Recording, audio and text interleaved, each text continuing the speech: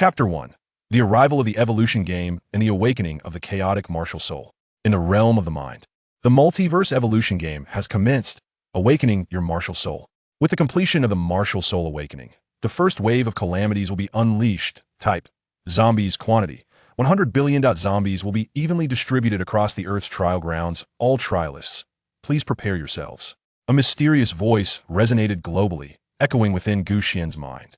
Unlike the panic and astonishment evident in others, Xuan's eyes reflected a profound anger and resentment. He had been reborn at the very moment the calamity of the apocalypse descended.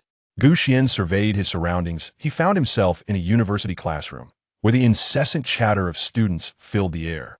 Am I hallucinating? What martial soul? What zombies? Surely, I can't be lost in a novel after an all-nighter? What? You heard it too? I thought I was the only one.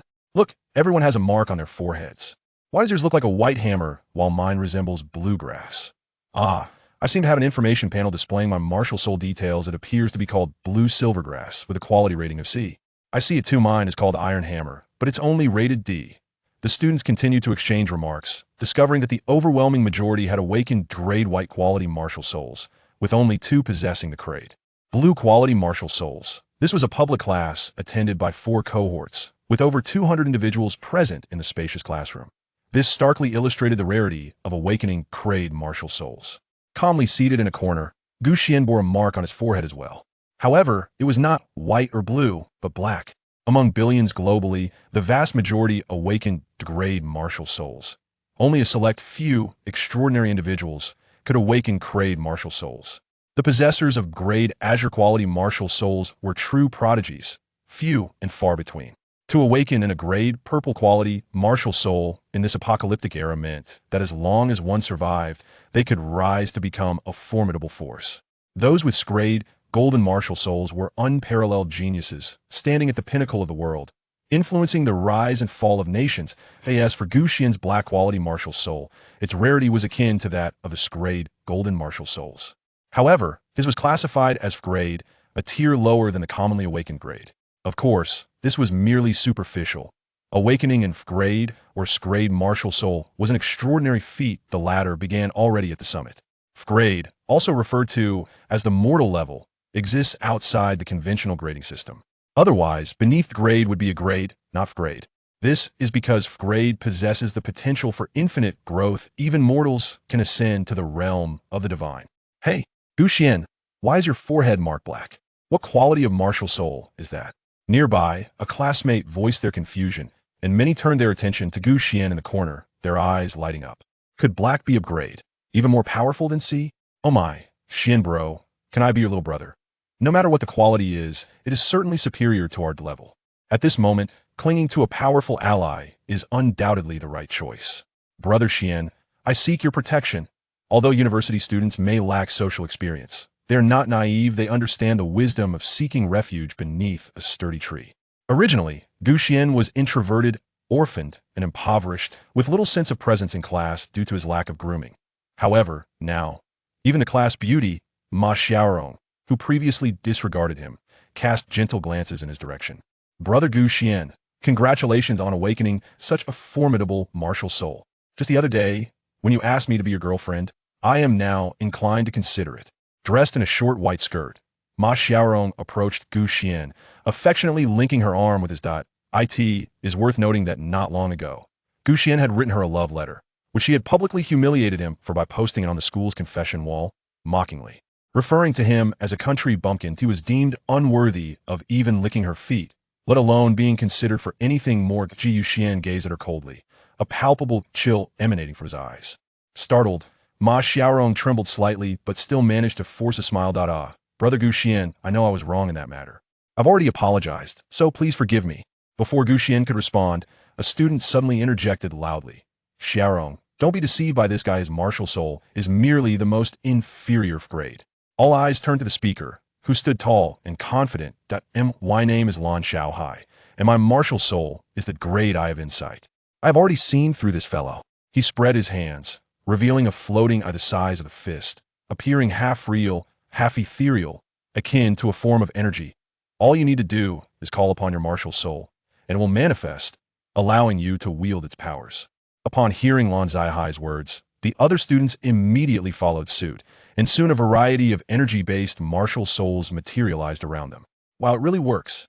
Brother Hao is amazing. Thank goodness Brother Hao is clever. He exposed this guy's true colors. Or, we might have been fooled. Tisich, I truly thought that chap had a remarkable martial soul. Turns out he's a waste even beneath us. Many students changed their expressions, their gazes toward Gu Xian now filled with contempt. Beside him, Ma Xiaorong abruptly discarded Gu Xian's arm, glaring at him with disdain as she scoffed. I told you. A country bumpkin is just a country bumpkin, an grade martial soul, and he still dared to give this celestial being the cold shoulder. Let me tell you, my boyfriend Su Peng has awakened a martial soul of azure quality, which is a grade martial soul. He is inherently from the upper echelons of society, even in the face of an apocalypse. He remains a figure you lowly beings can only look up to. In truth, Ma Xiaorong had long received a message from Su Peng, but had refrained from replying, having misjudged Gu Xian's martial soul quality as superior, seeking a more formidable support. Little did she know, the dark mark on his forehead exuded an air of distinction, yet it was revealed to be not a grade, but rather a quality inferior even to that of an average individual. Gu Xian meticulously observed the shifting expressions of those around him, remaining silent throughout the unfolding drama. The people appeared to be performing a theatrical play, their faces changing with astonishing rapidity. A pack of fools. When the so-called zombies descend, you'll have your comeuppance. My boyfriend possesses a grade martial soul. With his protection, even in the apocalypse, I shall remain a princess. Ma Xiaorong cast a disdainful glance at the crowd, and upon hearing her words, Gu Xian couldn't help but chuckle. A grade martial soul? Huh. If it weren't for your kind dragging me down in my past life, my martial soul would have long since evolved to its grade. With this thought, Gu Xian turned his attention to his attributes panel. Name, Gu Xian. Level, 0. Physique, 10. Spirit, 11. Martial soul, chaos. Quality, grade. Ability 1, devour. Ability 2, to be unlocked. Though the quality of Gu Xian's martial soul was dismal, its abilities were astonishingly formidable.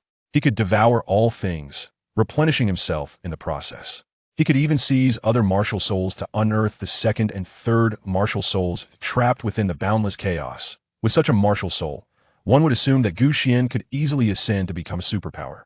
Yet, in his previous life, his excessive compassion hindered his growth. Even as he grew stronger, he never forgot to shield his former classmates. Ultimately, he found himself severely slowed in the evolution of his martial soul, and during the second wave of calamity, when trillions of malevolent spirits descended, he was sacrificed by these very individuals to the king of ghosts. This was the source of Gu Xian's profound resentment. He surveyed the crowd with icy disdain. In this life, I, Gu Xian, shall live solely for myself, and you, who stand in my way, may relish the agonies of the apocalypse. No sooner had he finished his thoughts than a cacophony of low growls erupted from all directions. The world was already teeming with billions of undead creatures. Chapter 2. The Descent of Billions of Zombies. Qianzhou University, where Gu Xian studied, sprawled over thousands of acres, comfortably accommodating 40 to 50,000 students and faculty without feeling cramped. Yet now, between the various buildings on campus, hordes of zombies had inexplicably materialized. In addition to humanoid zombies, there were also zombie dogs, zombie cats, and numerous other undead creatures. Their eyes were devoid of life, their intellect extinguished as they sniffed the air and emitted low, guttural growls. Unfortunate students caught amidst the throng of zombies were soon overwhelmed, their cries for help drowned in terror. In mere moments, they were torn to shreds, devoured until not a trace remained. This horrifying scene sent waves of panic through the students and faculty sheltered within the buildings, triggering a chorus of screams. The zombies seemed to have received some form of guidance, relentlessly surging towards the various floors of the buildings. Students promptly shut classroom doors just moments ago. They had contemplated rushing out to slay the zombies and gain experience, but now they were paralyzed with fear. The zombies outside were nothing like the sluggish, clumsy creatures depicted in films. Instead, they exhibited tremendous strength and astonishing speed, rivaling that of elite athletes. Once they reached the floors, the undead creatures violently assaulted the wooden doors, and within mere seconds, the doors began to tremble ominously. The male students who ventured towards the door were soon left in excruciating pain, quickly realizing that these zombie creatures were far beyond what fragile university students like themselves could withstand. Even if athletes were present, they would be equally helpless, regardless of how many years they were given to prepare. On Gu Xian's side, the situation was somewhat more favorable. Despite the larger proportion of girls, there were still 50 to 60 boys standing their ground. They took turns bracing the doors of the classrooms, managing to hold out for a few more minutes. However, the smaller classrooms were faring poorly, being breached one after another, releasing horrifying screams that echoed through the air. The students' faces paled, with some girls weeping uncontrollably. Xuan observed the scene with a cold gaze, remaining utterly unperturbed, his expression composed. Despite his current physical attributes, he too would be devoured if caught amidst the horde of zombies. Yet he remained unfazed. Xuan, what are you doing standing there? Hurry and help. You useless bystander. A fierce voice pierced through the Chaosit was Ma Xiaorong, glaring at Xuan with disdain. The sudden arrival of the zombies had taken her by surprise, and she had barely taken a few steps before retreating in fear. Many eyes turned towards Xuan, noticing that he was the only boy in the public classroom who remained unmoved. Some girls shot him scornful glances, and one even spoke in a mocking tone. Who would have thought this guy is not only a waste with a useless awakened martial soul, but also a coward without any courage? Indeed, while all the boys are protecting us, this softy hides away in fear. What a coward! Girls, keep your eyes wide open. Let's not date someone like him in the future. A chorus of girls clamored like a flock of startled ducks. Xuan, upon hearing their remarks, cast a scornful glance in their direction and retorted, aren't you always clamoring for gender equality? When danger strikes, you expect the boys to shield you while you stand back and watch. His words landed like a stone thrown into a pack of dogs, prompting the girls to grow even more animated in their outcry. You, a grown man, not protecting women, yet still have the audacity to speak boldly. What a lack of gentlemanly conduct. Exactly, someone like him deserves to remain single for life. Ma Xiaorong is right, he's nothing but a mutt. The girls' high-pitched taunts echoed around him, and even some boys joined in. Xuan, you're a man, why are you arguing with girls? Isn't that shameful? Can't you act like a man and show some dignity? Indeed, hiding in the back when danger approaches, what a disgrace to us men. With a smile playing on his lips, Xuan remained unfazed by their words. I advise you to cease your barking. These zombies clearly rely on sound and navigate. If you foolish lot would just quiet down, perhaps those over there could hold out for a few more minutes. The girls fell silent, momentarily taken aback and eyeing Xuan with skepticism. Why should we trust you? Who do you think you are? They continued to hurl cold jibes at him, and Xuan chose not to explain, allowing them to rant freely. The horde of zombies will inevitably breach our defenses, yet I am acutely aware of their fatal weaknesses, ensuring my survival. As for the over 200 individuals here, I estimate that at least half will perish. At that moment, a frail girl, adorned with thick glasses, from the female contingent spoke up. It seems that Xuan was indeed correct. Just moments ago, when the other classrooms were overrun, the screams were deafening. Our pressure has certainly diminished considerably. When you were all berating Xuan earlier, the zombies were even more aggressive in their assault on the doors. Many of the girls turned their gazes towards her, and Xuan also regarded her with interest. The girl, named Shenlanxi, was a top student in Xuan's major, consistently achieving perfect scores across her courses. However, her health appeared to be frail, lacking vitality, and she perpetually wore a mask, obscuring her features. Upon hearing her words, Ma Xiaorong expressed her discontent. Shenlanxi, are you defending this scoundrel? We are all women here, which side are you on? Huh, they say girls should support girls, yet here we have a traitor, a sycophant to men, defending a coward. Shenlanxi trembled at the harsh accusation, unable to muster a coherent reply. Even though some girls believed she was right, none dared to voice their agreement at that moment. Xuan glanced at Ma Xiaorong, who disregarded the truth and merely sought to incite discord, and shook his head in dismay. You truly have water for brains, letting butterflies replace your reasoning. Even now, you choose to brawl mindlessly. Ma Xiaorong was infuriated, gritting her teeth as she snapped at Xuan. So what if you were correct? Disregarding the facts, do you not bear any blame yourself? You clearly identified the zombies' weaknesses. Why did you not reveal them sooner? Instead, you chose to cower in the back. Compared to the other boys, you are nothing but a coward, a weakling. Xuan clapped his hands and chuckled. What a splendid sentiment to disregard the facts. If you were to be infected and transformed into a mother zombie, I doubt even 100 billion male zombies could withstand your punch. Did you not wish for my assistance? Very well. I shall oblige. As Xuan approached the door, Lan Xiaohao, who was bracing against it, shot him an incredulous glare. Oh, look who decided to show up. I thought you only had the courage to spar with women from the safety of the rear. Xuan merely cast him a sidelong glance, remaining silent as he grasped the doorknob and yanked it open with force. With a creak, the wooden door gave way, revealing the grotesque visages of the zombies to all present. In that instant, the atmosphere in the classroom fell into an eerie silence. Lan Xiaoheo's eyes widened in terror, and he stumbled back repeatedly. You madman, are you trying to get us killed? You fool, even a single zombie has a physique exceeding 30 points. Having previously utilized his martial soul to probe the zombie's attributes, Lan Xiaohao understood their terrifying nature better than the others.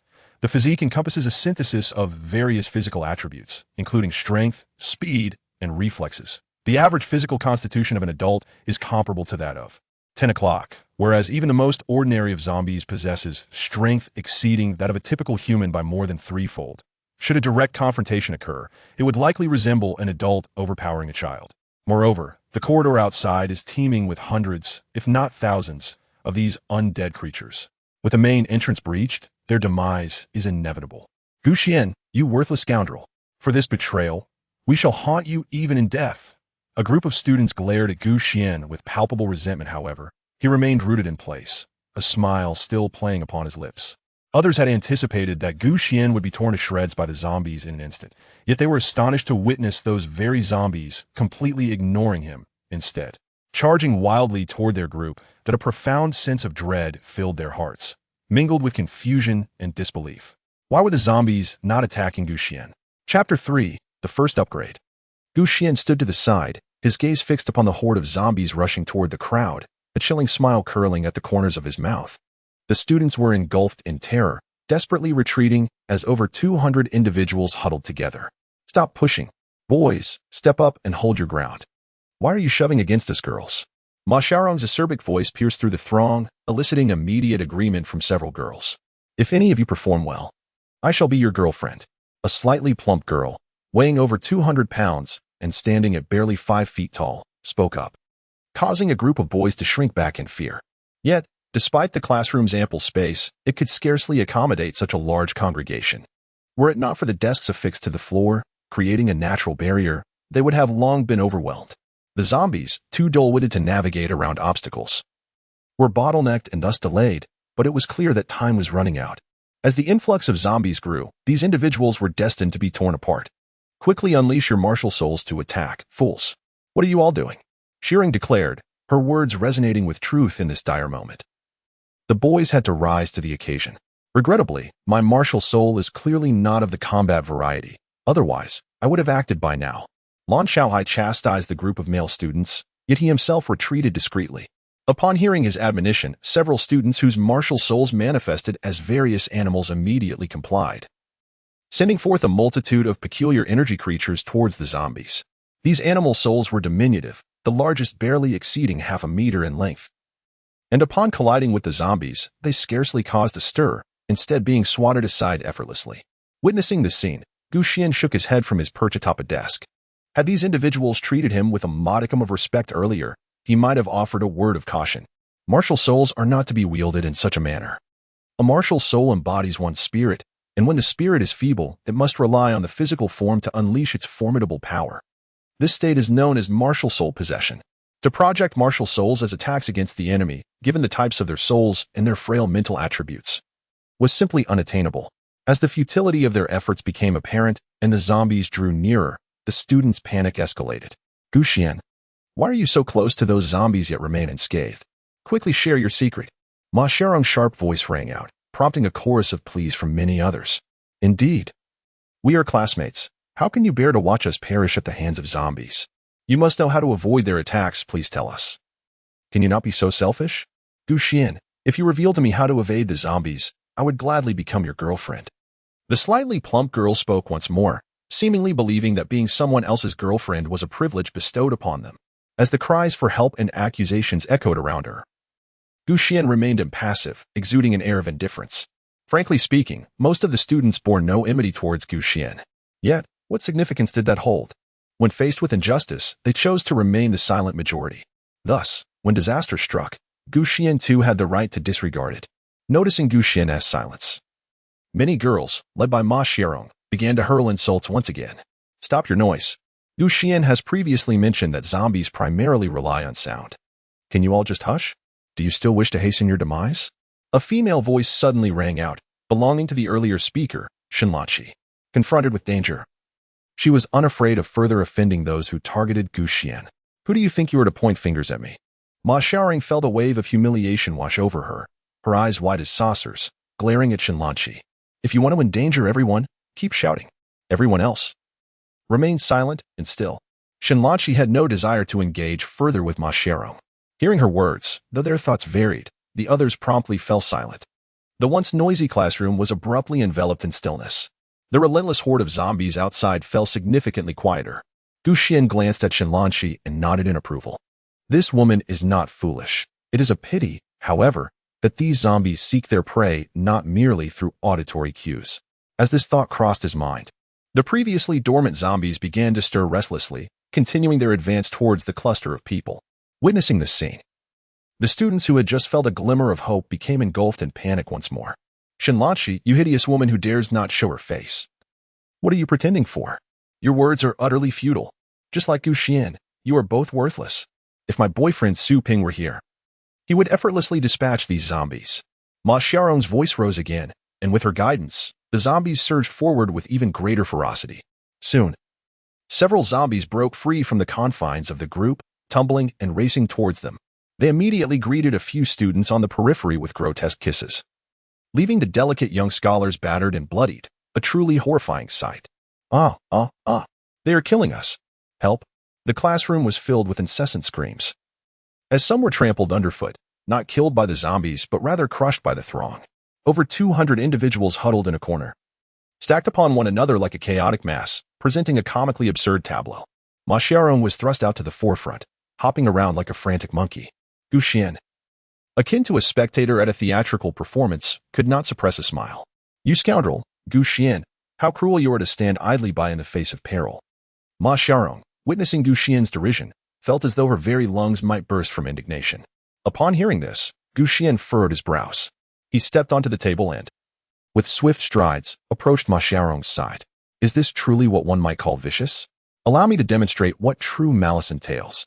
As Xuan spoke, he delivered a swift kick to Ma Xiaorong's backside, causing her to collide forcefully with an approaching humanoid zombie. Xuan, you beast! Ma Xiaorong exclaimed, utterly taken aback by his treachery. This wretch was nothing short of despicable. She had merely rejected his confession, yet he resorted to such cruelty, seemingly intent on her demise. A storm of resentment surged within her, and she longed to rend Xuan apart, just as her emotions reached a fever pitch. A surge of spiritual energy entered her being. This was Ma Xiaorong's C-grade martial spirit, the crimson feather chicken, which astonishingly fused with her essence. In an instant, her physical attributes skyrocketed from a mere 7 points to over 50. As the humanoid zombie lunged to bite her delicate neck, Ma Xiaorong suddenly found herself endowed with newfound strength, forcefully pushing it away. Realization washed over her, and she cried out in exhilaration. So this is how martial spirits work. You cannot bring about my end, Xuan. I am a princess of a C-grade martial spirit. These zombies are no match for me, and I can wield martial spirit skills. With that, she mimicked the claws of a spectral chicken, striking at a zombie with a ferocity that cleaved a gaping wound into its flesh. Xuan did not anticipate that Ma Xiaorong, in her final moments, could provoke her martial spirit to manifest spontaneously. However, this was quite reasonable. In fact, even if Xuan had not been reborn, the majority of individuals in this classroom would comprehend the true utility of their martial spirits under conditions of perilous excitement. Even a D-level martial spirit, in its manifested state, could temporarily enhance physical attributes by approximately 30 points. Coupled with their martial spirit skills, vanquishing these zombies was not a formidable task. Otherwise, the previous iteration of Xuan and his companions would not have survived. After all, in the early days, Xuan possessed only an F-level martial spirit, which in its initial manifested state could augment his physique by merely a little over 10 points. Now, Ma Xiaorong felt an overwhelming sense of strength, confronting the zombies before her as effortlessly as an adult would a child. With a fierce glint in her eye, she cast a disdainful glance at Xuan and sneered. Xuan, once I eliminate these zombies, you shall see what I am capable of. Dealing with a worthless F-level martial spirit like you is simpler than slaying a mere zombie. Upon hearing Ma Xiaorong's words, Xuan couldn't help but smile. A C-rank martial soul? Indeed, it is not without merit. Yet, even with my current F-rank martial soul, eliminating a foolish woman with a C-rank martial soul would still be a trivial task. He chuckled and spoke to Ma Xiaorong. Since you are so formidable, you should bear the heavier burden. Let me send you more zombies to deal with. Gu Xuantai's body emanated a faint ethereal glow as he activated his martial soul, causing his physical attributes to surge beyond 20 points. He then approached the tangled mass of zombies, effortlessly grasping one by the neck and hurling it towards Ma Xiaorong. These zombies were rather foolish. Without Gu Xuantai's assistance, they would have had to crush the tables and chairs into splinters to break free. Gu Xian effortlessly extracted several zombies, akin to pulling radishes from the ground.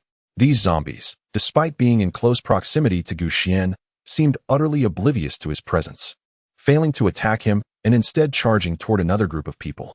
Witnessing this scene, Ma Xiaorong was seething with rage. "You scoundrel Gu Xian. You deserve a fate worse than death." Even with her newfound strength, she found it exceedingly challenging to contend with 2 or 3 zombies simultaneously. Meanwhile, Gu Xian had already drawn out more than 10, with the number continuously increasing. If this continued, she would surely exhaust herself to the point of collapse. Ma Xiaorong felt a pang of regret, not for humiliating Gu Xian, but for not having restrained herself earlier, waiting to settle the score later. Alas, it was too late now. Ma Xiaorong turned her head and charged toward Gu Xian. "You think you can lead me to my demise so easily? I will drag you down with me, even if it costs me my life." Gu Xian scoffed with disdain. If it came to a direct confrontation, his current physical attributes would indeed be no match for Ma Xiaorong. However, he was not alone in this battle. The throngs of dozens of zombies clustered around him, along with the thousands lurking outside the door, appeared terrifying to others, yet to Gu Xian, they represented an abundance of valuable resources. The newly emerged zombies primarily relied on their hearing, followed by their sense of smell. Their auditory and olfactory perceptions were rather peculiar. They could only detect sounds emanating from within the human body and could only smell the breath and the scent of blood. Therefore, as long as one refrained from speaking and adjusted their breathing to be slow or even held it entirely, they would effectively render themselves invisible to the zombies. Even if Gu Xian were to wield his blade and strike at the zombies, they would not retaliate. Of course, this was merely the initial stage of the level 0 zombies. As the calamity progressed, the zombies would continually evolve and upgrade, gradually regaining their sight, and the deficiencies in their hearing and sense of smell would be incrementally rectified, with their intelligence also steadily increasing. Gu Xian recalled that in his previous life, many formidable beings among the undead possessed intelligence comparable to that of humans. Ultimately, they established numerous kingdoms of the undead, becoming sovereigns commanding millions of zombies. The evolution game is not merely an enterprise exclusive to humanity. Should one fail to endure the relentless onslaught of cataclysms, the Earth would inevitably transform into a battleground for other life forms, leading to humanity's extinction. In the classroom, Ma Xiaorong sought to perish alongside Gu Xian, yet the horde of zombies obstructed her every move. The number of zombies within the classroom surged to 50 or 60, posing a significant threat to the others. Many students, in the throes of battling the undead, awakened their martial spirits. This fortuitously spared Ma Xiaorong from being overwhelmed and killed by the zombies. Witnessing the increasing number of zombies being vanquished stirred something within Gu Xian. It is no longer prudent to squander time on this foolish woman. The pressing matter at hand is to swiftly elevate my evolution level. Gu Xian pondered as he approached a zombie slain by Ma Xiaorong, a black vortex manifesting in the palm of his hand. Typically, a trial practitioner seeking to elevate their evolutionary level must breach the hard skull of a zombie, within which lies a soul crystal. By absorbing 10 soul crystals of the same grade, one can ascend to the next tier. However, Gu Xian required no such intricacies. As the black vortex swirled, the essence of the fallen zombie surged uncontrollably into his being. Devouring a level 0 ordinary zombie granted him one to his physique, while absorbing a level 0 ordinary soul crystal bestowed 10 evolution energy. Gu Xian distinctly sensed an enhancement in his strength as he wandered through the classroom. Scavenging the remains of the zombies slain by others, his physical attributes continuously ascending. "What are you doing, Gu Xian? Those zombies were killed by us. What are you trying to pull?" Ma Xiaorong chastised him, yet Gu Xian remained unfazed, continuing to consume the corpses of the undead. "Classmates, Gu Xian is utterly shameless.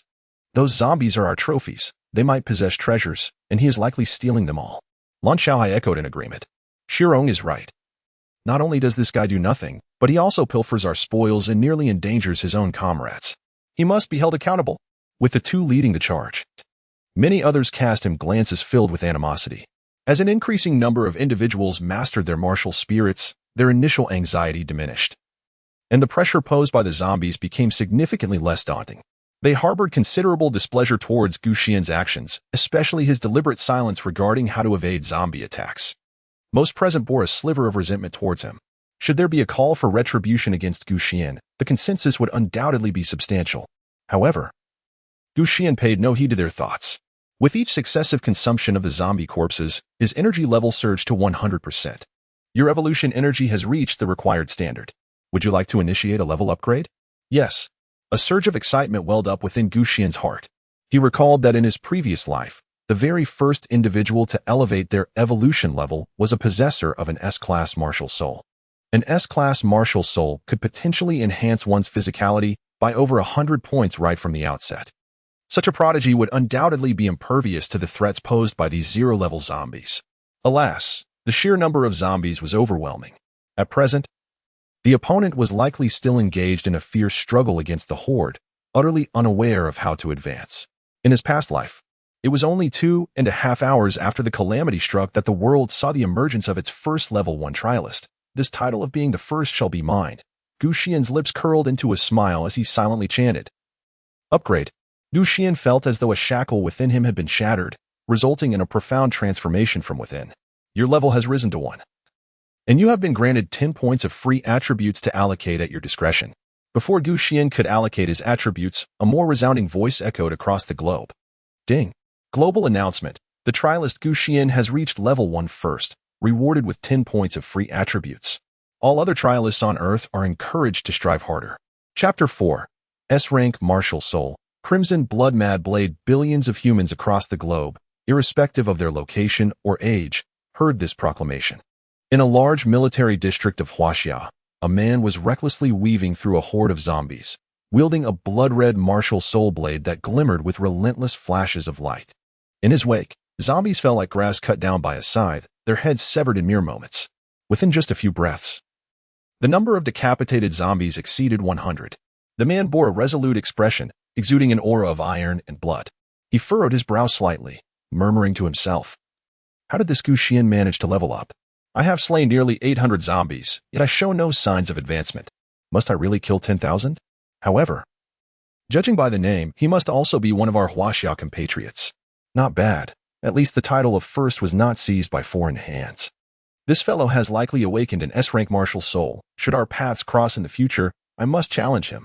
As these thoughts crossed his mind, he suddenly surged forward, continuing to dart in and out of the dense throng of zombies. Were Xian present, he would undoubtedly recognize this man's identity, Hong Feng.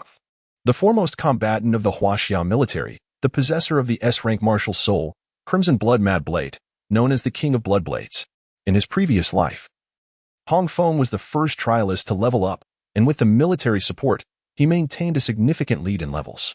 When the evolution game descended, all conventional weaponry wielded by humanity fell under a curse, rendering them ineffective. Yet, military forces across nations remained the strongest power. After all, the physical attributes of soldiers far surpass those of ordinary civilians, typically exceeding 15 points. Many special forces soldiers initially boasted physiques reaching 20 points, with certain elite soldiers surpassing 30 points upon their appearance, capable of slaying zero-level zombies without reliance on martial souls. Coupled with their combat experience, soldiers held a considerable advantage from the outset. Hong Feng, being a king among special forces and having awakened an S-rank martial soul, found dealing with these zero-level zombies as effortless as slicing through vegetables. Were it not for his preoccupation with clearing the horde, he would have dedicated time to studying the bodies of the zombies. The opportunity for Xian to claim the title of first was utterly out of reach. With the global announcement as a prompt, those eager to explore will likely discover the means to level up swiftly, he mused. In terms of leveling, I will soon be outpaced by those with S-rank and even A-rank martial souls. There is no helping it. After all, I possess only an unremarkable F-rank martial soul. Even if I can evolve indefinitely, my true potential won't manifest until later. Xian's mind raced with thoughts. There is no need to hurry regarding levels. It is the attribute points that truly matter. Possessing the ability to devour, my attributes far exceed those of my peers within the same rank, ensuring my invincibility among equals. As Xian contemplated, he promptly allocated the 20 points of free attributes he had just acquired. Without hesitation, he invested them all into his mental prowess. In an instant, he felt a jolt in his mind, as if his soul had undergone a profound baptism. Name, Xian level, 1 physique, 2016, Wuhuan attachment state, mental, 31 Wuhuan, chaos quality, F-grade ability 1, devour ability 2. To be unlocked, every individual's attribute panel consists solely of the dimensions of physique and mental strength. Physique represents the totality of one's physical condition, while mental strength reflects the power of the soul. The stronger the mental attribute, the longer the duration of the Wuhuan attachment state, and the more pronounced the enhancement effects. When it comes to the distribution of free attribute points for leveling up, each person possesses their unique understanding. Some may lean heavily on their Wuhuan or prefer explosive combat, thereby allocating more points to mental attributes. Others may believe that true strength lies within themselves, viewing Wuhuan as an external factor, thus distributing more points to physique. Regardless of who it is, individuals will choose different allocation ratios based on their own needs and the characteristics of their Wuhuan. It is rare for someone like Xuan to invest entirely in a single attribute. Most tend to be extremists, committed to a singular path. Xuan is by no means an extremist. His decision to allocate all his points to mental attributes is based on a simple rationale. He can continuously acquire physical attributes through the devouring ability of his chaos martial soul, yet mental attributes can only typically be obtained through devouring martial souls. Moreover, while physical attributes have a cap at each level, mental attributes are limitless. For Xuan, investing precious free attribute points into physical attributes would be a blatant waste. Furthermore, as Xuan plans to cultivate a second and third martial soul in the future, the demands for mental attributes will only increase. Having just completed his attribute allocation, Xuan glanced around and noted the complex expressions on everyone's faces: jealousy, anger, and confusion. Xuan, you scoundrel. What gives you the right to seize our opportunities? We are the ones who killed these zombies, yet you shamelessly upgraded first to claim the rewards. Ma Xiaorong seethed with rage upon hearing the announcement. It was not just him. The dozens of students who had been engaged in battle with the zombies while wielding their martial souls were equally discontented with Xuan. Lan Xiaohong took the lead, shouting, Xuan, you ought to apologize to everyone and cease your actions immediately. Otherwise, once we deal with these zombies, you will face dire consequences. He crossed his arms, his eyes filled with disdain. I have already surveyed your attributes, even after upgrading. Your physical attribute is a mere 36 points, while Goddess Shirong, despite being of a lower level, boasts 58 points. Moreover, with so many of us here, dealing with you would be a piece of cake. Surrender at once, or you will meet a most tragic end. Upon hearing his words, many students displayed contempt. They were astonished that the first to upgrade was such a waste. I am nearly at 40 points with my zero-level attributes, and he is even worse off than I am. They could only lament that he was merely an F-grade martial soul. Did they not hear Lan Xiaohong mention earlier that at zero level, he barely had over 20 points in physical attributes? Humph, he just snatched the zombies I killed. I shall ensure he pays for it. As the students cast unfriendly glances, Xuan merely shot them a fleeting look before continuing towards the slain zombies, harnessing the power of his chaos martial soul to devour their strength.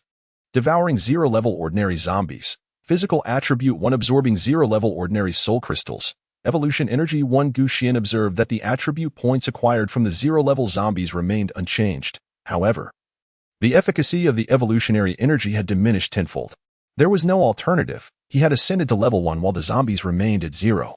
To achieve another upgrade, he would need to absorb at least 100 ordinary zero-level soul crystals or 10 ordinary level 1 soul crystals. Should he rely solely on his own strength to slay zombies, given his current attributes, success seemed rather bleak. Fortunately, the classroom was populated with dozens of willing combatants, allowing him to exploit the zombies' weaknesses and scavenge their remains effortlessly. With over 30 points in physique, engaging in combat with zero-level zombies would result in a reciprocal struggle. However, when it came to scavenging corpses, he was more than capable. Despite the students' furious shouts and curses directed at him, Xuan remained indifferent, leaving them exasperated and powerless. Thanks to the selfless contributions of his classmates, Xuan reaped substantial rewards. Your evolutionary energy has met the requirements. Would you like to initiate a level upgrade? Yes. Your level has been upgraded to 2. You have received 20 points of free attributes to allocate as you wish. In the next moment, the familiar voice echoed once again. Ding. Global announcement. Trialist Xuan has reached level 2 first, receiving 20 points of free attributes. Other Earth trialists are encouraged to strive harder. Chapter 5. Why are you yelling so loud? The global announcement reverberated in the minds of billions, and upon hearing that familiar name, countless thoughts emerged. Has this fellow leveled up so swiftly again? What is the secret to upgrading? I have nearly slain 2,000 zombies, yet my experience bar remains stagnant. Is it possible that killing monsters does not lead to leveling up? Hong Feng, belatedly pondering this, ceased his relentless assault on the zombies and retreated to examine the corpses instead. Wielding his martial spirit longsword, Hong Feng began to cleave through the bodies of the zombies. After considerable effort, he managed to sever a zombie's head and discovered a tiny white crystal, no larger than a grain of rice. After exerting further effort, he finally discerned how to absorb this soul crystal. Absorbing 0-level ordinary soul crystal, evolutionary energy 10. So this is how it works. Hong Feng was overjoyed and immediately instructed his subordinate soldiers to excavate the zombie soul crystals, becoming busy himself. In no time, he had amassed a significant quantity of ordinary soul crystals, effortlessly elevating his level to 2. However, while slaying zombies was a relatively straightforward task, extracting soul crystals proved to be considerably more challenging. To ascend to level 3 solely by absorbing 0-level ordinary soul crystals, one would require no less than 1,000 pieces. Currently, most soldiers in the military district were engaged in exterminating the surrounding zombies, with only a few hundred dedicated to gathering soul crystals, which would likely take an hour or two. Simultaneously, powerful individuals across the globe, spurred by Gu Xian's continuous upgrade announcements, began to actively seek ways to level up. Several wealthy families and secret ancient factions gradually discerned the path to ascension. With their deep-rooted strength, they swiftly collected 100 soul crystals and soon advanced to level 2. At that moment, despite being scattered across distant lands, a common thought arose in their minds, the desire to be the first to reach level 3. Meanwhile, in Gu Xian's classroom, the attendees had also heard the global announcements and were seething with resentment towards him. Gu Xian, you scoundrel! We toil endlessly to slay zombies, and you repeatedly seize our hard-earned spoils. Do you have no conscience? Ma Xiaoring exclaimed breathlessly in anger.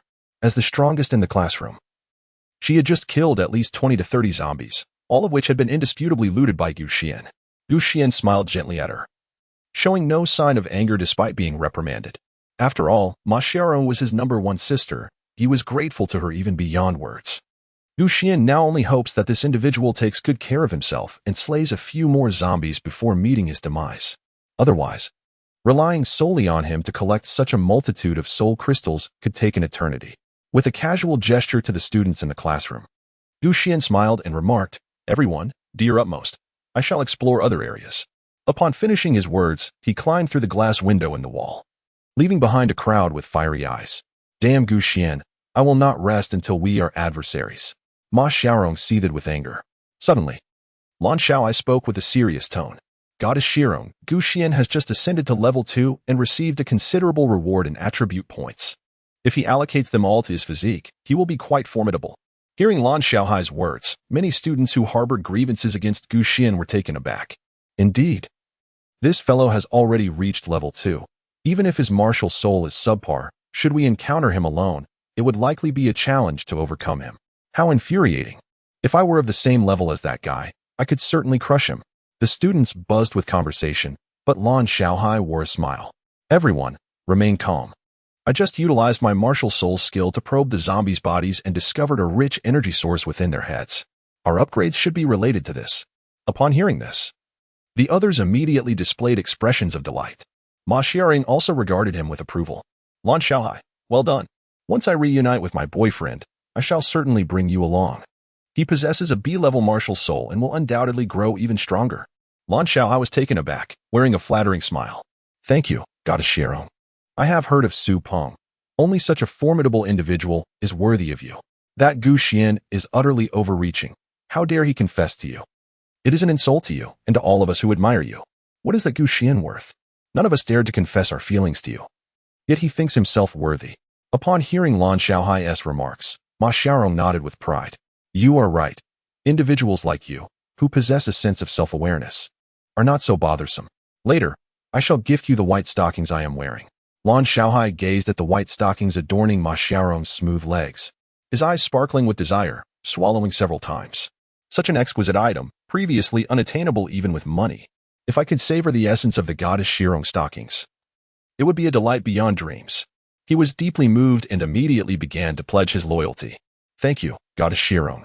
I have a box of Durex here, which I shall give to the esteemed Su Ping later. I hope you do not find it distasteful. This way, I can share in the experience. Witnessing Lan Xiaohai's sycophantic demeanor, many boys were left feeling embarrassed. To be so subservient is indeed a rare talent. Even Ma Shirong twitched her lips, hastily urging Lan Xiaohai to proceed with collecting soul crystals. Gu Xian stepped into the corridor. The evolution game had commenced for over half an hour, and the zombies in the corridor were no longer as densely packed as at the beginning. Some had scurried up to higher floors, while others had dashed into various classrooms to indulge in a buffet. As Gu Xian gazed around, he observed that each classroom was filled with varying numbers of zombies, all vanquished. Without hesitation, he activated his chaotic martial soul, and a black vortex materialized in his palm, devouring them one by one. The classrooms were also strewn with numerous human corpses, gnawed and mutilated beyond recognition. Gu Xian paid no heed. His chaotic martial soul possessed the ability to consume other martial souls for enhancement, yet the target's spiritual attribute must exceed 100 points. Only upon reaching this threshold could the martial soul undergo its first metamorphosis, allowing it to maintain its form temporarily even if its master perished. Presently, however, the student's spiritual attributes were woefully inadequate. Upon death, their martial souls dissipated like smoke, lacking even the worth to be vanquished by Gu Xian. Otherwise, even though Gu Xian was preoccupied with his ascension, he would not hesitate to eliminate the adversary within the classroom. Those individuals could be dealt with later. Naturally, should they choose to seek their own demise while he was at rest, Gu Xian would not endure their provocations. What he must do now is swiftly collect corpses for upgrades while the school's populace remains oblivious. His sole advantage over the formidable powers lies in the fact that he need not squander time gathering soul crystals. In my previous life, Hong Feng had the support of a legion and was the first to ascend to level 3. I recall that it took him approximately 2.5 hours to advance from level 2 to level 3. I must collect 1,000 corpses within this time frame. Gu Xian pondered this, becoming increasingly busy. He had not anticipated that after being reborn in this era, he had ascended 2 levels without ever engaging in a formal battle. If he were to pin his experiences into a novel, it would likely be titled Rebirth in the Apocalypse, My Journey of Leveling Up by Collecting Corpses. With a hint of self-mockery, Gu Xian navigated between classrooms. Holding his breath and focusing intently, he found that even with wandering zombies, they overlooked his presence. This classroom is quite decent, housing 50 zombies. This one seems a bit lacking. It appears only 30 or so individuals perished, yet merely over 10 zombies were slain. Goodness. This classroom is splendid. There are over 100. As he swept through more than a dozen classrooms, Gu Xian encountered not a single living soul. Yet he did see numerous half-remaining figures, those reduced to mere skeletal remnants by the zombies' relentless feasting. The arrival of 1 trillion zombies is essentially distributed evenly according to land area. Approximately 30 billion of them roam the terrestrial realm. In China, there are roughly 20 billion zombies, a figure that is not excessively high, considering the substantial population. Even 2 zombies per individual would be quite taxing. Our school, with its 40 to 50,000 students, has only about 30 to 40,000 zombies, which is insufficient for each person to have even one. As Gu Xian contemplated this, he had already absorbed over 500 soul crystals. Moreover, the attributes of his physique had reached the maximum level. The upper limit of physique attributes is related to the quality of the martial soul. Gu Xian's F-grade martial soul can attain a maximum of 10 points in physical attributes at level 1, 20 points at level 2, and so forth. Consequently, with the addition of his innate attributes and the modest attributes absorbed at level 0, Gu Xian's foundational physical prowess has already reached over 40 points. In the state of martial soul manifestation, it impressively peaks at over 60 points, barely surpassing the 0-level C-grade martial soul. Even though Gu Xian possesses a mental attribute exceeding 70 points, the enhancement to his physical attributes remains minimal. The sole advantage lies in the extended duration of manifestation. However, Gu Xian's chaotic martial soul lacks significant offensive power, rendering the increased duration seemingly futile. In his previous life, Gu Xian struggled for several months to reach level 5. And only after his mental strength exceeded 100 points did his martial soul undergo a transformation, awakening a second ability that barely afforded him the means for survival. Yet, in this lifetime, he need not wait so long. Reaching level 3 will suffice. Over 20 minutes have already elapsed, and I have only absorbed more than 500 zombies. I must hasten. With such thoughts in mind, Gu Xian burst into a classroom, where he encountered 60 or 70 lifeless bodies of zombies. Yet there were also more than 20 living individuals present. Gu Xian forcefully kicked open the dilapidated door, startling the 20 or so students who trembled in response. Who, in their right mind, could be so audacious? After all, there were zombies lurking outside. Did they not fear attracting their attention? What audacity they possessed! Xuan cast a glance at the students, noticing that they were cautiously tinkering with the corpses of the zombies. The unfortunate creatures lay shattered, their bodies a grotesque display. Blood splattered across the ground. Xuan smiled faintly, disregarding them entirely, as he directed his palm towards the corpse of the zombie and commenced his devouring. A few students, who had initially intended to ignore Xuan, turned pale upon witnessing his actions. Hey, buddy, we fought tooth and nail to slay these zombies. You'd better not interfere. A robust black-skinned student admonished with a furrowed brow. Consider it a temporary borrowing from you. I shall return it in due course. Xuan uttered a remark, yet continued to voraciously consume the cadaver of the zombie. I told you not to move. The boy bellowed in anger. Despite his fury, he made a concerted effort to lower his voice, fearful of attracting the attention of the nearby wandering undead. They had just been persistently manifesting their martial souls and had yet to recover, should another horde of zombies appear. It would surely be akin to hosting a grand banquet for them. My awakened martial soul is classified as grade C, should you dare to move again. Believe me when I say I will end your life. Although the survival game had only commenced a few hours prior, those who had managed to endure thus far had undoubtedly honed a semblance of murderous intent. Observing the boy's demeanor, it was evident that he was genuinely contemplating taking Xuan's life. To him, the act of killing a human seemed no more daunting than that of slaying a zombie. After all, they were merely corpses, and he had already encountered numerous such entities, showing little reluctance to witness yet another. As soon as the boy finished speaking, Xuan retorted loudly, Fine, I shall take my leave. Fear not, my brother, I am Lan Xiaohao from the second class of the Department of Journalism. I never covet what belongs to others. I shall depart at once. Xuan spoke with a booming voice, employing certain techniques from his previous life that amplified the resonance of his words, allowing them to travel great distances. Those who have survived to this day are well aware that the hearing of zombies is remarkably acute, necessitating a cautious approach to conversation. With a thunderous roar from Xuan, the surrounding zombies descended into a frenzy, all rushing towards the classroom. The robust black-skinned student was immediately filled with rage, nearly choking on his own blood. Why did you have to shout so loudly if you intended to leave? Moreover, having declared your intention to depart, why are you still engaging with the undead? Is this the demeanor of one who wishes to escape? What advantage could possibly be gained by endangering our lives? As dozens of zombies surged into the classroom, the students, overwhelmed with despair, could only fight with all their might. Upon witnessing the scene, Xuan let out a lament within his heart. My sincerest apologies, everyone. I have simply possessed a rather loud voice since childhood. It is truly unintentional, he remarked, his speed in devouring the corpses of the zombies increasing further. Meanwhile, the students, besieged by the undead, met their demise one after another. In their final moments, they retrieved their mobile phones, broadcasting their plight to their social circles. The one responsible for my death is Lan Xiaohao from the 3rd year. Class 2 of the Journalism Department. Dear friends and family, avenge me. The cataclysmic arrival of countless zombies had only recently unfolded, and the infrastructure of human civilization remained intact. Thus the message reached the acquaintances of these students. Hatred burgeoned within all who encountered the name Lan Xiaohao. Should they ever cross paths, retribution would surely follow. In a certain classroom, the obsequious Lan Xiaohao shivered, murmuring to himself, Did someone just call my name? Chapter 6. Carnage. Observing the gruesome spectacle of these individuals being devoured by zombies, Xuan felt not a flicker of emotion. From an observer's perspective, one might deem his demeanor excessively detached. Indeed, had the Xuan of his former life encountered such a scenario, he would likely have merely apologized and vacated the classroom. Alas, the current Xuan was markedly transformed.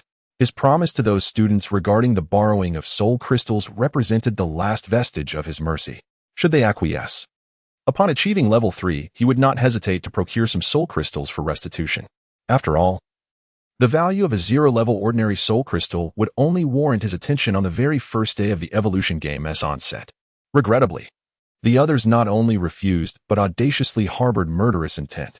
To avoid delaying his ascent to level 3, Xuan was left with no choice but to resort to drastic measures. In mere minutes, Xuan consumed all the zombie bodies within that classroom and proceeded to his next destination. He navigated through the throngs of wandering zombies as if traversing an uninhabited realm, experiencing an ease and comfort that was remarkable. Unbeknownst to him, this scene had been captured by surveillance cameras and displayed across various screens. Who was this individual? And why did the zombies refrain from attacking him? Inquired a grim-faced man. Brotherway, I know this guy. He is from my club, a journalism student. I believe his name is Gu something. Could he be the Gu Xian mentioned in the global announcement?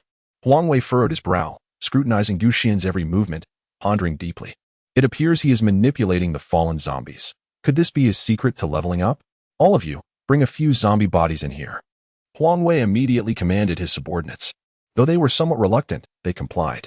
The group busied themselves with the zombie carcasses, creating a scene of filthy, bloody slime. After considerable effort, they finally unearthed soul crystals the size of rice grains from the zombie skulls.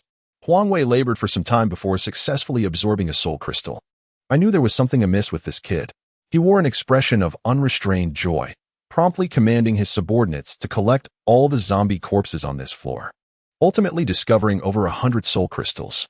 With remarkable ease, Huangwei ascended to the second level, while several of his followers reached the first level as well. Gazing at the lengthy upgrade progress bar, Huangwei narrowed his eyes in anticipation. Come, let us descend and gather more soul crystals. I cannot allow this brat to monopolize the spoils. I too must strive for level 3. They occupied the top floor, where the number of zombies that had climbed up was minimal. Furthermore, they had barricaded the stairway with tables and chairs, creating a relatively secure hiding spot, where several students were also concealed. A few of his underlings hesitated. Brotherway, there are still numerous zombies below. It is perilous to go down. Shall we not remain hidden a while longer? However, Huangwei retorted sharply, Fool, fortune favors the bold, while those others remain ignorant of how to level up. We must seize this opportunity. But you need not fret. We shall first locate that Gu Xian and inquire how he has managed to evade the zombies' attacks. Then, we will be worry-free. Upon hearing Huangwei's words, the others suddenly grasped his intent. But Brotherway, what if that guy refuses to tell us? One of the subordinates interjected, prompting derisive laughter from the others. Are you foolish? We are many, and now all have reached level 1. That fellow is but one. We can simply take action. Indeed, Brotherway possesses a sea-level martial soul, while that Gu Xian is merely at level 2. In a match of equals, Brotherway can easily overpower him. What do we have to fear? I have a significant piece of news to share. I just messaged Gu Xian's classmate and discovered that the martial soul he awakened is shockingly the most inferior F level. The group exchanged excited glances, their enthusiasm palpable. If they could learn from Gu Xian how to evade zombie attacks, they would undoubtedly gain a substantial advantage on the very first day. They immediately descended the stairs stealthily, following the location of Gu Xian as indicated by the surveillance monitors. Regrettably, the zombies wandering along the way severely impeded their progress. Meanwhile, Gu Xian, having climbed from the first to the 4th floor, found himself ever closer to his target of 1,000 soul crystals. Although the number of zombies released near the school was in the tens of thousands, they were dispersed across several dormitory buildings and teaching blocks. The zombies that had infiltrated Gu Xian's building numbered just over 1,000. Moreover, as it was Saturday, only a few students and faculty members were engaged in class meetings or specialized lectures, failing to attract a significant horde of zombies. Upon witnessing the scene, Gu Xian decided against ascending to the top floor. After calculating the time, he turned his gaze towards the zombies wandering in the corridor. It appeared that he had no choice but to take matters into his own hands. As Gu Xian contemplated, he retrieved a fire axe from the fire cabinet on the wall. In the realm of ordinary apocalyptic tales, such an implement is deemed a survival artifact. Alas, within the context of the evolution game, it holds utility only for the present moment. The truly effective tools are the soul artifacts forged from formidable souls. Regrettably, these items can only be obtained from certain calamity beings with potent bloodlines. The zombies that descended on the first day have yet to awaken their innate bloodlines. However, there is no cause for concern. After today, among the zombies, some will emerge with extraordinary talents, awakening their powerful bloodlines. It is at that juncture that genuine peril will arise. These zero-level ordinary zombies, laden with fatal shortcomings, merely serve as a buffer for the Earth's challengers. Gu Xian, wielding a fire axe, brought it crashing down upon the head of a humanoid zombie. With a physique attribute exceeding 60, his strike was undoubtedly lethal to the present zombies.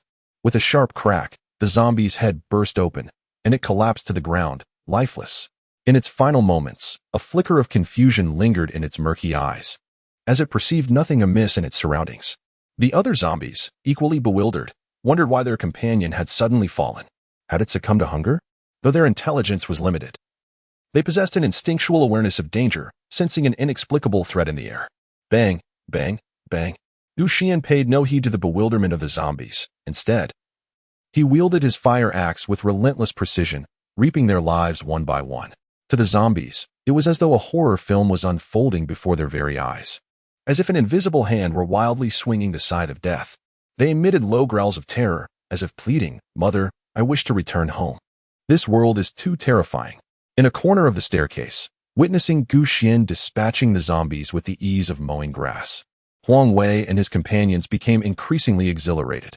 If only they could uncover the secret behind Xuan's ability to be ignored by the zombies. Wouldn't leveling up become a mere formality? Meanwhile, Xuan cast a discreet glance behind him, fully aware of the scrutiny from several individuals. His high mental attributes were not merely for show. His perception of the environment was acutely refined. Having effortlessly dealt with dozens of zombies in the corridor, Xuan stretched lazily and began to indulge himself. Observing that the danger had subsided, Huang Wei and his companions promptly stepped forward, straightforwardly stating, "Brother, my name is Huang Wei. Could you enlighten us on how you managed to make the zombies disregard you?" Xuan did not spare them a glance, merely uttering in a calm tone, "I am quite occupied. We can discuss this later." Indeed, he was busy, even though less than an hour had elapsed since his promotion to the second level. However, Xuan did not believe he could surpass Hong Feng in ascending to the third level. He was aware of Hong Feng's formidable background, supported by tens of thousands. Despite the arduous task of collecting soul crystals, if an entire military district were to aid Hong Feng in his advancement, it might take less than an hour. Fortunately, although Hong Feng had awakened an S-level martial spirit, the evolution game had only recently emerged, and his status had not yet reached great heights. Certain leaders, even with merely a D-level martial spirit, could command the military and amass substantial resources in the early stages. Yet, Xuan remained cautious, wary of the possibility of being surpassed. After all, achieving a third-level promotion first would grant him an additional 30 free attributes, which was of immense significance in the initial phases. Witnessing Xuan's demeanor, Huang Wei furrowed his brow, and his tone grew increasingly hostile. "Your name is Xuan, correct? You would do well to be forthcoming. We have gathered all your information. You have merely awakened an F-level martial spirit. I, on the other hand, possess a C-level martial spirit. Do you comprehend the magnitude of our disparity? In this state of martial spirit manifestation, my physical attributes have already surpassed 80 points. Discontent flickered in Huang Wei's eyes. The 30 free attributes he had just gained were distributed evenly, yielding results that exceeded merely enhancing his physical prowess. In comparison to the D-level martial spirit benefits of his subordinates, his confidence soared. After all, he was superior even to those with D-level martial spirits, much less someone with an F-level spirit. "I have stated that I am busy. Do I need to repeat myself?" Xuan furrowed his brow, continuing to harness his devouring ability to absorb the corpses of the zombies. "Humph. Since you refuse to accept my cordial invitation, you have only yourself to blame for the consequences. Listen closely. Not only must you reveal to me the secret of disregarding the zombies, but those you have just slain also belong to me. Do you understand? Therefore, you shall stand obediently and refrain from touching my soul crystal." Huang Wei scoffed with disdain, while Xuan remained silent, uttering not a word. He did not cease his actions, for he could hardly be bothered to spare a glance at such a fool. "Are you deaf? I command you to stop." Xuan remained indifferent to the situation. Witnessing this, Huang Wei was immediately consumed by rage and gestured to several of his underlings. "Break his hands and feet for me. I've seen the 10 tortures of the Qing dynasty before. Let us apply each one to him, and I refuse to believe he won't speak." The subordinates promptly summoned their martial spirits, white soul light emanating from their bodies. Their mental attributes were exceedingly weak, and even their martial spirits failed to manifest any form. Even the equipment-type martial spirits required attachment to body parts for rudimentary use, such as palm blades, palm swords, fist hammers, and leg clubs. It was only after the first transformation of the martial spirit that they could solidify into usable tools. When summoned ordinarily, they lacked any offensive capability. The group charged towards Xuan, who merely shook his head and sighed. "Why must this be? Why compel me to strike? I truly do not wish to resort to violence at this moment. It would only seem a waste on my part." Xuan raised his head, a cruel smile curling at the corners of his lips. Gripping a fire axe tightly, he moved with astonishing swiftness, his speed defying the mere 60 points of physical strength he possessed. Huang Wei could hardly keep up with his movements. So fast, A young subordinate's eyes widened, and in the next moment, he witnessed the bloody fire axe descending with lethal intent. With a resounding thud, it cleaved through the air like a watermelon bursting open, splattering crimson and white against the corridor walls, reminiscent of a vivid graffiti masterpiece. The remaining few, upon witnessing this harrowing scene, trembled in fear, their hearts consumed by terror. Chapter 7. The Transformation of the First Layer of Martial Soul. Brother Wei, save us. The young subordinates, in a state of panic, turned and fled towards Huang Wei. Just moments ago, they had been brimming with spirit, but now they resembled lost souls. Huang Wei was equally taken aback by Gu Xian's display of speed. Yet he steadied his nerves and charged forward with the baseball bat in hand. Huang Wei's martial soul was a C-rank protective armor, even without its physical manifestation. Activating his first soul skill after the martial soul's embodiment significantly bolstered his defenses. He had previously tested this and found that even when besieged by zombies, he remained unscathed for a considerable duration. This was the source of Huang Wei's confidence. Dare to harm my brothers? I shall ensure your demise. Huang Wei raised the baseball bat and swung it fiercely towards Gu Xian's head, exhibiting no intention of holding back. The adaptability of humans is remarkable. Having witnessed classmates being devoured by zombies and having personally slain numerous undead, even the most ordinary individuals find their reservations about killing diminished. Moreover, Huang Wei was not inherently virtuous. Such individuals thrive in the evolutionary game, achieving notable successes. Unfortunately for them, they encountered Gu Xian today. Huang Wei moved swiftly, the baseball bat cutting through the air with a whoosh. Even a wielder of a D-grade martial soul would suffer grave injury upon impact. Yet, Gu Xian merely bent his body slightly, narrowly evading this lethal strike. In the next moment, his fire axe was already aimed at Huang Wei's neck. Huang Wei was taken aback, never anticipating that Gu Xian could so effortlessly evade his attack. Reacting instinctively, he shifted his body to the side just enough to avoid having his neck severed by the axe. Nevertheless, his shoulder bore the brunt of a heavy blow, sending searing pain through his bones. Huang Wei felt an immense sense of relief, grateful for his C-grade defensive martial soul. Otherwise, the force of that fire axe would have surely shattered his shoulder blade. However, before he could fully process this thought, Gu Xian, wielding the fire axe, executed a swift diagonal slash that grazed his neck. A sudden sting coursed through him, and he felt a wave of warmth as blood gushed forth like a fountain. He hastily clutched his neck, the baseball bat slipping from his grasp as he stumbled backward. How is this possible? I should have the advantage. Huang Wei stammered, his eyes wide with terror and confusion. Do you think this is merely a game? High attributes guarantee victory? Gu Xian chuckled softly. While physical attributes hold significant importance, they are not the sole determinants of victory in battle. Factors such as combat experience, on-the-spot adaptability, and the unique characteristics of one's martial soul all play a pivotal role in influencing the outcome of a confrontation. Even if Gu Xian's physical attributes are currently inferior to those of Huang Wei, the act of eliminating his opponent is akin to slaughtering a mere chicken. Spare me. I was wrong to covet your soul crystal. I should not have sought after your secrets. As Gu Xian drew closer, Huang Wei trembled in fear, immediately pleading for mercy in a pitiful voice. Gu Xian shook his head and smiled, saying, "No, this is not your fault. Your thoughts and feelings are entirely human. Your actions, in this chaotic era, are not beyond reproach."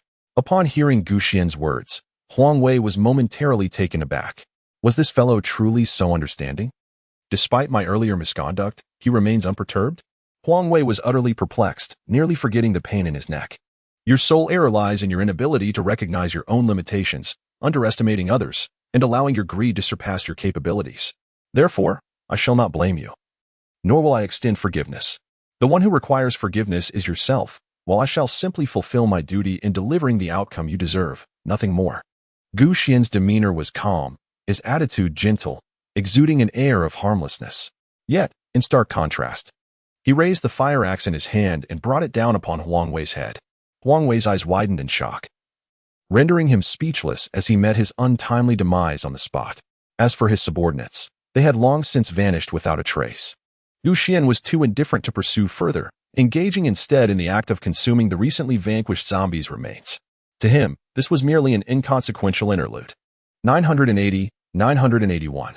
Gu Xian quietly counted the progress bar of his personal panel, which now displayed only a small segment left.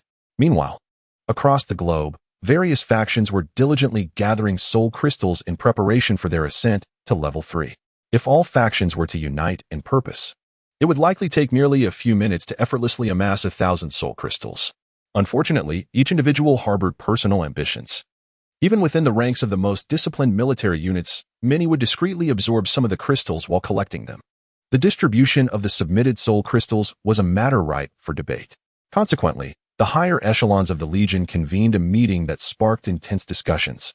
The leadership of the Legion to which Hong Feng belonged was particularly decisive, promptly allocating 1,000 soul crystals to him. Without delay, he began to absorb them, one by one. Although his pace was reasonable, the sheer quantity of soul crystals necessitated several minutes. The other factions of the Great Xia Kingdom experienced a similar process, enduring numerous rounds of negotiations before finalizing the distribution of the soul crystals. Despite their ample personnel and advantages in hunting zombies for soul crystals, internal strife complicated matters significantly. Many leaders viewed the 1,000 soul crystals as capable of producing 100 level 1 trialists or 10 level 2 trialists, which, in their eyes, was far more advantageous than merely creating a single level 3 trialist. Yet, for various reasons, they decided to cultivate their strongest talents as core figures within their factions. These individuals understood well that in this so-called evolution game, mere mid to low-tier combat power was insufficient. High-tier strength was also essential. Their decision proved to be astute. Just as the various factions were fervently striving for level 3, a familiar global announcement resonated once more. Ding! Global announcement. Trialist Xuan has reached level 3 first, earning 30 points of free attributes. Other Earth trialists are encouraged to persevere. In that moment, regardless of their location or faction, everyone collectively cursed inwardly. Damn it! Why is it this guy again? Who exactly was this Xuan? Could he possibly belong to some superpower? The repetition of the same name in 3 consecutive global announcements piqued curiosity, especially among the talented individuals from major factions who were more attuned to the underlying implications. If Xuan's first ascension could be attributed to luck, as they might claim, since had they known the method of advancement sooner, they too could have easily reached level 1 or even 2. However, ascending to level 3 required 1,000 soul crystals, a feat that even an S-class martial soul owner could not accomplish in such a brief time frame. Shortly after the announcement of Xuan's level 3 achievement, another global announcement echoed across the world. Ding! It has been detected that there are now 10,000 level 1 trialists worldwide, and the level ranking board is now open. Every 10 days, rewards of varying degrees will be distributed based on the rankings. The leaderboard does not record individual level progression for those of the same rank. Their positions are arranged according to the chronological order of their upgrades. When the global challengers received this announcement, they immediately began to check their personal panels, discovering that a leaderboard icon had appeared on the sidebar. Upon entering, they found that the name at the top belonged to Xuan. Following him were dozens of others, all ranked at level 3 or 2, amounting to over 1,000 individuals. Challengers from around the world were momentarily taken aback, especially those who had concealed themselves and refrained from direct confrontation with the zombies, feeling a complex mix of emotions. They had not anticipated that merely hours into the game, so many had already leveled up. Moreover, the leaderboard was continuously updating. While the number of level 3 challengers fluctuated little, the count of level 2 challengers was rising rapidly. Many level 0 challengers inexplicably felt a sense of anxiety, sensing that they were lagging behind. Others were advancing at a frantic pace, while they themselves were still unclear on how to level up. This was particularly true for the challengers from the Great Xia, who harbored an obsession with climbing the ranks. Seeing their inability to level up, they felt an insatiable itch of impatience. At that moment, many checked their phones and discovered they had received a text message. The Great Xia Security Bureau notified them that after hunting zombie creatures, they could collect soul crystals from their heads to enhance their levels. They were advised to make choices based on their own strengths, or alternatively, to seek refuge in secure locations, as the government was mobilizing troops to eradicate the zombies, assuring the populace of their safety. Additionally, the message included various strategies for dealing with the zombie creatures and a call to join the global top 10,000 ranks, urging the strong to actively protect public safety. Upon reading the message on his phone, Xuan smiled. It seems my early upgrade has triggered a chain reaction. The Great Xia officials have responded quite swiftly this time. Announcing the upgrade method a few hours in advance will likely save many lives. It is worth noting that the zombies on the first day are the easiest to hunt, But once night falls, the global zombie population will undergo a frenzied transformation. Not only will their levels surge, but they will also awaken formidable bloodlines. At that point, a multitude of elite-level zombies, commanding-level zombies, dominator-level zombies, and even king-level zombies will emerge. They're in no way inferior to human geniuses, and in terms of hierarchy, they even surpass them. Human challengers must absorb their soul crystals to advance, whereas even ordinary zombies can automatically upgrade at night. In the early stages, zombies resemble a scattered mass. But with the emergence of high bloodline zombies, they unite under their command to form formidable zombie legions, posing an immense challenge to humanity. Humans are akin to the attacking side, while the zombies defend. As time drags on, the scales of victory will inevitably tilt in favor of the zombies. In the previous life, even during the second wave of calamities, humanity failed to eradicate the first wave of the zombie disaster. This has rendered the already disadvantaged human faction increasingly precarious.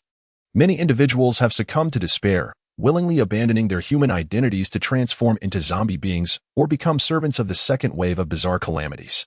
After all, in the face of these formidable disaster creatures, humanity, even with the aid of martial souls, appears exceedingly weak. However, in this life, due to Xuan's butterfly effect, the human faction has gained a significant initial advantage. Perhaps the future landscape will be vastly different.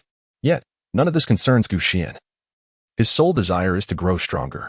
With this thought, he gazed at the 60 free attribute points he had just acquired and promptly allocated them all to his mental prowess. Your mental attribute has exceeded 100 points, and your chaotic martial soul has undergone its first metamorphosis. Your martial soul has evolved from a spirit to a primordial soul, unlocking a second ability. Chapter 8. Harmony of Chaos. Indeed, this second martial soul ability is just as it was in my previous life. Xuan contemplated to himself as he gazed upon the information regarding his martial spirit. Name, Chaos Quality, F-Grade Ability 1, Devour Ability 2, Primordial Unity. The abilities of a martial spirit are also referred to by trial participants as martial spirit skills, abbreviated as soul skills. For the same soul skill, a superior quality martial spirit, coupled with a heightened mental attribute, will yield a more formidable display of power. Xuan's second martial soul ability exhibits a remarkably comprehensive effect.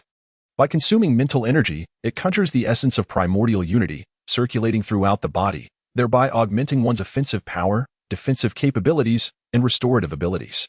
Undoubtedly, the most significant aspect remains its role as the foundational basis for the subsequent derivative martial souls.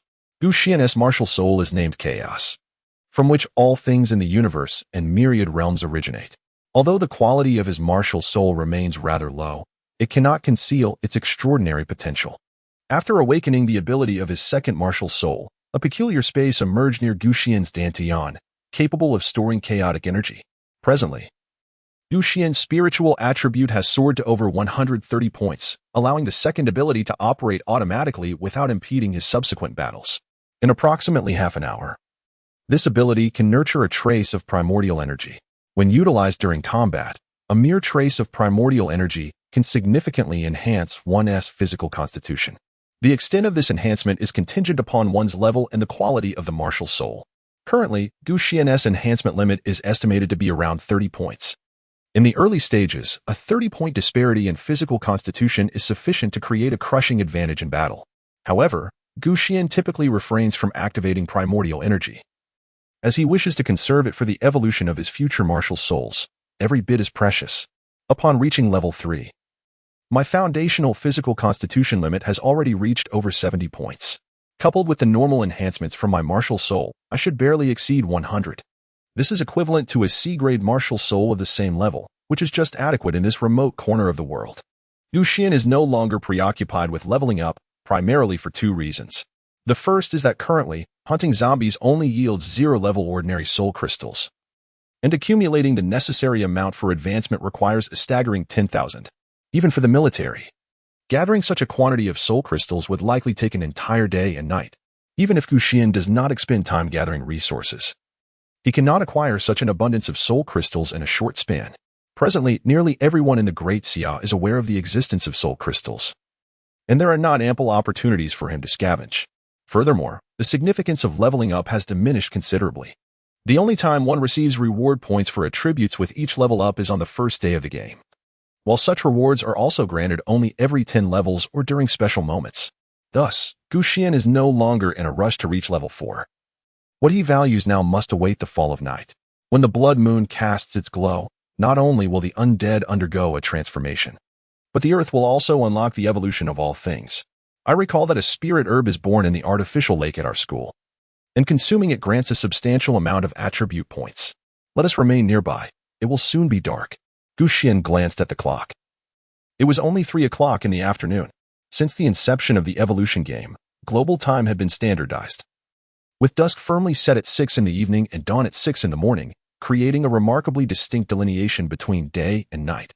Xuan departed from the academic building and ambled towards the vending machine to procure some snacks. He strolled leisurely, making his way to the location of the central lake. Outside, on the campus road, a few scattered zombies wandered aimlessly, while Xuan observed numerous students banding together to confront these undead foes. It was evident that they had gradually acclimatized to their environment. Under the guidance of the information disseminated by the Daxia Security Bureau and after numerous attempts, they had collectively mastered the method of manifesting their martial souls. With the assistance of their martial spirits and their numerical advantage, the zombies within the school premises had been nearly eradicated.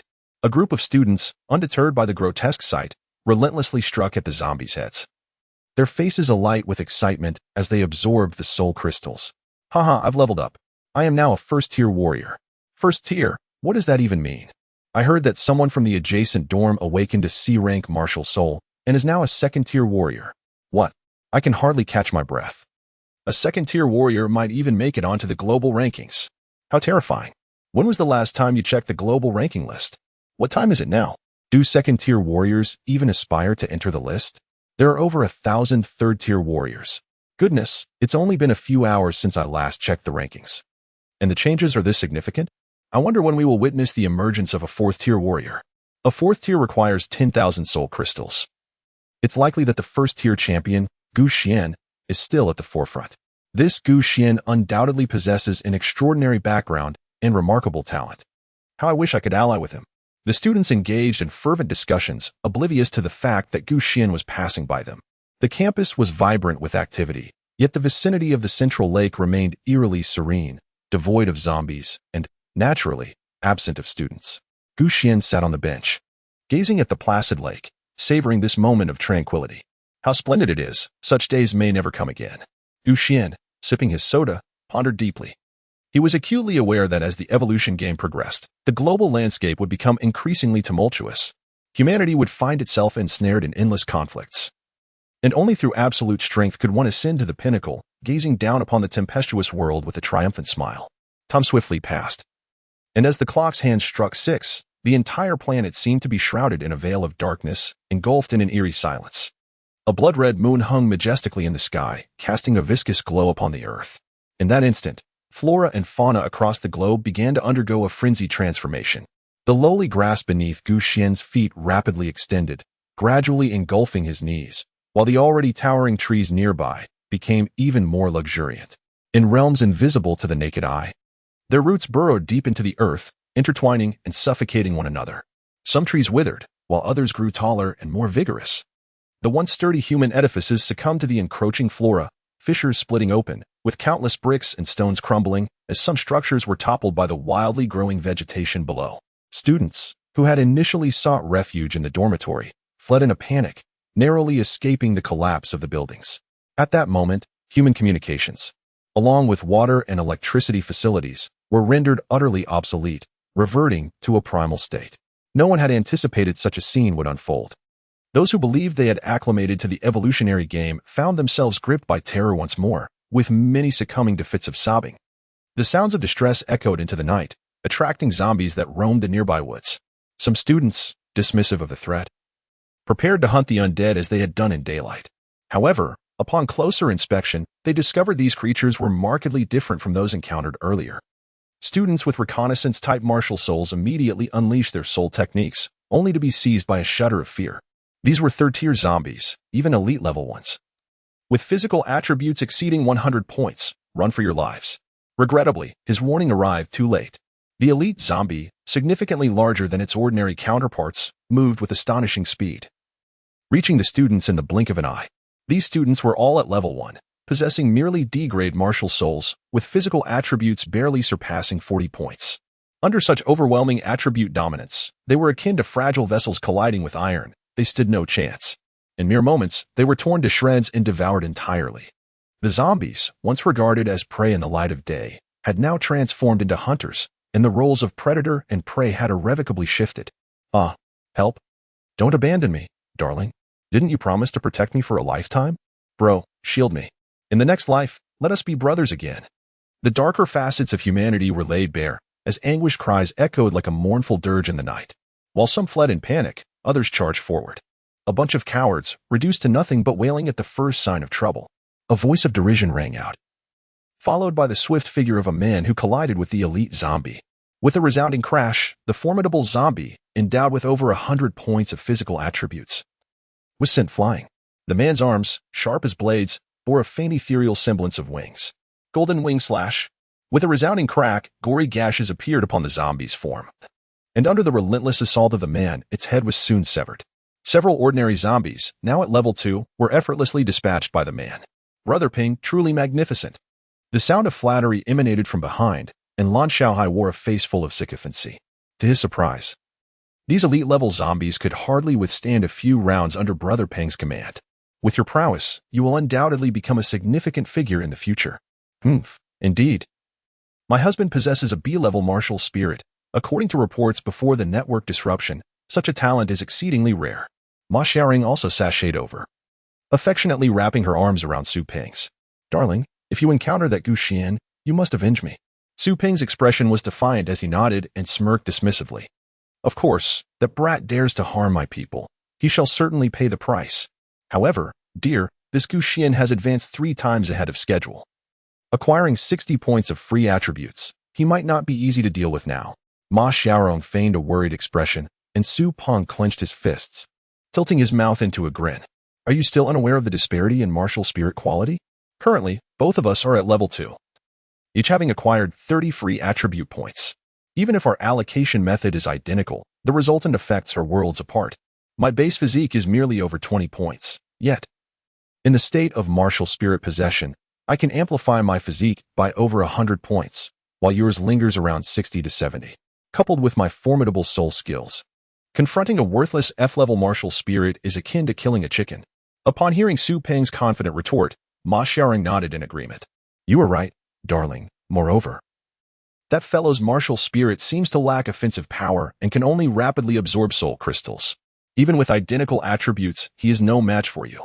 Su Peng's demeanor grew more arrogant at her words, and he sneered coldly. I have heard that this fellow was spotted over by the central lake.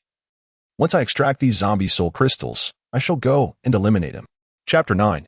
Inferior Spiritual Medicine. Heart-nourishing lotus. Upon hearing Su Peng's assurance, Ma Xiaoring nodded fervently. Yes, darling. Remember to incapacitate him, then allow me to take action. I want this ground dog to understand the consequences of crossing me. Well, there is no rush, as levels increase. The gap in martial spirit quality will only widen.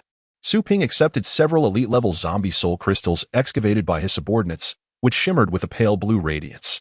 Now, let me see how effective these soul crystals are. I wonder if they can elevate me to level 3? Ascending from level 2 to 3 requires 1,000 zero-level common soul crystals, and given the frenzy of collection among the populace, even with a B-level martial spirit, he had only managed to gather more than half.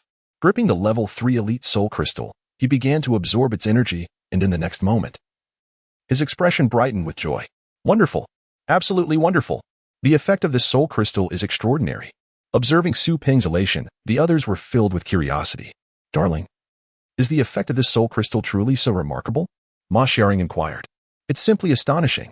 I have not only effortlessly ascended to level 3, but am also on the brink of reaching level 4. I estimate that the energy of this level 3 elite soul crystal is roughly equivalent to that of 10,000 level 0 ordinary soul crystals. Su Peng's face was filled with excitement, and the others, upon hearing this, also exhibited glimmers of hope in their eyes. It seems the secret to leveling up lies in vanquishing high bloodline zombies. If one were merely to slay ordinary zombies, who knows how long it would take? It is easy to speak of such matters. When we encountered that level 3 elite zombie moments ago, it was undoubtedly a death sentence. Only a formidable individual like Su Peng could engage in battle beyond his level and contend with these powerful bloodline creatures. In this light, The disparity among individuals with varying qualities of martial spirits would only grow more pronounced. The dozen or so students surrounding Su Ping whispered among themselves, their eyes reflecting a shared sense of dread. At this moment, they all comprehended the harsh reality of the evolution game. The strong remain strong, while the weak remain weak. As the gap in personal strength widens, the powerful wield absolute dominion over the feeble. Should one possess a robust martial spirit, they could indeed become a sovereign of life and death. The notion of equality among all would merely be a jest, even in times of peace. Such a slogan is but a fairy tale, ultimately more benign than the current harshness. Su Ping's face glowed with fervor as he spoke sternly. You all go find me those high-level, high-bloodline zombies. Tonight, I intend to level up. Having tasted the sweetness of high-quality soul crystals, he had even forgotten about dealing with Gu Xian. In Su Ping's current perspective, the triviality of Gu Xian paled in comparison to his own ascent. The students following Su Ping exchanged glances, fully aware that undertaking such a task with their limited strength was perilous, yet they dared not voice any dissent. They were merely D-rank martial spirits, far too weak against Su Ping's overwhelming prowess. Ma Xiaorong, growing ever closer to Su Ping, spoke softly and sweetly, Darling, I also wish to level up. Could you procure a high-quality soul crystal for me? No hurry, let me level up a few times first. That way, I can protect you better. Yet, despite her words, Su Ping's heart was filled with contempt. The effects of the elite soul crystals are so remarkable. It will only be when I no longer need them that they might come to you. He is certainly not the kind of man who submissively caters to women. Were it not for the fact that he has yet to fully possess Ma Xiaorong, coupled with the fact that her fiery spirit is of considerable quality, he would hardly spare her a glance. Ma Xiaorong seems to sense Su Ping's transformation and feels immensely grateful for her earlier decision. While she possesses a passionate nature, she is acutely aware that these wealthy heirs often take their conquests for granted. Thus, she has refrained from yielding to him. What she desires is to enter a prestigious family as a wealthy matron, not to be an unacknowledged mistress. Unfortunately, given the current circumstances, it seems implausible for her to continue to dangle Su Ping along. Given the disparity in their strengths, should she continue to be coy, he may very well take matters into his own hands. In times of peace, he might exercise restraint, but now there are no constraints whatsoever. Fortunately, I too possess a C-grade spirit. With diligent cultivation, it is not beyond the realm of possibility to achieve a leap in social standing in this era. Ma Xiaorong muses to herself. Once I level up a few ranks, there will be no need for Su Ping to intervene. I can easily deal with that useless Gu Xian myself. Meanwhile, Gu Xian, the individual they speak of, remains quietly standing by the shore of the central lake. The once ordinary man-made lake has transformed dramatically. Towering lotus leaves rise 4 to 5 meters high, and blooms of lotus flowers unfold, their fragrance wafting through the air, refreshing the spirit. The inferior grade spiritual medicine, the heart-nurturing lotus, is about to come into being. In Gu Xian's mind, he observed as the lush grove of lotus leaves began to wither in great swathes, while a singular lotus flower at the heart of the lake bloomed with an increasingly resplendent brilliance. Such scenes were unfolding across the globe. In addition to the mutations among flora, even certain fauna were beginning to undergo transformations. However, in stark contrast to the plant life, the plight of the animals was far more perilous. For everywhere one looked were the undead, and in the absence of human gatherings, these creatures would launch frenzied attacks upon any animals they encountered. Moreover, those zombies that feasted upon the flesh and blood of animals saw an enhanced likelihood of their bloodlines elevating with the arrival of the blood moon. This phenomenon not only spawned a multitude of elite-level zombies, but also gave rise to even more formidable commander-level zombies. Even the lower-tier commander zombies exhibited a degree of intelligence. They began to harness their abilities to rally the wandering undead, forming legions comprising tens of thousands. It was a night destined for turmoil, as evidenced by the frenzied shifts in the ranking boards. The emergence of numerous high-level and potent bloodline zombies seemed, to the major powers, a fortuitous development. They felt that the path to ascension had become significantly easier, leading to the swift emergence of many level 4 challengers. Yet, they received no global announcements nor any rewards. Initially, many presumed there had been a glitch until someone ascended to level 5 without any global proclamation sounding. It became clear to all that the privilege once enjoyed by Gu Xian was now a thing of the past. Reflecting on Gu Xian, their gazes turned to the pinnacle of the rankings. The top spot had been claimed by Hong Feng, followed by a succession of level 5 challengers hailing from various corners of the globe. As for Gu Xian, he had plummeted from first place to the thousands. and his position continued to decline. It seemed that it would not be long before he fell from the ranks of the world's top 10,000. While level 4 challengers emerged in abundance, Xuan remained stagnant at level 3. At that moment, a singular thought surfaced in the minds of many. Xuan has fallen behind. This man, who has ascended 3 levels and received 3 global announcements, has already become out of touch with the times in just a few hours. Initially, many speculated that Xuan was a pivotal figure within a powerful faction. However, it seems he may simply be an ordinary individual who has enjoyed a stroke of good fortune. He likely possesses some talent, though it is limited. If Xuan were indeed from a formidable force, there is no doubt he would continue to lead from a position of advantage. At the very least, he should remain within the top echelon, rather than being cast out from the list of 10,000 elites. What was once perceived as a rising star has unexpectedly plummeted so swiftly. It is truly disheartening and leaves one with a sense of lament. While Xuan remains oblivious, many have begun to discuss him in unison. Yet, it won't be long before they cast him from their minds, returning to their own pursuits. The affairs of Xuan are merely fodder for idle chatter among the masses. Few truly concern themselves with his genuine circumstances. Likewise, Xuan is indifferent to the opinions of others. His current preoccupation lies solely with the question of when the heart-nurturing lotus shall reach maturity. Xuan occasionally cast a glance at the ranking list, observing an increasing number of individuals surpassing him in levels, yet he remained utterly unfazed. Indeed, ascending before reaching level 10 is relatively simple. However, surpassing this threshold is far from effortless. The higher the quality of one's martial soul, the more stringent the requirements for breaking through limitations. In this regard, my F-grade martial soul possesses certain advantages, and it is entirely possible that I may rise to prominence in due time. Xuan contemplated and chose to continue his wait. The lotus in the center of the lake blossomed with increasing vibrancy, only to gradually wither away. At the heart of the lotus, a pale blue seed began to ripen. It appeared to absorb the essence of the entire lotus lake. Should Xuan disregard it, the seed would inevitably descend into the waters, continuously drawing upon the energies of heaven and earth. Through successive transformations, it would elevate its quality from the inferior to the superior. However, Xuan was not inclined to wait for its metamorphosis. Encountering it now, he resolved to harvest it promptly, relishing the benefits of an early acquisition. As the nurturing lotus neared maturity, a horde of zombie creatures unexpectedly emerged from the surrounding wilderness. They instinctively gravitated towards the nurturing lotus, not with the intent to devour this precious herb, but rather because this spirit plant would invoke the energy of the blood moon, which the zombies sought to absorb for their own enhancement.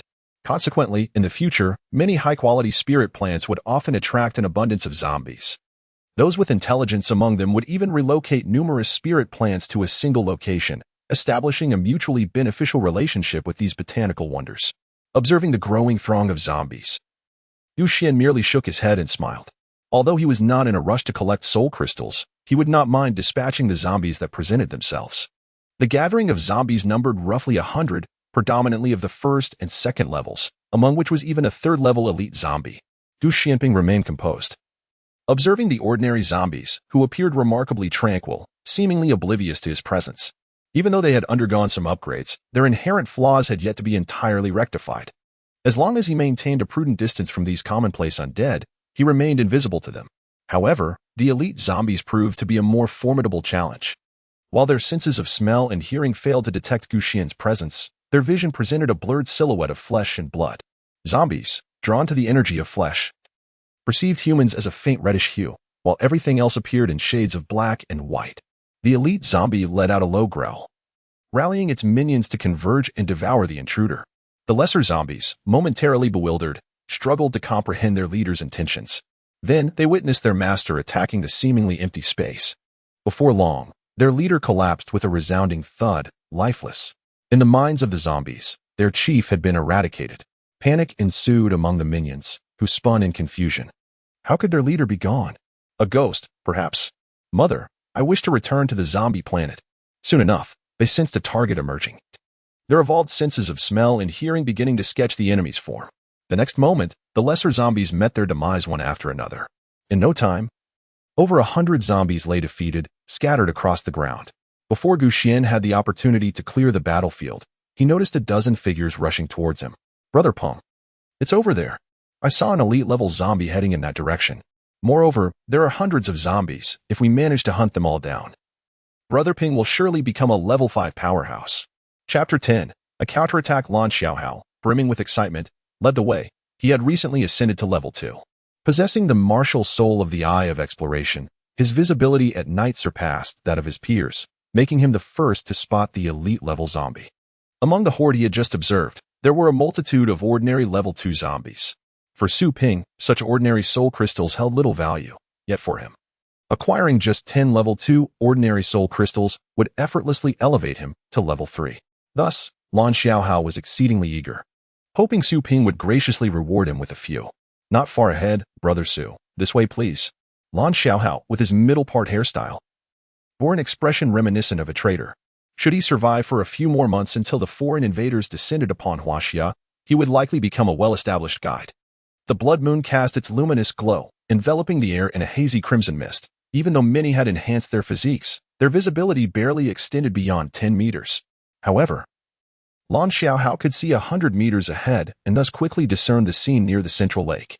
Contrary to his expectations of a horde of zombies, he instead found a ground littered with them and a solitary figure standing calmly. Lan Xiaohao failed to clearly perceive the person's features but was nonetheless struck with alarm. It's over, Brother Su. Our prey has been snatched away. Upon hearing Lan Xiaohao's words, Su Ping furrowed his brow. How many of them are there? It seems to be just one person. What? One person? Su Ping halted, a contemplative expression crossing his face. To be capable of vanquishing so many zombies alone, this individual must possess a B-level martial soul. He narrowed his eyes and revealed a faint smile. I am quite curious to see who this person is. Su Ping felt no surprise at the emergence of a second B-level martial soul at Qianzhou University, according to earlier estimates circulating online.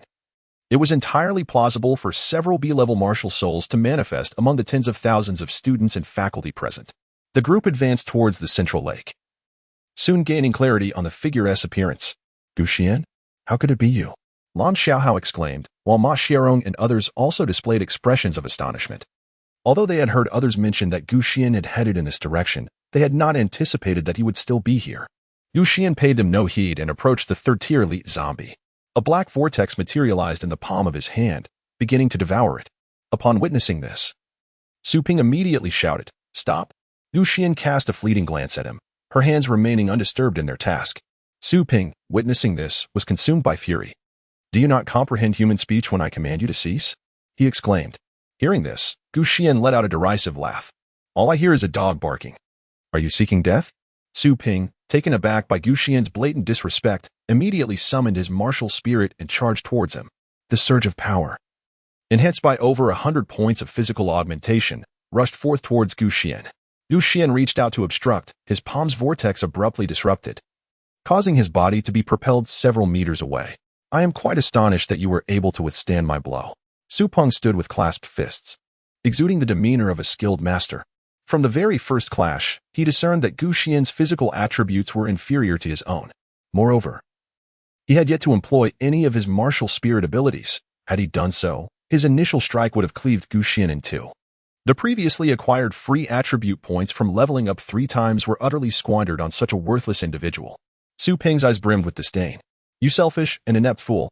Had you informed me earlier on how to advance, those 60 free attribute points would have undoubtedly elevated my prowess. Upon hearing Su Ping's words, Gu Xian's lips twitched. This fellow is truly shameless.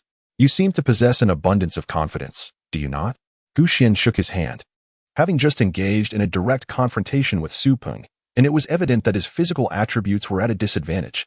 Yet, he remained unperturbed, his demeanor as calm as still water. This composure irked Su Ping and the others, who could not help but feel a sense of inexplicable annoyance. Gu Xian, what pretense are you putting on? Do you truly believe that merely seizing the opportunity to level up makes you the strongest in the world? Lan Xiaohai sneered from behind. I have investigated, and you are merely at level 3, not even close to entering the global top 10,000. A waste is still a waste. Have you not yet recognized your own limitations? I advise you to surrender and humbly apologize to the goddess Xiaorong, considering you nearly caused her demise. Ma Xiaorong lifted her head high, glaring at Gu Xian with disdain. Do you think that a mere apology will absolve you? Let me make it clear. It is impossible. All I desire is your death. No, that would be too merciful. I want to see you utterly defeated, left for the zombies to consume you piece by piece. Her gaze was icy, and her words were laced with cruelty. Xuan could not help but chuckle. I am so frightened. What should I do? Upon witnessing his mockery, Ma Xiaorong was infuriated. Xuan, are you still being obstinate even when death is imminent? My dear husband, incapacitate him. Ma Xiaorong directed her words towards Su Peng, who turned to her with a cold glare. Are you instructing me on how to act? Ma Xiaorong shuddered in fear, then quickly donned a sycophantic smile. Oh, darling. What are you saying? I am merely imploring you. Once we deal with Xuan, I will surely reward you handsomely. You shall be most satisfied. Ma Xiaorong playfully stuck out her soft pink tongue, striking an alluring pose. Su Peng, upon witnessing this, nodded slightly and then fixed his gaze on Xuan. I shall not squander any more time. Within a minute, I shall sever your limbs. He wiped his arm, as though evaluating a blade. Su Peng's primary soul technique. The golden wing slash transformed his wings into a long sword to strike down his foes, although his spiritual attributes were not particularly robust at the moment. Preventing his martial soul from materializing, he was still capable of employing this technique. Nevertheless, its effects were astonishing. A single golden wing slash could effortlessly slice through a concrete wall. As Su Peng spoke, he looked at Xuan, eager to witness fear etched upon his face. Oh. Xuan regarded Su Peng with a detached gaze, akin to that of an adult observing a child proudly displaying their toys. Oh dear. Su Peng felt a surge of frustration. He had believed himself to be quite impressive, yet still found himself overshadowed by Xuan's poise. Is it only when faced with tragedy that one truly realizes their folly? Then let it be. Su Peng's arms shimmered with a faint golden radiance as he launched a frenzied onslaught of strikes toward Xuan. Upon witnessing this, Xuan immediately turned and fled. Su Peng's eyes widened in disbelief, completely unprepared for such a turn of events. He had anticipated that Xuan would confront him boldly, but to his astonishment, this fellow chose to flee without a fight. How could someone so cowardly exhibit such bravado moments ago? This was entirely unexpected. What was more perplexing was that he was surprisingly swift in his escape. Stop him, Su Peng shouted. His first soul skill bore a significant drawback, once activated. It greatly increased the weight of his arms, consequently slowing his speed. It felt as though he were burdened with two heavy blades, rendering him nearly immobile. Xuan turned around, a smile gracing his lips. As a reincarnate, he possessed extensive knowledge of the various martial souls present in the world. He was well aware of Su Peng's current shortcomings. With a B-grade martial soul, the golden-winged eagle, which excelled in frontal assaults but faltered in pursuits. Su Peng would need to unleash his first soul skill to attempt to vanquish Xuan. However, in doing so, he would be unable to catch up with Xuan. As for the others, their physical attributes paled in comparison to Xuan's, rendering them equally incapable of pursuit. Enough. Cease the chase. Gather these soul crystals instead. This fellow is nothing but a trivial character. Our disparity will only widen from here on. Should we encounter him again, we shall deal with him effortlessly. Observing Xuan vanish in an instant, Su Peng let out a resigned sigh and dispelled the enhancement from his soul skill. Lan Xiaohai, incensed, gritted his teeth, collecting soul crystals while hurling curses. That coward Xuan. Once we level up a few more times, we won't even need Su Lao-Da to take action. We can easily eliminate him ourselves. No sooner had he uttered these words than a shadow lunged at him, delivering a kick to Lan Xiaohai's face. Bang! Lan Xiaohai was left bloodied, several teeth knocked loose. Who ambushed me? I did. Xuan gazed at Lan Xiaohai, who lay sprawled on the ground. His eyes wide with shock, beads of cold sweat trickling down his forehead. How dare you return? He exclaimed. Why should I not? Came the retort. I merely had an urgent need to relieve myself. Xuan chuckled. All right, you coward. This time, there's no escape. Lan Xiaohai struggled to his feet and instructed a few students, surround him. Without further ado, they effectively blocked several exits. Ha, Xuan, you fool, having fled. You dare to return to seek your demise. Ma Xiaorong laughed heartily, her chest heaving as she bounced about, having a knack for seducing wealthy heirs. Ma Xiaorong possessed a measure of confidence. Yet, she remained oblivious to the fact that Su Peng's expression was rather grim. Darling, act quickly, don't let this coward slip away. Ma Xiaorong urged Su Peng, who cleared his throat twice and gestured to his subordinates. You lot, incapacitate him. The group surrounding Xuan exchanged glances, uncertain if they had misheard. After all, they merely possessed D-grade martial souls, and even at level 2, with their enhancements, their physical prowess barely reached 70 points. Xuan's physique could easily exceed 100 points, while they might manage to intercept him momentarily. Attempting to incapacitate Xuan would be akin to sending a minor gust of wind to vanquish Sun Wukong. So it seems. You and your companions have discerned Su Ping's disquiet. Su Ping's complexion flushed.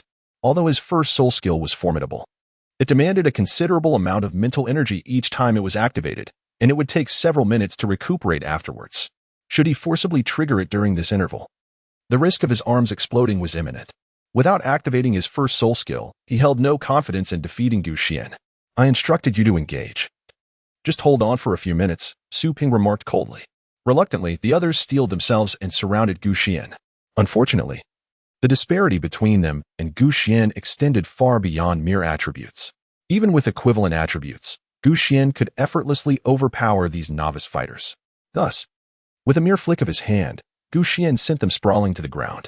Su Ping cast a glance at Ma Xiaorong beside him, gesturing towards Gu Xian, and coldly commanded, "You go." Gritting her teeth, Ma Xiaorong charged towards Gu Xian as well. Her attributes were not lacking, and with her C-class martial spirit activated, she lunged at Gu Xian, her hands resembling claws, ready to seize him. Gu Xian swiftly sidestepped, then suddenly swung a large bag, striking Ma Xiaorong squarely in the face. The latter spun around twice in place, indignation flooding her as she pointed an accusatory finger at Gu Xian. "You, how dare you strike me?" Gu Xian chuckled.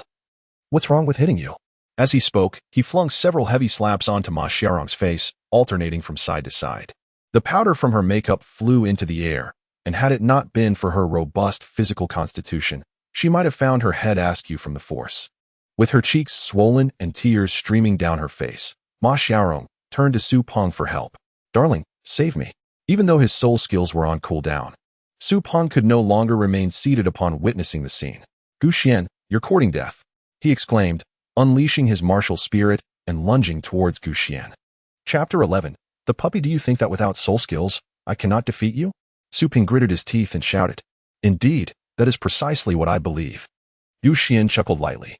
He was well aware of the formidable power of B-grade martial souls and thus chose to evade their brilliance, deliberately retreating to advance. By exploiting this fellow's cooldown period, he planned to strike decisively against a cornered opponent. Without the support of powerful soul techniques, Su Ping, despite possessing superior attributes, was but a hollow shell. It was akin to a battle between a seasoned player and a silver-tier player. Even if the latter had a few more levels or additional equipment, it would amount to naught. It is no exaggeration to say that Gu Xian could easily overpower him with a single hand. In just a few exchanges, Su Ping had already been left bruised and battered, eventually finding himself doubled over after a swift kick to the stomach, resembling a curled-up shrimp. "How is it that you, with a speed inferior to mine, can consistently evade my attacks?" Su Ping's expression contorted, as if wearing a mask of agony. Yet, despite his confusion, he remained deeply perplexed. There exists a phenomenon known as anticipation. Your attack trajectory and intentions are all too apparent. Unless your attributes completely dominate, these are fatal flaws. Gu Xian spoke slowly. "So it is."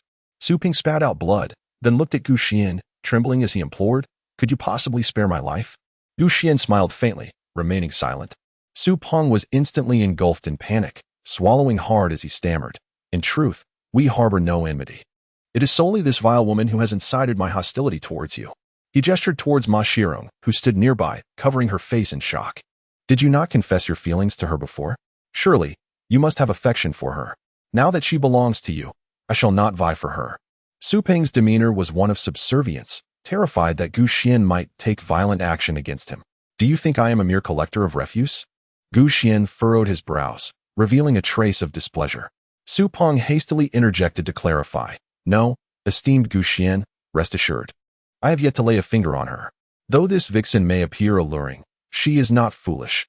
She likely remains untouched, seeking to ensnare a wealthy suitor.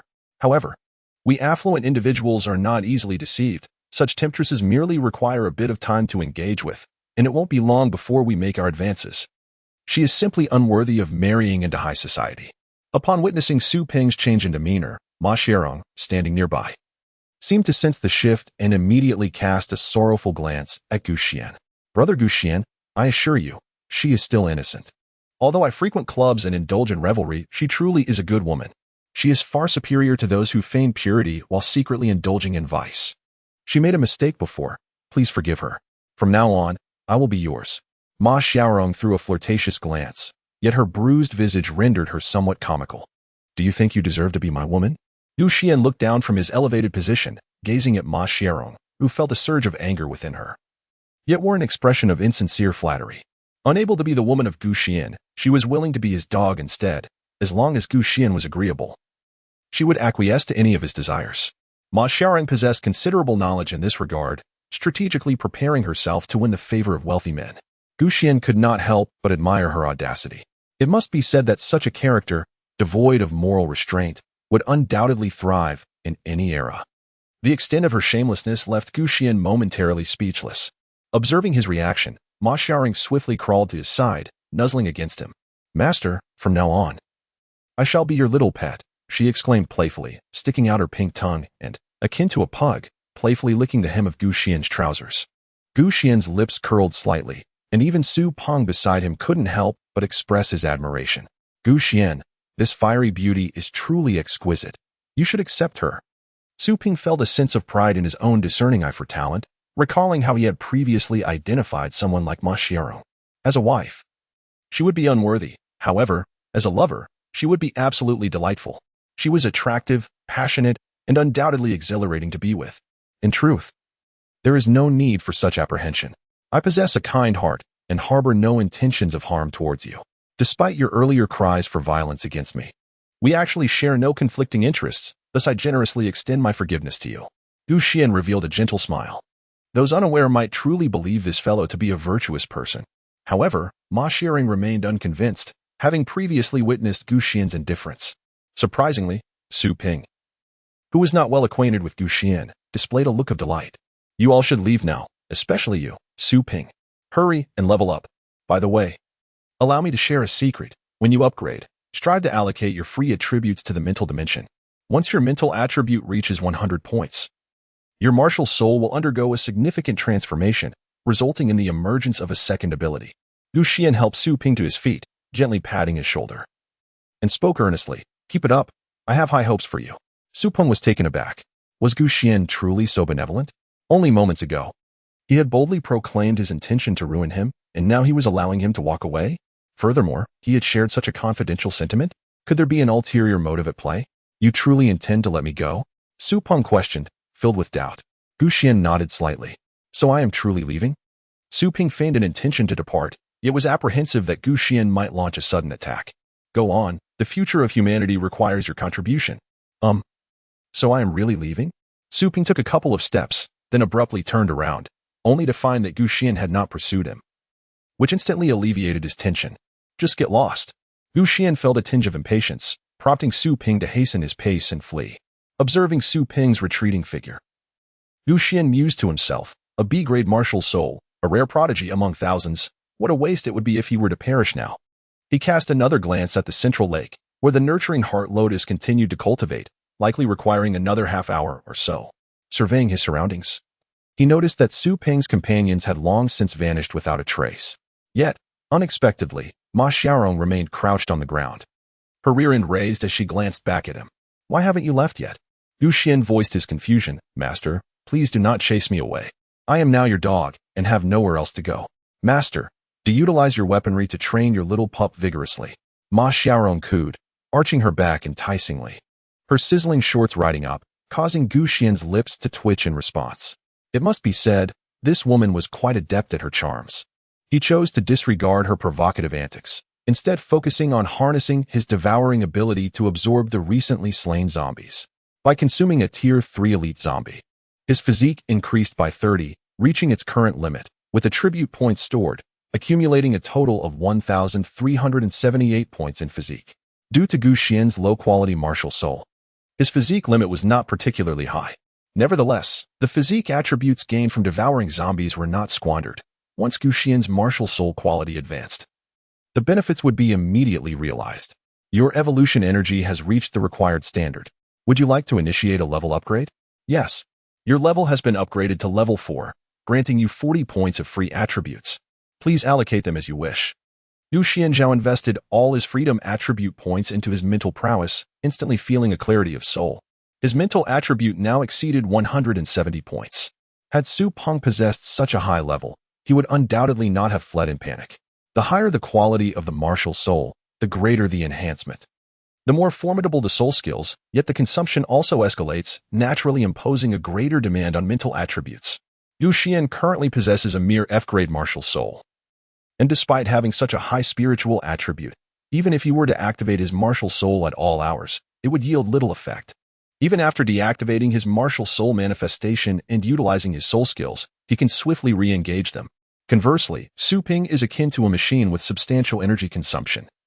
Each activation demands a considerable amount of energy. However, possessing a lower quality martial soul does come with its own advantages.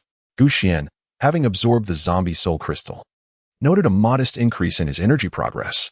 With just a few more ordinary level 4 zombies or their elite counterparts to hunt, he could effortlessly ascend to level 5.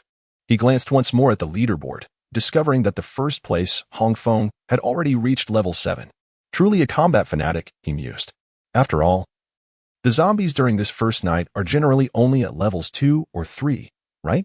To rise to level 7 so swiftly, he must have hunted numerous elite zombies. Perhaps even a zombie commander. An S-class martial soul awakener certainly stands apart. Xuan mused to himself, casting his gaze upon the other rankings. Among the top 100, all were of the 6th level, and even the lowest ranked had achieved the 5th level. Indeed, the circumstances of individuals are starkly divergent. For some, this night is a nightmare, while for those of formidable strength, it unfolds with remarkable ease. In his previous life, Xuan was likewise one among those individuals. However, now, everything has changed entirely. Xuan smiled inwardly, no longer lamenting the fleeting nature of spring and autumn. In the heart of the lake, under the illumination of the blood moon, the petals of the heart-nurturing lotus had completely withered, and its stalk was on the verge of breaking. Just as a lotus seed was about to drop into the water, Xuan had already set off, rowing his small boat along the shore to catch it. In Xuan's palm, a black vortex emerged. You have absorbed a low-grade spiritual herb, the heart-nourishing lotus. Please select the enhancement attribute dimension, mental attribute. Xuan silently contemplated. Your mental attribute has increased by 200 points. You have acquired the characteristic of the heart-nurturing lotus, tranquility, low grade. The state of tranquility significantly enhances recovery speed, a one-time buff that can be stored. The efficacy of spiritual herbs varies depending on their characteristics, affecting the enhancement of mental and physical attributes differently. This heart-nurturing lotus primarily emphasizes mental enhancement. However, it can be utilized to bolster physical attributes as well. Yet, this approach may result in some inefficiency, yielding minimal attribute increases, and it may not even activate the herb's characteristic. Furthermore, Xuan currently has no need for physical attributes.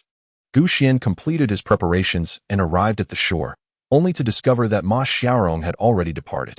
It seemed that this little dog, contrary to Xuan's expectations, was not as loyal as she appeared. However, Xuan was utterly indifferent to this realization.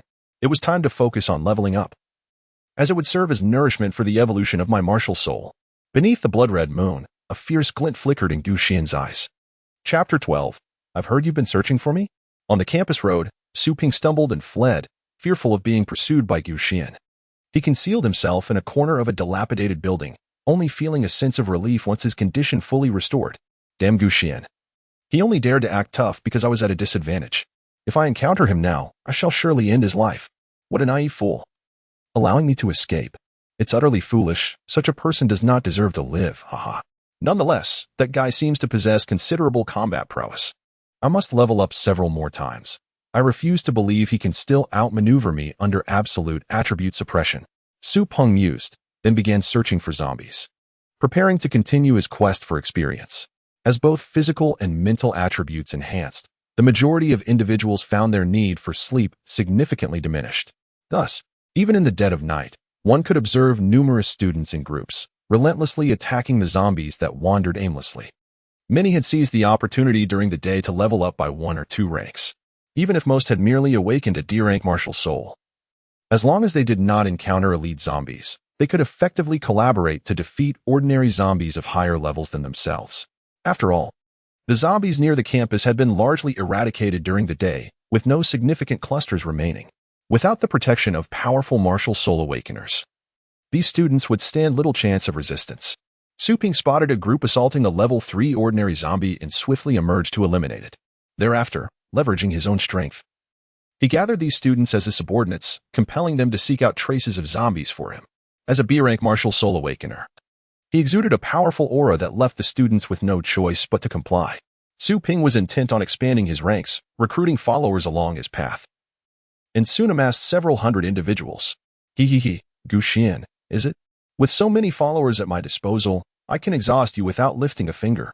With my prowess, establishing an army of 10,000 is well within reach. They shall gather soul crystals for me, allowing me to level up effortlessly. How delightful. Su Peng contemplated this matter and increasingly felt somewhat foolish for not having realized it sooner.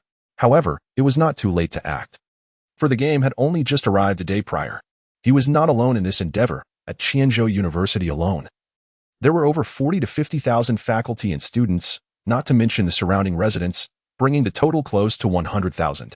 Beneath such a vast population, numerous geniuses with B-grade martial souls emerged. As the evolution game progressed, they became ever more cognizant of their burgeoning power. With strength in hand, the desire for dominance naturally followed. Consequently, each B-grade martial soul awakener began to form their own factions, aspiring to become formidable forces in this evolution game. As 3 days swiftly passed, various factions, large and small, coalesced around powerful martial soul awakeners across the globe. Near Qianzhou University, 9 B-grade martial soul awakeners emerged as the leaders of 9 distinct factions. They staked their claims, dividing territories and vying for resources. During this period, the leaderboard witnessed a surge of level 10 challengers. Their evolution energy bars had reached 100%, poised to ascend to level 11. However, at this moment, these extraordinary talents suddenly discovered that they could no longer absorb soul crystal energy. Furthermore, a new icon appeared on their personal panels, labeled Quest Log. Ascension Quest: eliminate a target of the same grade as one's own talent and not lower than one's level or within a specified time. Eliminate 100 targets of a lower talent grade, yet not below one's level. Upon viewing this task, these S-grade martial soul awakeners felt a wave of dismay wash over them. In an instant, they grasped the crux of the matter. The difficulty of such ascension quests was evidently higher for challengers with superior martial soul qualities. S-grade martial souls corresponded to the royal grade bloodline of zombie creatures. And during the past few days, 1 million zombies had amassed around these royal grade zombies. Moreover, wherever royal grade zombies appeared, no other living beings could be found within 100 miles. All flesh and blood creatures in that vicinity had been devoured. The challenge of slaying a royal grade zombie was far from trivial for S-grade martial soul awakeners. Even defeating 100 lower-tier overlord-level zombies within the designated time frame posed a significant challenge. Conversely, for ordinary individuals with D-grade talents, the Ascension quest was considerably simpler. Upon reaching level 10, they merely needed to slay a level 10 ordinary zombie to ascend effortlessly. Yet, a conundrum loomed, even after 3 days. Most D-grade martial soul awakeners only managed to reach levels 3 to 5, still far from the requisite level 10. With each passing day, the zombies on Earth continued to mutate, their bloodlines and levels incrementally rising. By the time D-grade martial soul awakeners reached level 10, it was likely that ordinary zombies would have surpassed level 10. Upon realizing this, a profound sense of crisis blossomed within the hearts of all powerful beings. They feared not only the possibility of stagnation due to the escalating mutation speed of the zombies, but also the internal strife that the Ascension quest might incite. After all, the quest did not specify that one must exclusively slay zombie creatures to achieve ascension. Murder is indeed possible. In this moment, all S-rank soul awakeners stand as adversaries to one another. As for those awakened with souls of lesser quality, they are engulfed in trepidation. A-rank soul awakeners must not only guard against the S-ranks but also remain vigilant of their fellow A-ranks. The instant this ascension task was announced, others became akin to hell itself. The only solace lies in the fact that such concerns are exclusive to the 10th tier challengers. The vast majority remain blissfully unaware of such matters, save for Gu Xian. In the place where Gu Xian resides, towering trees stretch towards the heavens, each one reaching heights of over 100 meters. It is inconceivable that just 3 days prior, this was merely a thicket of low shrubs. When humanity embarked on the journey of evolution, it appeared that these plants engaged in their own fierce competition for survival. Beneath the unseen surface, their roots spread expansively, vying for nourishment. Upon encountering other flora, they would initiate a frenzied struggle for dominance. Consequently, a considerable distance separates each colossal tree from its neighboring giants. Gu Xian stood atop a towering tree, gazing out over the boundless sea of foliage. Within the vast expanse of the forest, scarcely any familiar creatures could be seen. Even those soaring above might very well be the likes of undead birds. This world seemed to have been wholly overrun by a myriad of zombie-like entities. A glance at his personal interface revealed that the lowest rank among the global top 10,000 had reached level 8, while Gu Xian himself languished at a mere level 6. Over the past 3 days, he had devoted himself to the search for spiritual herbs, eschewing the pursuit of immediate advancement. Despite the global flora undergoing mutations, the emergence of spiritual herbs, akin to the quality of martial souls, remained a rare occurrence. Yet, fortune smiled upon Gu Xian. Leveraging the knowledge from his previous life, he managed to discover several low-grade spiritual herbs. His mental attributes surged to over 900 points. The threshold of 1,000 points, necessary for the second transformation of his martial soul, was now tantalizingly close. 3 days have passed. Surely many have undergone the first transformation of their martial souls by now? Gu Xian's lips curled into a faint smile. It is time to awaken my second martial soul. The reason for returning to the human settlement was precisely for this purpose. Although Gu Xian's chaotic martial soul possesses the potential for infinite evolution, it regrettably lacks considerable offensive power. To augment his combat prowess, he must acquire a more formidable secondary martial soul. With this thought in mind, Gu Xian made his way toward the vicinity of Qianzhou University. His pace was swift. As a 6th-level practitioner, his fundamental physical attributes barely exceeded 200 points. However, when in the state of martial soul manifestation, they surpassed 300 points. If he were to employ the enhancement of Hunyuan Ichi, it is likely that he would exceed 400 points.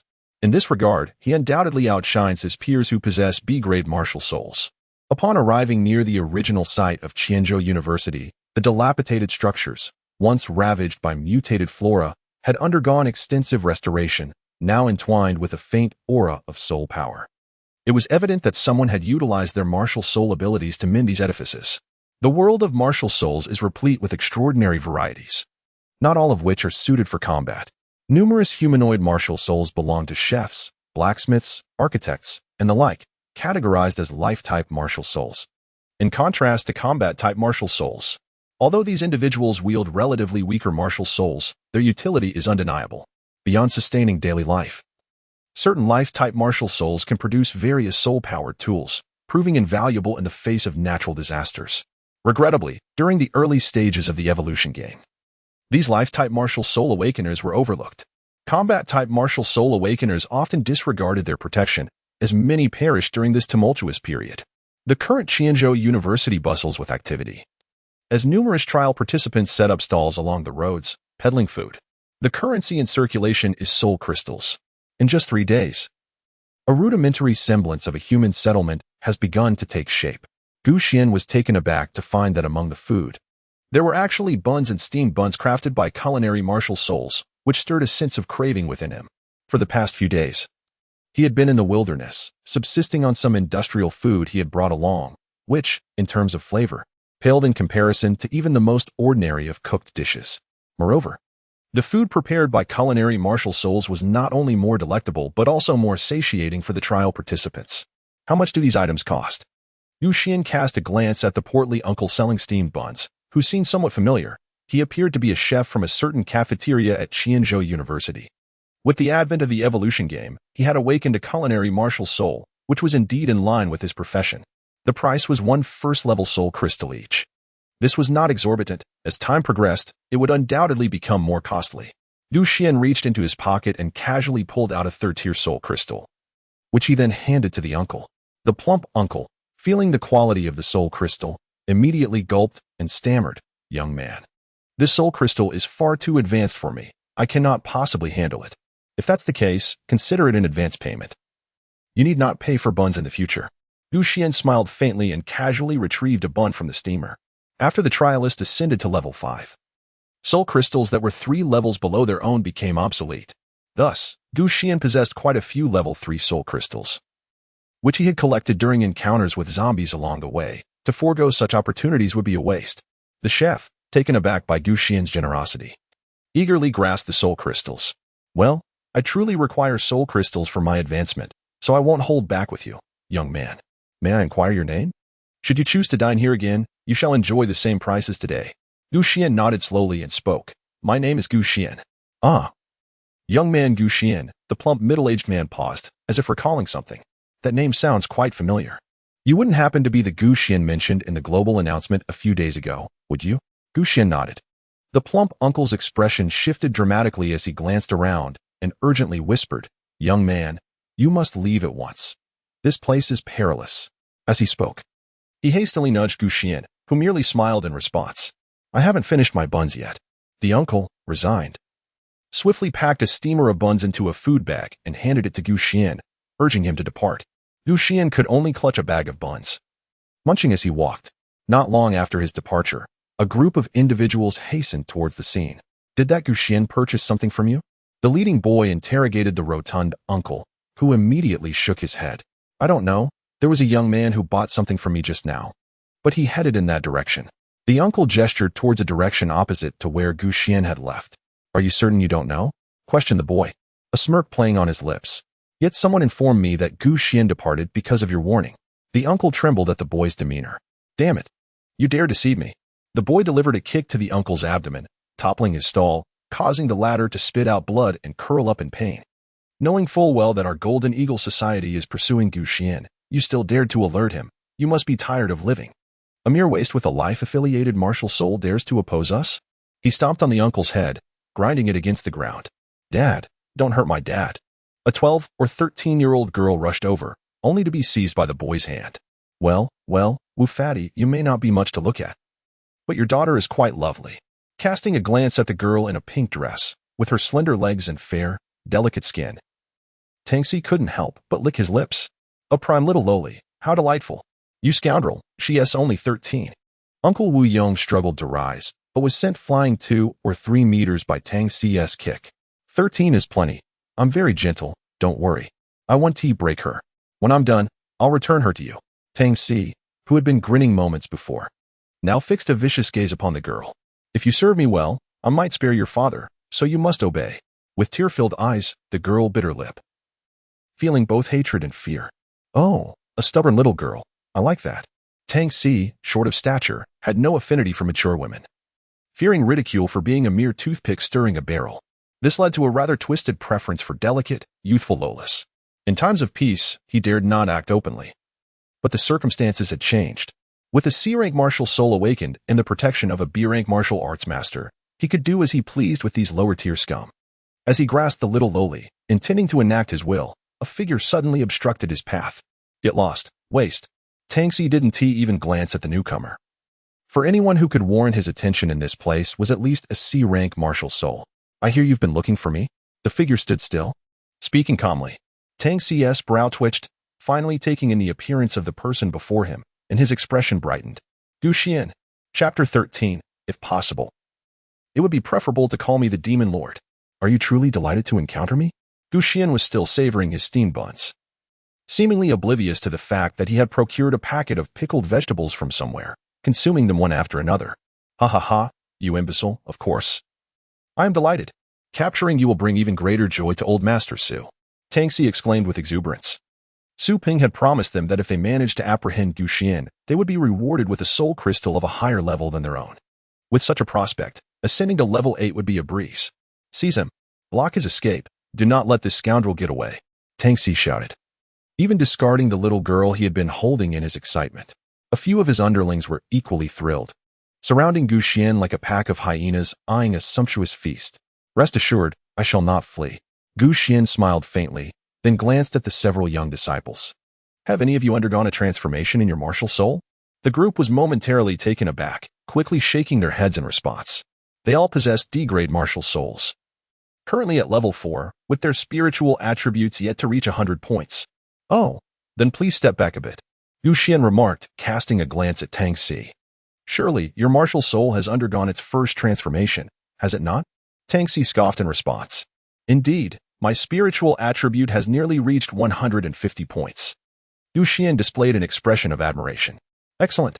How dare you, a mere waste with an F-grade martial soul, presume to judge me?" Tangxi scoffed disdainfully. "Since you refuse to flee, prepare to meet your demise."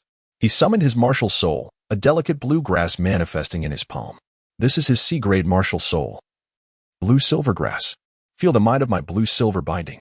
Before his words had fully escaped his lips, numerous tendrils of soul power sprouted from beneath Gu Xian's feet, entwining towards him. And now, brace yourself for my blue-silver spear. The grass tendrils in Tang Xi's palm rapidly coalesced into a formidable spear, thrusting fiercely towards Gu Xian.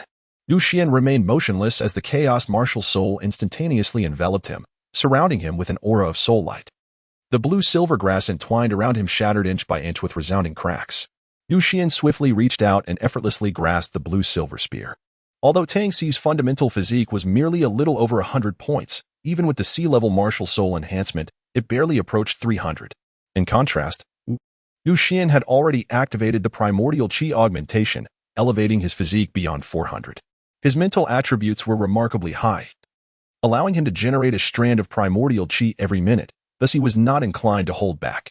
Upon witnessing Gu Xian's effortless seizure of his blue-silver spear, Tang Xi's expression shifted dramatically. Sensing the impending danger, he wasted no time and immediately turned to flee. Gu Xian refrained from pursuit. Instead, he hurled the blue-silver spear in his grasp.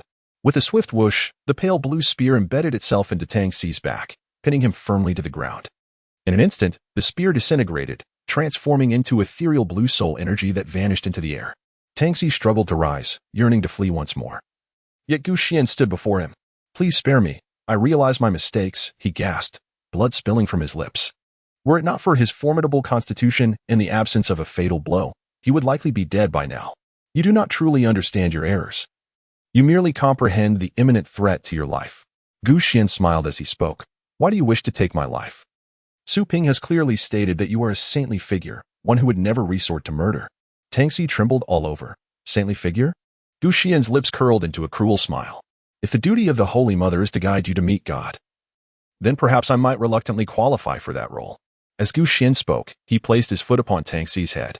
With a resounding crash, the road was shattered, creating a deep crater as Tang Xi's skull burst open like a coconut, splattering brain matter across the ground. The onlookers, witnessing this horrifying scene, were struck with sheer terror. Even the chef, who lay barely clinging to life, could not fathom that the seemingly gentle young man could wield such brutality.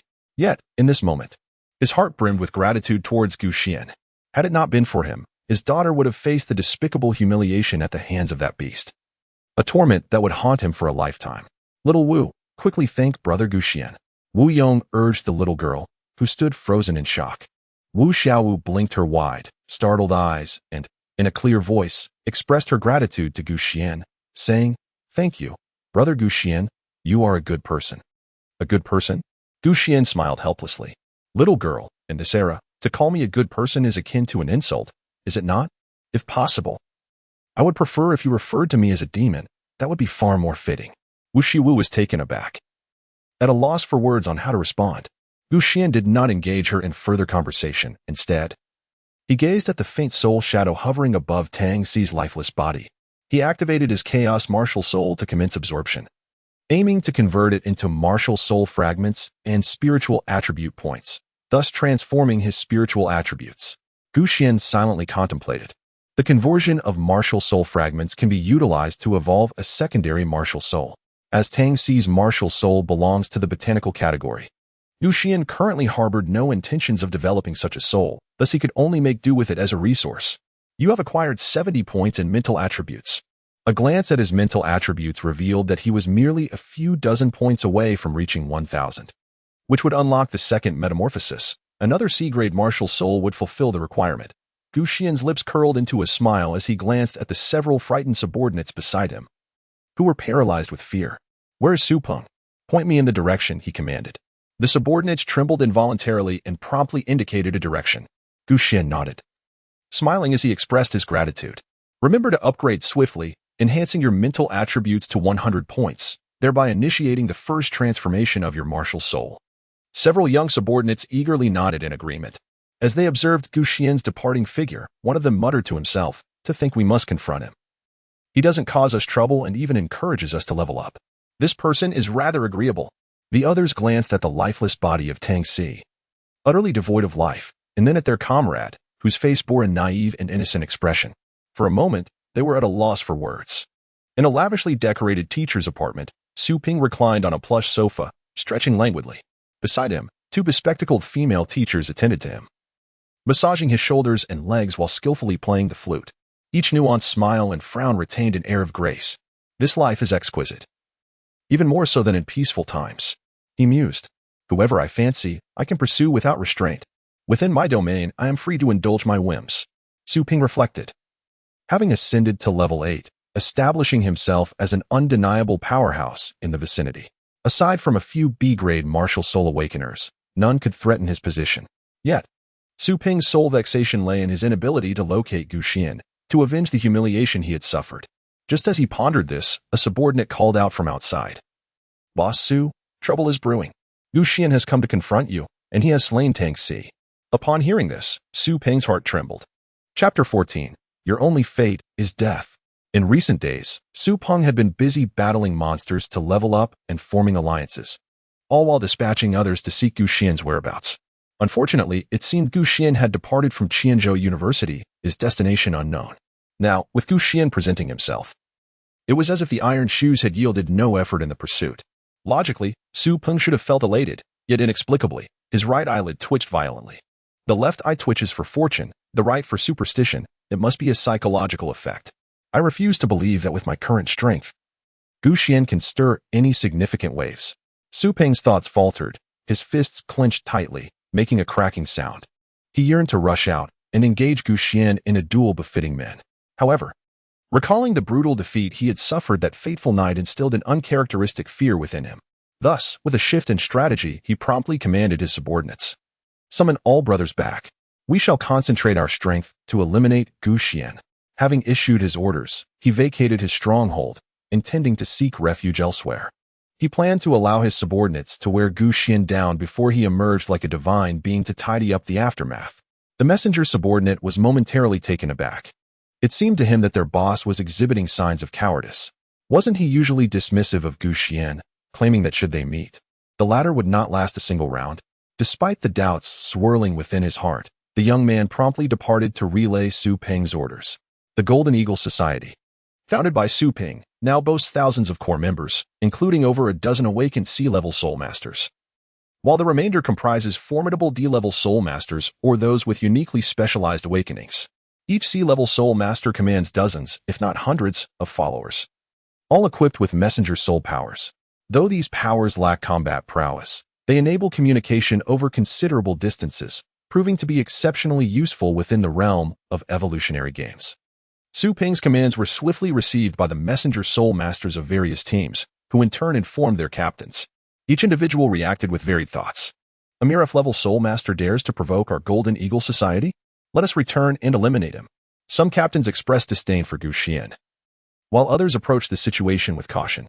Among them, a few even harbored reluctance to return, yet feared Su Peng's retribution, thus complying with the orders. Meanwhile, Gu Xian ambled leisurely through the campus, gradually making his way toward the Golden Eagle Society's encampment. Along the way, he encountered numerous familiar faces, however. Upon locking eyes with him, these individuals hastily averted their gazes, seemingly fearful of engaging him in conversation, lest they be drawn into conflict with Su Peng. Despite the mere passage of a few days, Su Peng's authority had indelibly etched itself into the very marrow of these students and faculty. Those who dared to defy him met with a grim fate. Under the dominion of absolute power, the speed of submission among all was remarkably swift. Valuable or powerful awakened soul masters were meticulously selected for the Golden Eagle Society, while others were relegated to the oppressed lower echelons. With the society's bounty on Gu Xian, it was common knowledge that he bore a grudge against Su Peng. Associating with Gu Xian at this juncture was akin to opposing the Golden Eagle Society, a risk no one dared to take. Gu Xian had just arrived at the entrance of the Golden Eagle Society when he was abruptly surrounded by hundreds of people. Are you the infamous Gu Xian? A towering figure, standing at 2 meters tall, stepped forward. He had awakened a C-rank humanoid martial soul, a type of enhancement soul. Although he was only at level 7 with a basic physical attribute below 200 points, when he activated his martial soul and unleashed his soul techniques, his physical prowess could temporarily surge to over 350 points. Casting a glance at the burly man, Gu Xian nodded slightly.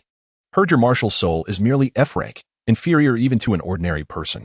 Yet, you managed to leap ahead 3 times. Quite the secret you must possess, ISNT it. If you divulge that secret to us and sincerely apologize to Boss Su Peng, he might show mercy and spare your life. The muscular man opened his mouth to retort. But Gu Xian interjected calmly, is everyone here? Huh? The man was taken aback, failing to grasp Gu Xian's intent.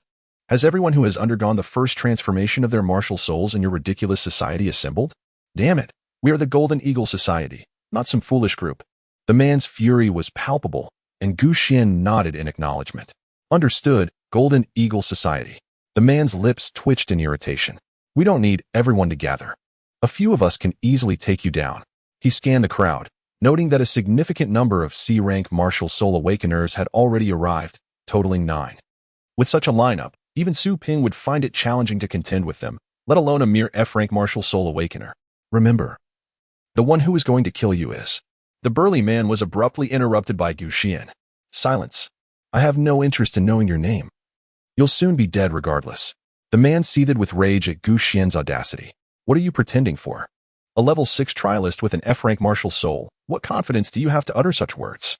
The reconnaissance martial soul awakeners of the Golden Eagle Society had already informed several captains about Gu Xian's details, although their levels were lower than his. And thus their information was not entirely comprehensive, knowing his level alone was sufficient. With so many C-rank martial souls present, all at level 7.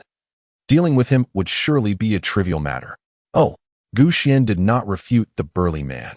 His expression remained remarkably serene, which, to the onlookers, was a blatant display of disdain. The burly man was infuriated by this demeanor, his anger boiling over. Damn it, I can't take it anymore. I will kill you. He bellowed, immediately summoning his martial spirit, charging at Gu Xian like a rampaging bull. With each step he took, the ground trembled beneath him. Clouds of dust rising in his wake, his aura utterly terrifying. Die, kid. Feel the force of my mountain smash. Under the enhancement of his first soul skill. The second soul skill, Mountain Smash, was particularly fearsome. Even a concrete wall would crumble like tofu under such a blow. The burly man could almost envision Gu Xian's bones shattering, blood spewing forth as he was sent flying.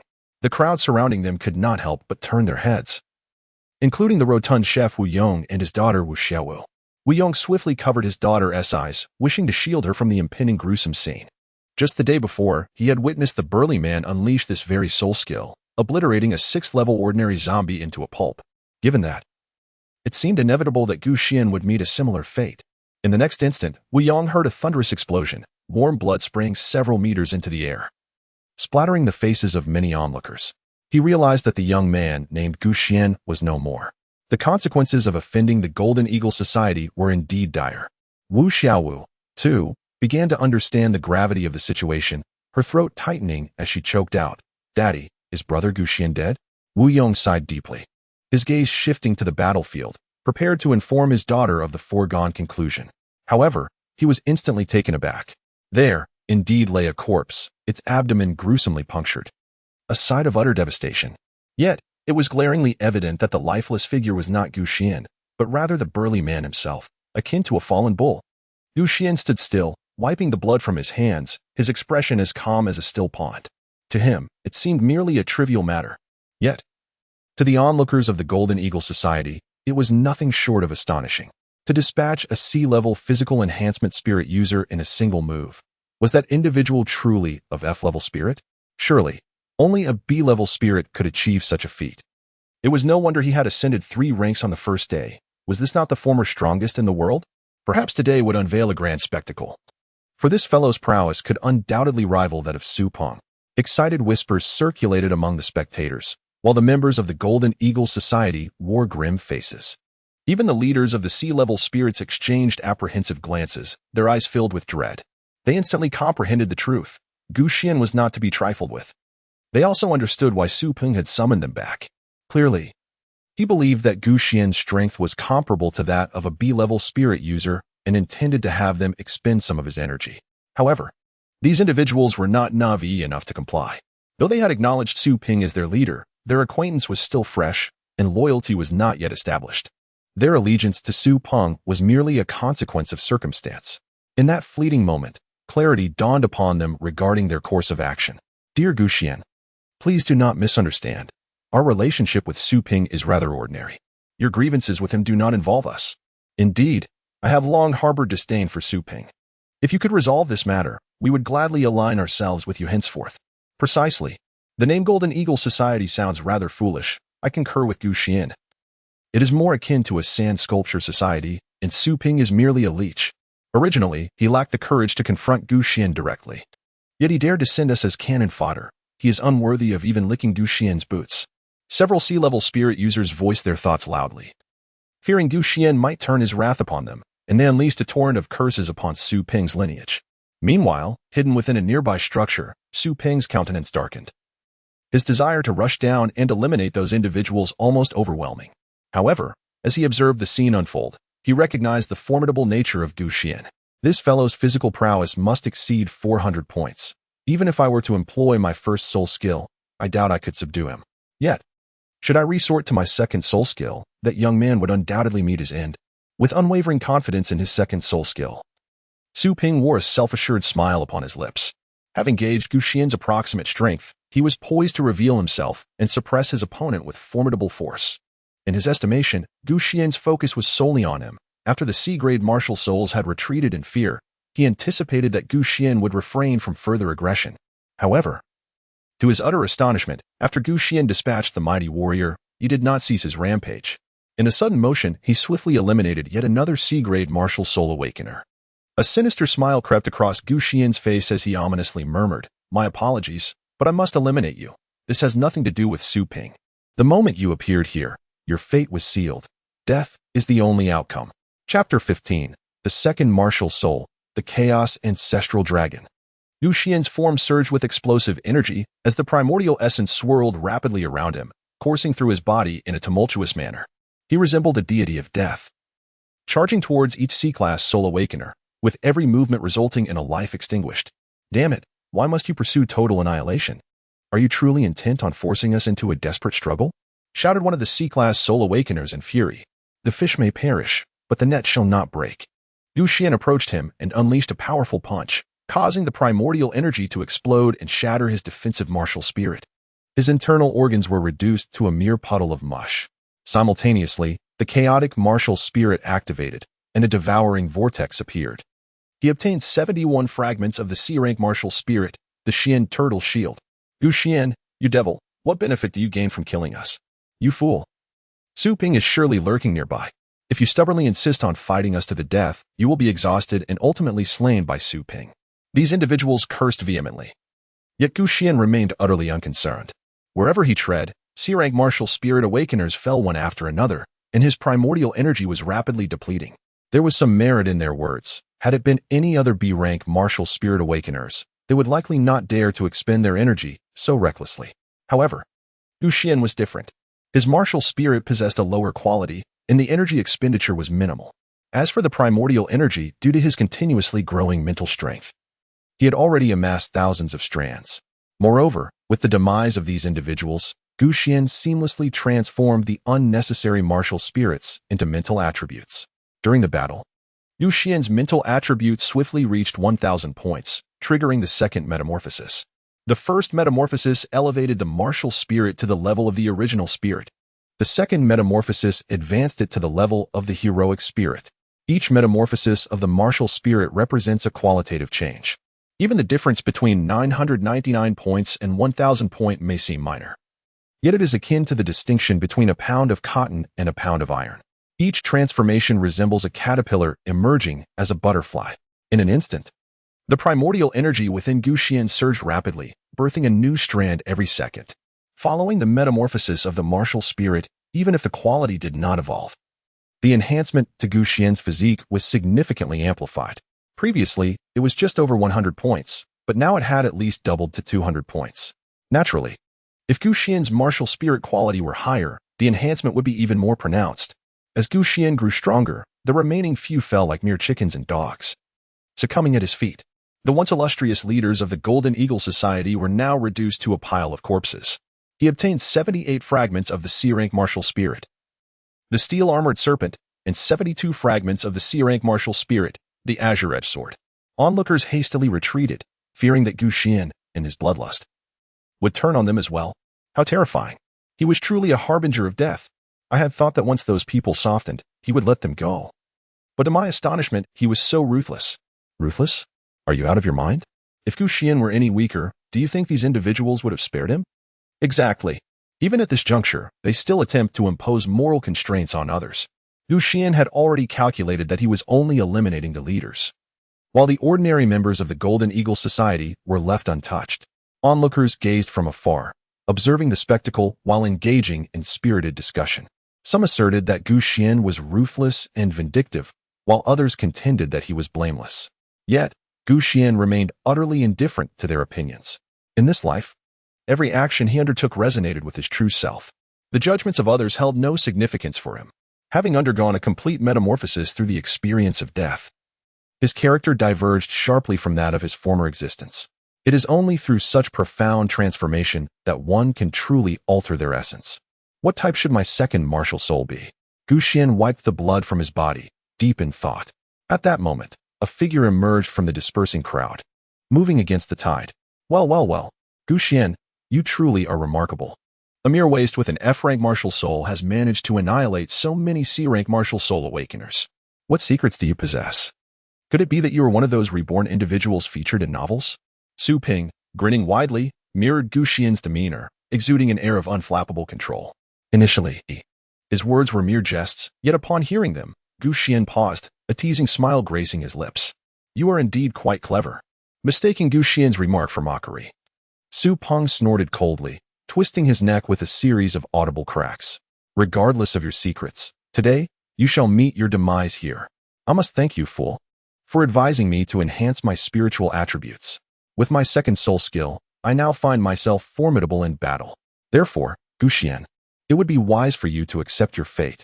Su Ping gritted his teeth and growled, immediately summoning his martial soul, which revealed faint plumage resembling that of a bird. First soul skill, Golden Wing Slash. Su Ping swung his arms like two golden blades, slicing through the air with a sharp whistle.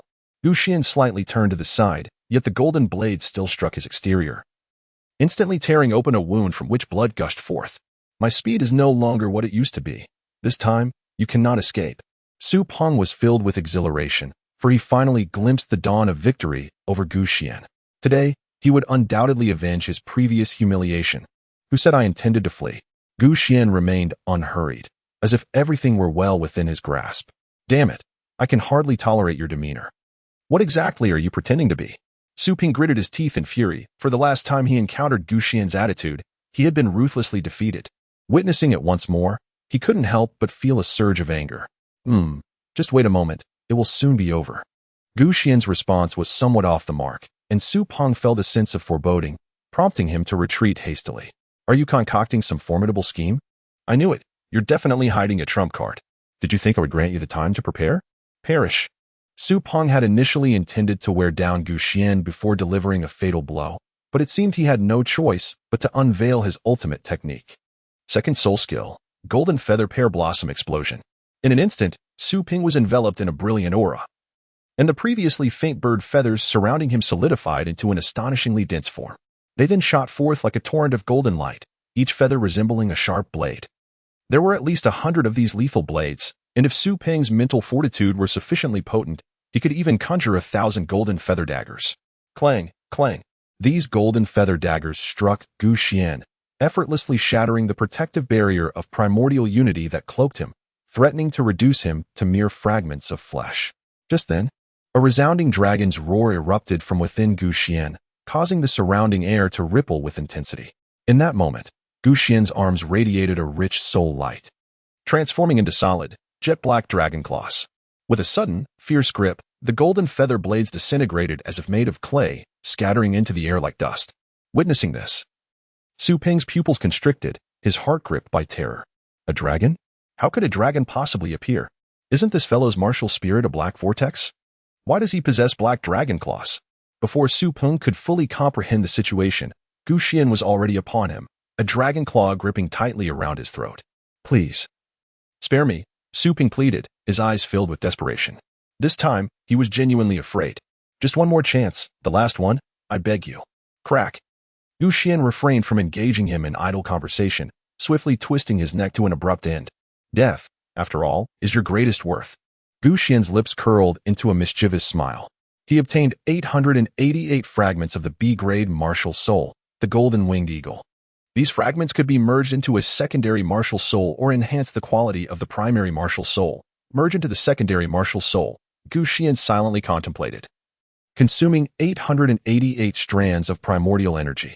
The S-rank martial spirit, Chaos Ancestral Dragon, fused with 888 fragments of B-rank martial spirit, the Golden-Winged Eagle, resulting in a significant enhancement of his scales and armor, allowing for the selection of new unlockable attributes. Within Gu Xian's inner space, amidst boundless chaos, a fearsome black dragon was ensnared by numerous chains. While its 2 foreclaws had broken free from their restraints, the rest of its body remained firmly bound.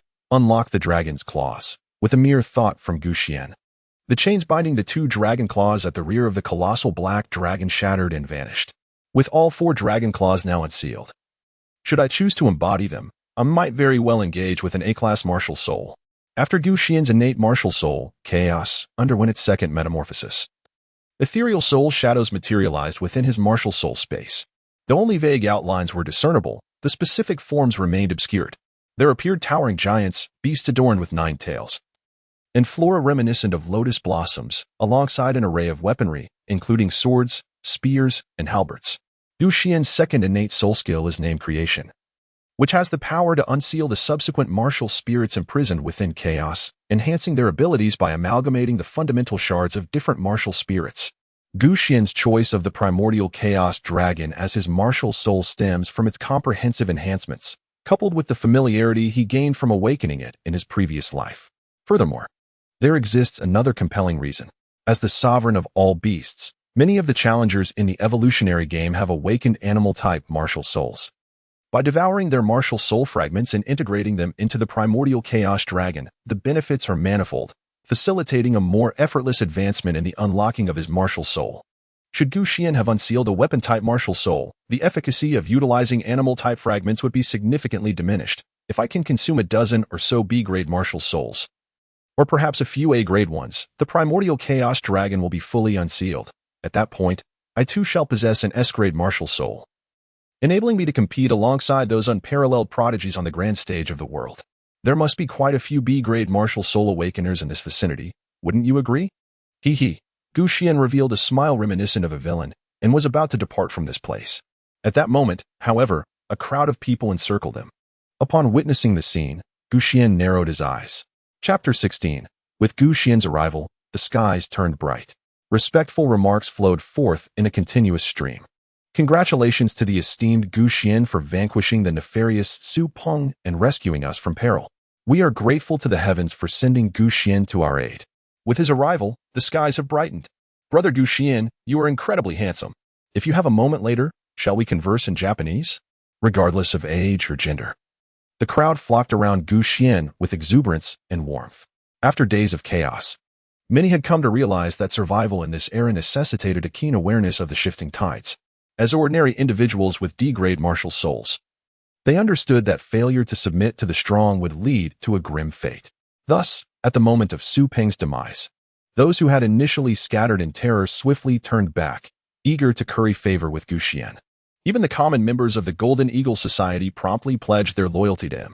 Esteemed Gu Xian, with Su Peng gone, this worthless Golden Eagle Society has ceased to exist.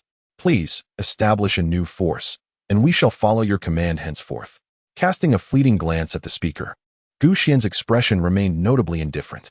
To be candid, he harbored little interest in establishing a faction. In his previous life, he had sheltered thousands, acting as a caretaker, which ultimately hampered his own growth. This was due to his misguided approach to managing power. Indeed, the saying compassion does not command armies holds true even in this evolutionary game. In his past life, Gu Xian had been excessively altruistic. When faced with the invasion of zombie creatures, he took it upon himself to minimize casualties among the lower ranks. He even prioritized distributing the soul crystals harvested from slain zombies to others. In retrospect, it seems remarkably foolish. This was a lesson he needed to learn from the leaders of other factions, to embody the role of a vampire, ruthlessly exploiting those beneath his command. Allowing thousands, even tens of thousands, to sustain him would ensure his standing and growth remained markedly superior. With this in mind, Gu Xian refrained from immediately dismissing their requests. Though the quality of their martial souls is merely D-grade, various special martial souls can still prove quite useful as they develop. At the very least, having so many individuals search for spiritual herbs would be far more efficient than relying solely on myself. However, I have no desire to manage them. I shall simply appoint someone else to oversee them. Gu Xian pondered as he gazed at the increasingly large crowd. I require someone to assume the management of this territory on my behalf. Is there anyone willing to step forward? Upon hearing Gu Xian's words, the crowd erupted in excitement. To take over the management of Gu Xian's domain would undoubtedly position one as the second in command. In such a realm, would it not grant one the liberty to act as they please? Many individuals displayed a glint of greed on their faces, eagerly volunteering, convinced of their own capability. Pray tell, how would you govern once appointed? Gu Xian gradually spoke, leaving many people momentarily speechless, while a few stammered as they expressed their intentions. Yet, without exception, their words were mere empty rhetoric. A frail voice emerged, capturing Gu Xian's attention. I believe we should first compile a comprehensive inventory of everyone's martial souls, categorizing them by their distinct characteristics and subsequently delineating various departments, further subdivided beneath them. Beyond those martial souls adept in combat, numerous non-combat capable souls are equally vital. For instance, Uncle Wu Yang's culinary martial soul can reliably provide sustenance. Even among culinary martial souls, there are notable variations. The speaker was a girl whose face was largely obscured by a mask and thick bangs. Her discourse was coherent, and many of her suggestions were quite valuable. Very well. You shall be the one. Gu Xian turned to the girl and spoke. He recognized her as the brilliant student from his own major, Shenlanqi. Upon learning that Gu Xian had chosen Shenlanqi as the manager, many in the crowd furrowed their brows. Gu Xian, I believe the manager should be a formidable individual. Otherwise, it will be impossible to command respect. A young man voiced his opinion. If I recall correctly, this girl's martial spirit possesses no combat capability. What will we do when faced with those who challenge her authority? Upon hearing this young man's words, several others began to echo his sentiments. Indeed, this is not an era of peace. Someone lacking in combat prowess is unfit to lead us. I, for one, refuse to accept this. We must find someone else. Shenlanqi, initially elated at Gu Xian's selection of her as manager, believed she could handle everything with utmost organization. Although the current situation was exceedingly chaotic, she was convinced that a semblance of order was essential for sustainable development. Yet, upon hearing the protests from the crowd, she couldn't help but feel a twinge of anxiety. Gu Xian cast a fleeting glance around the room. If anyone disputes my choice of her as the manager, step forward. As her words resonated, the previously clamorous crowd fell into a hushed silence. It's not that we oppose you, Gu Xian, but rather we resist this woman. One of the boys who had instigated the uproar attempted to voice his opinion. However, before he could finish, a dark figure flashed before him, and he felt an iron grip constricting his neck, rendering his breath labored. In that moment, the boy grasped the gravity of his situation and trembled, pleading for mercy. Gu Xian, please don't kill me. But with a swift motion, his neck was suddenly snapped, and he was discarded like refuse into the crowd. The throng recoiled in horror, leaving a wide berth around the lifeless body, their gazes towards Gu Xian filled with trepidation. Is there anyone else who dares to defy? Gu Xian cast his gaze upon the assembly. Those who had once protested fervently now lowered their heads, unable to meet his penetrating gaze. Well done. That person deserved to die for inciting dissent against our esteemed leader, Gu Xian. A voice rang out among the crowd. I wholeheartedly support our leader's decision. The proposal put forth by this young lady is exceedingly reliable. With her at the helm, I have no objections. A young man declared loudly, prompting several nearby individuals to twitch at the corners of their mouths, recalling how vociferously he had protested moments earlier. Yet, with his endorsement, the crowd swiftly understood, echoing their agreement.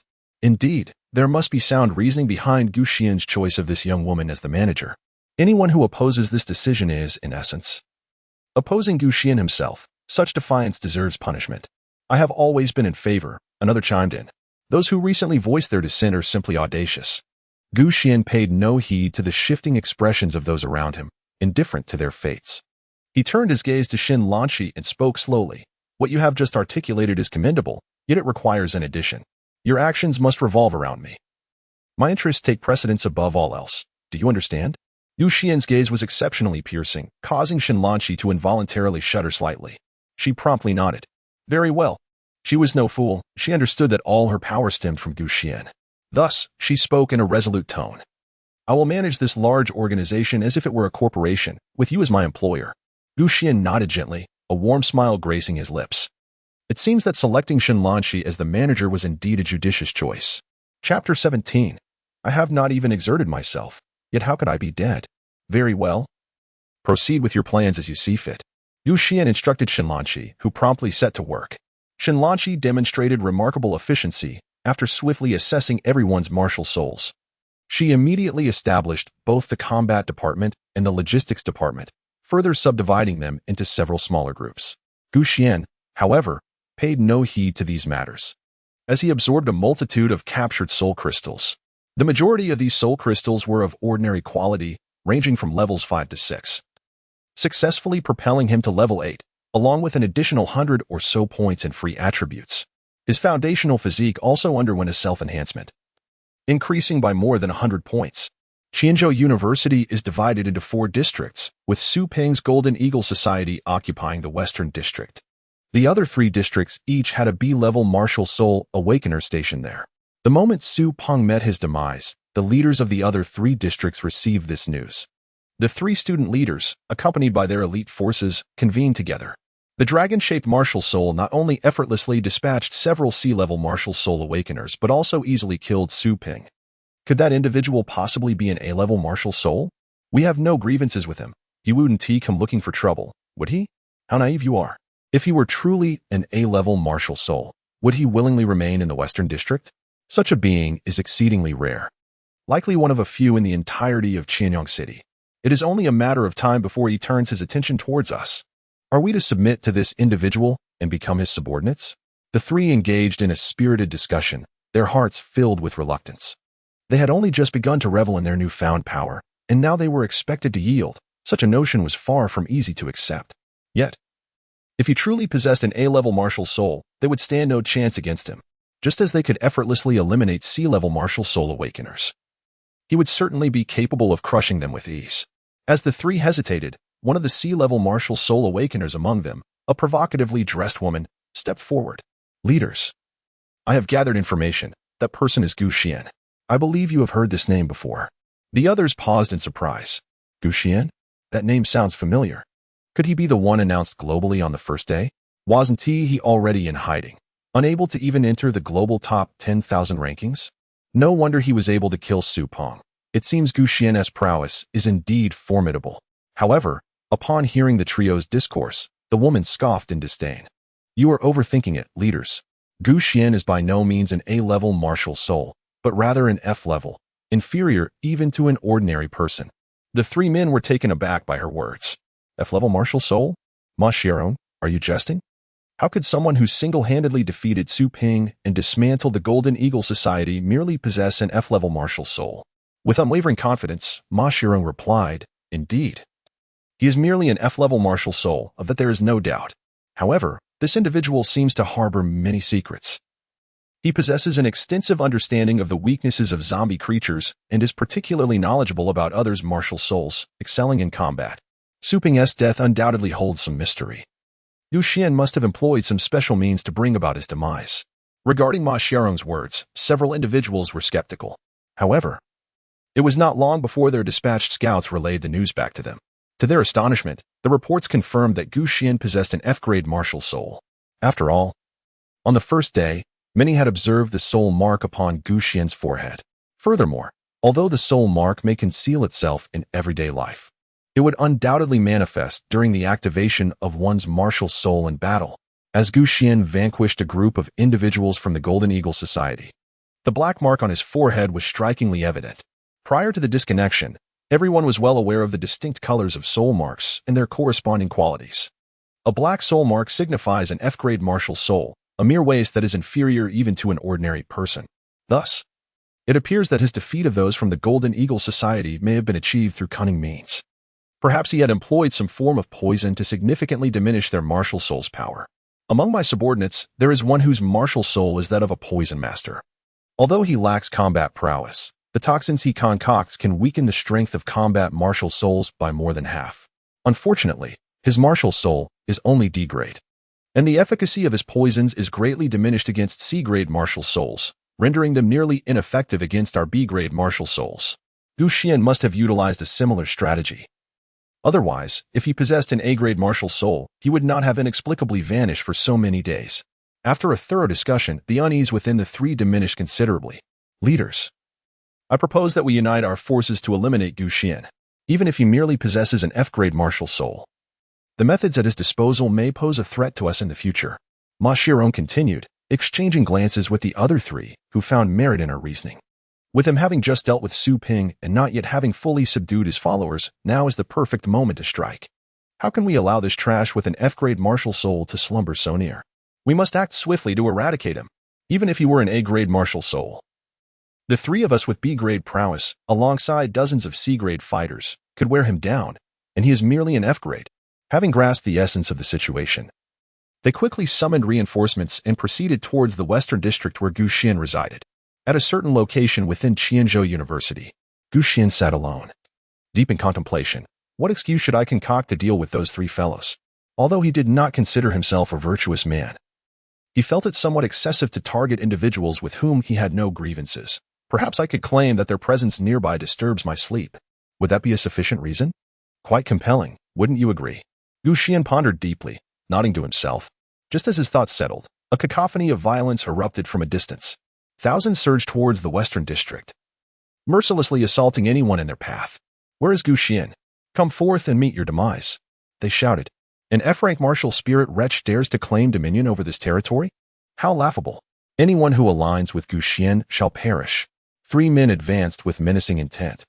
While the trial participants assigned to the battle group by Shenlanqi were swiftly overwhelmed, reduced to disarray in mere moments, their C-rank leader had been annihilated by Gu Xian, leaving them utterly powerless against the onslaught of their opponents, especially with the three B-rank martial spirit awakeners leading the charge. Before long, they breached Gu Xian's stronghold, where Shenlanqi and her group struggled to hold their ground. Are you the one in charge here? One of the boys inquired, his gaze fixed on Shenlanqi, who trembled at the question. Nevertheless, she held her head high, her expression resolute as she replied, yes. How pathetic, a mere waste of space seeking a leader. And yet she is devoid of any combat prowess. The boy scoffed. Where is your boss, Gu Xian? Has he hidden away in fear upon seeing us? That is classified information, Shenlanqi declared. Having promised to serve as Gu Xian's steward, she had no obligation to disclose her superior's whereabouts to outsiders. What insolence! Who dares to speak to our leader in such a manner? A C-rank martial spirit captain lunged forward, delivering a brutal kick to Shenlanqi's abdomen. She fell to the ground, blood spilling from her mouth as the sound of cracking ribs echoed ominously. Such a worthless being. I haven't even summoned my martial spirit, yet I can dismantle her with a single blow. The C-rank captain jeered, joined by the raucous laughter of his companions. At that moment, a shadow darted past, and with a resounding thud, a fist collided with the C-rank captain's head. In an instant, his skull shattered, and his lifeless body was hurled several meters away. Staring at the utterly defeated corpse, a collective gasp escaped the crowd. Such a feeble creature, I barely exerted myself, and yet he is no more, a chilling voice resonated, reverberating through the air. Chapter 18. Those who arrive shall find rest here. Such incredible speed. The three B-rank martial spirit awakeners felt a surge of foreboding, their instincts alerting them to the impending danger. They turned in unison to face the mysterious shadow. Gu Xian stood calmly, his gaze resembling a tranquil yet icy abyss. Could such an aura truly emanate from the one who had cunningly dispatched Su Peng? Could an F-rank awakened soul master maintain such composure? The three pondered within themselves. Even the leader of the slain subordinates did not immediately challenge Gu Xian. To him, the fallen subordinate was merely expendable, their demise was inconsequential. However, if Gu Xian indeed possessed the strength to pose a threat to them, it would be prudent to let the matter pass quietly. Otherwise, the consequences would be dire. Alas, he remained indifferent, but Gu Xian was different. Those who harmed my people, you have already paved your path to demise. Before his words had fully resonated, he lunged towards a B-rank awakened soul master, the very man who stood against Shenlanqi. With a thunderous roar, a rich aura of soul energy enveloped the man, and the imposing phantom of a black bear emerged upon his form. B-rank heavy-armored black gold bear. This was a soul that excelled in both defense and strength. In its empowered state, the man's physical attributes could surge beyond 500 points. Physical attributes encompass the entirety of bodily strength, and thus, even with identical stats, different awakened soul masters exhibit varying strengths. Given the defensive prowess of the heavy-armored black gold bear, even with a comparable 500 points in attributes, it would be exceedingly challenging for others of the same rank to breach his defenses, particularly as he immediately activated his first soul skill, heavy armor. It was as if he donned a thick layer of armor, amplifying his defensive capabilities manifold. Even Su Pong, with his adeptness at armor piercing through the golden-winged eagle soul, would find it difficult to inflict any damage. Xuan unleashed a powerful punch, yet the man's form remained steadfast, while Xuan himself was jolted back several steps. Observing this, the man's face brightened, and the panic in his heart dissipated in an instant. It appears you are not as formidable as I expected. Initially, he had anticipated that Xuan would be a formidable opponent, but he was astonished to find that he could not even penetrate his defenses. Boss Zhu, Boss Nyo. You may watch from the sidelines. I can handle this individual on my own. The man's confidence surged, prompting him to activate his second soul skill and charge towards Xuan. This second skill, named Heavy Armor Charge, built upon the foundation of his first, delivering a striking and formidable force. He stamped his foot sharply on the ground, propelling himself towards Xuan like a cannonball, to confront a B-rank martial soul. I must rely on the Chaos Ancestor Dragon. Xuan pondered to himself. He had merely wished to test whether he could confront a B-grade spirit awakened being relying solely on his innate attributes. It is now evident that he has fallen short. After all, the state of spirit embodiment does not merely amplify physical attributes. It encompasses many enigmatic aspects. For instance, those who awaken animal-type spirits often find their mental state transformed, resembling that of a beast, endowing them with numerous instincts that are alien to humanity during combat. This phenomenon also explains why individuals can adapt swiftly to the evolutionary game. You have been tested. Your time has come to an end. As Xuan contemplated this, he immediately summoned his second martial soul. Within the realm of martial souls, amidst the vast expanse of chaos, a resounding dragon's roar echoed. As a formidable black dragon enveloped him, Xuan extended his hands, reaching out towards the robust black bear charging at him. Upon witnessing this scene, a man scoffed disdainfully, thinking to himself, a mantis attempting to stop a chariot, utterly oblivious to his own limitations.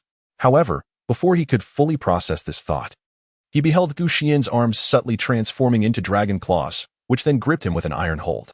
The ground beneath them immediately caved in, yet Xuan remained steadfast, unyielding.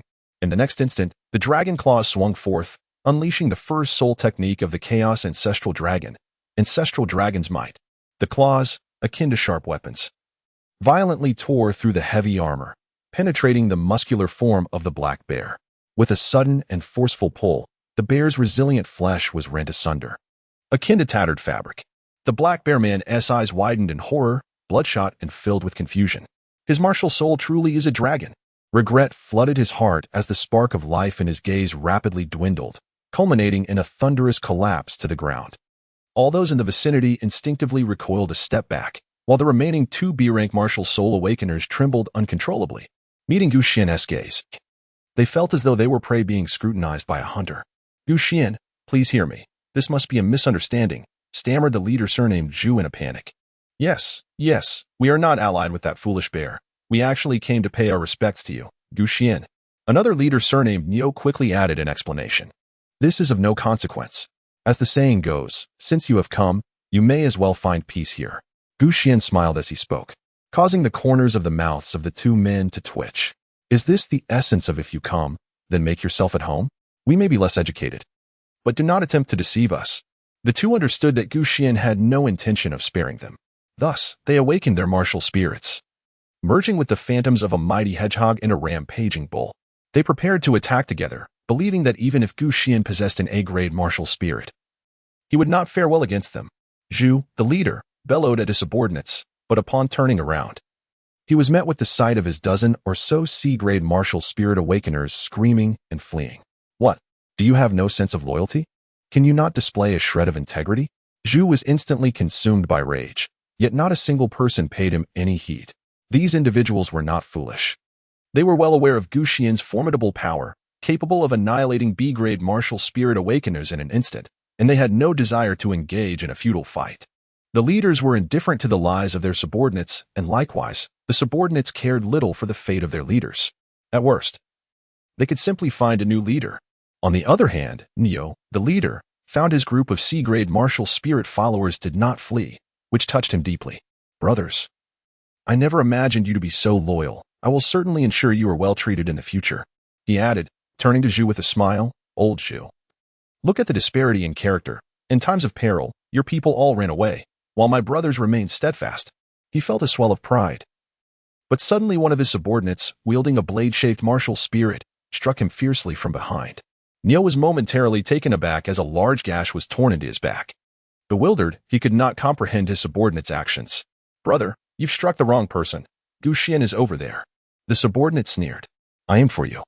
I have long harbored a grudge against you." He then shouted towards Xuan, "Boss Xuan, we abandon the darkness and embrace the light. We wish to follow you." The other dozen or so also chimed in. "Indeed, only the strong are worthy of our allegiance, and Boss.Gu, you are that person." These two fellows intended to overwhelm with numbers, but we cannot tolerate such behavior. Brothers, let us vanquish them. The group launched a frenzied assault on their former leader. Despite being merely C-grade martial spirits, the overwhelming numbers allowed them to hold their ground against Neo, not succumbing immediately. Observing this scene, Xuan revealed a mocking smile. This is the cruel game of evolution. One can trust no one but oneself. Contemplating this, he activated his devouring martial spirit. Acquiring B-grade martial spirit fragments of the heavy armor black gold bear 888. Chapter 19. It matters not, I shall intervene. Consuming 888 strands of primal chi. The S-grade martial spirit primordial chaos ancestral dragon fused with 888 B-grade martial spirit fragments of the heavy armor black gold bear, significantly enhancing his physical form and unlocking new potential. With a mere thought, Xuan chose to unlock the chest and abdomen of the Chaos Ancestral Dragon, causing several chains to shatter instantly. In its attached state, the enhancement bestowed upon Xuan grew even more formidable. Notably, the second martial soul, the Chaos Ancestral Dragon, augmented Xuan's physicality, compounding upon the enhancement provided by the first martial soul. Thus, although Xuan's physical prowess in his normal state was merely 400, under the dual augmentation of both martial souls, he approached an impressive 700 without the use of Primordial Unity. When he invoked Primordial Unity, his strength surged even higher, reaching upwards of 800 or 900. Such power evidently surpassed that of an awakened B-grade martial soul at the same level. As the unlocking of the Chaos Ancestral Dragon progressed, this enhancement would continue to escalate until he was entirely unshackled. He then cast his gaze upon the two individuals besieged by a dozen of his subordinates. "Ladies and gentlemen, the game is about to conclude." As Xuan's voice faded, his form transformed into a shadow, swiftly appearing before the two leaders. With a thunderous roar, the ancestral dragon's corporeal form unleashed a force of immense magnitude, sending both leaders hurtling through the air. What terrifying power Xuan possesses, truly deserving of his A-grade martial soul. Several younger subordinates exclaimed in admiration, seizing the moment to shower him with flattery. Xuan, seemingly indifferent, relentlessly assailed the two leaders, causing their soul power to dissipate into the ether. Death. A resounding dragon's roar echoed across the expanse, leaving the two leaders utterly defenseless. Soon after, they succumbed to their fate. Acquired B-class martial soul fragment. Iron Spike Porcupine X 888 acquired B-class martial soul fragment. Mighty Bull X 888 observing Xuan effortlessly vanquishing the two B-class martial soul awakeners. The group of subordinates erupted in exuberant praise. Boss.Gu is formidable. Those two were no match at all. They marveled. Truly a powerhouse. Following Boss.Gu, our future is undoubtedly bright, far better than trailing behind them. As they continued to extol his virtues, they caught sight of a sinister smile gracing Xuan's face. "It seems you've misjudged a crucial matter. Your leader lies on the ground, while I have always been your adversary." Upon hearing these words, a chill ran down their spines, sending shivers through their very souls. "Boss.Gu, you jest. How could our meager strength ever rival yours?" One of them stammered, trembling. "Indeed. You are pathetically weak in my eyes," Xuan affirmed, momentarily easing their anxiety. "Yet," he continued, "however, even the smallest mosquito leg is still meat. Moreover, while I do not consider myself a paragon of virtue, having a band of traitors who easily betray their own leader in my midst is rather uncomfortable. Therefore, I kindly ask you to understand and take your leave. To death, if you please." Swish, swish, swish. Xuan transformed into a shadow of a black dragon, sweeping through the crowd and eliciting countless wails of despair. He obtained 77 fragments of the C-grade martial soul, the Great Blade, and 78 fragments of the C-grade martial soul, the Gale Wolf. Instead of utilizing these martial soul fragments to unlock the Chaos Ancestral Dragon, Xuan chose to convert them into nourishment for his primary martial soul, The quality of your innate martial soul has ascended from F grade to D grade, allowing the unlocking of a third martial soul. Despite the enhancement in martial soul quality, the black soul imprint representing its quality remained unchanged. The evolution of the innate martial soul brought about significant effects, the most apparent being a considerable increase in the limit of his physical attributes. As soon as this limit was surpassed, the stored physical attributes within Gu Xian naturally transformed into energy, surging through his limbs and bones. Your foundational physique has been elevated to 600 points. With an increase of over 200 points in foundational physique, coupled with the augmentation from the martial soul, Gu Xian's physique was poised to easily exceed 1,000. During this period, it was likely that only those awakened with 10th level S-grade martial souls could achieve such a feat after dispatching more than 10 C-grade captains. Gu Xian surveyed the scene and observed the thousands of individuals led by the three leaders, fleeing in disarray like frightened birds. Ultimately, these individuals were akin to a scattered bunch of sand.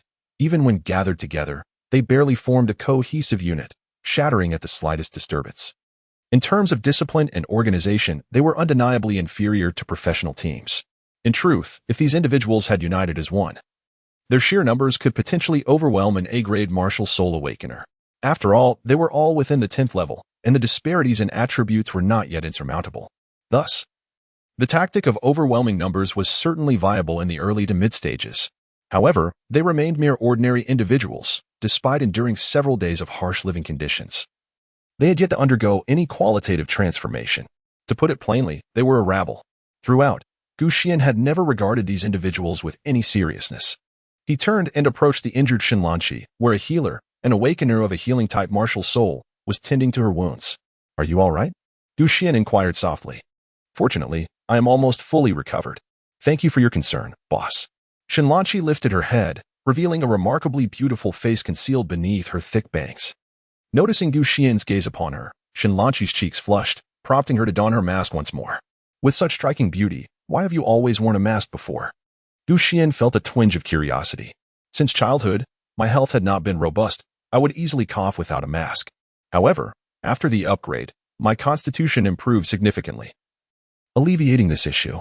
Yet, having grown accustomed to wearing a mask, I find myself somewhat uncomfortable without it. Nevertheless, it is true that not wearing one does offer a greater sense of comfort. Perhaps in the future, I shall endeavor to try without it. Eventually, I shall adapt. As Gu Xian spoke, he began to sense that something was amiss. His elder brother was right. It was indeed more natural and fluid not to wear one. A sentiment I personally shared.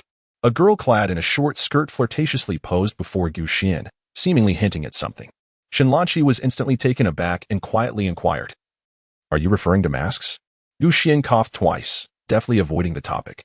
"Very well, since you have no pressing matters. Take your men and seize all the challengers on that fellow's territory." Gu Xian displayed no semblance of pity or tenderness. Shinlanqi nodded and promptly departed with her entourage. Within the sprawling confines of Qianzhou University, home to tens of thousands, many may lack combat prowess. However, they prove invaluable in the realms of production and construction. Furthermore, once stability is achieved, certain unique martial souls may harness their abilities to resurrect numerous facets of human technology. These artifacts, crafted through the utilization of martial souls, are referred to as pseudo-soul devices. While they are inferior to the soul devices nourished by high bloodline calamity creatures, they can be produced en masse and employed extensively. Gu Xian harbored no interest in these soul artifacts, for such items only exhibited significant effects on those of lower to mid-tier combat prowess. To the superlative warriors wielding A-grade and S-grade martial souls, they were merely trifling toys. Gu Xian's actions were merely intended to enhance the quality of life within this evolutionary game. As the productivity at the grassroots level flourished, the comfort of those in higher echelons would inevitably improve. Soon, Shinlanqi gathered the remaining challengers from Qianzhou University and allocated them into various departments and groups. Subsequently, she led these individuals in a vigorous transformation of the surrounding area.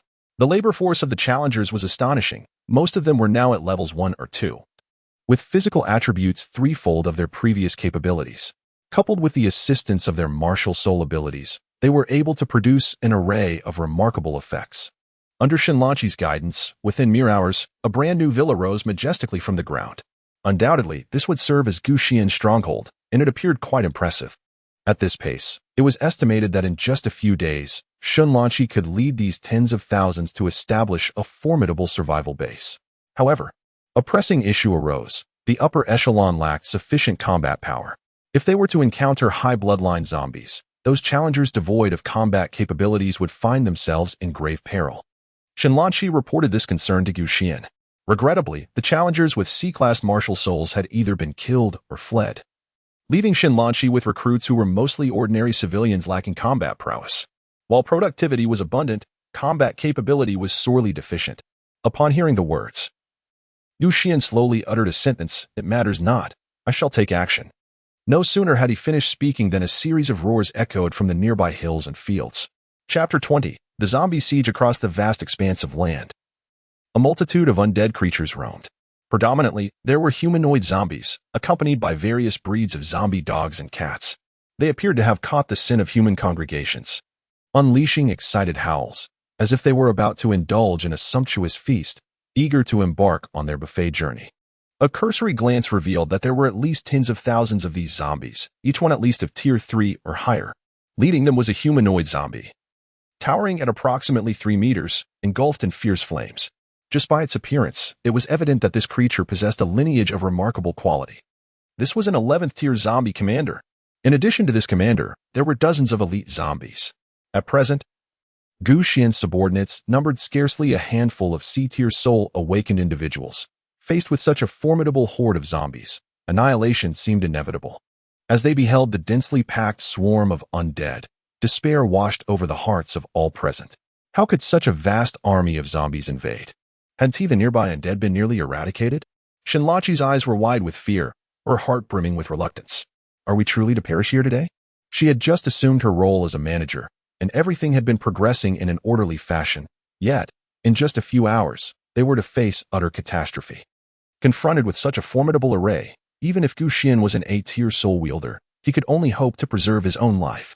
It was likely that the tens of thousands of ordinary trial participants would become mere sustenance for the zombies. As Xuan's thoughts surfaced, she turned to find Gu had vanished without a trace. Has he left? A shiver ran through her. She had anticipated that Gu would not engage in a desperate struggle against the horde, but she had not expected him to depart so swiftly.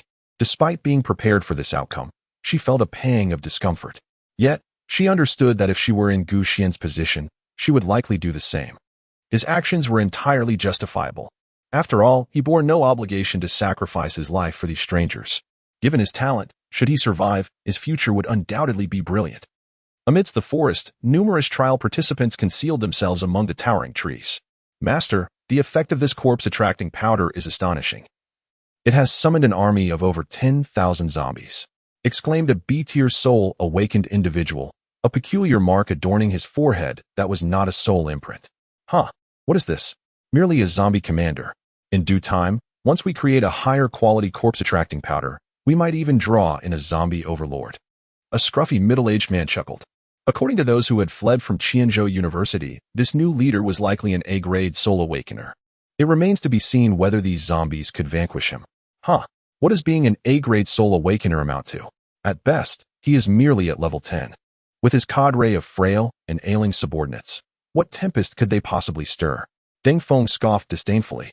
It is rather unfortunate that I arrived too late. Had those 4 B-grade soul awakeners survived, their combat prowess could have resulted in a mutually destructive encounter with the horde of zombies, allowing me to reap the benefits with ease. Nevertheless, despite their ineptitude, they number in the tens of thousands. If they fight to the death, they could undoubtedly take down several thousand zombies. Once they have sufficiently depleted the zombie strength, we shall intervene, eliminate the zombie leader, and subsequently achieve a breakthrough to level 10. Deng Feng's excitement was palpable. Currently, the global leaderboard has reached level 10, yet all are stymied by the advancement task card. Perhaps I could be the first to transcend. Even as a B-grade soul awakener, unable to make it onto the leaderboard, I could still overpower those S-grade soul awakeners. In due time, billions across the globe shall know the name Deng Feng. His face radiated enthusiasm. As a B-grade soul awakener, attaining level 10 at this juncture would undoubtedly place him among the elite, considering that most level 10 trialists are A-grade soul awakeners. This is attributable to having a C-grade special class soul awakener under his command, who, despite lacking direct combat capability, excels in crafting a unique item. This item possesses a lethal allure for zombies and, for many, is deemed utterly useless. Most individuals are too preoccupied with evading zombies to consider attracting them. Furthermore, the item is exceedingly unpredictable. The sheer number of zombies drawn could lead to one's own demise. Yet Deng Feng envisioned an alternative application. By utilizing the corpse-attracting powder on others' territories, he could completely disengage and let others hunt the zombies for him. After both parties have inflicted substantial losses upon each other, Deng Feng would then emerge to scavenge the battlefield, effortlessly amassing a plethora of soul crystals. Within a mere day, Deng Feng had employed this strategy to annihilate the domains of 2 B-grade soul awakeners and subsequently enslave them. Deng Feng's soul is that of a B-grade slave master. In direct possession, his combat strength is comparable to certain C-grade souls. However, the potential of this soul is exceedingly high. As long as individuals willingly submit to Deng Feng and receive his slave mark, they can be bound to him. The growth of the slaves also feeds back to the slave master, augmenting his strength, and the slaves are unable to defy their master's commands. I wonder if it is possible to enslave that A-grade soul awakener. If so, my power would soar exponentially. Deng Feng gazed into the distance, a glimmer of avarice illuminating his eyes. This man had slain 4 B-grade soul beasts, depriving me of 4 formidable future combatants. It is imperative that I subdue him to compensate for my losses. With this thought racing through his mind, Deng Feng persistently urged the surrounding zombies to launch their assault. Tens of thousands of undead encircled the camp newly established by Xuan, rendering escape impossible. Were it not for Xuan rallying those with architectural soul beasts to construct towering earthen walls outside, many would have already fallen prey to the voracious zombies. Yet, these earthen fortifications were hastily erected, lacking the necessary reinforcements, and thus their defensive capabilities were far from robust. Given the resilience of these zombies, the walls could be breached within half an hour at most. Thousands of capable fighters stood atop the earthen barricades, their hearts racing with trepidation as they beheld the relentless tide of the undead below. At this rate, it would not be long before they became an all-you-can-eat buffet for the ravenous hordes. The zombies roared with a bloodthirsty fervor, appearing more ferocious than ever. This is it. We are doomed. The sight of the zombies' grotesque faces filled the low-level challengers with profound dread. At that moment, a sudden dragon's roar echoed through the air, and the crowd turned to see a shadow vaulting into the throng of zombies. A singular thought surged through everyone's mind. Has he lost his mind? Chapter 21. A global announcement once more. Faced with such an overwhelming number of zombies, he brazenly leaped into their midst. Was this not a death wish? Surely, within moments, he would be torn to shreds by the undead. Such were the thoughts of the onlookers. Yet, contrary to their grim expectations, the shadow plunged into the horde like a boulder crashing into still waters, instantly stirring up a tempest. With a mighty roar, a black dragon silhouette emerged, sending a dozen zombies flying as though cleaved by a razor's edge, their bodies disintegrating in an instant. Spectators beheld a flurry of afterimages as zombies perished in droves. Those with keen eyes discerned that it was not a blade, but a pair of claws as sharp as daggers. The figure wreaking havoc among the zombies was none other than their esteemed leader, Xuan, though he exhibited a demeanor of ruthless ferocity at this moment. Witnessing him charge into the fray ignited a fervor within the hearts of all present. Xuan is incredible! Someone could not contain their excitement and shouted, Xuan is incredible! Xuan is incredible! Xuan is incredible! Soon, the chant resonated through the camp, first from a few voices, then hundreds, ultimately swelling to a chorus of thousands, as the entire encampment erupted in the name of Xuan. This is their leader, a man undaunted by the throngs of the undead. Originally, everyone believed that death was inevitable. However, upon witnessing Xuan move through the horde of zombies as if traversing an uninhabited realm, hope ignited within their hearts. It was akin to glimpsing a ray of dawn amidst the darkness of night. Xuan also stared in awe at Xuan's figure, her beautiful eyes wide with disbelief. She had assumed Xuan had abandoned them, yet to her astonishment, he had not forsaken the camp. It is worth noting that long before the zombies encircled the camp, many had seized the opportunity to flee. Only those of lower levels and weaker attributes remained steadfast within the encampment. Perhaps fate smiled upon them. For those who fancied themselves swift enough to escape the zombies had already met their demise, becoming fodder for the undead in unseen corners. Deng Feng was no fool. He had orchestrated the use of lure powder in a circular formation. The moment the zombies appeared before the crowd, they had already fallen into a trap. Even B-rank awakened spirit users would find escape impossible. Yet, upon Xuan's arrival, Deng Feng realized a crucial truth with Gu Xian's prowess. Had he chosen to flee at the first opportunity, he stood a considerable chance of survival. After all, the horde numbered merely over 10,000. And the encirclement was not so impenetrable. If Gu Xian could swiftly carve a path and evade the elite zombies, he would face no insurmountable challenges. Alas, even as an A-rank spirit, it was too late to contemplate escape. Deng Feng perched atop a tree, observing the spectacle. How long could one endure under such intense consumption? Even as an A-rank spirit? At most, slaying 1,000 or 2 zombies would lead to his own demise. What a fool, had I been in your position. I would have allowed those lowly peasants to draw the zombies' attention first, thus preserving options for both combat and retreat. Deng Feng's heart brimmed with derision. On the battlefield, Gu Xian resembled a divine being, leaving death in his wake wherever he traversed. Even the 10th level zombie elites, with physical attributes barely reaching 400 or 500 points, were rendered powerless beneath Gu Xian's overwhelming 1,000-point advantage. It was akin to a father striking a son. Moreover, Gu Xian's Chaos Ancestral Dragon spirit was not merely a source of physical enhancement, it bore formidable soul techniques as well. The first soul technique, Ancestral Dragon 1,000 June Break. With claws sweeping, it wielded the force of 1,000 June, shattering all defenses. The second soul technique, Ancestral Dragon Sky Treading. With each stomp of his feet, it was as if he trod upon the heavens, his speed soaring to an unfathomable extent. Gu Xian's spiritual attribute had already surpassed 1,000 points, and his soul had undergone its second metamorphosis. This second martial soul should possess 3 soul skills. Regrettably, the Chaos Ancestral Dragon had not yet been fully unsealed, rendering the third soul skill beyond his reach. Nevertheless, even with only 2 soul skills, the enhancement they provided Gu Xian was astonishing. Not even a level 10 elite zombie could match him in a single confrontation. With just a few swipes of his dragon claws, he could rend them asunder. The zombie commander, witnessing Gu Xian mercilessly slaughtering its minions, let out an enraged roar from a distance.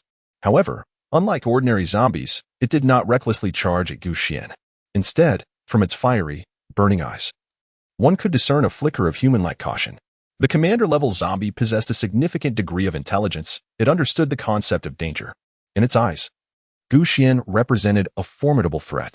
Despite having ascended from the 0 tier to the 1st, achieving a qualitative elevation in its life level, it deemed it prudent to let its minions first engage this human.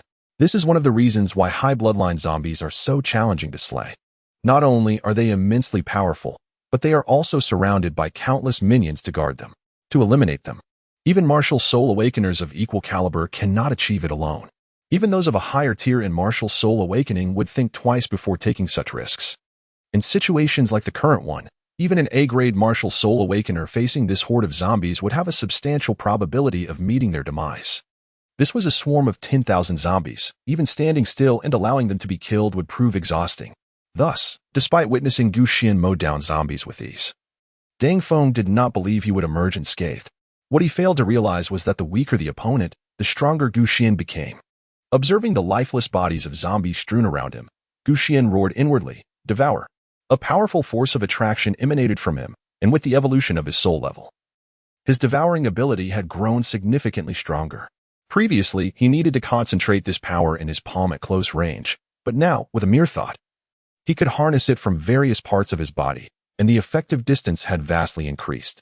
Within a 10-meter radius of Gu Xian, the essence of the zombie bodies transformed into an intangible energy, converging into him like rivers flowing into the sea. Devouring the 8th level elite soul crystal, evolution energy 100. Consuming the 8th level elite zombie, physique 88. Gu Xian effortlessly reached the 10th level, pausing only briefly before continuing his ascent. You have completed the promotion task and may now further enhance your evolutionary level. His martial soul quality is rather low, rendering the promotion task exceedingly simple. You have ascended to the 11th level. Gu Xian had slain numerous zombies, with ordinary ones at levels 8 and 9 in abundance, and a considerable number of level 10 elite zombies as well.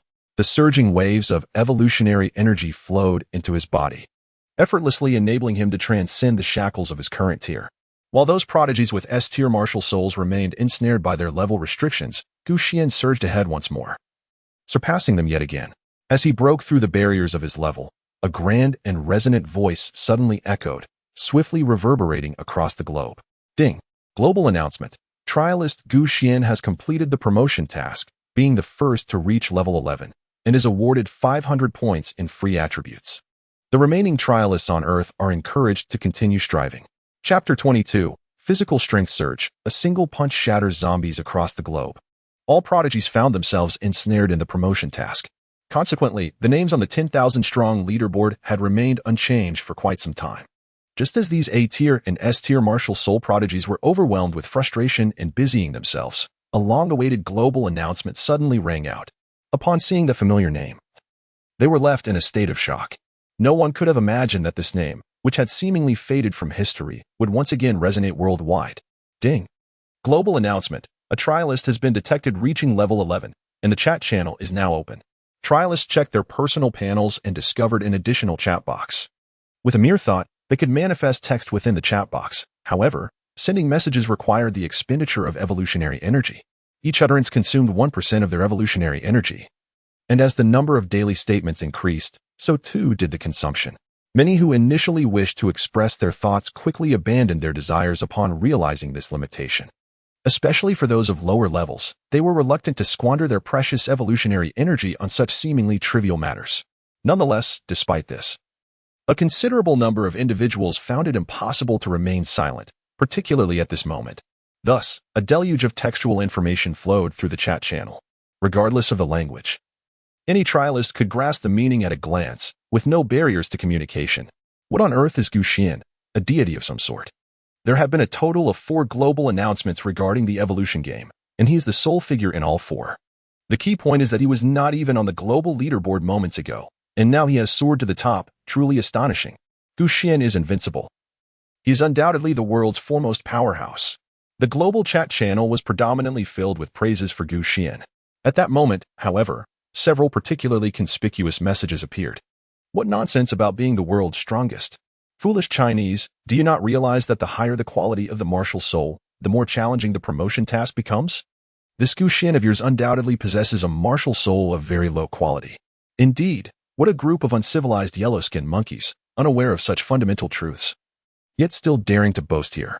As soon as the formidable warriors of the Dahan Ming Kingdom complete their ascension tasks, they will undoubtedly dominate your Xuan effortlessly.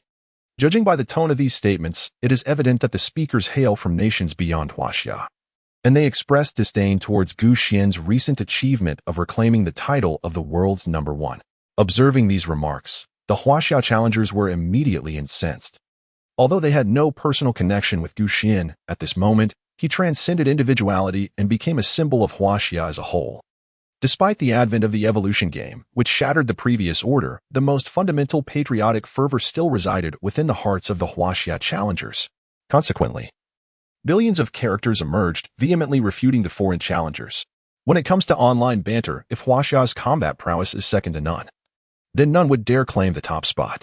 Even many lower-tier challengers, reluctant to expend their evolutionary energy, generously voiced their support for Xuan. The incessant stream of messages flooded the chat channel, leaving onlookers bewildered. The challengers from other nations gradually ceased their mockery of Xuan, realizing that they stood no chance against the overwhelming numbers and unity of Huaxia's population. Moreover, every utterance required a toll of evolutionary energy, escalating with frequency, a cost that these foreign challengers could scarcely afford. While they might hurl several remarks, it would take only a single comment from a Huaxia challenger to equal their effort. Despite their internal resentment, the foreign challengers could only fall silent one by one. Witnessing their adversaries falter, the Huaxia challengers prudently chose to refrain from further engagement, understanding that excessive participation would also deplete their resources. However, for those challengers who had already reached the 10th level zenith, such consumption was negligible. Ordinary challengers' comments in the chat channel bore no names, but those on the top rankings were distinguished by their names and titles, with their statements emphasized in bold. A group of arrogant Huaxia individuals. Do you truly believe that sheer numbers can alter the fact that Xuan possesses a subpar martial soul? Completing an ascension task at this juncture suggests that his martial soul's quality is at best AB grade. Among my subordinates, there are far too many with such quality. Within a single day, at least 10 individuals can accomplish the ascension task. The first to speak was a powerful warrior from the land of the rising sun, known as Nichikawa Gamban, ranked 15th on the leaderboard. Undoubtedly, he is a genius awakened with an S-grade martial soul. Upon witnessing this esteemed figure's comment, many Huaxia challengers fell silent. During the preceding verbal altercation, they had gleaned much information. Although the words of this individual from the land of the rising sun were harsh, they may indeed hold a kernel of truth. The quality of Gu Xian's martial soul is undoubtedly not exceptional. Otherwise, it would not be possible for him to complete the ascension task at this moment. Even Hong Feng, aided by a legion of 100,000, could not conquer a legion of king-level zombies at this time. Gu Xian, wholly absorbed in the great battle, had no time to engage in the verbal skirmishes within the chat channel. With the breakthrough in levels, Gu Xian's physical limits also experienced a remarkable elevation. Beyond level 10, each upgrade no longer rewarded free attribute points. The soul alteration was the unlocking of physical potential. It became evident that after reaching level 10, leveling up was no longer of paramount importance, and the ascent in levels was not as facile as it had been prior. Before level 10, slaying 10 zombies of the same tier would effortlessly grant an upgrade. However, beyond level 10, one could only absorb 10 soul crystals from each bloodline quality among the same tier of zombies. In other words, the optimal strategy would be to ensure each soul crystal is of the highest quality, specifically level 20, to maximize benefits. Such conditions are exceedingly challenging, even for those awakened with S-class martial souls. Thus, once one ascends from the 0 tier to the 1st tier, upgrading ceases to be the foremost concern. The critical focus shifts to attributes. Even before level 10, each elevation and level would unlock higher attribute ceilings. Yet, in reality, most individuals did not reach the upper limits of their attributes at the same tier. Particularly for those with superior martial soul qualities, achieving their physical limits became increasingly arduous. It resembled a pond that continuously expands, it has never overflowed. Of course, Gu Xian was an exception. With each level gained, his physical attributes would instantaneously reach their limits. Especially upon ascending to level 11, his physical cap surged to over 1,000. The stored physical points, exceeding 1,000, were consumed in an instant. Under the augmentation of his martial soul, his physical attributes skyrocketed to over 2,000 points. Gu Xian's entire body crackled with tension as he unleashed a punch that utterly obliterated a common zombie blocking his path, reducing it to mere fragments. This was not a simple act of killing. It was a visceral shattering in the most literal sense. The visual impact was beyond articulation, leaving all witnesses in a state of astonishment. Even Deng Feng, who lurked in the distance, trembled, nearly losing his footing from the tree. Chapter 23. The Third Martial Soul. Master of Enslavement. Even those ordinary trial participants, unversed in combat, could discern the terror emanating from Gu Xian at that moment. They had all heard the global announcement with clarity. Was Gu Xian, after his ascension, truly this formidable? Such power might be beyond even the zombie leader's endurance, no? Did they not hear that Gu Xian had received over 500 free attribute points? If he allocated them all to his physicality, he could potentially exceed 1,000. Couldn't he? Exceeding 1,000? I dare say he has surpassed 2,000. How else could he wield such might? The camp buzzed with discussion, while Deng Feng sensed impending doom. How had this individual suddenly become so terrifying? Could he be the Gu Xian mentioned in the global announcement? Deng Feng, with sharp intuition, quickly deduced Gu Xian's identity. After all, such a transformation in combat capability required an explanation. Yet, Deng Feng pondered another issue. Wait a moment. How did this fellow complete his ascension task? If he possessed an A-rank martial soul, he would need to slay at least 100 zombie leaders, wouldn't he? Even with a B-rank martial soul, he would have to eliminate 100 elite zombies. And even if we entertain the thought that he is a C-rank martial soul, he would still need to kill 100 level 10 ordinary zombies. Just moments ago, he had not even reached level 10. How could there be so many qualifying zombies for him to vanquish? The more Deng Feng contemplated, the more bewildered he became, utterly unable to comprehend the situation. Suddenly, a possibility struck him. Could he be a D-rank martial soul? Impossible. The power displayed moments ago was beyond what even a B-rank martial soul could achieve. Was it conceivable that this individual was exploiting some form of unfair advantage? Deng Feng was engulfed in confusion. Yet, even more perplexed was the zombie leader, enshrouded in flames. Initially, it had intended for its minions to wear down this human. Yet it had not anticipated that the opponent would not only remain unscathed but would instead experience a surge in strength. The zombie leader, having merely perceived Gu Xian as a potential threat, now felt with certainty that a direct confrontation would likely result in its demise. After all, its physical attributes were only around 1,500 points. Watching Gu Xian decimate its zombie minions without showing any signs of faltering, the zombie leader let out a furious roar from a distance, its anger palpable. Damn it! What manner of freak is this human? His intelligence was not to be underestimated, and fury coursed through him, flames of rage igniting with fervor. In a state of extreme indignation, the zombie leader momentarily succumbed to its anger. Then, without hesitation, it turned and fled. The wind howled fiercely. It was not foolish. It recognized the futility of engaging in a futile struggle against this human. The onlookers in the camp were left utterly astounded. The zombie leader, frightened away by Big Boss Gu? They had never witnessed a zombie retreating in fear. Upon witnessing this scene, Xuan couldn't help but twitch the corner of his mouth. He was aware that the intelligence of the zombie leader was not to be underestimated. Yet this display of cowardice, fleeing even before the battle commenced, placed it among the more timid of its kind. Nonetheless, one must concede that this was a prudent decision on its part. Xuan now finds himself unable to pursue, as he is surrounded by frenzied zombies from all directions. These low-bloodline undead lack the cunning of their commanding counterparts. Even the elite zombies exhibit the same mindless frenzy. The moment they catch sight of a human, they become overwhelmingly frantic, unable to retreat. Xuan had no choice but to eliminate them all. Under the explosive force of over 2,000 physical attributes, these zombies fell one after another, shattering upon contact, utterly devoid of any means of resistance. Yet, despite this, their numbers were overwhelmingly vast. Xuan devoted nearly half an hour, with the assistance of several hundred elite members from the camp, to completely eradicate these zombies. He then emerged to survey the battlefield. Xuan uttered a brief remark before dashing into the distant forest. Within the woodland, Deng Feng appeared to sense something, and was immediately seized by a tremor of fear. Even the zombies can run. How bold you are to have watched the spectacle unfold until now. Xuan, like a wraith, swiftly appeared before Deng Feng. The latter immediately commanded his throng of slaves, and dozens emerged, encircling him in a protective formation. Upon casting a glance at the distinctive marks upon their foreheads, Xuan revealed a faint smile. So it is you, Deng Feng. How do you know my name? Deng Feng's eyes widened in bewilderment. He had never encountered Xuan before. Indeed, in this lifetime, Deng Feng was unfamiliar with Xuan. However, in their previous life, their relationship was fraught with enmity. Had it not been for the low quality of Xuan's martial soul, which failed to catch Deng Feng's interest, he might have become one of his slaves. In his past life, Deng Feng thrived remarkably, ascending to become one of the formidable overlords of Qianhong City. Even those awakened with A-grade martial souls could do little against him. This was due to the extraordinary capabilities of his martial soul. As a mere B-grade martial soul awakener, he managed to bind dozens of similarly ranked individuals to his will, compelling them to serve him with unwavering loyalty. Such a feat was beyond even A-grade martial soul awakeners. Though one might command hundreds of thousands through sheer force, it could not ensure their absolute loyalty or willingness to sacrifice for him. Yet, Deng Feng's martial soul, as a master of slaves, could achieve this.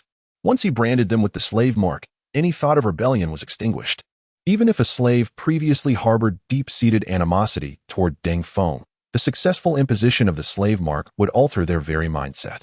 This was a power capable of influencing the soul. Regrettably, the quality of this martial soul was merely B-grade, rendering it incapable of subjugating those with superior martial soul qualities. Otherwise, under Deng Feng's meticulous strategy, even S-grade martial soul awakeners would have posed no threat to him. Your martial soul abilities are truly remarkable. Xuan's eyes gleamed with a fierce light, causing a chill to run down Deng Feng's spine. He swallowed hard. Consumed by regret for lingering to witness this spectacle, was it not wiser to have fled sooner? Primarily, he was baffled as to how Xuan had discerned his treachery. At this juncture, his remorse was futile. Without hesitation, Deng Feng turned to flee, yet several of his subordinates had already positioned themselves before Xuan. Among them were 2 B-rank spirit-awakened individuals and over 20 C-rank spirit-awakened warriors. With a resounding crash, barely a few hundred meters into his escape, Xuan stood once more before him. A glance back revealed that all 20 of his subordinates lay broken and battered, some dead, others grievously wounded. He had not anticipated that his own slaves would be so easily vanquished by Xuan in a mere confrontation. Please, spare me. I am willing to submit. Deng Feng stammered in a plea for mercy, but before he could finish his words, Xuan swiftly snapped his neck. Your spirit abilities are impressive, now. They belong to me. The unsealing of Xuan's martial soul is contingent upon certain conditions.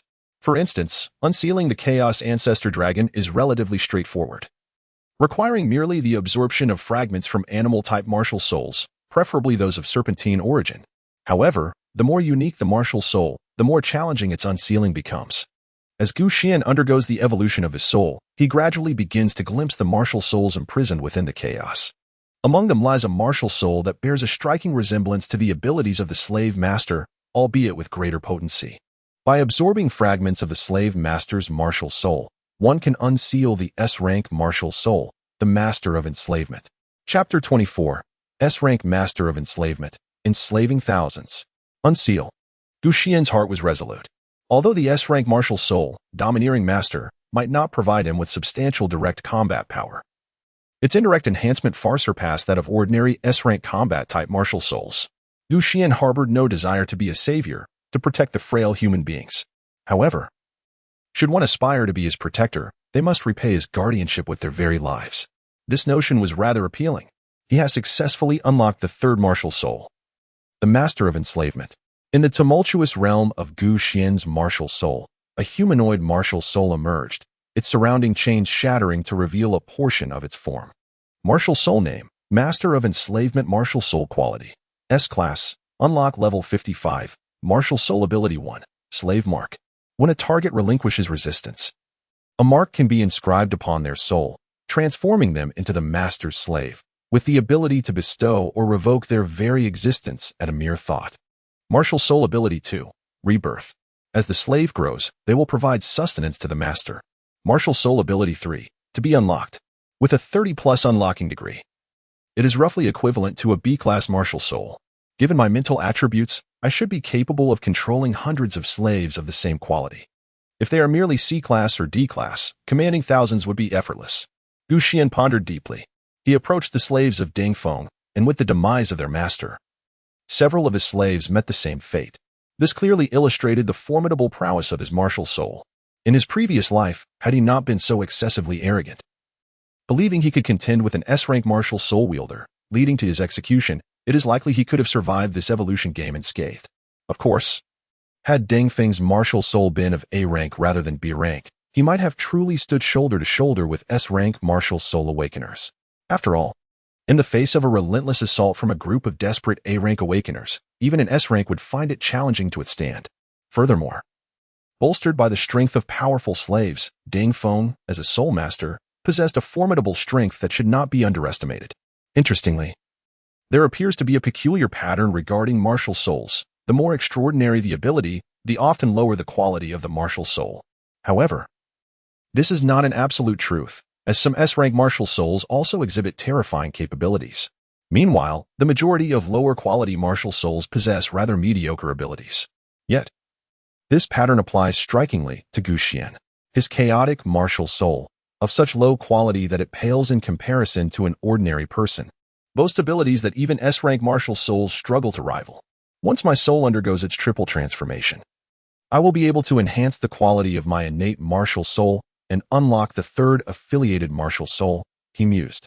However, achieving the triple transformation requires my spiritual attribute to reach a staggering 10,000 points, which is no easy feat. Xuan pondered deeply, channeling the power of devouring to absorb the ethereal souls lingering upon the corpses of the slaves.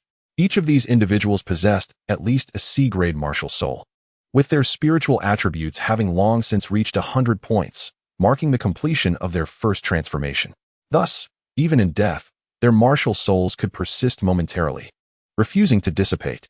Xuan absorbed the essence, transforming it into fragments of martial soul, which merged into the Chaos Ancestral Dragon and the Master of Enslavement. The Master of Enslavement's unlock level increased by 8, currently at 63, while the Chaos Ancestral Dragon's unlock level rose by 4, now at 78. Having completed these tasks, Xuan hastened back to the camp. Upon his return, the camp's inhabitants erupted in jubilant cheers, singing praises of Xuan. Our esteemed leader is truly formidable. With your protection, we need not fear the invasion of the undead. Xuan, you are our savior. We are forever indebted to your immense grace. Each resident expressed their admiration, their words growing increasingly flattering. Xuan, however, wore a cold smile. Oh, since you are aware that I have saved your lives, it follows that from now on, your lives belong to me. Even if I command you to perish, you shall comply. Is that understood? With these words, the once boisterous crowd fell into an immediate silence. despite their outward expressions of gratitude towards Xuan. The truth was that finding even one among them willing to take action in return would be a daunting task. To expect them to willingly sacrifice their lives in gratitude would be a near impossibility.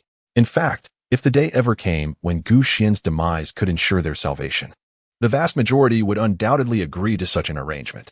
This is not mere conjecture, but rather a reality Xuan had witnessed firsthand. Thus, from the very beginning, he harbored no expectations for these individuals. It seems you are rather reluctant, aren't you? Xuan's gaze was chilling, sweeping across the gathering, rendering everyone silent as if they had been ensnared by an unparalleled beast of prey. In this moment, they recalled that Xuan was no benevolent soul, but rather a ruthless demon, unflinching in the act of taking lives. I remember that within our camp, the number of combat-type martial souls must exceed 10,000, or at least be around 5 or 6,000. Yet, why were there only a few hundred who fought alongside me just now? As Xuan's words echoed, a chill ran down the spines of many, especially those who had not participated in the battle. In truth, despite Xuan's remarkable valor, the majority initially doubted his ability to vanquish the entire horde of zombies. Their thoughts were consumed with self-preservation, waiting for the zombies to breach the camp before seeking an opportunity to escape. After all, with tens of thousands of people in the camp, it was sufficient to divert most of the zombies' attention. It was only after Xuan grew bolder, slaying a majority of the elite zombies, causing even the zombie leader to flee, that a handful of individuals ventured out to assist. In this evolutionary game, most people's immediate instinct was to think of their own safety. The fate of others elicited little genuine concern, even if that person was Xuan, the camp's leader. No one could have anticipated that Xuan would single-handedly decimate a horde of 10,000 zombies. Those who had refrained from battle exchanged apprehensive glances, fearing Xuan's potential retribution. Little did they know, he merely smiled and reassured them, saying, "Do not worry, I shall not trouble you." However, he added a condition. From this moment forth, you must serve me wholeheartedly. Upon hearing Xuan's proclamation, everyone exhaled in relief, and some immediately declared their allegiance. Rest assured, Boss.Gu, we will follow you wholeheartedly from now on. Whatever you command, we shall obey. Indeed, indeed, if Boss.Gu directs us east, we would never dare to venture west. While their words were sweetly spoken, it was evident to all that they were merely platitudes. After all, empty rhetoric costs nothing. As for loyalty, that was a jest. They were all products of modern education. Even though the order had collapsed, they refrained from resisting oppression out of fear of power. Yet, the notion of becoming unwaveringly loyal servants was undoubtedly a fantasy. Thus, Xuan declared, since this is the case, do not resist. Any who dare oppose me shall meet their demise. As Xuan spoke, he summoned the Lord of Enslavement, and a towering figure of a spiritual shadow emerged, resembling a crowned monarch. With a casual gesture, beams of soul light penetrated the minds of those around him, transforming into marks of servitude. Although the nature of this mark was unknown to them, it was evident that once inscribed upon one's soul, escape from Xuan's dominion would be utterly impossible.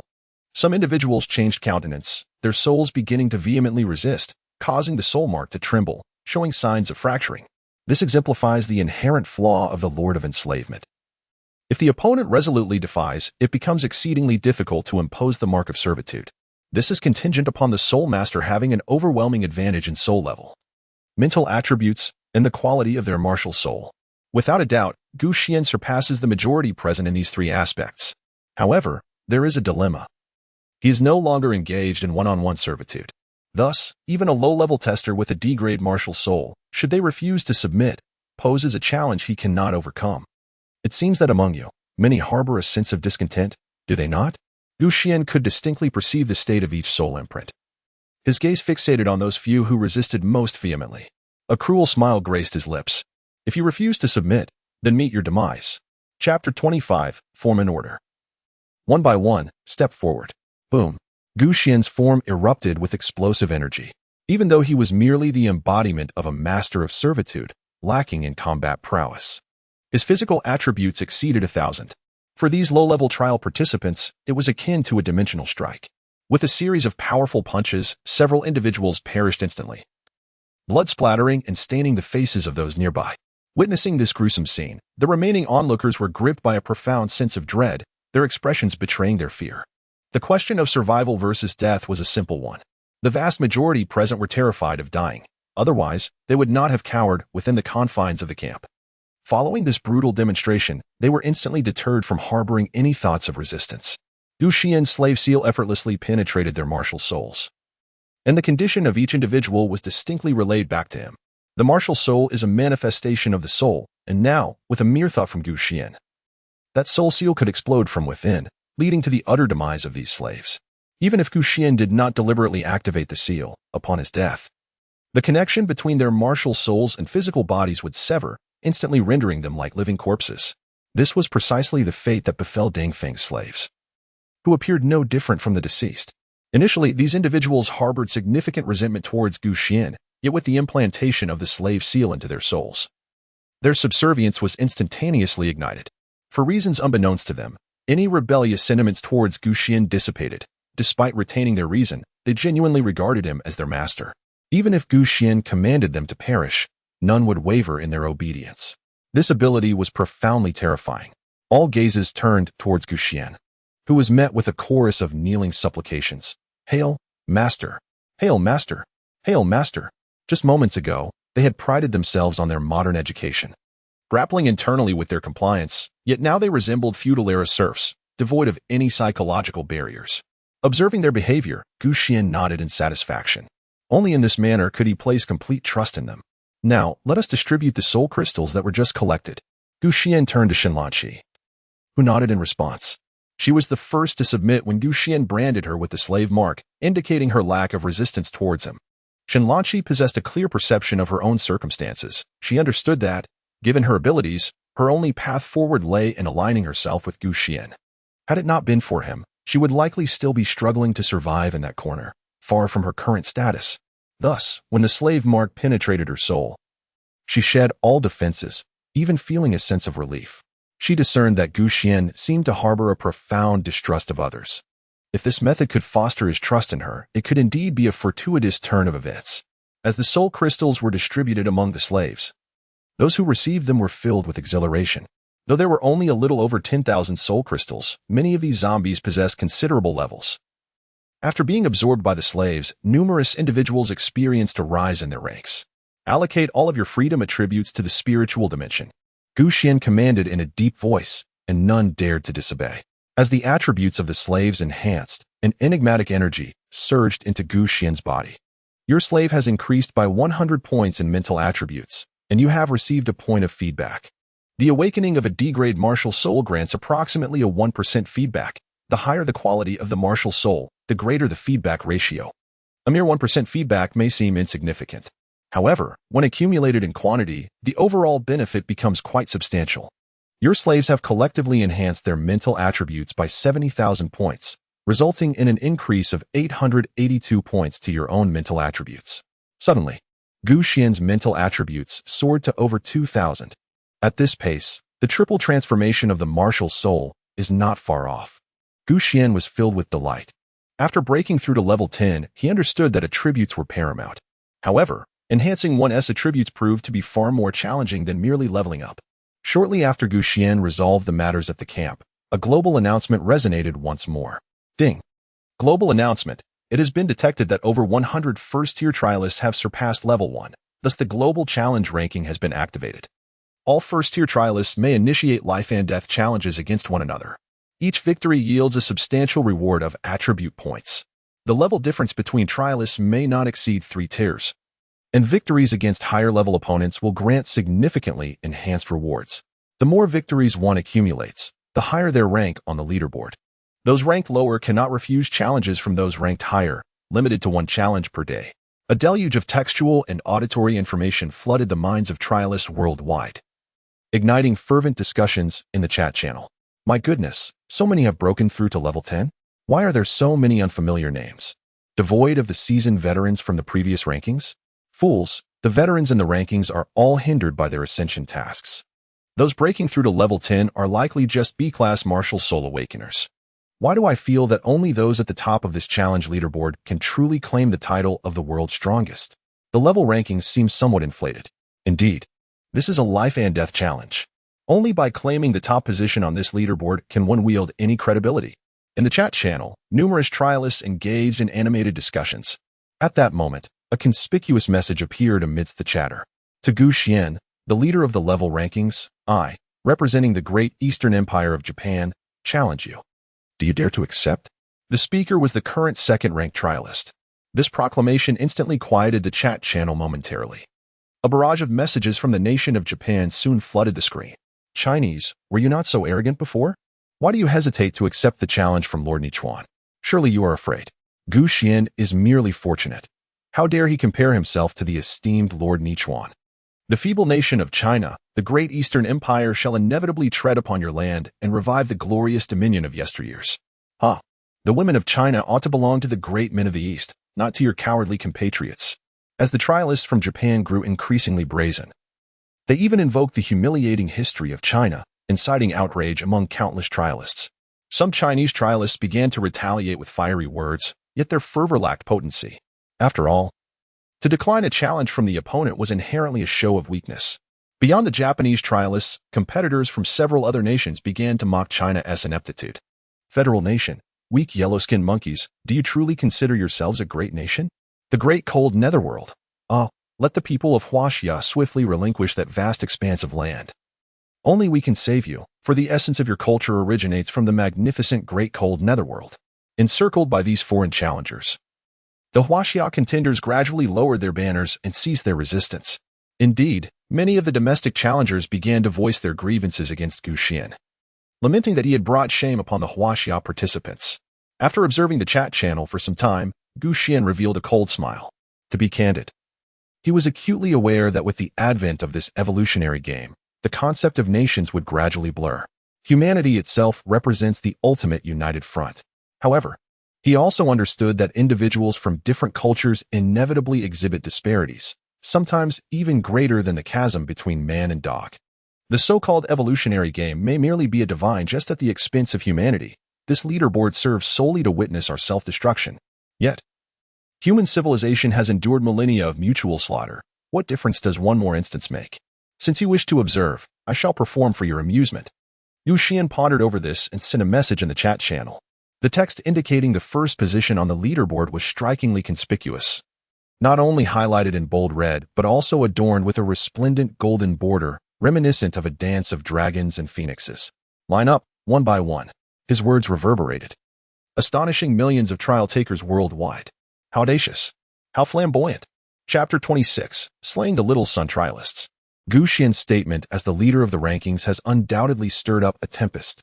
Initially at a disadvantage in the verbal sparring, the Chinese contenders suddenly rose to prominence at this moment, completely gaining the upper hand and leaving their foreign counterparts at a loss for words.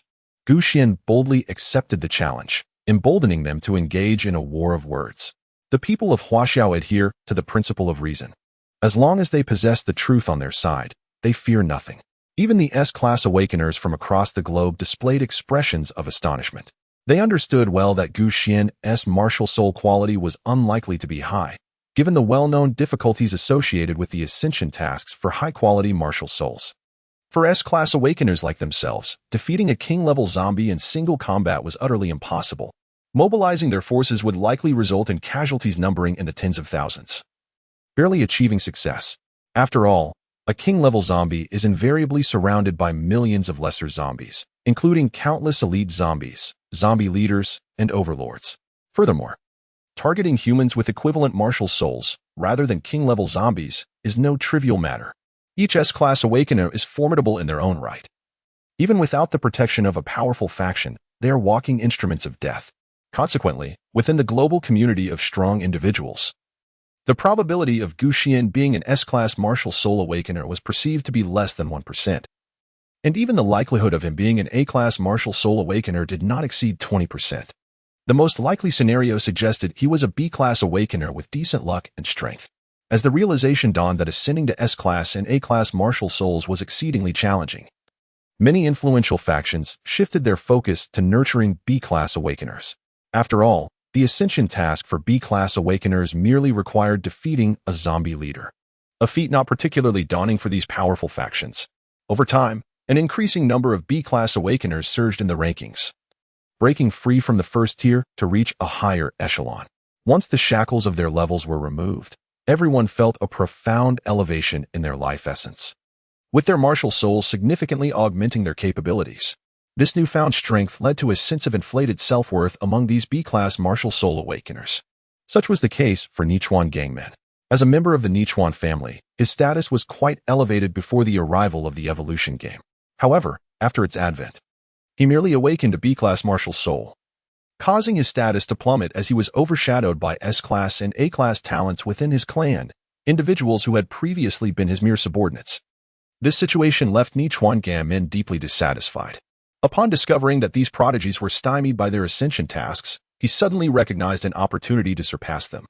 If he could seize this chance, he could not only catch up but also forge a remarkable legacy with his B-class potential. The emergence of the challenge leaderboard thrilled him further. With each adversary he vanquished, he would earn substantial attribute point rewards.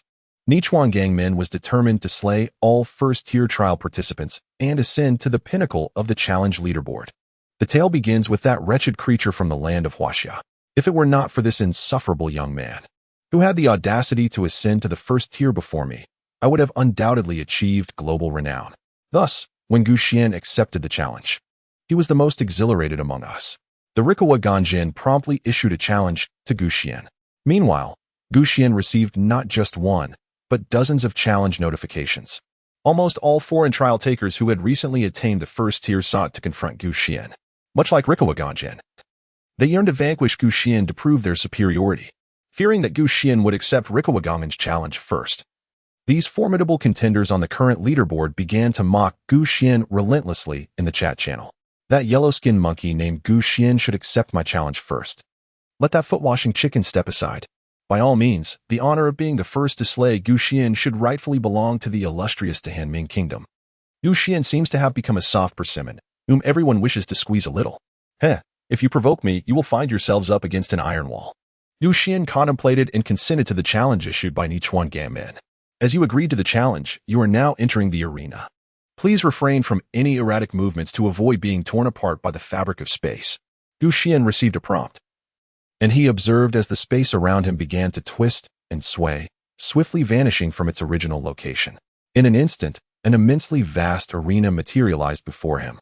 Encircled by towering pillars, each soaring to a height of over 1,000 meters, resembling grand peaks. Intricate patterns adorned their surfaces, exuding an enigmatic aura brimming with divine essence.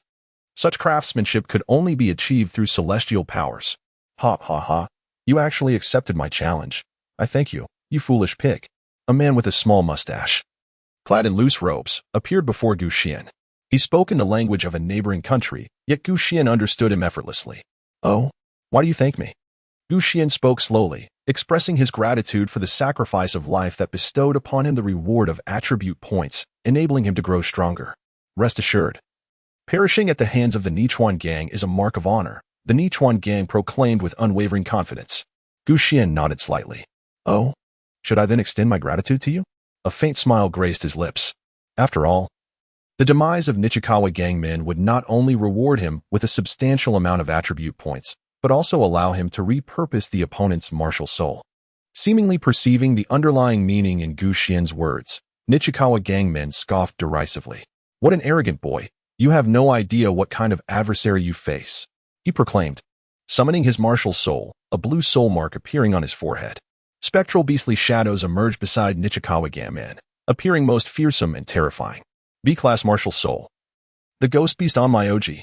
The Onmyoji is a unique martial soul from the Eastern Isles, whose combat prowess at the same level is indeed astonishing. Nichikawa Gangman's ghost beast Onmyoji was no exception. The dozens of spectral beasts at his side, 3 of which were comparable to a zombie overlord, posed an overwhelming challenge. Even a B-class offensive martial soul awakener would be wise to avoid such a formidable array. The challenge is about to commence. Participants, please prepare yourselves. Countdown, 3, 2, 1. Begin. As the countdown concluded, the numerous ghostly beasts lunged menacingly toward Xuan, who merely curled his lips into a grin. Excellent, a psychic martial soul. The attributes gained from devouring it will be quite substantial. Before the words had fully escaped his lips, a resounding dragon's roar echoed throughout the surroundings. The Chaos Ancestral Dragon has emerged. As Xuan's mental attributes surged, the form of the Chaos Ancestral Dragon grew increasingly solid, revealing a dark, ethereal Eastern dragon. Its eyes a blood-red hue, brimming with ferocity. Die. Xuan dashed forward, his feet striking the ground with the swiftness of an arrow released from its bow, barreling straight toward the entrance of Nichuan Mountain Gate. The monstrous entities in his path shattered upon impact, disintegrating into a myriad of ethereal fragments. Even the creature, akin to a zombie leader, was effortlessly torn asunder by Xuan's dragon-like claws with a single blow. Witnessing this scene, Nichuan Mountain Gate's eyes widened in disbelief. How could he possess such strength? Moreover, why was the soul mark on his forehead black? Should it not be azure? What kind of martial soul is black? F rank.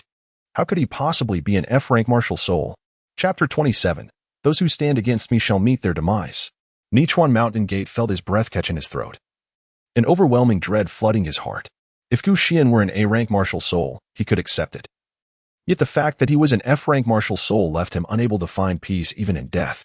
How could a dignified B rank martial soul awakener be defeated by an F rank? Before he could gather his wits, Xuan was upon him, gripping his neck with a vice-like hold. Do not kill me, I concede. Nichuan Mountain Gate stammered, trembling. Yet Xuan merely shook his head with a light chuckle. This is a life-and-death challenge, fool. Hearing this, despair filled Nichuan Mountain Gate's heart. He deeply regretted ever challenging Xuan. However, in the next moment, he burst into laughter. What does it matter if you kill me? You are still merely an F-rank martial soul, destined to be surpassed. Our great empire of the East is teeming with talent. One day, you Chinese will be utterly eradicated. Nichuan Mountain Gate spoke the truth. Although the East had a far smaller population than China, their martial souls were exceptionally unique, predominantly of the mental type. In the face of the first wave of calamity zombies, they had little advantage. Yet, when the second wave of calamity creatures descended, they thrived. They even began to counterattack Chinese territory, seizing considerable land. In the face of calamity beings, one would expect humanity to unite, but such thinking is overly naive. Some nations, rather than allying with their human counterparts, preferred to submit to the calamity beings, assisting them in dominating human realms. The Empire of the East stood out as a prime example. In the future, 9 out of 10 East Asian individuals would be mere pawns of calamity beings. Upon hearing Nichuan Mountain Gate's words, Xuan felt not a flicker of anger. What does this have to do with me? Do not speak of your desire to extinguish China. Even if you sought to annihilate all of humanity, it is of no concern to me. Xuan's words left Nichikawa Okamura momentarily taken aback. He had anticipated that this Chinese individual would be provoked by his taunts, yet to his astonishment, the other remained as calm as a still pond. From Xuan's gaze, Nichikawa discerned a profound indifference, as if the rise and fall of the world, the fate of humanity, were matters of no concern to him. This Chinese man, it seemed, possessed a heart even colder than his own as a Japanese. In his eyes, there existed only the self and the adversary. It was a matter of either his demise or that of his foe. Unfortunately for you, you have unwittingly assumed the role of my enemy. Xuan spoke slowly, seizing one of Huan Gamin's arms, then abruptly tearing it apart. Following that, he dismantled the other arm, the legs, and the very entrails. The blood gushed forth in a gruesome spray, accompanied by incessant, pig-like wails of agony. Huan Gamin disintegrated like a tattered doll, fragmented and broken. You demon, why do you torment me? Why? He cried, his mouth filled with blood, which bubbled forth incessantly. Do not misunderstand. I harbor no intention of inflicting torment. Xuan smiled gently, as if he were engaged in a commonplace task rather than taking a life. However, the Onmyoji's spiritual essence of you Easterners is rather unique. Each ghostly beast is tethered to your primal soul, residing in various parts of your body, and nourished over time to facilitate its growth. Thus, these ghostly beasts bear a resemblance to your avatars. To avoid waste, it is insufficient merely to slay you. I must also dismantle them piece by piece. Bear with it, it shall soon be over. Xuan spoke calmly while delving deep into the heart of Nichikawa Okamoto. There was no choice. This fellow had an overwhelming number of demon beasts, with parasitic entities residing not only in his limbs, but also within his internal organs. Xuan requires merely to annihilate the corporeal form of an ordinary challenger to consume their soul. However, this peculiar martial soul grants the opponent a capacity for resistance even after their physical body perishes.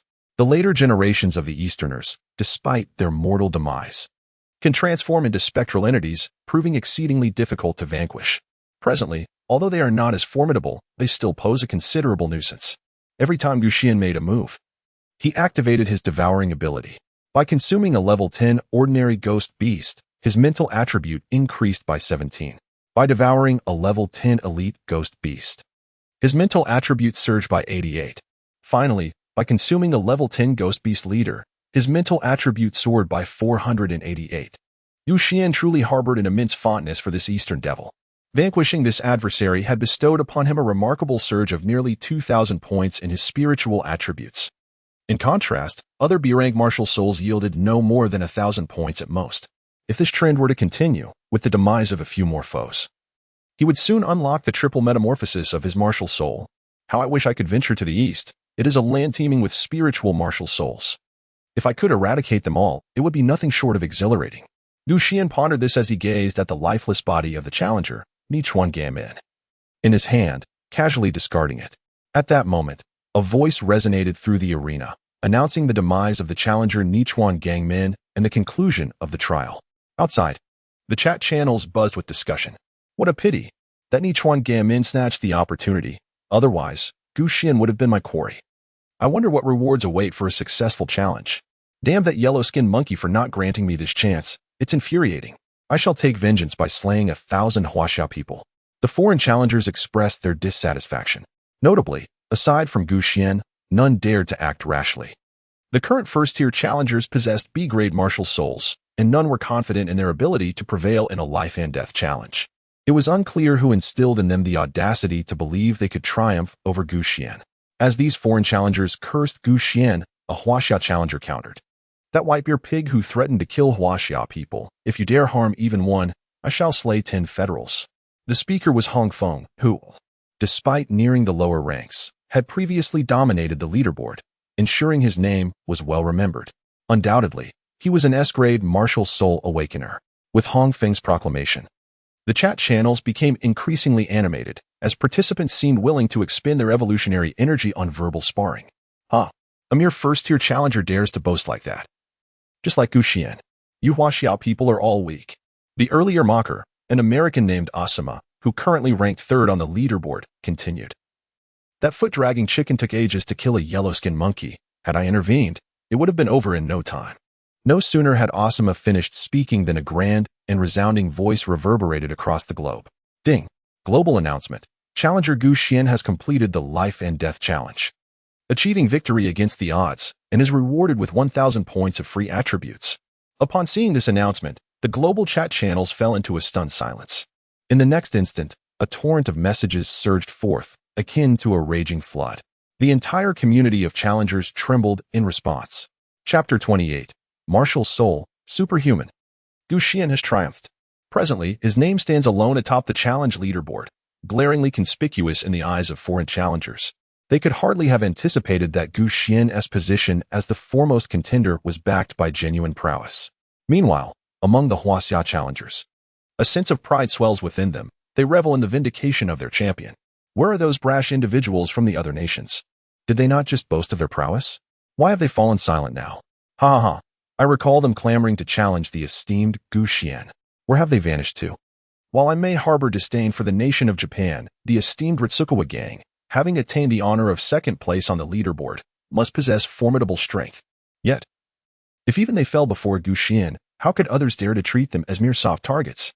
The global chat channels are now dominated by the voices of Huaxia challengers, and should any foreign challenger dare to retort, they are immediately met with a torrent of scorn from thousands.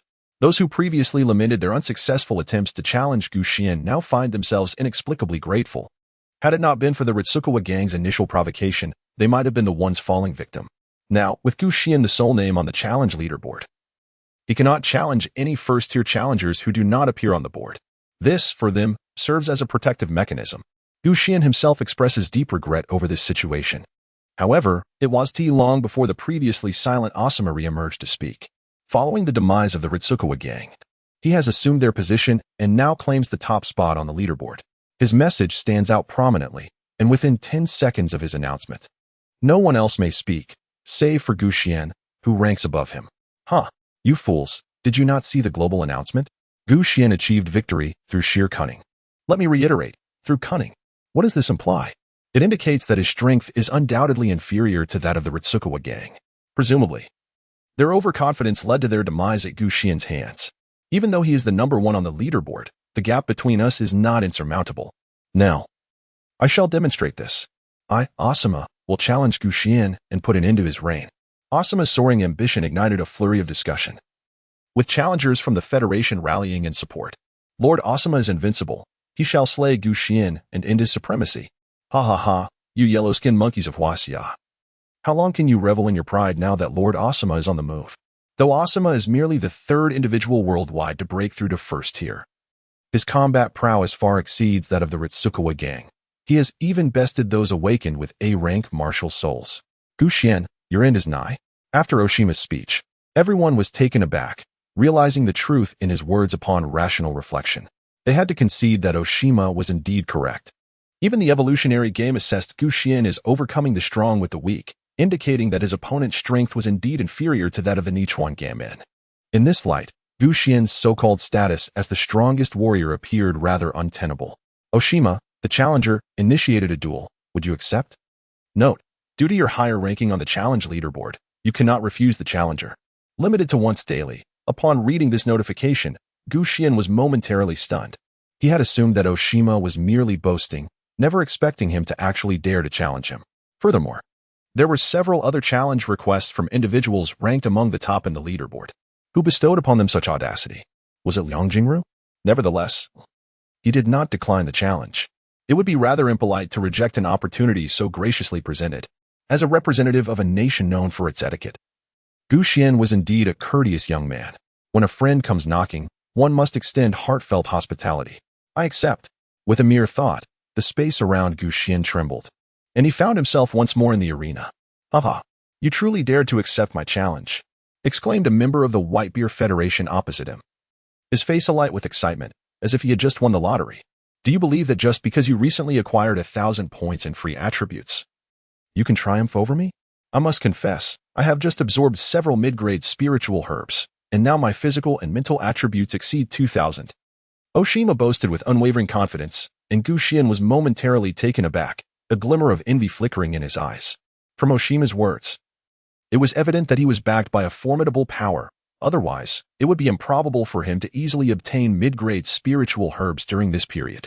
The vicinity of such herbs was undoubtedly guarded by dominant-level zombies, a fact that even Gu Xian would not dare to provoke lightly, despite his extraordinary prowess. Being surrounded by hundreds of thousands of zombies would lead to gradual demise. The saying ants can kill an elephant is not mere hyperbole.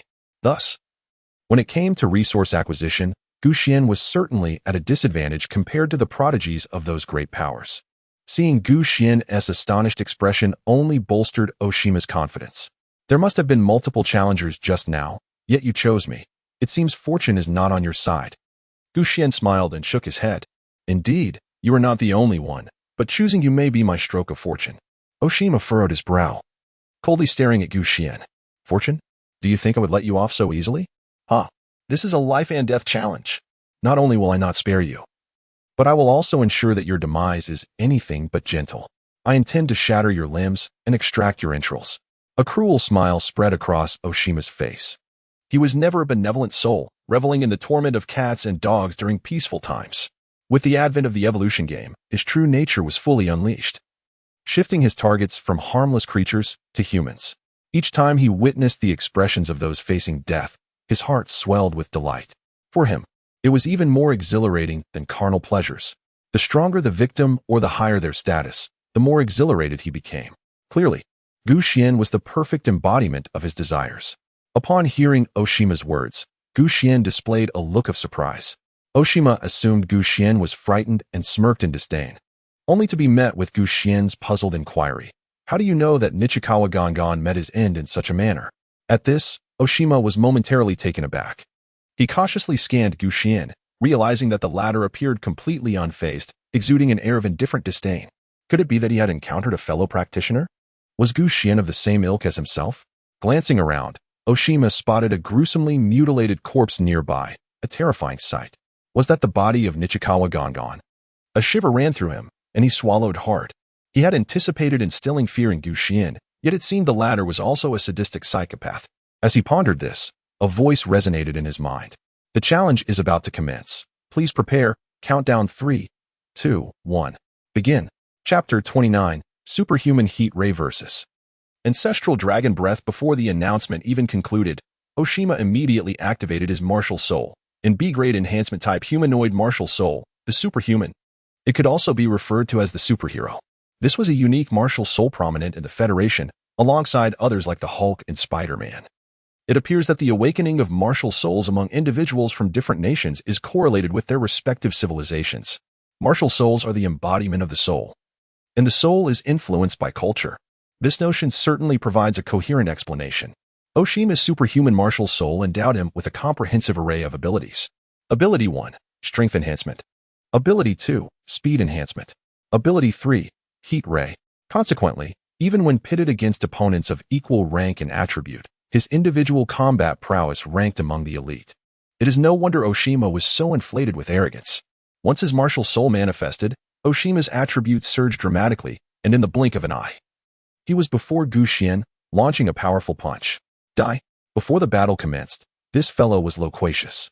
However, once the fighting began, he struck with astonishing swiftness, granting Gu Xian no time to react. Just as he believed that this punch would leave Gu Xian gravely injured and in retreat, a resounding dragon's roar echoed throughout the heavens and the earth. A black dragon's claw firmly grasped Osima's fist. Atop Gu Xian's head, a formidable black dragon's head loomed, its blood-red eyes filled with a ferocious rage. How can he so effortlessly harness my attacks? Oshima felt a jolt of shock within, yet his hands remained relentless, delivering a flurry of rapid punches to Gu Xian's face. Bang, bang, bang, bang, bang. Each strike was effortlessly caught by Gu Xian, as if it required no exertion at all. This fellow's physique must possess at least 4,000 points. Oshima's heart raced, his mind swirling with confusion, sensing something amiss. After striking for so long, it was finally my turn, wasn't it? As Gu Xian's voice faded, the muscles in his arms surged like the coiling of a great python. With an unparalleled might, he unleashed the ancestral dragon's might, sending Oxima hurtling away with a single swipe of his claw. Such formidable strength. Oxima spat out a mouthful of blood, yet Gu Xian's momentum remained unbroken. He propelled himself forward like a cannonball, momentarily defying gravity. With each step, the ancestral dragon tread upon the heavens, Gu Xian's power exponentially increasing, not merely in velocity, but in kinetic energy. Boom. Oxima, bloodied and retreating, bore a sinister expression. You cannot defeat me, he declared, his eyes transforming into molten furnaces, unleashing searing rays towards Gu Xian. The latter evaded. Yet the black dragon scales on his body were scorched to vapor, and even his skin turned to char. Had he not dodged swiftly enough, he would have undoubtedly sustained grievous injuries.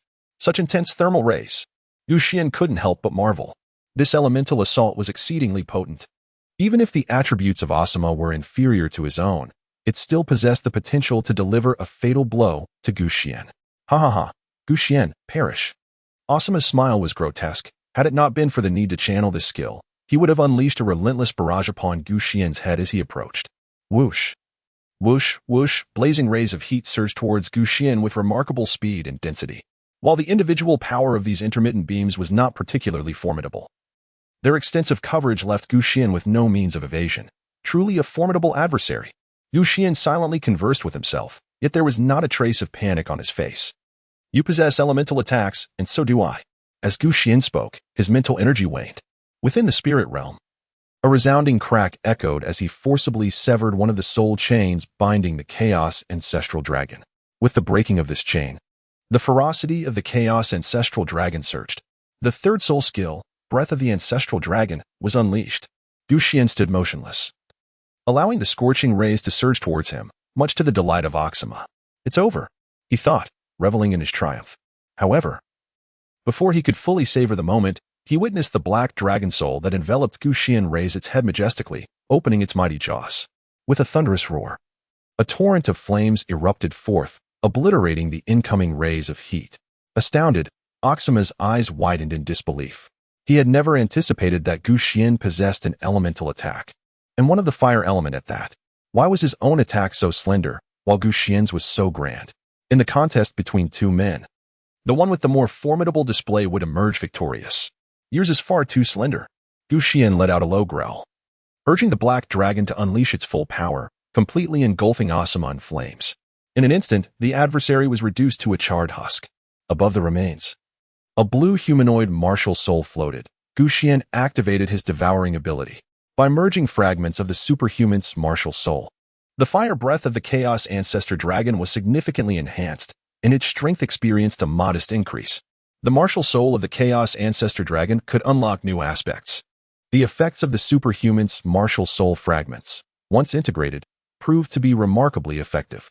If the fire breath power of the Chaos Ancestor Dragon was rated an A before, it now elevated to at least an A. Unlock the head.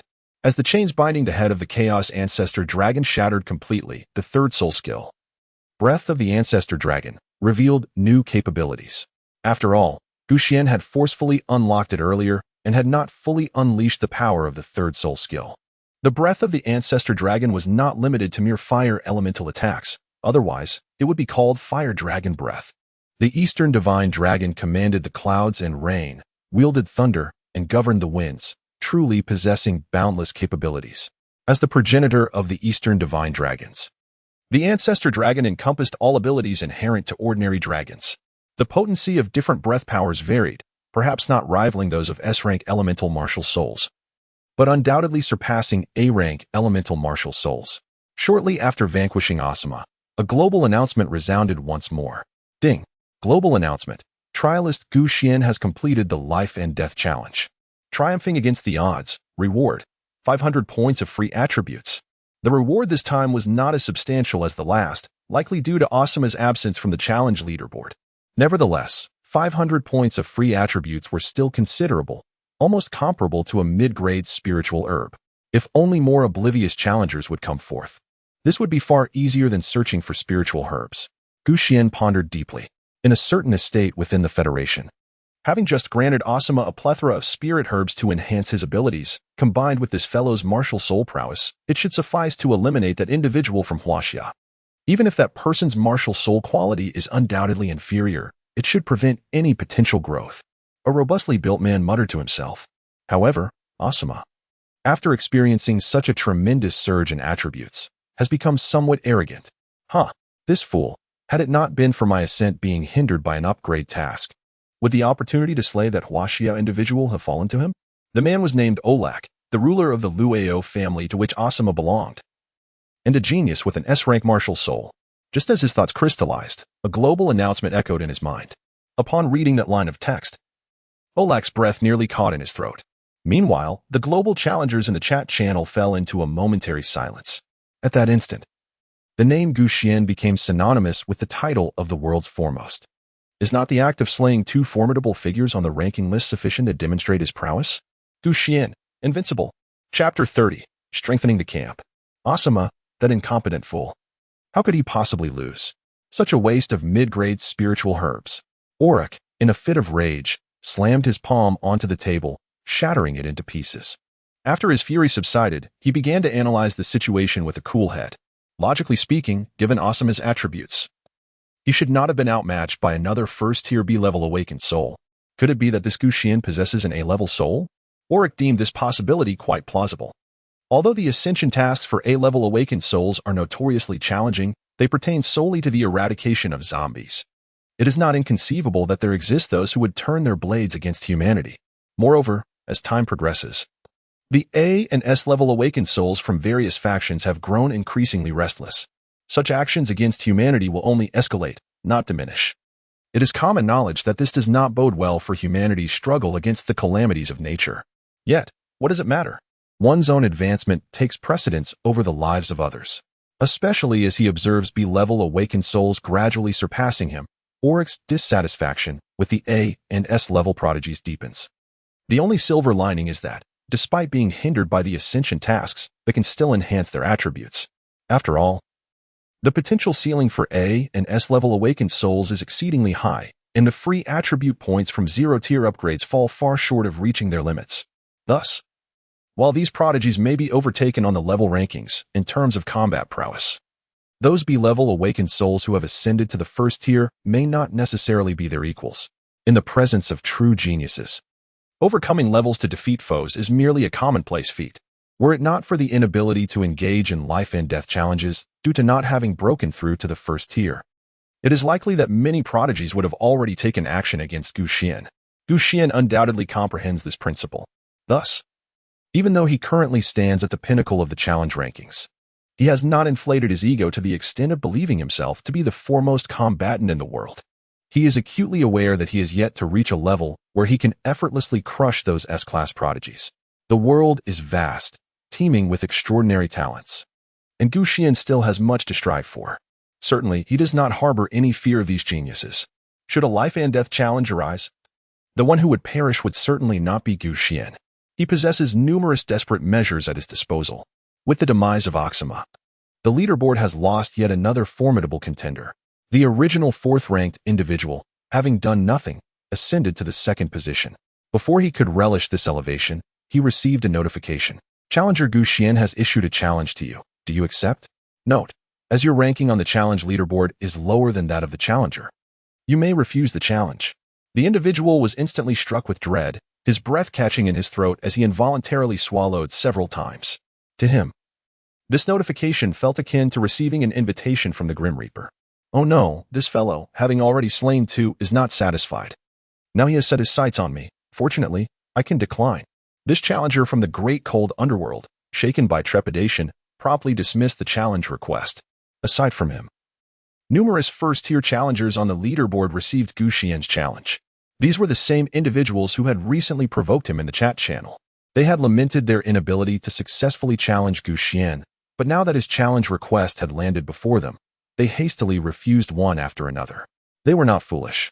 Having realized that Gu Xian was no soft target, but rather a formidable opponent, who would dare to provoke him further? Observing the numerous refusals flooding in, Gu Xian furrowed his brow, visibly displeased. Weren't you all eager to challenge me just moments ago? Now that I present you with an opportunity, you prove to be utterly spineless. A pitiful bunch of cowards.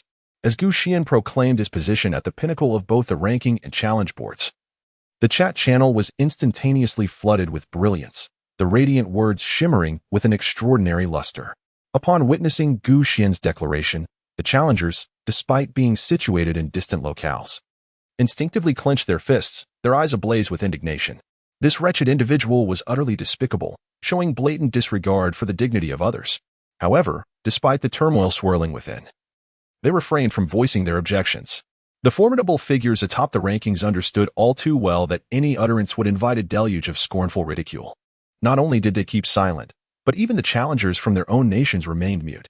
A few who failed to grasp the gravity of the situation attempted to maintain their bravado, only to be mercilessly mocked by the Chinese challengers who retorted with sharp tongues. Witnessing the challengers' reluctance to engage, Gu Xian lost interest in them, withdrawing his consciousness from the personal interface and returning to reality. Stepping outside, he was once again taken aback. In just a few short hours, his camp had sprouted numerous new structures, and even armored figures were stationed to guard the modest dwelling where Gu Xian sought respite. Gu Xian cast a glance at the armors, upon which faint waves of soul energy danced. A counterfeit soul artifact. Gu Xian was momentarily taken aback, not anticipating that these individuals had already succeeded in crafting complete counterfeit soul devices. Previously, they had merely employed martial spirit abilities to perform rudimentary enhancements on commonplace objects. Boss. Upon seeing Gu Xian emerge, Shun Lanqi promptly approached him. At that moment, Shun Lanqi was not wearing a mask. Instead, she donned professional attire complemented by black-framed glasses. Her smooth, jade-like long legs adorned with black stockings, reminiscent of a secretary's ensemble from more peaceful times. Currently, nearly everyone in the camp bore the slave mark imposed by Gu Xian, which, for many, was not necessarily a misfortune. Submitting to their master of servitude meant that their elevation would reciprocate benefits for Gu Xian, and should his martial spirit evolve, it would likewise transform the qualities of these slaves. This characteristic held little value for ordinary awakeners, even if they possessed martial spirits akin to that of their master. The likelihood of their own spirits evolving was quite slim. However, for Gu Xian, the evolution of his martial spirit was a mere trifle. In fact, the process of unsealing other martial spirits was akin to a form of evolution. His slaves would also reap the rewards, albeit the benefits varied among them. Ordinary slaves might only experience modest enhancements in attributes, yet Shun Lanqi was distinctly different. The mark of servitude within her soul was of a superior grade, known as the attendant slave mark. As the name suggests, these individuals serve as enforcers for their master, thereby wielding a certain degree of control over the ordinary slaves.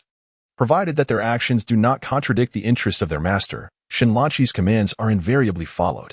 This dynamic significantly enhances their productivity. Were they not slaves to Gu, their efforts would undoubtedly be half-hearted, engaging in deceit and duplicity, a common occurrence. However, under the influence of the slave seal, their concern for Gu's affairs surpasses their own interests. This exemplifies the formidable nature of spiritual-type martial souls. Observing the transformations within the camp, Gu nodded to Shenlanqi in approval. It must be acknowledged that although Shenlanqi's martial soul is merely a D-grade statistician, deemed utterly ineffective within the context of the evolution game, in the appropriate circumstances, she proves to be more beneficial to Gu than an awakened B-grade martial soul.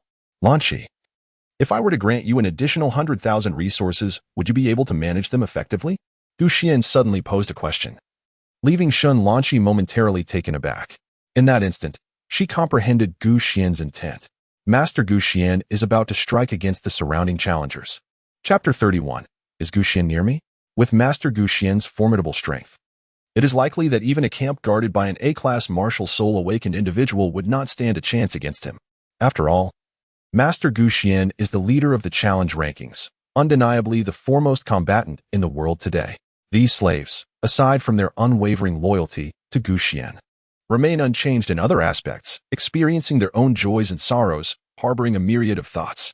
Upon witnessing Gu's consecutive victories over two formidable opponents on the rankings, they too felt an overwhelming surge of excitement within their hearts.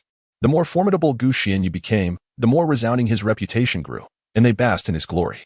Even during their labor, an added fervor ignited within them. Thus, when Shenlanqi heard that Gu intended to take action against others, she felt not a shred of hesitation. Boss, with the strength you bestow upon me, even if 100,000 were to come, I would manage them effortlessly.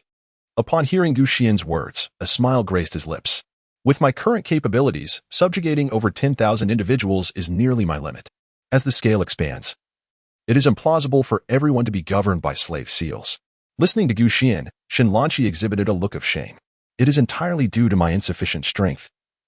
If only the quality of my martial soul were higher, I would possess the vitality to manage a greater number of individuals. Overseeing a camp is far from the simplicity it appears. The logistics of the personnel's sustenance, accommodation, and task allocation are all quite intricate and burdensome.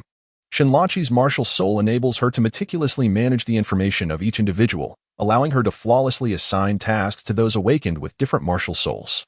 However, her martial soul's quality is regrettably low, rendering her capable of managing only around 20,000 individuals at best, were it not for the servant privileges granted by Gu, which enable her to enforce her management directives with unwavering authority. The enormity of overseeing tens of thousands would have utterly exhausted her. Of course, this is primarily due to Shenlanqi's inclination towards meticulous management, striving to optimize human resources to perfection. Were she to adopt a more rudimentary approach, the task would be considerably less daunting. Yet, we are not in an era of peace. To achieve rapid development, one must embrace refined management. Only through such diligence can we better confront the crises that lie ahead. Do not fret. The matter of your martial soul's quality is not insurmountable and can be addressed in due course.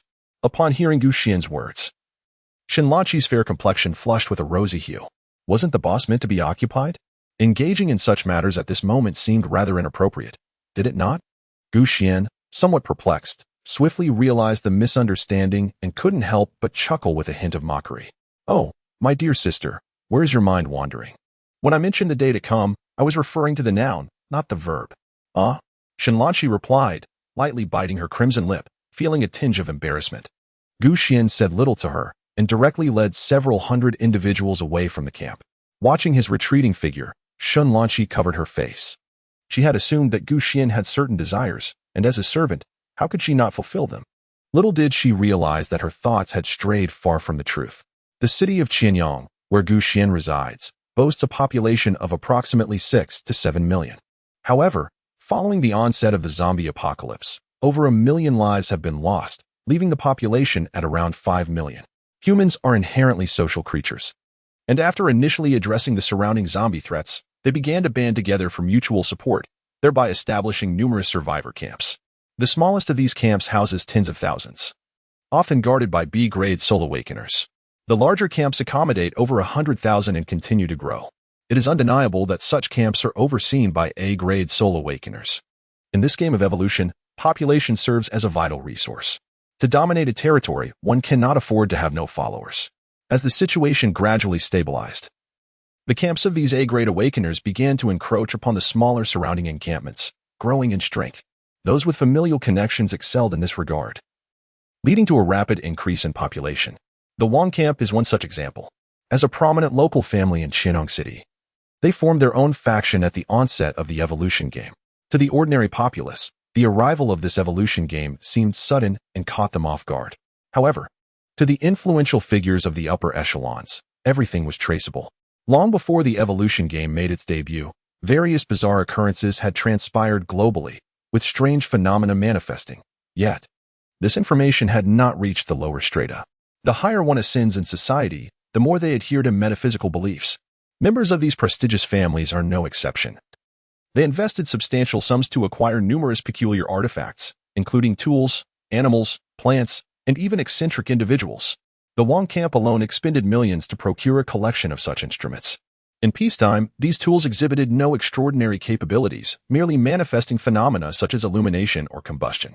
However, with the advent of the evolution game, particularly under the eerie glow of the blood moon at night, these instruments underwent a transformation, brimming with unique powers. When combined with certain martial spirits, they could unleash unimaginable effects. Had Gu Xian been present, he would have recognized these items as soul artifacts. As the name implies, soul artifacts are instruments infused with soul energy. Some powerful calamity creatures, upon their demise, have their souls attached to nearby objects or even form their own artifacts. Additionally, ordinary items can undergo mutations when transformed by soul energy. When paired with martial spirits, these soul artifacts can unleash formidable strength. An awakener with a D-grade martial spirit wielding a suitable low-grade soul artifact could even slay an opponent of equal strength possessing a C-grade martial spirit. The potency of soul artifacts should not be underestimated. With the assistance of these soul-infused objects, former upper-class individuals gained a significant head start, gradually re-establishing dominance over many exceptionally talented commoners. If a powerful genius emerged within one's family, it was all the more advantageous. The Wang family was precisely such a case. With only a few hundred core descendants, they produced an A-grade martial spirit awakener. Having a family member of such caliber was far less burdensome than cultivating outsiders. Thus, among the prominent family camps in Qianyang City, the Wang camp rightfully claimed the top position. The family's A-grade martial spirit awakener, Wang Teng, was regarded as the foremost figure in Qianyang City. Somewhere within the Wang camp, a furious shout echoed. "This damn promotion task has stalled me for so long. What do you propose we do about it?" Wang Ting gazed at the prominent family members gathered around the conference table, his eyes brimming with discontent. "I have stated clearly that we must unite all our forces to obliterate the Li family's encampment. Yet you persist in your dissent.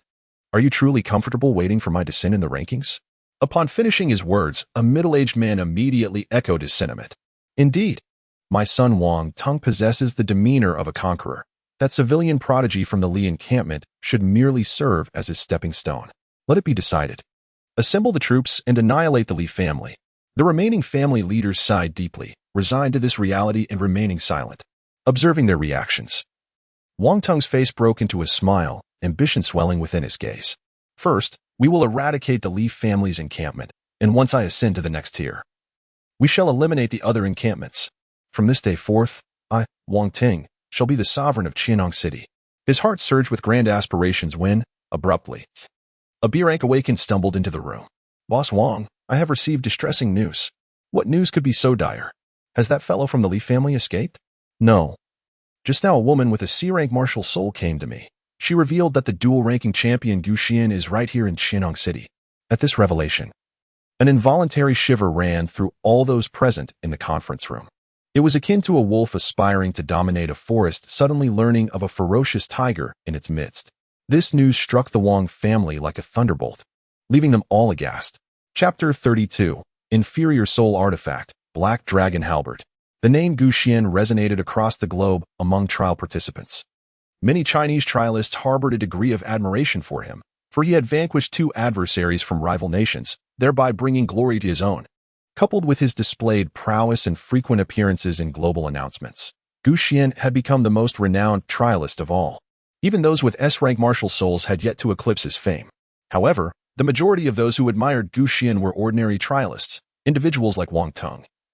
Scions of illustrious families or those with notable talents might feel quite the opposite. The reason was simple. Gu Xian's renown was overwhelming. Their talents were extraordinary, and each harbored a desire to rise above the rest. Why should Gu Xian, of all people, presume to lord over us? They all understood that Gu Xian's martial soul quality was at most A rank. He had merely enjoyed good fortune in completing his ascension tasks. In terms of disparity, they were not as far apart as one might think. With that being the case, what significance did Gu Xian truly hold? The so-called strongest individual in the world is merely a hollow title, inflated with excessive embellishment. After all, the current A and S rank challengers are hindered by the elevation tasks, rendering them incapable of competing on the leaderboard. Nevertheless, upon hearing that Gu Xian resides in the same city, Wang Teng felt an inexplicable tremor in his heart, a surge of intense unease. His disdain for Gu Xian is genuine, yet so is his wariness of him. This sentiment disrupted his initial plan to annihilate the Li family and eliminate their rank martial soul awakener. Are you certain the intelligence is accurate? Bring that person here for questioning. Wang Teng furrowed his brows. The B rank martial soul awakener promptly descended and soon returned, dragging along a provocatively dressed woman who exuded an air of fiery allure. Easy, no zig. Be gentle with her. You've heard her. The woman was none other than Ma Shirong. It is worth mentioning that this fiery temptress was quite cunning. She had persistently provoked Gu Xian yet somehow survived until now. Ever since that fateful night when Gu Xian rejected her proposition to become his pet, Ma Xiaorong had undergone profound contemplation. She suddenly realized that Gu Xian was no ordinary individual, harboring significant secrets and possessing a terrifying temperament. Despite the deep grievances she and Su Peng had inflicted upon him, his gaze remained unfazed, imbued with a lofty indifference, as if observing mere ants. Thus, after parting ways with Gu Xian, she chose not to seek out Su Peng, instead opting to venture into another district. In her estimation, should Su Peng confront Gu Xian, he would likely meet his demise. Therefore, she incited the other three leaders to encircle Gu Xian, while she discreetly sought an opportunity to observe the ensuing conflict from a distance. Soon, Ma Xiaorong realized that this was not a mere spectacle of a tiger battling against a group of curs, but rather the sight of a ferocious tiger effortlessly trampling a pack of feeble dogs. Gu Xian's display of martial prowess utterly astounded Ma Xiaorong. Had she not been acutely aware that he would never accept her, she might have willingly become his devoted follower. What harm could there be in being a dog to such a formidable figure? Ma Xiaorong had always admired strength, and this was hardly surprising. Unfortunately, should this strong individual encounter her, he would undoubtedly obliterate her. Thus, Ma Xiaorong, accompanied by her entourage of admirers, departed from Qianzhou University and made her way to the Wang clan's encampment. She knew that the strongest among them had awakened an A-grade martial soul. Surely, such a powerhouse could contend with Gu Xian, could they not? Consequently, she immediately relayed the details of Gu Xian's situation to her superior, having already concocted a scheme to leverage the Wang clan's strength to eliminate Gu Xian. If you disdain me and refuse to allow me to serve as your loyal hound, then I shall seek favor elsewhere and turn against you. Such was the tumultuous journey of Ma Xiaorong's thoughts. She fervently shared the intelligence she had gathered with Wang Teng. Drawing closer with every word, her voluptuous figure nearly pressed against him. In her mind, she pondered whether capturing this A-grade martial soul wielder would free her from the fear of Gu Xian's pursuit. Get lost, Wang Teng exclaimed after hearing her, slapping Ma Xiaorong across the face, sending her spinning twice. Under normal circumstances, he would not have minded indulging in such frivolities. However, now that he was aware of Gu Xian's proximity, his impatience rendered him devoid of such frivolous inclinations. Gu Xian, oh Gu Xian, why must you intrude upon my territory? One mountain cannot accommodate two tigers. Wang Teng would never permit Gu Xian to flourish, nor would he deign to submit to him. Given this, only one path remained, the annihilation of Gu Xian. He commanded his subordinates to relay information regarding Gu Xian to the various encampments. Surely, they could not maintain their composure. Wang Teng issued orders with a confident smile, believing that a coalition of several camps would ensure that, even if Gu Xian were an S-grade martial soul wielder, he would meet his demise. Perhaps this could even provide an opportunity to eliminate an A-grade martial soul wielder and achieve a breakthrough to the next tier. Wang Teng's eyes gleamed with increasing fervor, even betraying a hint of joy. Calamity often conceals fortune, and fortune harbors calamity. This situation appeared to be anything but a definitive misfortune for him. How astute I am, indeed, possessing the bearing of a true hero. Wang Teng reveled in his cleverness, believing he had the upper hand, But his elation was short-lived when a subordinate stumbled in, breathless and frantic. "Boss Wang, trouble. We're in serious trouble."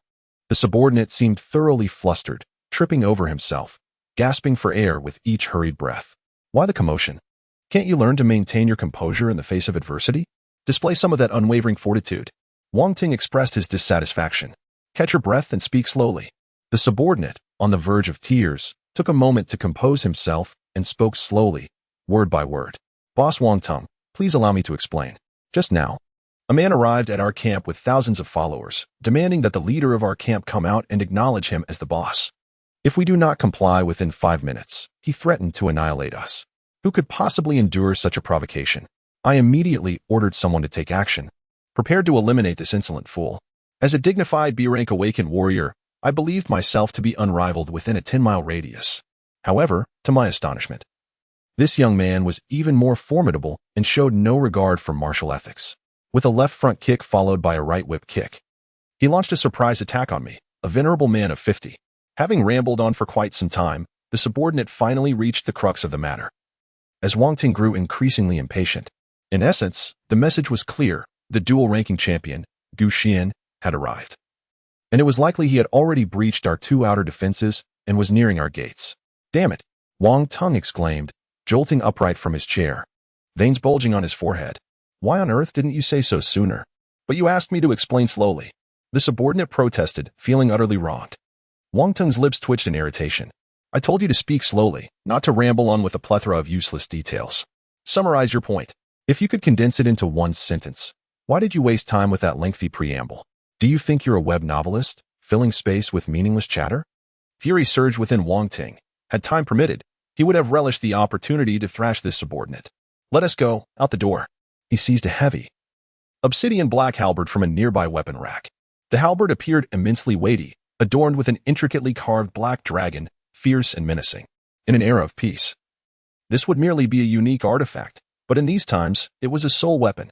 Chapter 33, A-rank soul weapon, General Tiger Might.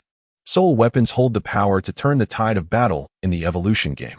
Typically, only high bloodline calamity beings, or human trialists whose soul quality and mental attributes have reached a certain standard, can evolve such weapons, often merging their souls with objects in their final moments. Even a low-grade soul weapon possesses formidable enhancement effects. Moreover, given that the evolution game had only recently commenced, even the low-grade soul weapons of today are akin to divine artifacts. Thus, despite being taken aback by Xuan's arrival, Wang Tung felt no fear, only a slight sense of urgency. Clutching the black dragon halberd, he stepped outside. Xuan traversed the Wang clan's encampment, the gazes of numerous onlookers converging upon him. Within the confines of the Wang camp, a throng of no fewer than tens of thousands bustled about, among whom the core combatants of the Wang family numbered nearly 10,000. This formidable assembly included over 10 B-ranked soul awakeners and more than 100 C-ranked soul awakeners, while the remainder comprised the cream of D-ranked soul practitioners. Although merely a few days had elapsed, the Wang encampment had already begun to take shape, with the surrounding structures and streets having undergone enhancements through soul power, enveloped in a subtle aura of spiritual energy. The scene where Xuan vanquished the guards of the Wang clan at the gate had not gone unnoticed by the residents of the camp. Who is this individual to dare provoke the Wang clan? Is he truly so reckless as to court danger? Just days prior, an awakened B-rank martial soul had caused a stir, only to be left gravely injured by the young clan leader of the Wang family. Had he not surrendered swiftly and pledged fealty to the Wang clan, he would likely have ended up as mere flesh and bone. This newcomer possesses considerable strength. I observed him besting the captain of the gate guards. Yet, no matter how formidable he may be, can he truly rival the prowess of the young clan leader, Wang Ting? After all, he wields an A-rank martial soul and an exceptionally powerful weapon, reputedly capable of effortlessly crushing the ranks of commander-level zombies. Indeed, just yesterday, I witnessed Wang Ting single-handedly charge into a horde of 10,000 zombies, forcing the commander-level undead to flee in disarray. Given the rapid development of the Wang clan, it seems likely that Wang Ting will soon overpower the overlord-level zombie horde and subsequently break through to the next tier. The onlookers murmured amongst themselves, clearly skeptical of Xuan's prospects. Even the several hundred elite followers trailing behind him lacked confidence. Had they not been bound to him as his subordinates, they would likely have fled in terror by now. Xuan is indeed formidable, yet that prowess is merely a reflection of individual combat strength. In contrast, the Wang clan's encampment boasts an army of 10,000. Although their organizational discipline and obedience may not rival that of a bona fide official army, they are far from a rabble. Even an S-rank awakener would hesitate to confront such a vast force head-on. Are you Gu Xian?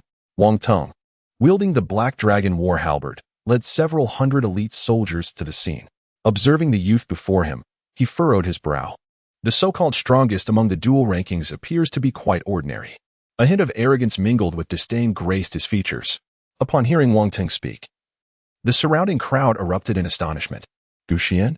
That name sounds familiar. Could he be the prominent figure who recently vanquished 2 foreign challengers? Did the young clan leader not mention that this is the Gu Xian who reigns atop both rankings? Undoubtedly, he is the one you speak of? Goodness. I am actually in the presence of the esteemed Gu Xian. What incredible fortune. Many faces lit up with excitement, akin to fervent fans encountering their idol. Were it not for the peculiar circumstances, they would have rushed forward to pay homage to Gu Xian. Witnessing the crowd's fervor, Wang Teng's expression soured. Have you lost your voice? Why do you remain silent? His tone was harsh, devoid of any pretense of civility towards Gu Xian. I have no desire to engage in idle chatter with a corpse, Gu Xian exclaimed, his figure suddenly erupting into a shadow that surged toward Wang Teng.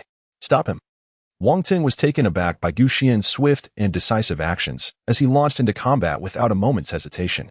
Over a dozen B-rank and C-rank soul awakening practitioners sprang into action, surrounding Gu Xian. Those who stand in my way shall perish.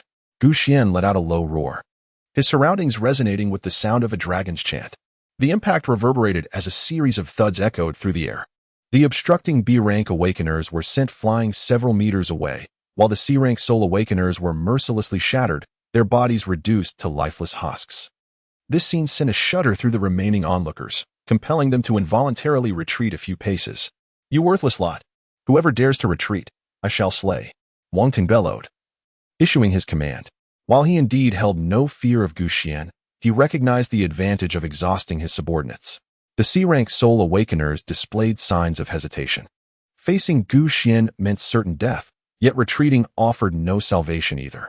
They found themselves in a dire predicament. Gu Xian, esteemed one, may we surrender to you? Suddenly cried one of the C-rank soul awakeners. Upon hearing this, Gu Xian could not help but smile. Indeed, these lowly C-rank soul awakeners held little significance for him at present.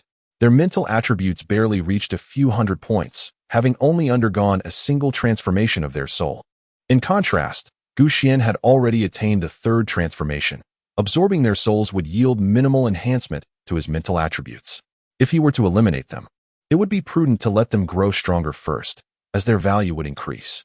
Upon hearing Gu Xian's words, many C-rank soul awakeners felt tempted. This assembly of over 100 C-rank awakeners had little connection to the Wang faction. Their allegiance was merely a means of self-preservation under duress.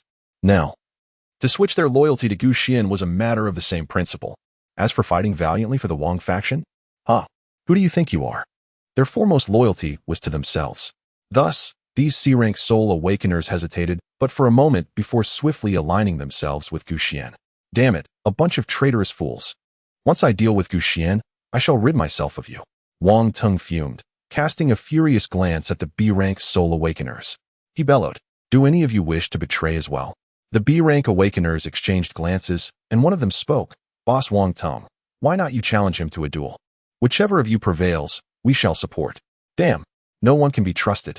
Wang Teng's lips twitched in agitation. Initially, they had a numerical advantage against Gu Xian. Even if that fellow was an S-rank awakener, sheer numbers could overwhelm him.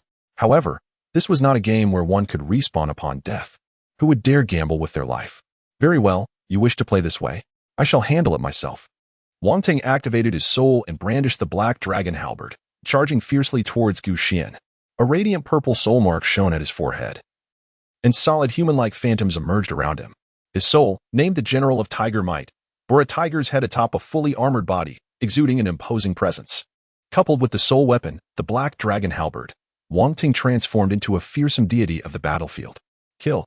Wang Teng's murderous intent surged, brimming with an unmatched fervor. Gu Xian, however, curled his lips and glanced at the Black Dragon great halberd in Wang Teng's hand, his voice laced with mockery. Your soul weapon is impressive, but it shall soon belong to me. Chapter 34, The Black Dragon Halberd. Ha! Are you not being overly arrogant? Believing that merely having broken through to the first rank makes you superior to me? Wang Teng brandished the Black Dragon Great Halberd, clashing against Xuan, both of them retreating several steps. Is this truly the extent of your prowess? It seems rather unimpressive, having merely tested the waters. Wang Teng felt a surge of confidence within. He had only just employed the first soul skill of the Tiger General and could contend evenly with Xuan. Although Wang Teng had yet to advance to the first rank, the upper limits of an A-rank martial soul far surpassed those of a B rank. Moreover, leveraging the Wang family's influence, he had consumed numerous low-grade spiritual herbs during this period, resulting in a foundational physique that had long surpassed 2,000 points. His mental attribute had also reached 2,000 points, and his martial soul had undergone a complete second transformation. In a possessed state, his physical attributes easily exceeded 3,000 points. Should he unleash his soul skills, the resulting power would be unimaginable. This was the source of his disdain toward Xuan. Oh, is that so? Xuan was somewhat taken aback by Wang Teng's formidable prowess. Yet, it was merely a fleeting surprise. It seemed that today, Wang Teng would bring an end to Xuan's legendary career. Ha ha ha. Henceforth, the world shall know no Xuan, only the great Emperor Wang Teng. With an overwhelming arrogance, Wang Teng, nearly inflated with pride, ceased his probing and directly entered his peak combat state. With an A-level martial soul, the General of Tiger Might, Wang Teng unleashed his first soul skill, Tiger Might's Guardian, which significantly amplified his strength and defense while also providing resistance against certain mental and sound wave attacks. This was a sustained soul skill that he typically employed at the onset of battle. His second soul skill, Tiger Leap Across the Abyss, was a displacement skill that briefly enhanced Wang Teng's jumping ability and speed. Moreover, if he struck immediately after executing this skill, the attack would receive a considerable power boost. Wang Teng leaped several dozen steps, wielding his colossal halberd, and brought it crashing down upon Xuan, creating a massive crater in the ground with a thunderous impact. Yet, this was not the end. Wang Teng resorted to his trump card. His third soul skill, Tiger Roar of the Mountain Forest, was a terrifying sound wave attack that could shake the heavens, compelling all beasts to submit, while also ignoring a certain degree of physical defense. Be obliterated, Xuan. Wang Teng roared with all his might, his voice akin to a raging torrent. The formidable sound wave of the tiger's roar rippled through the air, stirring up fierce winds that bore down upon Xuan. The tremendous sonic force seemed poised to shatter eardrums, causing the spectators, even those at a considerable distance, to clutch their heads and ears in agony. Some weaker, non-combat trialists were even struck to the ground, blood oozing from their orifices, leaving them uncertain if they were dead or merely unconscious. Wang Teng paid them no heed, fully aware that his third soul skill was an area of effect attack. Even if most of its power was concentrated on Xuan, his strength would still affect many others caught in the crossfire. But what did it matter? They were merely a rabble of lowly beings. Their demise was inconsequential. As the tiger's roar surged towards him, Xuan felt his internal energy surge violently, a tearing sensation resonating through his organs. How dare this mere tiger's roar stand against the dragon's chant?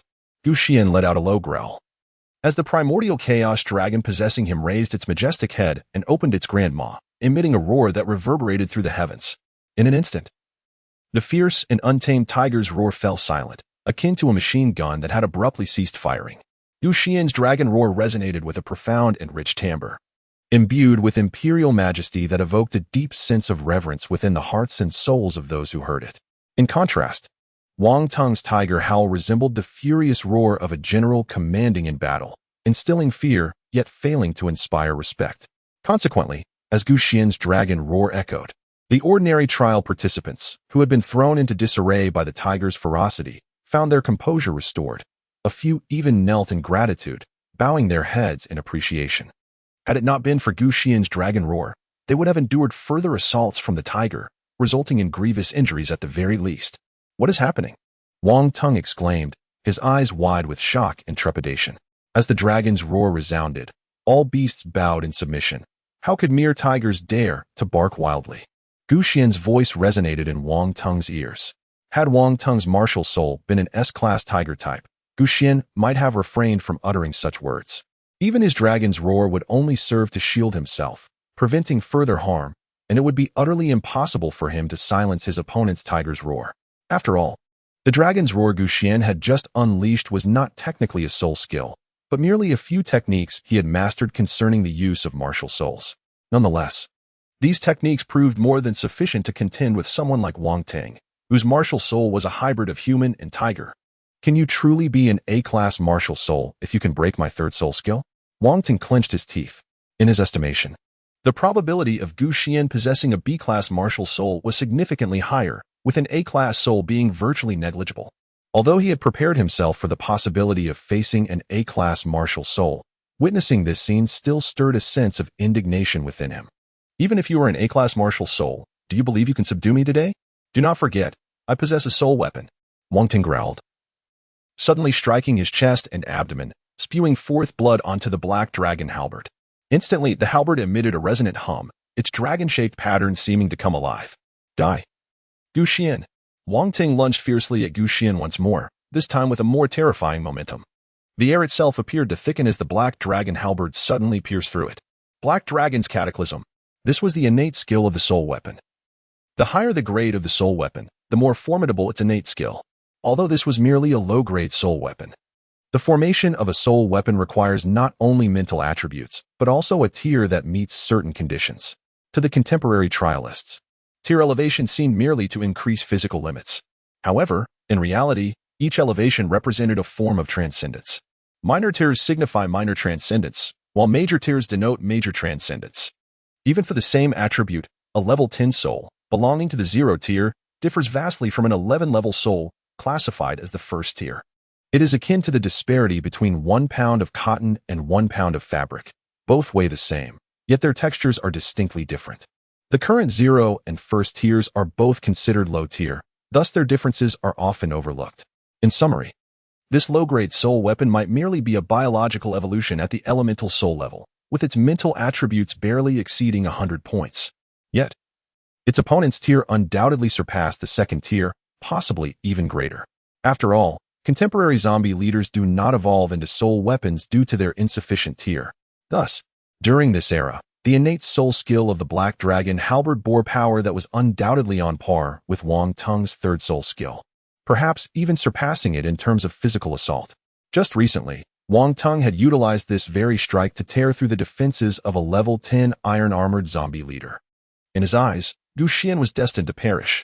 Yet, he never anticipated that, at the critical moment, a torrent of chaotic energy would surge around Gu Xian's body. The instant he was enveloped by this energy, the speed of the Black Dragon halberd diminished significantly, ultimately falling directly into Gu Xian's grasp. I have stated that this soul weapon is remarkable. Now, it belongs to me. Gu Xian suddenly felt a jolt as an overwhelming force surged forth, causing Wang Tang's grip on the halberd to be torn apart, and the Black Dragon halberd slipped from his grasp. No. Chapter 35. The Chaos Ancestral Dragon's Counterattack? Slaughter. Wang Tung roared with all his might, his eyes bloodshot as he glared at Gu Xian. How dare you seize my soul weapon? Huh, your soul weapon? I have already stated that it belongs to me. Not only the soul weapon is mine, but you are also mine. Gu Xian toyed with the Black Dragon spear, a wicked smile curling at the corners of his lips. Upon hearing this, Wang Tung shuddered, unable to suppress a few nervous swallows, while his hands instinctively covered his vulnerable rear. He never imagined that this globally renowned Gu Xian harbored such peculiar inclinations. What a misfortune! The mere thought of being subjected to this man's whims sent shivers down his spine, causing his body to tremble in trepidation. Gu Xian paid no heed to Wang Tung's thoughts. Gripping the halberd tightly, he lunged forward with a fierce thrust. Taken aback, Wang Ting immediately unleashed his soul techniques and fled in haste. Did you not wish for me? Why then do you seek to kill me? Confusion engulfed him. Could it be that this individual was even more twisted than he had imagined, possessing a penchant not only for men but also for the lifeless? Reveling in the play of the dead? Damn, a beast. To me, death is your utmost value. Gu Xianhan spoke in a cold tone, and upon hearing his words, Wang Ting's resolve only strengthened. Beastly Gu Xian, you pervert, utterly devoid of conscience, may you meet a wretched end. Wang Tung had initially believed himself to be a flawed individual, yet he found that Gu Xian was far more malevolent. In comparison to Gu Xian, he felt as innocent as a novice. Thank you for your wishes. With a smile, Gu Xian thrust his halberd through Wang Tung's chest, hoisting him high. Wang Tung was dead. Who could dare to oppose? As Gu Xian's gaze swept across the assembly, silence fell upon all, akin to a chilling stillness. Even the core disciples of the Wang family refrained from uttering a single word. True, Wang Tung was their young clan leader. But to claim that anyone harbored genuine affection or unwavering loyalty towards him would be nothing short of absurd. These were individuals shaped by modern education, not the ancient souls steeped in the doctrines of loyalty and righteousness who would easily pledge allegiance to a single person. Even many of those of commendable character found it challenging to remain loyal to an individual. However, among the various legions in the land of Huaxiao, there existed a multitude who were fiercely devoted to their country and its people. In this apocalyptic game of evolution, the duality of human nature, both its brilliance and its baseness, was laid bare under the sun. The distinction between good and evil became ever more pronounced. In this lifetime, Xuan, although reluctant to embody the role of a do-gooder, harbors a measure of respect for those who truly deserve the title of good person. Of course, this refers to genuine virtuous individuals rather than self-righteous moralists. A true good person holds themselves to stringent standards, while a moralist, on the contrary, revels in coercively imposing their ethics upon others. In a world where human nature has largely deteriorated, only force stands as the ultimate truth.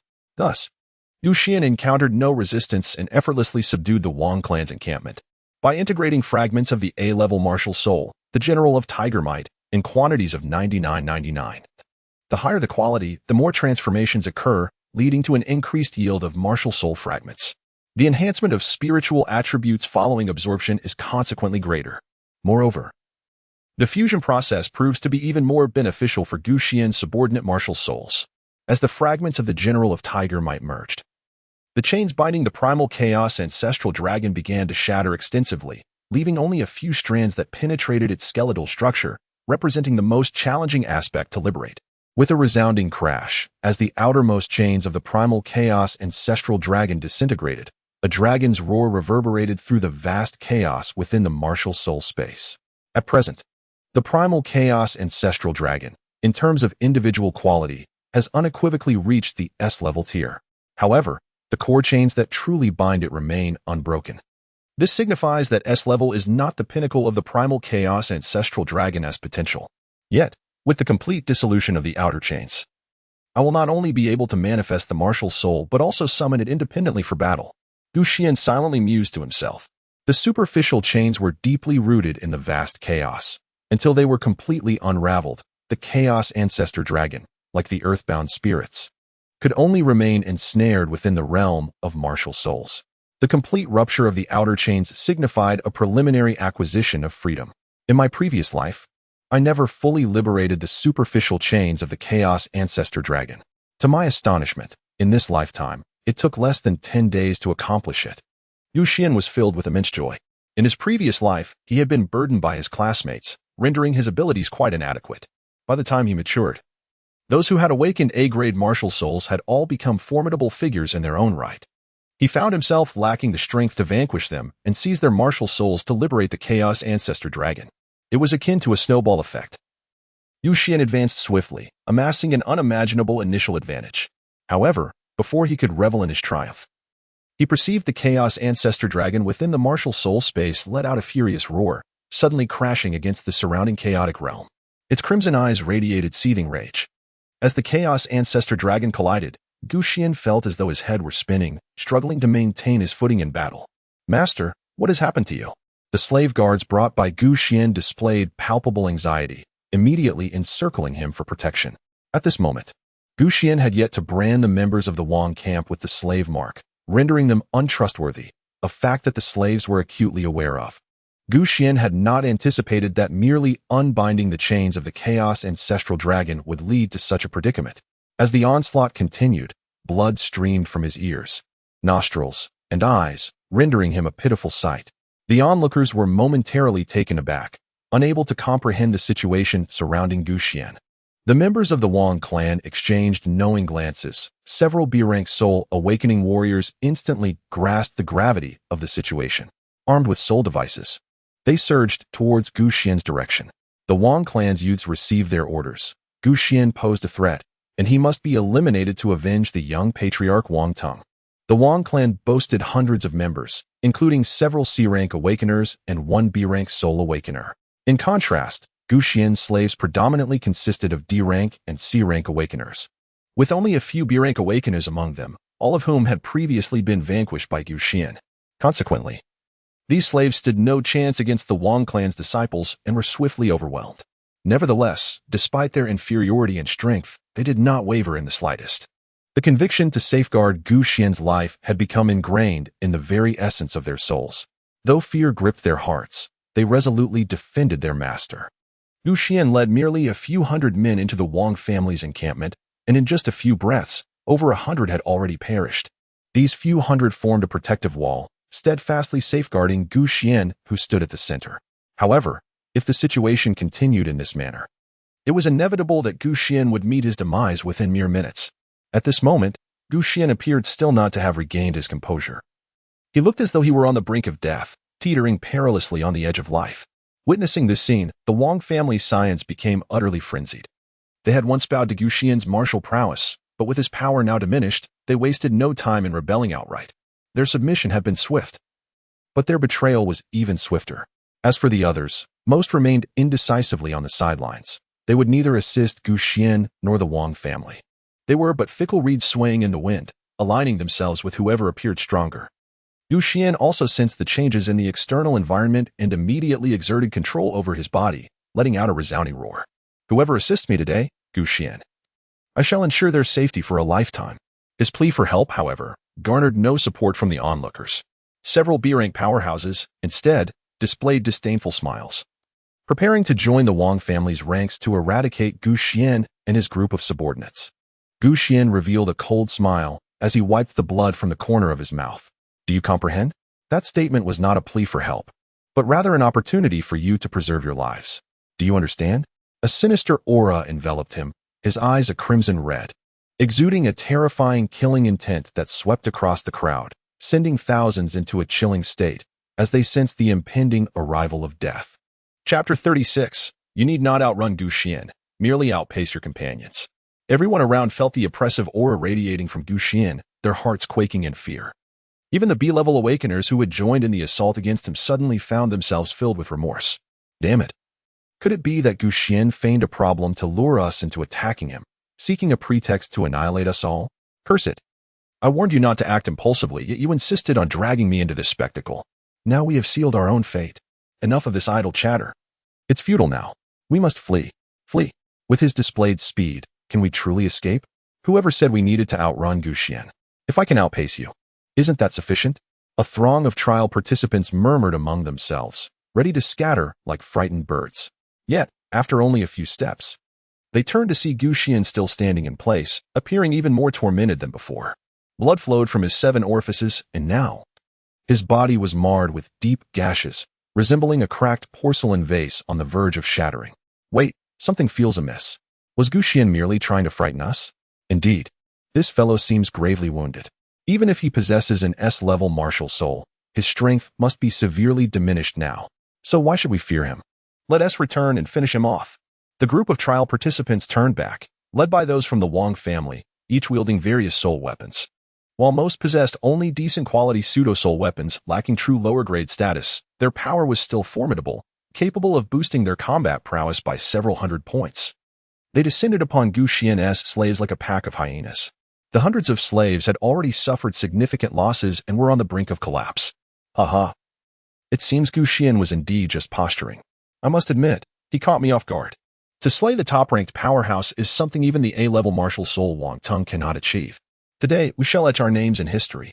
Originally, I intended to remain a spectator, but Gu Xian's insolent threats were too brazen. I hope he learns humility in his next life. Yes, I too wish to keep my distance, but he forced us towards the Wang family.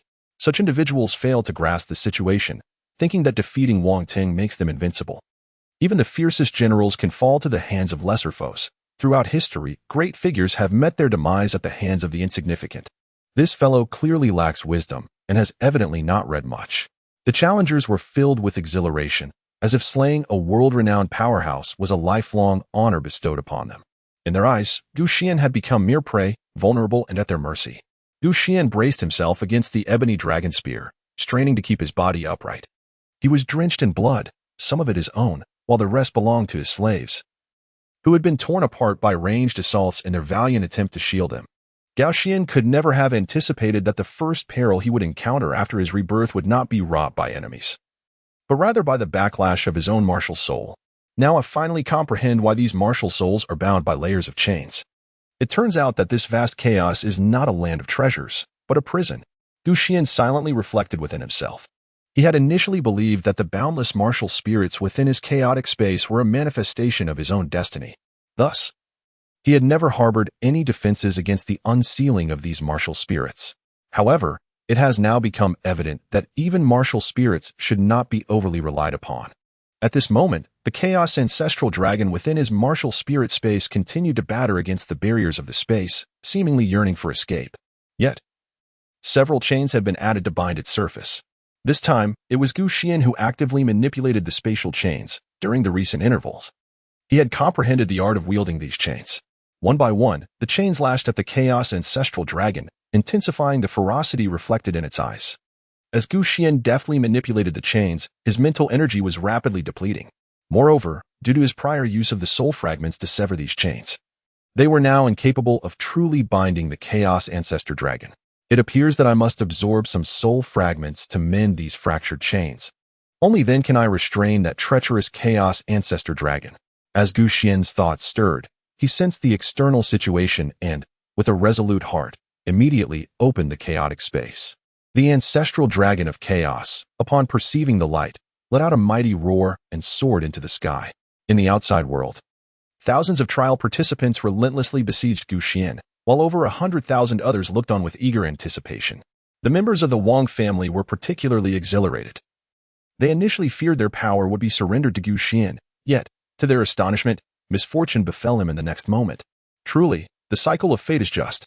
Xuan, descend to the netherworld and accompany Teng'er in death. Wang Ting's father, his eyes ablaze with fury, had refrained from confronting Xuan when his son was slain.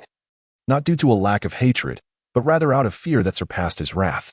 Now, with Xuan in distress, he was determined to seize this opportunity. What was the matter with Xuan's guards? They seemed to have gone mad, fearlessly throwing themselves into danger, despite their D-grade martial souls. They had delayed him for so long. Wang Teng's father was perplexed. He had not anticipated such unwavering loyalty in this era. Upon further reflection, he speculated that Xuan must have employed some means to exert control over these individuals. After all, their eyes betrayed fear, yet for reasons unknown.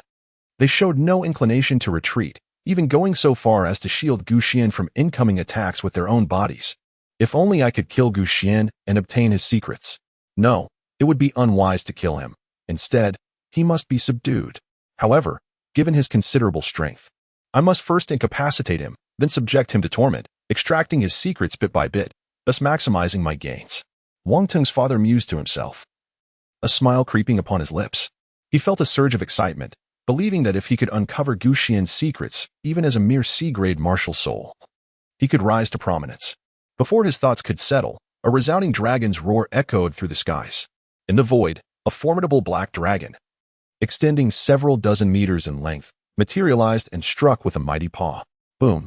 The ground where Wang Teng's father stood collapsed into a deep pit, crushing a dozen trial participants into a pulp. The black dragon then opened its jaws wide, releasing a torrent of searing flames that spread in all directions. In mere moments, hundreds were reduced to charred remains, while many others writhed in agony on the ground. No one anticipated such a scene. What is this creature? How terrifying! Even more dreadful than a zombie overlord. It seems to be Xuan's martial soul. Is martial soul a black dragon? How could it be so immense and autonomous? Forget the details. We must flee. The thousands besieging Xuan scattered in panic. Yet their speed was as sluggish as that of a tortoise compared to the ancestral dragon of chaos. In the state of Xuan's martial soul manifestation, the soul skills he wielded appeared as mere trifles when compared to the Chaos Ancestral Dragon. The first soul skill, Ancestral Dragon's Thousand June Break, saw the Chaos Ancestral Dragon effortlessly slash through the air with its 4 dragon claws, unleashing energy blades that stretched over 10 meters in length, sweeping through foes like grass. Each blade cleaving dozens of individuals in twain. The second soul skill, Ancestral Dragon's Skyward Step, propelled the Chaos Ancestral Dragon forward several thousand meters with a single stomp of its claws, positioning itself in front of the fleeing enemies. The final move, Ancestral Dragon's Breath, harvested the lives of these individuals. With each life extinguished, Xuan perceived an ethereal darkness subtly merging into the form of the Chaos Ancestral Dragon, an amalgamation of fear, anger, resentment, and other negative energies emitted by the slain. As these negative energies accumulated, the essence of the Chaos Ancestral Dragon's soul became increasingly solidified. This was no mere ancestral dragon. It was evidently a fearsome dragon of unparalleled ferocity. Chapter 37, The Slaughter Rankings Unveil, once again securing the first position master. Are you unharmed? Among the slaves, several C-grade healers employed numerous healing soul skills on Xuan, gradually mending his fractured body.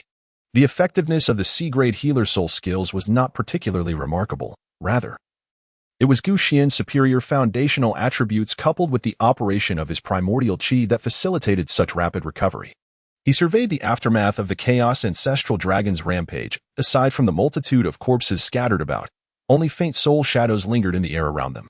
With the advent of the chat channel, many had come to realize the advantages of unlocking the first transformation of their martial souls, which granted an additional soul skill. Consequently, D-grade trialists prioritized enhancing their spiritual attributes. Moreover, the recent blood moon had catalyzed the mutation of numerous plants, giving rise to a plethora of spirit herbs. While the quantity of low-grade spirit herbs was limited, pseudo-spirit herbs were not difficult to come by. In the early stages of the evolution game, it was challenging for plants to transform into high-grade spirit herbs due to the requisite accumulation of primal energy. However, many original medicinal materials could easily transmute into pseudo-spirit herbs. Consuming such herbs would yield attribute points in the dozens at the very least. Thus, the global number of individuals who had unlocked the first transformation of their martial souls was substantial. The group encircling Xuan comprised the elite of the Wang clan's camp, all of whom had achieved this transformation. Although the Chaos Ancestral Dragon could not absorb their martial souls upon slaying them, Xuan had that capability. He moved swiftly, activating his devouring ability. Wisps of soul shadows drifted towards him like fireflies, only to be shattered into countless fragments, merging into the martial soul space. These martial soul fragments, while not particularly potent on their own, amassed in significant numbers. As they fused into the chains, the previously broken links began to mend, growing increasingly resilient. I never anticipated that these martial soul fragments could truly integrate into the chains, proving even more effective than enhancing the martial soul itself. Upon closer inspection, the chains composed of interconnected iron rings revealed an array of intricate and esoteric patterns. These designs were remarkably diverse, depicting weapons, animals, and plants, harmoniously resonating with the types of martial spirits that Xuan had recently absorbed. Xuan suddenly conceived a possibility. Could it be that these chains, which bind the martial spirits, are a form of soul artifact? Gazing at the intricate web of chains that permeated the boundless chaotic space, Xuan felt a sense of astonishment. These chains ensnared each martial spirit, yet all radiated from a singular center. They resembled the myriad roots of a tree, with each root entwining and confining a martial spirit. If indeed these chains constituted a soul artifact, then the grade of such an artifact must be beyond imagination. After all, to bind so many martial spirits, each of which is extraordinary in its own right, is no small feat. Never mind, for now, I shall simply absorb them. Xuan continuously absorbed fragments of martial souls, while the Chaos Ancestor Dragon relentlessly pursued the trial participants. In that moment, an overwhelming sense of dread enveloped everyone. The thousands surrounding Xuan cried out for mercy. Lord Gu, we acknowledge our mistakes. Spare our lives. Esteemed Gu, please accept your martial soul. We are willing to follow you wholeheartedly. The pleas for mercy echoed incessantly, predominantly coming from those with B and C grade martial souls. As for the D grade souls, they had no opportunity to plead for their lives. A single strike from the Chaos Ancestor Dragon, even merely its residual force, could incapacitate them. Listening to these cries for mercy, Xuan couldn't help but chuckle softly. I told you, when I called for your aid, it was not to save me, but to save yourselves. My injuries were incurred while contending with this black dragon, and instead of assisting, you chose to complicate matters from the sidelines. Now that I can no longer control this beast, you may as well fend for yourselves. As Xuan spoke, he followed in the footsteps of the Chaos Ancestor Dragon, devouring the souls of the martial spirits it had slain. Upon hearing Xuan's indifferent remarks, the onlookers became infuriated, unleashing a torrent of vitriol. You, Xuan, are a scourge, utterly ruthless. May you meet a wretched end. We are all Chinese. Why must you pursue annihilation? We have acknowledged our faults. Cannot you be magnanimous and forgive us? They lamented. You claim to be the strongest in the world, yet you display no grace whatsoever.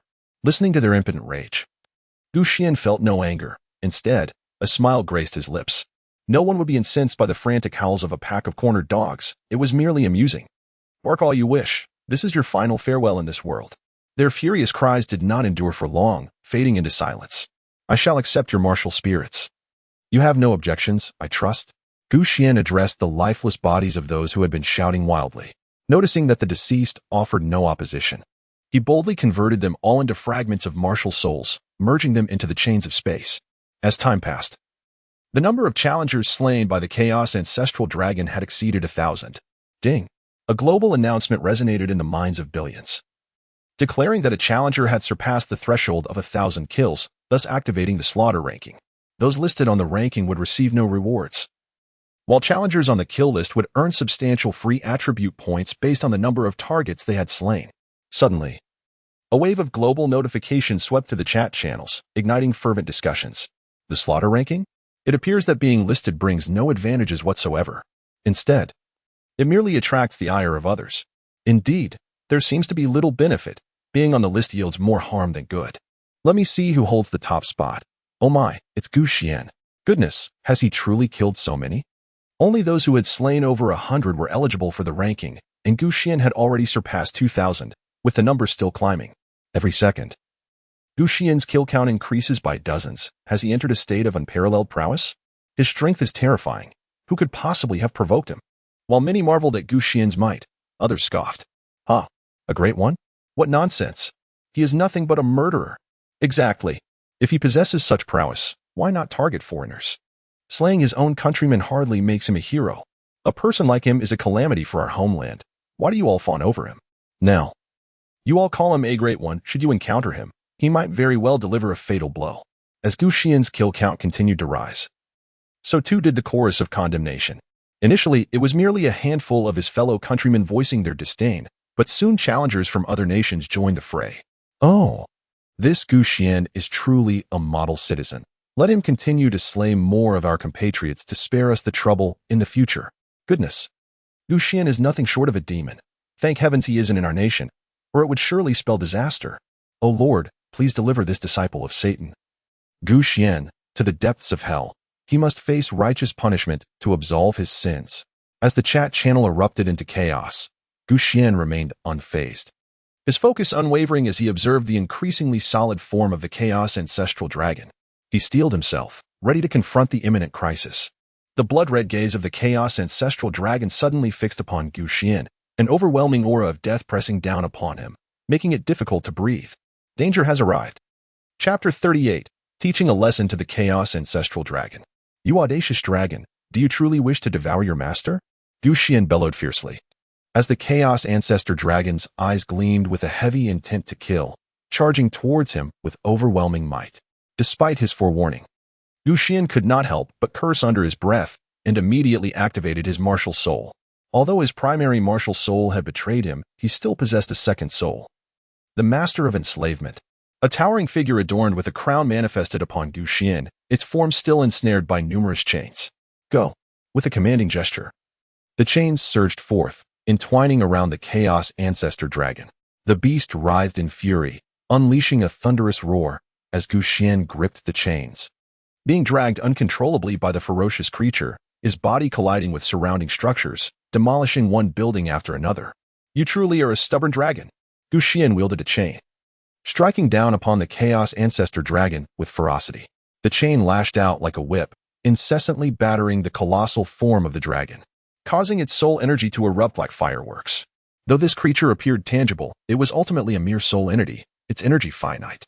Having recently vanquished numerous trial participants, the negative energy it absorbed had yet to be fully transformed. Crucially, the chain manipulated by Xuan posed a lethal threat to these martial souls imprisoned within the Chaos Prison. As Xuan lashed the Chaos Ancestor Dragon, the chains embedded deep within its being resonated with his own, amplifying the torment and damage it endured exponentially. Initially, the creature endeavored to endure, but as the strikes multiplied, the Chaos Ancestor Dragon found itself unable to withstand the onslaught. It could tolerate a dozen blows, endure 100, but thousands were beyond its capacity to endure in its current state. While the Chaos Ancestor Dragon still possessed a modicum of intelligence, it was perplexing why it did not distance itself from Xuan. Through the recent encounters, Xuan discerned a pattern. although the creature had swiftly pursued the trial participants. Once they exceeded a certain distance, it ceased to regard those fleeing. Consequently, out of the over 100,000 trial participants at the Xuan camp, only about 40 to 50,000 fell to the Chaotic Ancestor Dragon's wrath. The remainder had fled too far. It seems this creature, despite its rebellious spirit, cannot stray too far from me. Otherwise, it would not bode well for it. However, does it believe that by killing me, it will finally attain freedom? Xuan contemplated. Let it be. First, I shall retrieve this fellow into the chaotic space, and then I will deal with him at my leisure. Xuan finds himself in a most precarious state. Initially, he was drained by the Chaotic Ancestral Dragon, and now he is wielding the soul lock to strike against his adversary. After a prolonged stalemate, the Chaotic Ancestral Dragon, unwilling to concede, is ultimately dragged by Xuan into the realm of chaos. At this moment, the Chaotic Ancestral Dragon is marred by numerous wounds, yet it remains fiercely obstinate, attempting once more to assault the barriers of space. These barriers are insurmountable for it, but each impact resonates with a significant tremor for Xuan, its host. It is akin to an indomitable iron fortress within Xuan, where relentless forces collide. While the fortress remains unbroken, he must endure the repercussions of each strike. Crash, crash, crash. How dare you? Xuan's heart seethed with rage. He had not anticipated the return of this rogue, and his insolence was infuriating. He immediately commanded the chains of the chaotic space to ensnare the Chaotic Ancestor Dragon, while the number of chains he wielded in the external realm was limited. Within this chaotic domain, their quantity surged exponentially. In the vast emptiness, the sound of clashing chains resonated melodiously, however, to the Chaotic Ancestor Dragon. It felt as though its very soul were being tormented. Countless chains swiftly enveloped the Chaotic Ancestor Dragon, binding it as tightly as a rice dumpling. Regardless of its desperate struggles, it could not budge even an inch. These chains, in comparison to those that had previously ensnared it, were several times greater in number and appeared to be reinforced, rendering them even more resilient. Damn it, you enjoy crashing into things, do you? I shall make you rue the day. Xuan was merely conversing with himself in his heart, yet his words resonated throughout the vast, chaotic expanse, appearing extraordinarily grand and magnificent, as if a deity were bellowing in fury. In the blood-red eyes of the Primordial Chaos Dragon, a flicker of trepidation unexpectedly manifested. Xuan could not concern himself with trivialities. He directly manipulated countless chains, relentlessly striking the Chaotic Ancestral Dragon. Each blow left the creature battered and bruised, its dark scales shattering piece by piece, until it was ultimately on the brink of death. Xuan was unperturbed by the prospect of slaying this individual, for they resided within the soul realm, a domain where as long as one's spirit remained, revival was swift. Moreover, Xuan's chaotic space was far more extraordinary than the ordinary soul realms. As Xuan disciplined the Chaotic Ancestor Dragon, the global chat channel erupted in fervor. The number of kills on Xuan's massacre leaderboard had reached a staggering figure. Good heavens! Has the esteemed Xuan truly annihilated an A-grade camp? He has claimed the lives of over 50,000. Such combat prowess undoubtedly confirms him as an S-grade soul awakened. What kind of tyrant is this? With so many individuals in a single camp, it is improbable that he has offended them all. Surely among these 50,000, there must be innocents.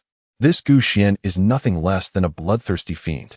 Henceforth, let us not refer to him as a great figure, but rather as the Mad Demon. Mad Demon, indeed. I see him as nothing more than a beast. Xuan would be celebrated as a hero in our great Eastern Empire, where he should be enshrined in a shrine and worshipped by thousands. During this era, although everyone had blood on their hands, the sheer scale of Xuan's slaughter of thousands was difficult for many to fathom. After all, the second highest kill count was merely in the hundreds. This individual was an S-grade soul awakened from the East, who, prior to the arrival of the evolution game, had been a notorious serial killer, confined to prison and awaiting execution. However, the arrival of the evolution game spared his life, and now, despite his atrocities, no one could hold him accountable. Thus, this deranged murderer continued to torment challengers to satisfy his perverse inclinations.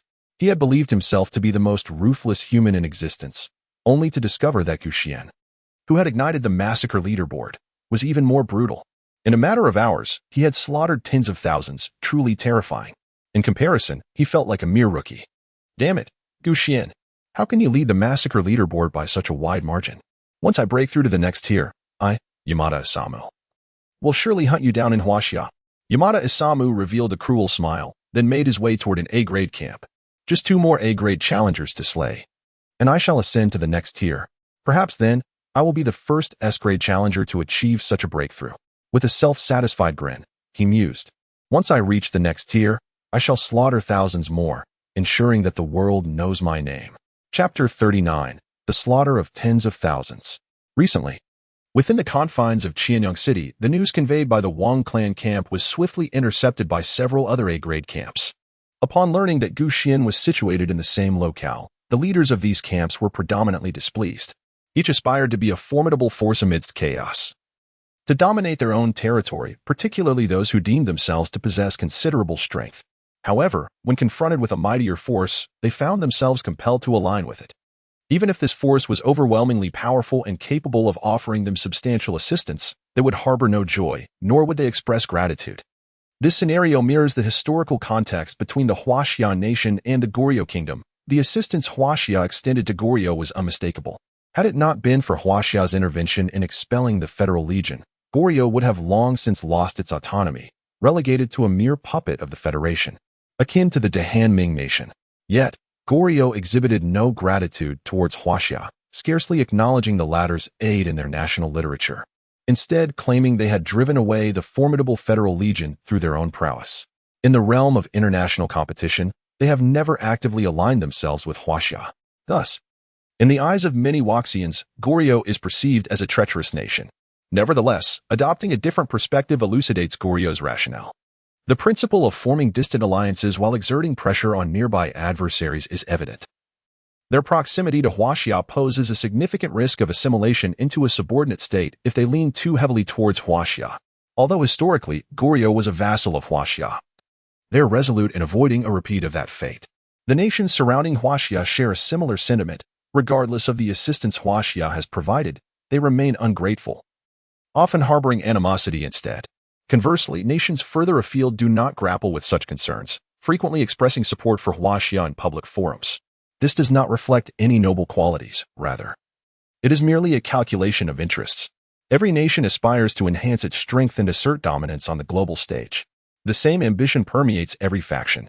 Although these grand powers may find such aspirations laughable, they must nonetheless respect the dreams of others. Consequently, when the upper echelons of these A-grade camps received this news, their initial thoughts were not to ally with Gu Xian, but rather to devise a strategy for his annihilation. The camps dispatched spirit messengers to swiftly convey their intentions to one another.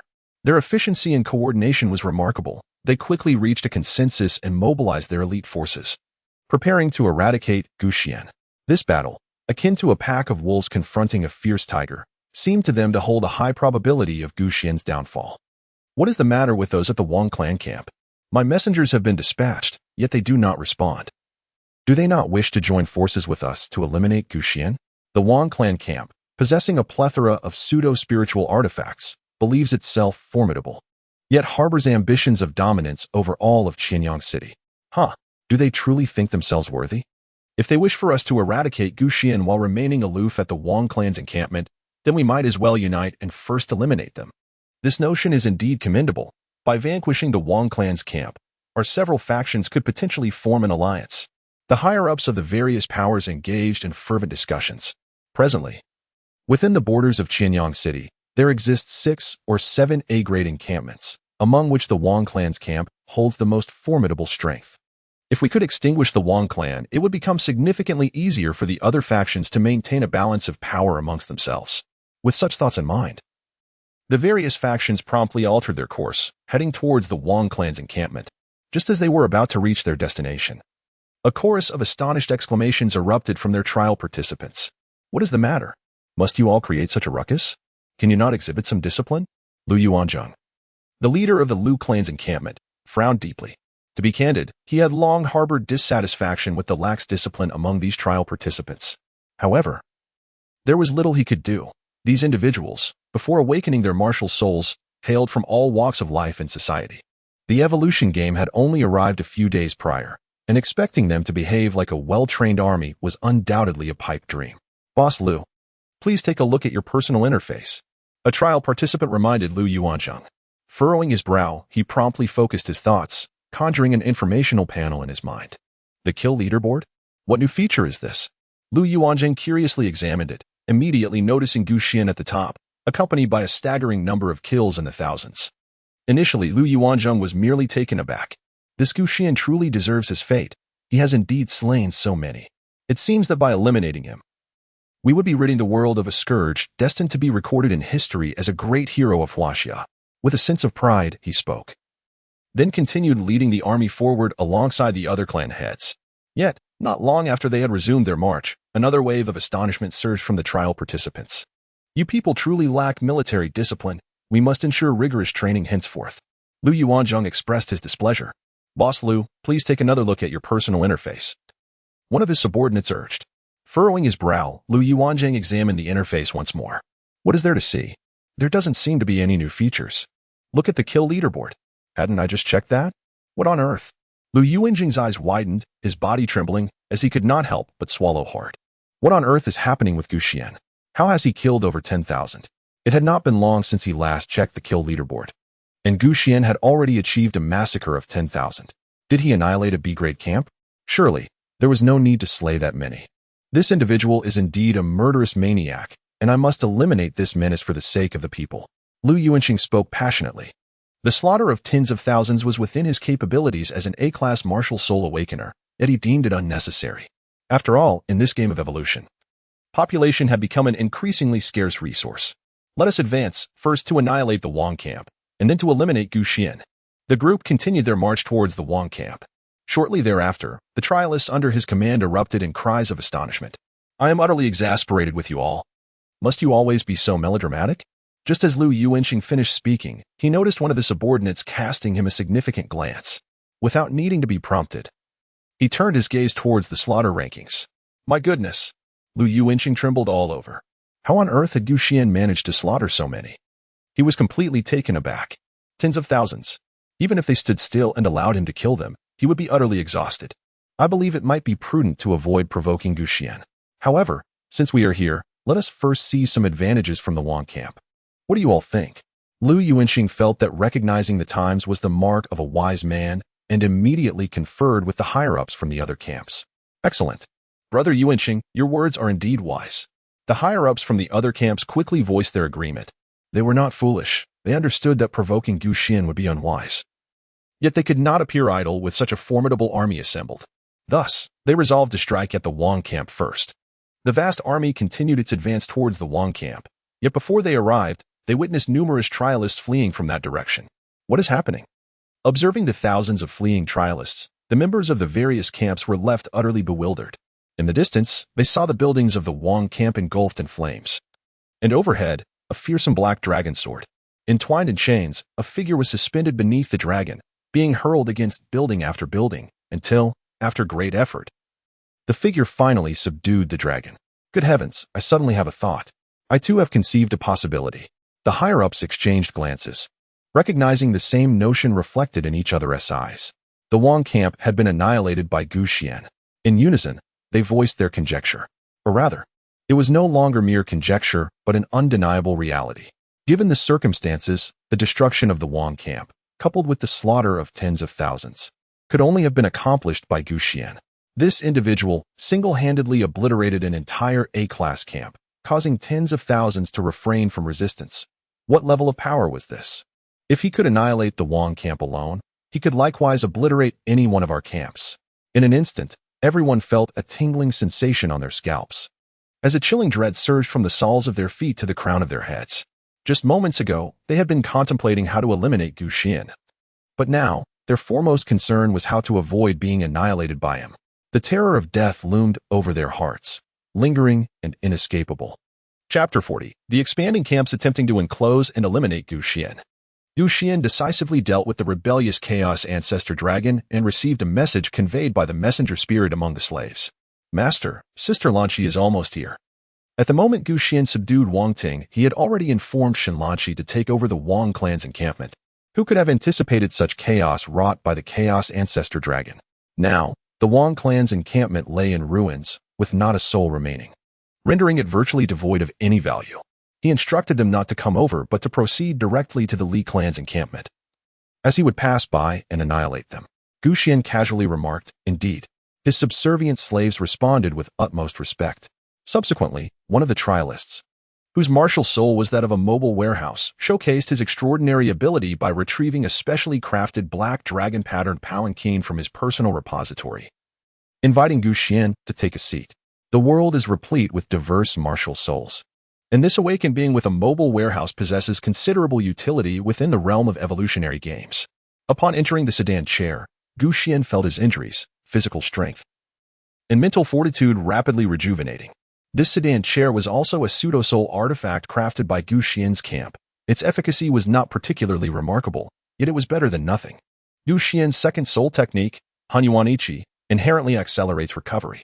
At this pace, it will not be long before he regains his full strength. When that moment arrives, dealing with the other camps will be a mere formality. Boss Lu, are we still heading into the Wang camp?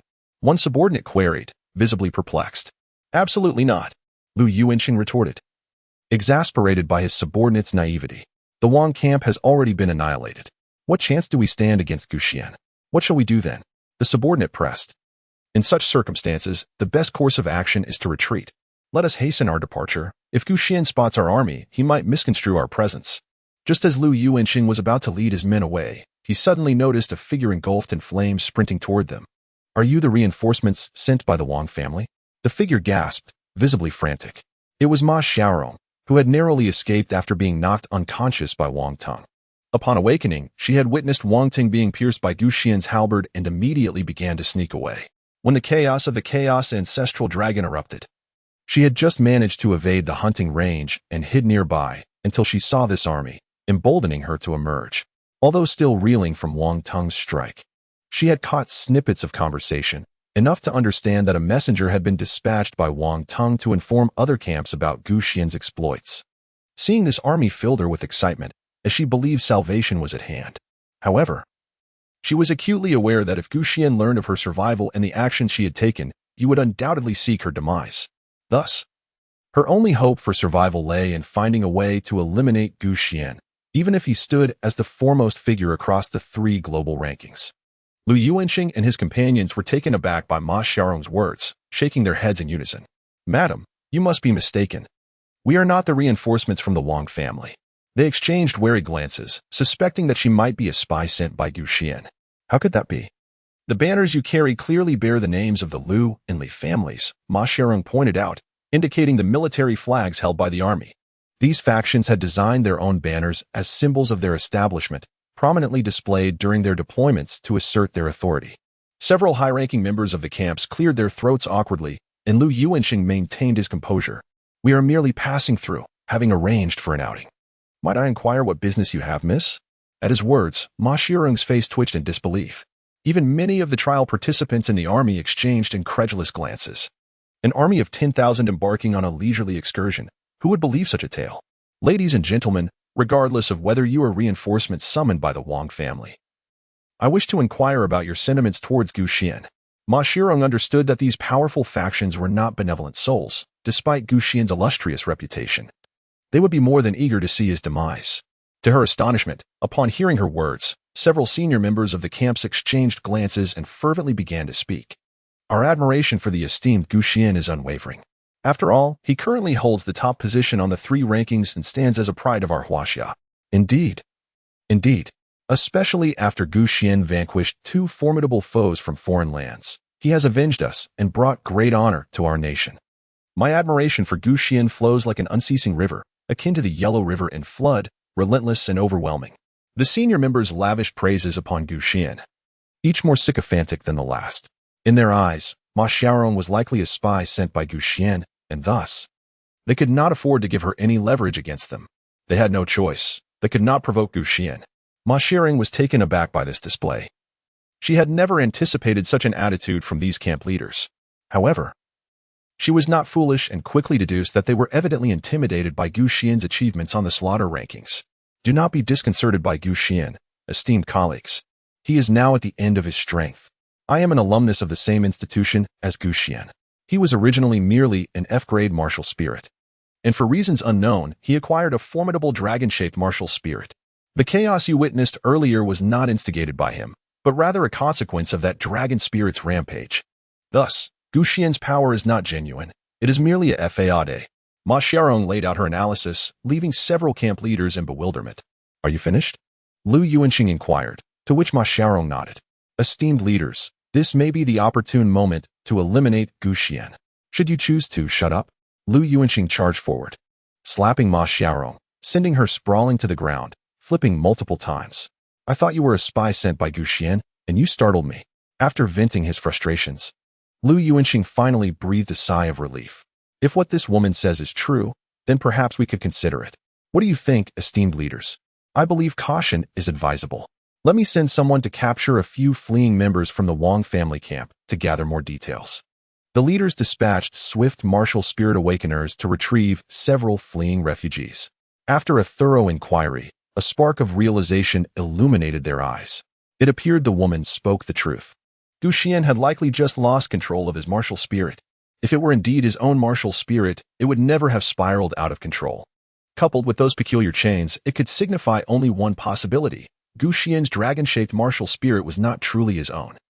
I remarked that if he possessed an S-rank or even an A-rank martial spirit, how could he possibly break through to the first tier so swiftly? It turns out he merely harbors a secret F-rank martial spirit. If we eliminate him, this secret shall belong to us. Chapter 41. Those who stand against me shall be mercilessly slaughtered. Several leaders quickly conferred, their excitement escalating with each word. Initially, they believed this expedition would end in futility and that they would continue to face threats from Gu Xian in the future.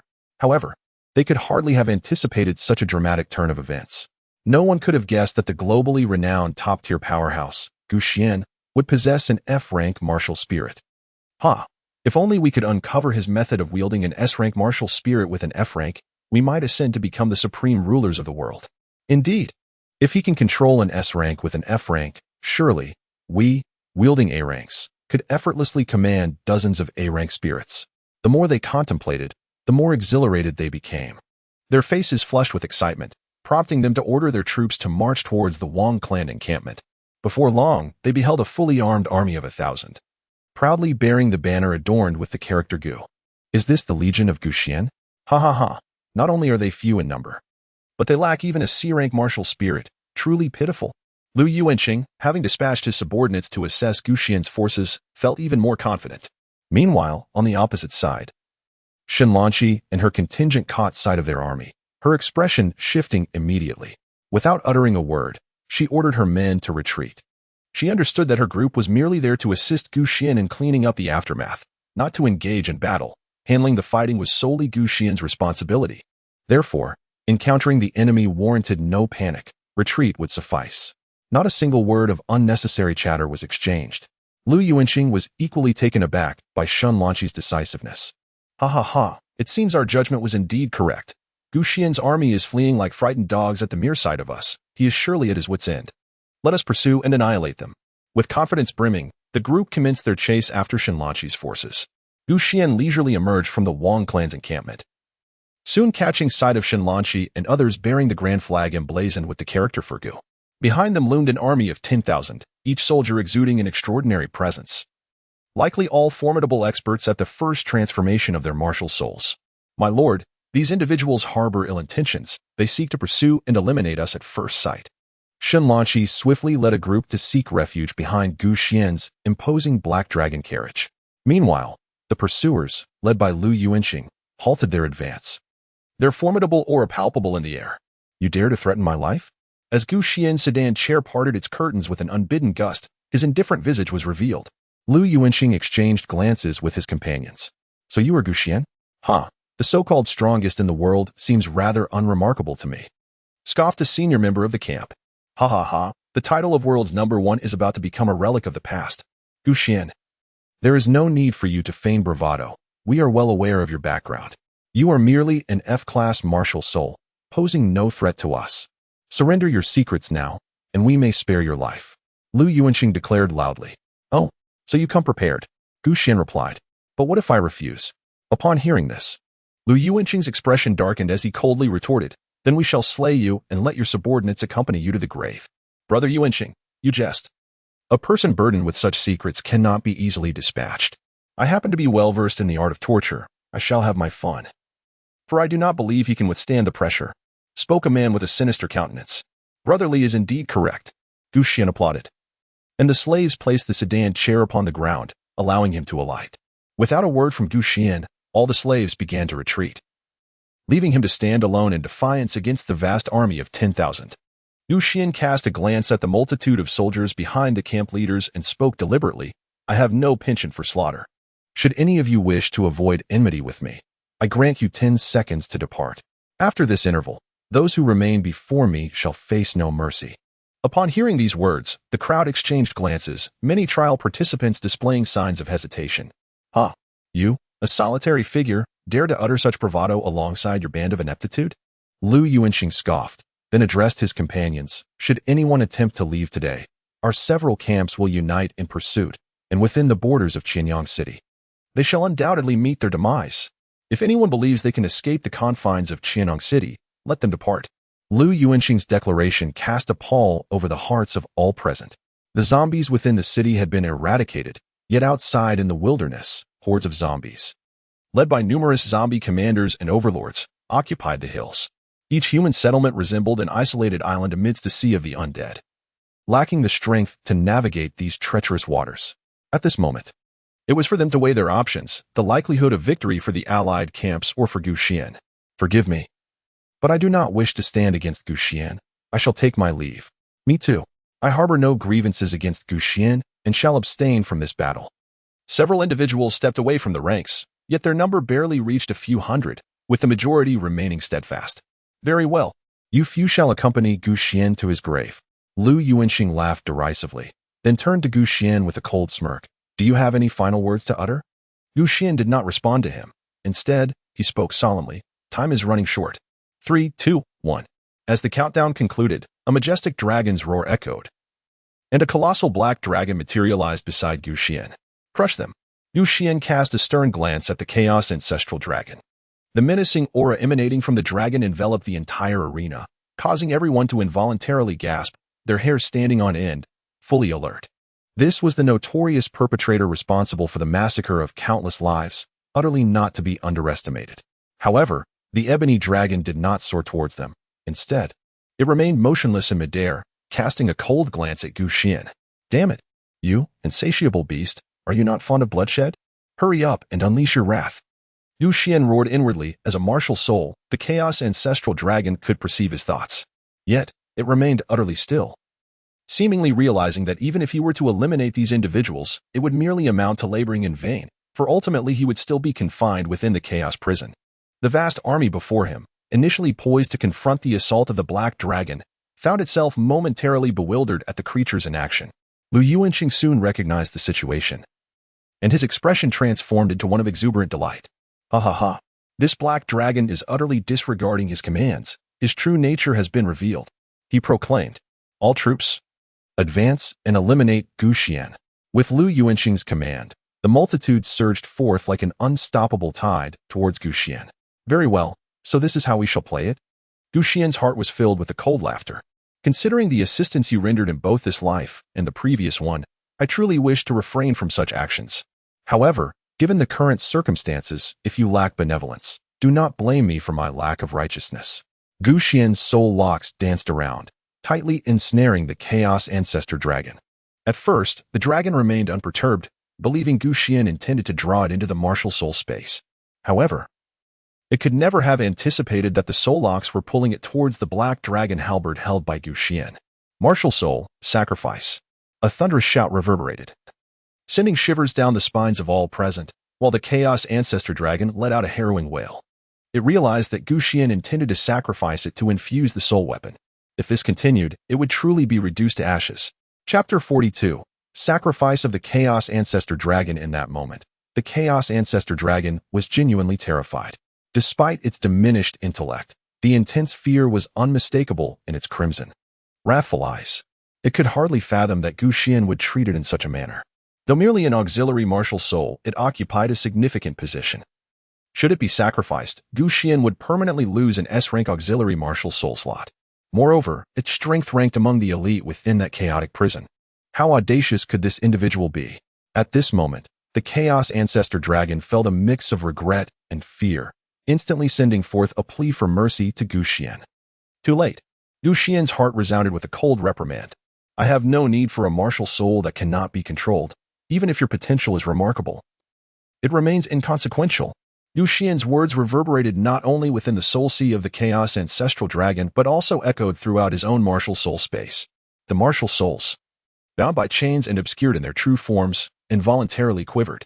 Even the master martial soul that currently resided within Xuan, which had once gazed upon the world with indifference, now bore a hint of humanity in its eyes. In his previous life, Xuan had possessed only a superficial understanding of these martial souls. However, he now realized that each of these souls likely harbored their own secrets, serving not merely as tools. Consequently, he could not place complete trust in these subordinate martial souls, nor could he rely on them too heavily. His true dependence lay in himself and his primal martial soul, Chaos. This was the only way to counterbalance those formidable subordinate martial souls and prevent being overwhelmed by them. Typically, the subordinate martial souls remained silent, each one observing the unfolding drama, perhaps even harboring thoughts of rebelling against Xuan. Yet today, their intentions were laid bare before him due to the treachery of the Chaos Ancestral Dragon. Had this entity possessed greater patience and awaited the complete dissolution of the sealing soul locks within Xuan before striking, Xuan might have found himself utterly defenseless. The more he pondered, the more dread filled his heart. He could scarcely fathom that the greatest threat he faced did not stem from the outside world, but rather from within himself. Anyone who resembles this wretch should be sacrificed as soul vessels. Xuan's heart roared with fervor, causing the entire spirit space to tremble violently. Today, his intention was to demonstrate a formidable lesson, not merely to kill a chicken to scare the monkeys, but rather to slay a dragon. Meanwhile, in the external world, the process of Xuan sacrificing the Chaos Ancestral Dragon transpired in the blink of an eye. As the chains ensnared the Chaos Ancestral Dragon, dragging it into the black dragon halberd, the once dull weapon erupted in radiant brilliance, as if it had been imbued with life. The black dragon halberd writhed and twisted, resembling a genuine black dragon.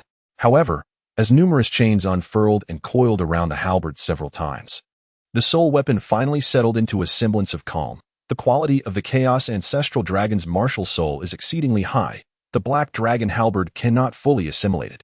In the future, I must seek materials to enhance the soul weapon and elevate its grade. Xuan pondered to himself. This black dragon great halberd was originally estimated to be merely a creature of a higher C-rank bloodline or a C-rank martial soul infusion, thus categorizing it as a low-grade soul artifact. However, the materials comprising the soul artifact were quite exceptional and had not been fully utilized. Consequently, when the primordial Chaos Ancestral Dragon was infused within, this low-grade soul artifact naturally ascended to the status of a mid-grade one. Yet, although the materials of the soul artifact reached their limits, they failed to completely absorb the martial soul of the primordial Chaos Ancestral Dragon, allowing it to persist and struggle rather than dissipate entirely. Were it not for Xuan's ability to suppress it with the soul lock, it is likely that the soul artifact would have been overwhelmed and shattered by the primordial Chaos Ancestral Dragon. For now, this will suffice. Xuan cast his gaze upon the approaching army of 10,000, his eyes brimming with a murderous intent. The opposing legion, upon witnessing Xuan's actions, felt a twinge of unease. However, the arrows had already been loosed, and there was no turning back. Having chosen this battle, they had no choice but to see it through to its bitter end, death. With a thunderous roar, Xuan brandished the black dragon great halberd towards the vast army of 10,000, unleashing a torrent of potent black energy. Ancestral Dragon's Might. This was the sole technique of the Chaos Ancestral Dragon, now imbued within the black dragon great halberd. The original soul technique, Black Dragon's earth-shattering strike, had been assimilated by this Ancestral Dragon's Might. The energy emitted by the black dragon great halberd surged forth with the force of 1,000 June, wielding an unparalleled might. Instantly, hundreds of D-rank martial soul awakeners were severed in half, rendering the scene grotesquely bloody and brutal. Xuan charged into the fray like autumn winds sweeping away fallen leaves, causing chaos wherever he went. No one could withstand the force of his strikes. This scene profoundly shook everyone present. The once formidable army of thousands suddenly appeared somewhat disheartened, with many trembling in place, too fearful to confront Xuan. Some, upon seeing the fierce advance of Xuan, even knelt and begged for mercy, exclaiming, "Lord Xuan, we are also compelled by circumstances, spare us, grant us reprieve." Yet, Xuan paid no heed, his halberd sweeping through the ranks, mercilessly dispatching them all. A person's life is singular, and so too is the opportunity one extend to you. Miss it, and death shall be your fate. Xuan uttered a cold command, his eyes betraying no hint of emotion. Did you see that? Your pleas for mercy are futile. This demon, Xuan, seeks nothing less than our complete annihilation. Everyone, fight with all your might. He may be formidable, but he is merely one man. We can wear him down. From the rear of the formation, Lu Yuanqing and the other leaders of the camp shouted fervently. The trial participants, having witnessed Xuan's astonishing prowess, initially felt a twinge of retreat. Yet, upon observing how Xuan showed no mercy to those who surrendered, their final vestiges of hesitation were cast aside. Damn it! Let us engage this murderous fiend. Does he think his strength grants him the right to disregard our lives? He sees us as mere ants. Today, let him learn that even ants possess lives worth fighting for. We are merely seeking survival in the cracks of despair. What have we done to deserve his wrath? Why should you, Xuan, refuse to forgive us? A surge of indignation filled the hearts of the group, eclipsing their fear of Xuan and morphing it into an overwhelming hatred. This transformation drove the once timid trial participants into a frenzy, charging towards Xuan with reckless abandon. Akin to moths drawn to a flame, Lu Yuanqing and his compatriots exchanged knowing smiles. Brotherly, your B-rank martial soul proves to be exceedingly effective. Let these emotionally unhinged individuals drain Xuan's strength, and we can easily overpower him. Haha. Though this martial soul may not provide significant combat enhancements, it effectively amplifies negative emotions within. On this battlefield, it is quite advantageous. Indeed, these individuals were far inferior to a regular battalion. Yet their desperation in battle rendered them nearly equal. Even if thousands were to perish at Xuan's hands, the toll could easily reach 3,000 to 5,000. They are but a bunch of insignificant fish. Their deaths are inconsequential. We can always cultivate more. If we uncover Xuan's grand secrets, we shall soar to great heights. Listening to the enraged declarations of the trial participants, Xuan felt no ripple of disturbance within. He saw through it all. Out of control, are they? This works to my advantage, providing me with the perfect opportunity to unleash my fury. Chapter 43, the third transformation of the martial soul, Divine Soul. As Xuan continued his slaughter, the power of devouring relentlessly absorbed the souls of the fallen, gathering them like twinkling fireflies around him. This time, he managed to consume all the souls, transforming them into mental attributes. Most of these challengers possessed D-grade souls, their levels hovering around 6 or 7. Yet, without exception, their mental attributes exceeded 100 points, triggering a transformation that elevated them to the realm of primordial souls. Individually, each soul contributed a negligible increase to Xuan's mental attributes, only adding a few points here and there. However, the sheer volume was overwhelming. Having dispatched over 1,000 individuals, he accrued several thousand mental points. Furthermore, the souls from the tens of thousands he had previously fused, albeit used merely to enhance the soul locks of the soul space, constituted a part of Xuan's spirit.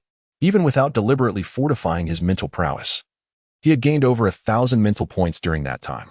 This explains the rapid recovery of his condition. Now, his mental attributes had surpassed 7,000 points, inching ever closer to 10,000. Once he reached that threshold, he could unlock a third transformation, elevating his soul from the realm of heroic souls to divine souls. Upon ascending to the divine soul level, even a lower-tier soul could effortlessly detach from its corporeal form.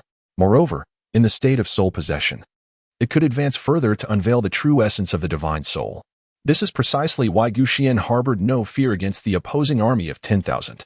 Once his divine soul essence was activated, the common tactics of overwhelming numbers would prove utterly ineffective. Meanwhile, Lu Yuanqing and the others remained blissfully unaware that they were teetering on the brink of death. In their eyes, Xuan appeared to be in a state of fatigue. Having endured continuous depletion, countless ranged attacks bombarded him. Although they stemmed from D-grade soul abilities, their abundance was overwhelming. Were it not for the protective swirling of the primordial energy surrounding Xuan, he would have been grievously injured by now. The dense primordial energy was being steadily consumed. Yet fortunately, Xuan's mental attributes were on the rise, accelerating the production of primordial energy through his chaotic soul. Otherwise, it would have been exhausted long ago, leaving Xuan to endure those ranged assaults with nothing but his physical body. Nonetheless, even with the speed at which Xuan generated primordial energy, it still lagged behind the rate of consumption. It was akin to a once fully stocked small pond, now with the tap turned on and the drain opened. The inflow of water could not keep pace with the outflow. The primordial energy enveloping Gu Xuantian's body began to dissipate at a visibly rapid pace. Observers in the distance, including Lu Yuanqing, noticed this spectacle and immediately displayed expressions of delight. As I counted down, the peculiar currents surrounding that individual would soon disperse. 19, 18. Lu Yuanqing's face was alight with excitement as he counted down, while the other higher-ups of the camp also wore expressions of anticipation. 3, 2, 1. Boom. The primordial energy enveloping Gu Xian was thoroughly depleted, rendering him unable to withstand the onslaught of the incoming soul attacks. A kaleidoscope of soul skills engulfed him, featuring flames, icy spikes, and slicing winds. Ordinarily, these would have been intercepted by the primordial energy, which would have even deflected them in a swirling motion to strike at the surrounding foes.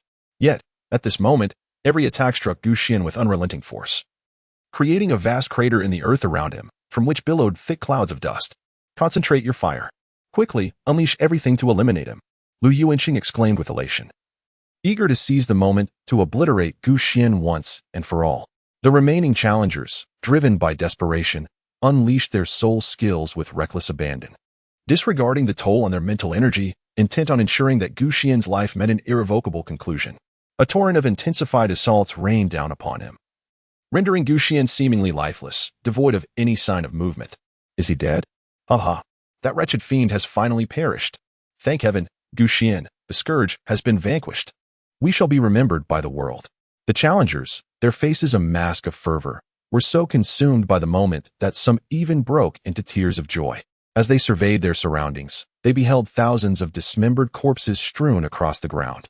Only now, having been temporarily blinded by their emotions, did they come to realize the sheer horror of the battle they had just endured. Gu Xian was a veritable force of destruction, slaying anyone who dared to oppose him. Not even challengers with C-rank soul abilities could withstand the might of his colossal halberd. With a mere thrust of the black dragon halberd, dozens of challengers were skewered together like candied fruit, and with a casual flick, they were hurled forth as lethal projectiles. The combat prowess of Gu Xian is truly terrifying, surpassing even that of the overlord-level zombies in terms of oppressive might. Perhaps, given Gu Xian's formidable strength, confronting a zombie king would pose little challenge. Regrettably, no matter how powerful he may be, he has now met his demise in this place, utterly defeated.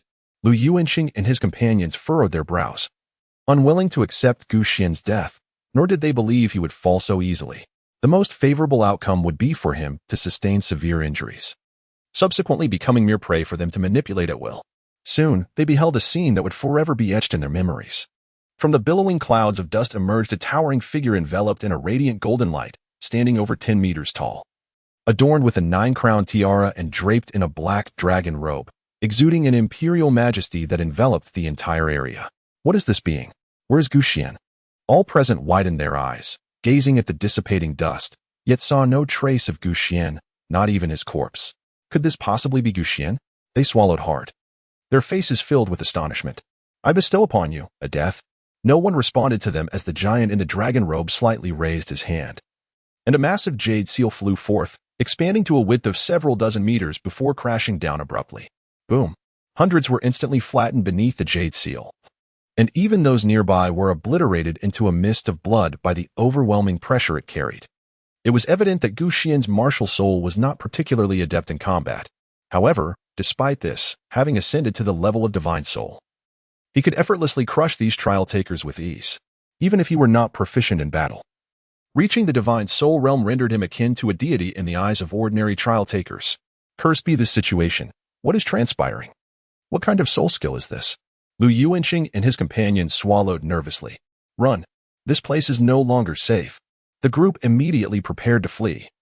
But at that moment, the giant in the dragon robe, clutching the jade seal, coldly declared, "Those who rebel against authority, how dare you flee? You traitors, by my command, slay the fleeing ones." Upon hearing these words, the trial takers of lower mental attributes immediately fell into a daze and began to encircle Lu Yuanqing and his companions. No. Please don't kill me. Lu Yuanqing and his group were in a state of utter panic. They were not Gu Xian, even though they were A-grade martial soul awakers. They could not withstand the assault of the dazed trial takers. After a desperate struggle that resulted in the slaughter of over 1,000, several high-ranking members of their camp were ultimately reduced to mere pulp. You shall pay with your lives. After executing Lu Yuanqing and his companions, the trial takers, upon hearing the words of their master, began to take their own lives, collapsing to the ground as corpses. Thus, the once mighty army of 10,000 was completely annihilated. Chapter 44. Gu Xian, the object of universal contempt. After Gu Xian decimated an army of thousands, the numbers on the slaughter leaderboard surged dramatically once more. This development ignited a fervor in global chat channels. Goodness, has Gu Xian developed a taste for blood? Has he slain yet another multitude? Are there no victims willing to share their tales? Those above must be quite deranged. The victims have already reported to the underworld and can no longer converse with you. Since the victims have voiced no objections, I unequivocally support the formidable Gu Xian. I admire such decisive strength. Decisive strength does not equate to senseless slaughter. Gu Xian is a cold-blooded murderer, and you will understand fear when you encounter him. Gu Xian's nature is inherently brutal. I believe we should collectively oppose him. The esteemed S-rank figures ought to unite and eradicate this menace to our nation. Without knowing the full context, how can you judge? How do you ascertain that Gu Xian's victims were truly innocent? Perhaps he acted in legitimate self-defense? Legitimate self-defense for a single individual to slay tens of thousands? Are you out of your mind? The majority of discussions among the practitioners of the Huaxian nation express profound dissatisfaction with Gu Xian's excessive bloodshed. With a predominance of critical voices, especially in the wake of provocation from foreign practitioners, the chorus of condemnation directed at Gu Xian has only intensified. Gu Xian paid no heed to the voices surrounding him. Instead, he busily dispatched individuals to take control of the entire territory of Qianyang City. The upper echelon of the city had been entirely eradicated by Gu Xian, leaving behind primarily those awakened with life-based martial souls, with C-grade combatants deemed as the pinnacle. Nevertheless, the overall number of trial participants remained substantial, nearly 4 million. Previously, Qianyang City boasted a population exceeding 6 million, indicating that approximately 2 million had either succumbed to the undead or fled to other cities. However, the latter scenario seemed less plausible, as the wilderness between cities posed far greater dangers than the cities themselves. The distribution of zombies was determined by the area of the map, ensuring that human gatherings were relatively safer. Integrating the city's populace was no simple task, even with the assistance of the soul of the slave master. Gu Xian took considerable time to control the key personnel. Ding.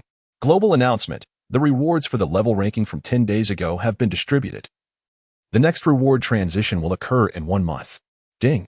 Trial participant Gu Xian, you ranked first in the last level ranking. A reward of 1,000 free attribute points has been granted, although many B-grade trial participants had broken through to the 11th level, requiring merely the absorption of 10 soul crystals of the same level to effortlessly ascend to the 12th level and secure the top position. They did not blindly pursue advancement. After all, between levels 11 and 20, each bloodline could only absorb 10 zombie soul crystals. To hastily absorb 10 inferior soul crystals for the sake of immediate gratification might result in being permanently restricted to the first tier, unable to ascend to the second. Those at the first tier were not foolish. They understood this principle well. Consequently, they had been focused on enhancing their attributes, even for B-grade martial souls. The physical limit at the 11th level reached a staggering 10,000 points. Thus, these powerful individuals believed it prudent to first maximize their physical attributes before seeking higher-grade zombie soul crystals for upgrades. Yet, even as counterfeit elixirs proliferated, achieving maximum physical capacity became increasingly challenging with higher talent levels. Thus, Gu Xian's position at the top remained unshakable. However, before the global announcement could fade, another echoed forth. Ding. Global announcement. Trial participant Hongfeng has become the first to slay a king-level zombie, receiving a reward of 500 free attribute points. The detection of a trial participant slaying a king-level zombie has activated the calamity creature hunting leaderboard. Slaying king-level zombies will allow participants to be ranked, with rewards to be calculated based on leaderboard positions and the number of kills after 10 days. Upon witnessing Hong Feng's name reigning at the top of the hunting leaderboard, the chat channel erupted with excitement. Hong Feng is incredible. He actually managed to slay a king-level zombie, which must now exceed level 15. This is a true powerhouse. The genuine number 1 in the world, far surpassing Gu Xian. Indeed, one is a hunter of zombies while the other is merely a purveyor of death. In terms of both strength and virtue, the esteemed Hong Feng far surpasses that insipid Gu Xian. The chat channel was initially filled with adulation for Hong Feng, followed by disparagement of Gu Xian. Yet, neither Gu Xian nor Hong Feng paid heed to such idle gossip. A new ranking list has emerged, encompassing the level rankings, challenge rankings, kill rankings, and now this hunting ranking for lists in total. Observant individuals have discerned the peculiarities of these rankings. Some encourage challengers to elevate themselves, while others incite them to engage in mutual slaughter, and some spur them to annihilate calamity creatures. It is a contradiction, a disjunction. It is as if these rankings were crafted by disparate entities, some harboring animosity towards Earth's challengers, while others exhibit goodwill. Many have sensed that behind this evolution game lies some monumental existence, one that gazes down upon Earth like a deity observing crickets in a fighting arena, toying with countless lives as mere pawns in a grand game. Xuan has begun to perceive this, yet lacks the strength to unearth the world's secrets. Nevertheless, he is now inclined to embark on an exploration, to uncover who it is that treats him like a mere insect. Even if the adversary is a divine being, he will drag them down from their pedestal and deliver a few resounding blows. In another location, Hong Feng gazed upon the multitude of fallen zombie bodies, amidst which lay the remains of thousands of soldiers, his heart heavy with sorrow. As the saying goes, a general's success is built upon the bones of countless. His ability to slay the zombie lord is attributed not only to his own prowess, but also to the sacrifices of these valiant warriors. Before the advent of the evolution game, Hong Feng was but a soldier. Now, he has completely commandeered a legion of 100,000. The incompetent high-ranking officials have been vanquished by him, those who, despite possessing only D-grade qualifications, amassed the majority of the legion's resources, appropriating the medicinal herbs painstakingly gathered by the soldiers. As a result, they required little effort to ascend to the first tier, maximizing their physical attributes and attaining commendably high mental attributes. However, their combat skills are laughably juvenile. By the soldiers' endorsement, Hong Feng has dominantly united the entire legion. He harbors no regrets about this course of action, the only lament being that he did not act sooner. Had those precious herbs been allocated to the talented warriors skilled in combat, it could have spared hundreds, if not thousands, of lives during today's ambush against the zombie lord. Reflecting on this, he cast his gaze towards Xuan, the top of the kill rankings, and could not help but ponder, is this Xuan truly the bloodthirsty maniac that others claim? Or is his slaughter merely a means to avert even greater casualties? After all, if my actions were to spread, perhaps I would be labeled a traitor in the eyes of the populace. Chapter 45. I only wish to be a villain. How did I become a great benefactor? Hong Feng revealed a wry smile, remaining unfazed by the discussions in the chat channel. His intuition regarding the individual named Xuan suggested that matters were far more intricate than they appeared. Surely, I cannot be the first person globally to attain the first tier as an S-class martial soul awakener, he mused, glancing at the rankings. Presently, the top contenders were predominantly level 11 trialists. However, their position did not necessarily correlate with the quality of their martial souls. After all, the ascension tasks for most S-class and A-class martial soul awakeners were considerably more arduous than those for B-class. Hong Feng astutely noted the presence of several familiar names who had already reached level 11. According to prior assessments, these individuals were all S-class martial soul awakeners. They had successfully ascended to the first tier without vanquishing a king-level zombie. Thus, it was not difficult to speculate that they had either slain 10 A-class martial soul awakeners or, within the stipulated time, eliminated 100 zombie overlords. The latter option was, in essence, no different from slaying a king-level zombie, and arguably more challenging. For such a multitude of zombie overlords could only be found under the command of a king-level zombie. Other zombie overlords typically occupied their own territories and seldom coexisted, leading to a scattered distribution that rendered individual elimination insufficient for task completion. Moreover, each zombie overlord commanded over 100,000 subordinate zombies. It would be far more efficient to seek out a king-level zombie's domain rather than to exterminate them one by one. In contrast, the simplest task would undoubtedly be to eliminate a trialist of comparable talent. It was evident that the design of this ascension task was intended to entice trialists into mutual destruction. Yet, even though many recognized that such infighting was erroneous and detrimental to humanity's struggle against calamities, who truly cared about the future of mankind, their focus lay solely on their own self-interest. Even Hong Feng, reflecting on the soldiers who had perished for his sake, found himself silently questioning, is it worth it? These individuals are indeed comrades and brothers. If he were to lead an assault on another human encampment, the casualty count would not be so staggering. This so-called evolution game incessantly tests the very essence of humanity. For a person of conscience, it is a profound torment. Xuan, in his previous life, was acutely aware of such sentiments. Striving to be virtuous is challenging. Within this evolution game, the pursuit of righteousness becomes exceedingly arduous. Fortunately, Xuan has come to terms with his resolve to embrace the role of a carefree villain in this life. Thus, he feels no psychological burden regarding the slaughter of other humans. Moreover, during the days spent consolidating all the trial participants from Qianong City, he discovered an intriguing phenomenon. In the absence of oppression from higher-tiered soul awakening practitioners, the lives of most lower-tier trial participants have, paradoxically, improved. In the preceding days, those at the bottom of various encampments were inevitably exploited by higher-ranked, more gifted trial participants. However, after Xuan eliminated these oppressive figures, he became the sole entity exploiting them. Remarkably, Xuan did not demand most of the resources they produced. He sought only a modest quantity of inferior-grade spiritual herbs. For Xuan, who had already completed the third transformation of his soul, inferior-grade pseudo-spiritual herbs held little value. Soul crystals and pseudo-soul weapons were of no interest to him. The distribution among the millions of trial participants in Xuan's encampment was entirely based on labor contribution. To their astonishment, they discovered that without the so-called strongmen, their lives had become unexpectedly more comfortable.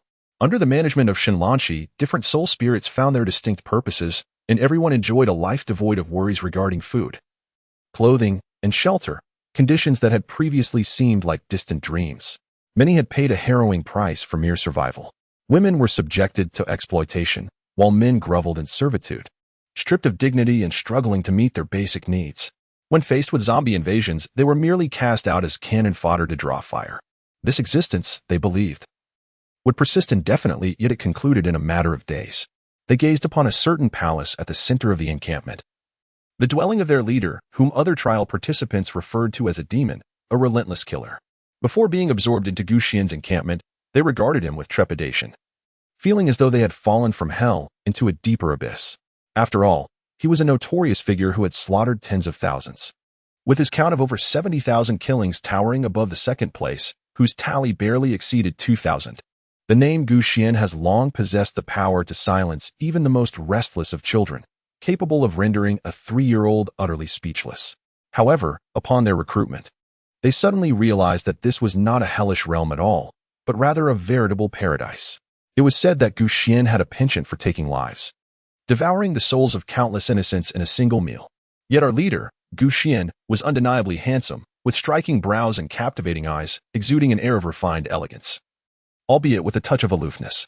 For these individuals, who had endured myriad tortures as lowly trial participants, Xuan's demeanor, even if somewhat distant, was far more tolerable than the brutality they had previously encountered. In fact, even if he were to occasionally strike them, as long as he refrained from indiscriminate slaughter, they would accept it without complaint. Remarkably, Xuan treated them with a surprising level of restraint. Even when encountering beautiful women, he merely cast them an appreciative glance. In contrast, it was a commonplace occurrence for leaders of other camps to forcibly solicit women in the streets, compelling their subordinates to line up for a turn. Xuan had not anticipated that his desire to embrace villainy would inexplicably cast him as a paragon of virtue in the eyes of those undergoing trials. This disparity was indeed rather surprising. Initially, the comely women were apprehensive, fearing that Xuan might perpetrate various misdeeds upon them, trembling like quails in his presence. However, upon realizing that he harbored no ill intentions, they became proactive, showering him with attentions and flattery. After all, Xuan's attractiveness, already commendable, was further enhanced by his formidable prowess, rendering him all the more captivating.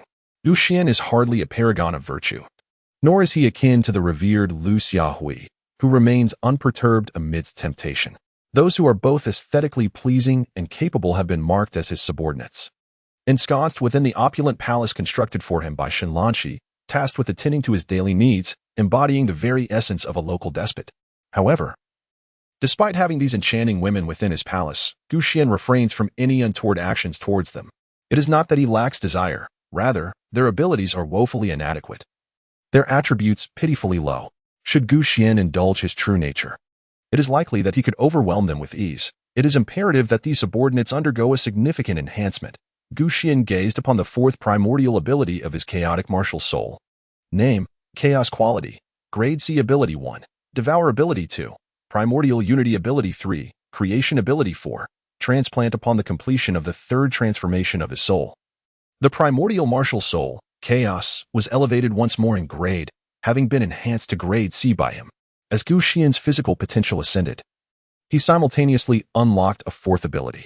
This capability, seemingly unremarkable by name, possesses an extraordinarily formidable effect. He can forcibly transplant the martial souls and bloodlines of one target into another. The only cost incurred is the consumption of Gu Xian's primordial essence. This implies that Gu Xian can, according to his desires, forge terrifying legions of martial souls. Chapter 46. Transplanting Zombie Bloodlines, Creating Celestial Blood Armors. Though this ability is indeed powerful, it is not without its various limitations. The foremost restriction is that the transplanted bloodline or martial soul cannot exceed the quality of Gu Xian's original martial soul, Chaos. For instance, with his Chaos martial soul currently rated at grade C, he can only transplant martial souls or corresponding bloodlines of the same grade. Notably, this fourth ability can synergize with the third ability, Creation. This means that when Gu Xian transplants other martial souls or bloodlines into a single target, the recipient's original martial soul or bloodline will not vanish. Rather, they will merge, forming a new hybrid martial soul or composite bloodline. This outcome carries both potential advantages and disadvantages, as a minor miscalculation could lead to dire consequences. For example, forcibly inserting a fire attribute martial soul into a water or ice attribute martial soul is likely to result in a backlash due to their conflicting properties, causing the martial soul to either self-destruct or wither. However, there exists a slim chance that such an act could yield a unique martial soul embodying the duality of ice and fire. Gu Xian had heard tales of such formidable beings in his past life, rumored to possess a dual grade, a martial soul. The reputation of these individuals rivaled, if not surpassed, that of many grade S martial soul awakeners, with one hand commanding a frigid tempest and the other wielding searing magma. They often caught numerous grade S single attribute martial soul awakeners off guard amidst the clash of ice and fire. Moreover, Gu Xian faced another dilemma. To transplant another's martial soul, one must engage in considerable carnage, and those souls are incredibly diverse. For a legion, it would be more effective to have martial souls of the same type and attribute. Additionally, I have no inclination towards slaughter. As long as others do not provoke me, there is no need to indiscriminately kill for such matters. In the future, I could indeed venture to the islands of the East, where the majority of individuals possess mental-type martial souls. Gu Xian pondered deeply and promptly resolved on the transformation approach for the slaves. The plan was to transplant the bloodline of the undead. The zombies unleashed by the natural disaster were unlike the decaying corpses depicted in the films Gu Xian had previously watched. They were distinctly otherworldly beings. Their skin predominantly bore a grayish-white hue. Their eyes glowed either pale or crimson, and their teeth were sharp, while their claws were lethal, marking them as cold-blooded creatures with an innate genetic thirst for warm-blooded life forms. Visually, the humanoid zombies bore a striking resemblance to humans, with only slight variations in skin, teeth, and claws, in addition to superior regenerative and jumping abilities compared to ordinary humans of the same caliber. Gu Xian recalls that in a previous life, there existed individuals with rather peculiar tastes who would capture aesthetically pleasing humanoid male or female zombies to satiate their unique proclivities. According to those who have ventured into such experiences, apart from their chilling coldness, these entities bear a striking resemblance to ordinary humans, perhaps even exhibiting a heightened degree of tautness. Moreover, due to the remarkable regenerative capabilities of zombies, one can engage in a plethora of diverse techniques. As for aspirants from other nations, they generally display a preference solely for humanoid zombies. However, it is said that the group nearby, known colloquially as the A3, does not shy away from other forms of female zombies, particularly expressing a fondness for lizard-like variants. Upon hearing such news, Gu Xian was momentarily astonished by the creativity of certain humans. Their remarkable ability to find amusement amidst suffering rendered even the S-class powerhouses envious. Moreover, the higher the bloodline of a zombie, the greater its intellect. Even the elite zombies possessed intelligence that rivaled that of ordinary humans in the later stages. Zombies were also capable of reproduction. By providing ample flesh and blood and confining a male and female zombie together, a new little zombie could soon emerge. Some unique martial souls or special methods could even enslave zombies, utilizing them as steeds. In his previous life, Gu Xian recalled that many formidable factions possessed a specialized legion of zombie creatures. In summary, the feasibility of implanting zombie bloodlines into humans was not insignificant. However, no one had ever attempted it, and Gu Xian was uncertain of the outcome. He resolved to experiment first on a few of his slaves. When he conveyed this news to them, all exchanged glances, revealing their fear and hesitation through their eyes. Although they were compelled to obey Gu Xian's orders, they each harbored their own thoughts. The majority felt an intrinsic resistance to this experiment. Gu Xian did not impose his will upon them. Such matters, if not embraced wholeheartedly, would significantly diminish the efficacy of the transplantation. A profound yearning is essential for one's martial spirit to subconsciously accept the integration of another martial spirit, or for one's body to assimilate into a different lineage. Gu Xian possesses the ability to compel obedience through sheer force. Yet he remains incapable of altering the innermost thoughts of those under his command. Presently, he has directly subdued over 300,000 slaves, the majority of whom are endowed with life-related martial spirits, while fewer than 100,000 possess significant combat capabilities. His inquiries primarily target these awakened warriors. Although most harbor an intrinsic resistance, a select few volunteer, and Gu Xian chooses those who appear most eager. These will suffice, he declares. His subordinates bring forth hundreds of recently deceased corpses, as he manifests a black vortex in his palm. The faintly crimson blood within the bodies gradually coalesces and is subsequently extracted. Gu Xian then infuses this essence into the bodies of the slaves, who immediately erupt in a cacophony of roars, their veins bulging grotesquely like a spider's web, presenting an exceedingly terrifying visage. They writhe upon the ground, enveloped in agony, their mouths continuously emitting low growls of despair. The remaining slaves swallow nervously, silently thanking their fortunes for having declined Gu Xian's experiment, for they could easily share in the same torment. Yet, an undercurrent of anxiety lingers, as they fret over the possibility of being summoned for the same fate. Why are they so reckless when our master has afforded us a choice? One might ponder. Indeed, that is the blood of the undead. Upon fusion, one could transform into that nightmarish creature. I certainly do not wish for such a fate. Due to the presence of the slave mark, Gu Xian is able to perceive the sentiments of these individuals. For the majority, fear of Gu Xian outweighs any respect they might hold, while the minority who accept the experiment are driven more by admiration, reverence, and a sense of worship. This explains their willingness to volunteer. Even if it leads to their demise, they embrace it willingly.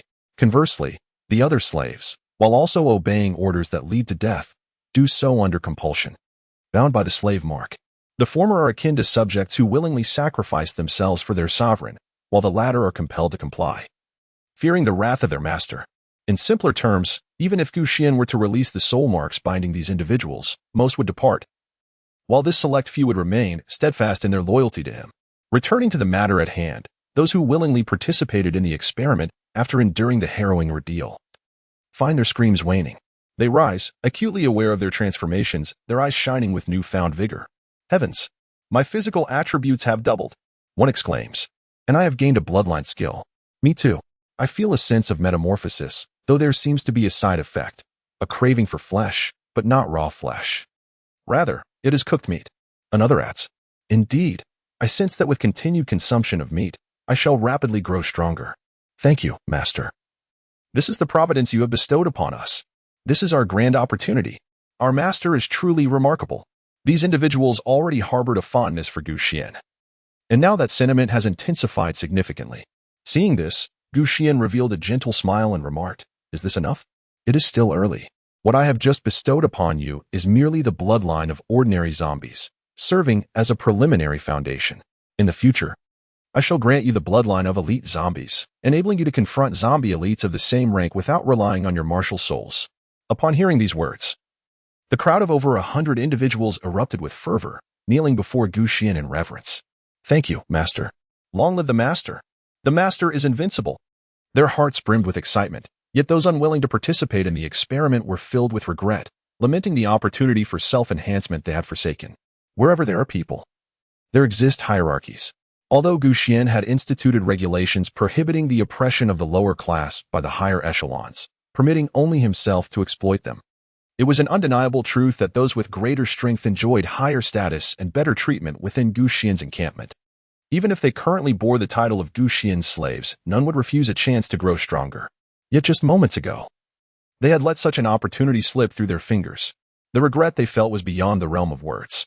Had they acted with more initiative, they could have attained strength comparable to C-rank martial soul awakeners, or even exceeded it.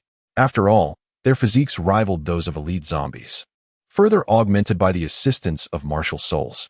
Gu Xian's next statement left those already filled with remorse yearning to reprimand themselves.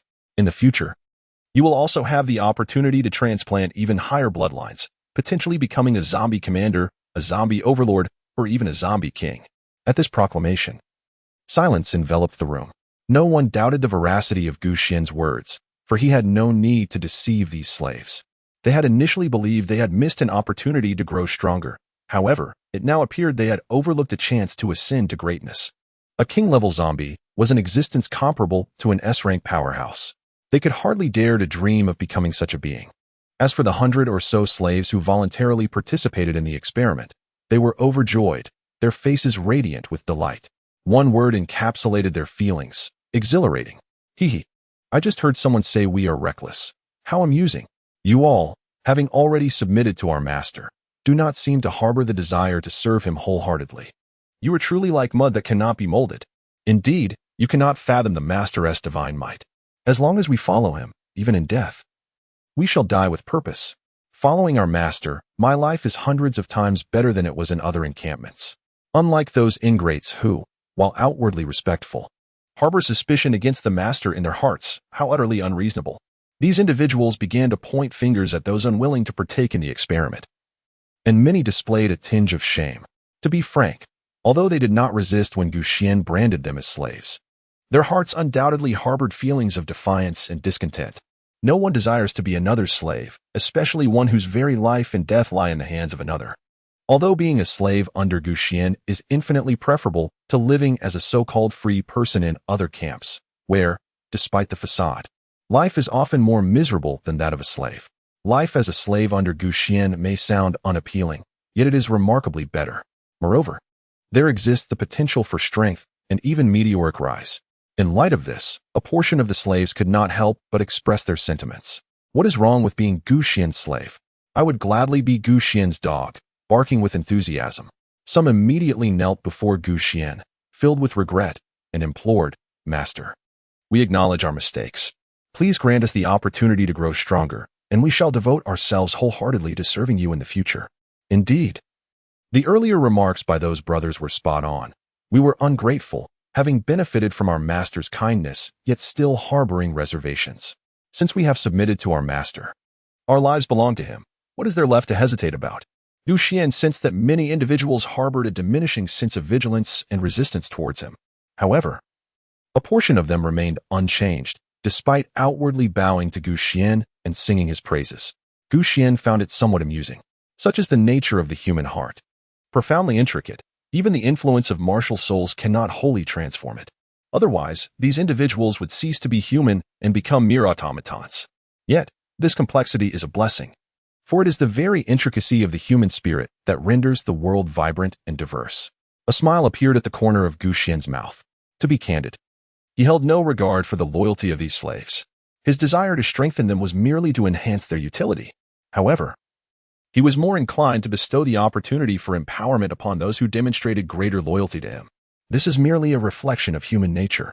Rest assured, each of you has a chance. Everyone can assimilate the bloodline of an ordinary zombie, but the rest will depend on your own performance.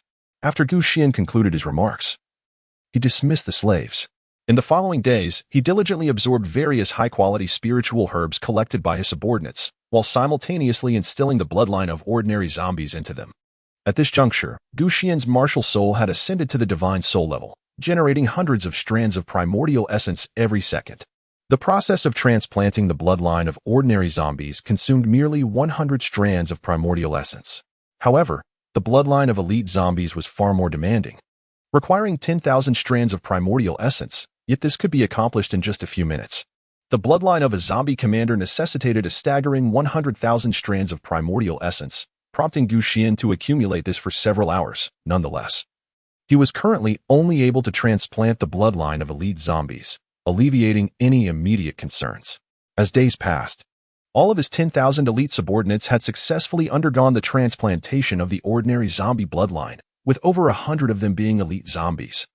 Their combat prowess now extraordinary. Furthermore, good news had also arrived from Xuan. The Martial Soul Research Institute he managed had successfully created a powerful soul weapon, the Heavenly Corpse Blood Armor. Chapter 47. Extermination of the Zombie King. Starting with a few zombie overlords as an appetizer, In his previous life, Xuan had acquired extensive knowledge about the artificially crafted soul artifacts, among which the Heavenly Corpse blood armor was a notable example. However, he was unaware of the specific methods for its creation, having merely shared a general direction of research with Shinlanchi. Initially, he believed that it would take them several months to make any progress, yet to his astonishment, within just a few days, they had already succeeded in its fabrication, a truly delightful surprise. For ordinary human trialists, the Heavenly Corpse blood armor may not be considered exceptionally powerful equipment. Its primary advantage over conventional artificial soul artifacts lies in its energy efficiency. While other soul artifacts require external energy sources, such as soul crystals or energy-infused ores altered by the forces of nature, both of which are exceedingly precious during this period, utilizing them to power soul artifacts would be rather extravagant. In contrast, the Heavenly Corpse blood armor has the unique benefit of harnessing biological blood for its operation, with the most effective source being zombie blood, given that its primary materials consist of the bones of the undead. Professionals such as soul weaponsmiths, armor crafters, and material processors meticulously dismantle the slain zombies, with their bones being the most valuable component, which can be processed into weapons or armor with minimal alteration. Consequently, the Heavenly Corpse blood armor appears white, intricately assembled from treated bones, adorned with vein-like runes that embody the capabilities of the soul. While the armor's power is typically moderate, it can unleash a significant surge upon consuming stored blood. However, a notable drawback is that as time passes since a zombie's demise, the energy within its blood gradually dissipates until it is lost entirely. Even if the blood reservoir within the Heavenly Corpse blood armor is specially modified to mitigate this energy loss, it proves ineffective. The blood collected from a freshly killed zombie loses its potency within 6 to 7 hours. Furthermore, each usage necessitates a replenishment of zombie blood, which is rather cumbersome. Hence, Xuan found no reason to have Shinlanchi's research team design a blood storage reservoir. Simply put, it was unnecessary. His elite combatants almost uniformly possessed the bloodline of zombies, their veins coursing with a hybrid blend of energy-rich zombie blood and that of ordinary humans. Thus, triggering the effects of the Heavenly Corpse blood armor required no additional resources. They could generate the necessary blood themselves. Perhaps it was this very factor that facilitated the swift creation of the armor, as the foremost challenge lay in the long-term storage of zombie blood. Currently, there was no need for such considerations. The armor itself contained retractable bone spikes that could pierce the trialist's body in critical moments to draw blood. This fresh blood far surpassed that of the slain zombies, enhancing the armor's explosive effects. The efficacy was nearly comparable to having a zombie don the armor itself. Xuan had his subordinates clad in the armor for testing, yielding astonishing results that rivaled those of ordinary low-grade soul artifacts. Observing his fully armed subordinates, Xuan sensed something was amiss. They were lacking in weaponry. Xuan, without further contemplation, promptly instructed Shinlanchi. Lanchi, have them design weapons based on the technology of the Heavenly Corpse blood armor, utilizing zombie materials as the core, such as the Heavenly Corpse blood blade or blood sword. Upon hearing this, Shinlanchi immediately nodded. Boss, this is not particularly difficult. The essence of the Heavenly Corpse blood armor technology lies in stimulating the energy of blood and transforming it into a defensive effect akin to soul techniques. This has already been mastered. We merely need to convert it into an offensive capability. I believe we can produce it within a day. Shinlanchi possessed a unique profession. Although she lacked specialized skills, her ability to gather and process various data and information allowed her to acquire a breadth of knowledge. Thus, upon understanding Xuan's needs, she could swiftly assess the feasibility and estimate the completion time. Undoubtedly, this exemplified excellent management talent, providing substantial assistance to Xuan, who preferred a hands-off approach. However, recently, Shinlanchi felt increasingly overwhelmed by her managerial duties. The population of Xuan's camp had surged to millions, and with such a vast number of individuals, an immense volume of information required her attention at all times to issue effective commands, ensuring the orderly progression of the camp's plans.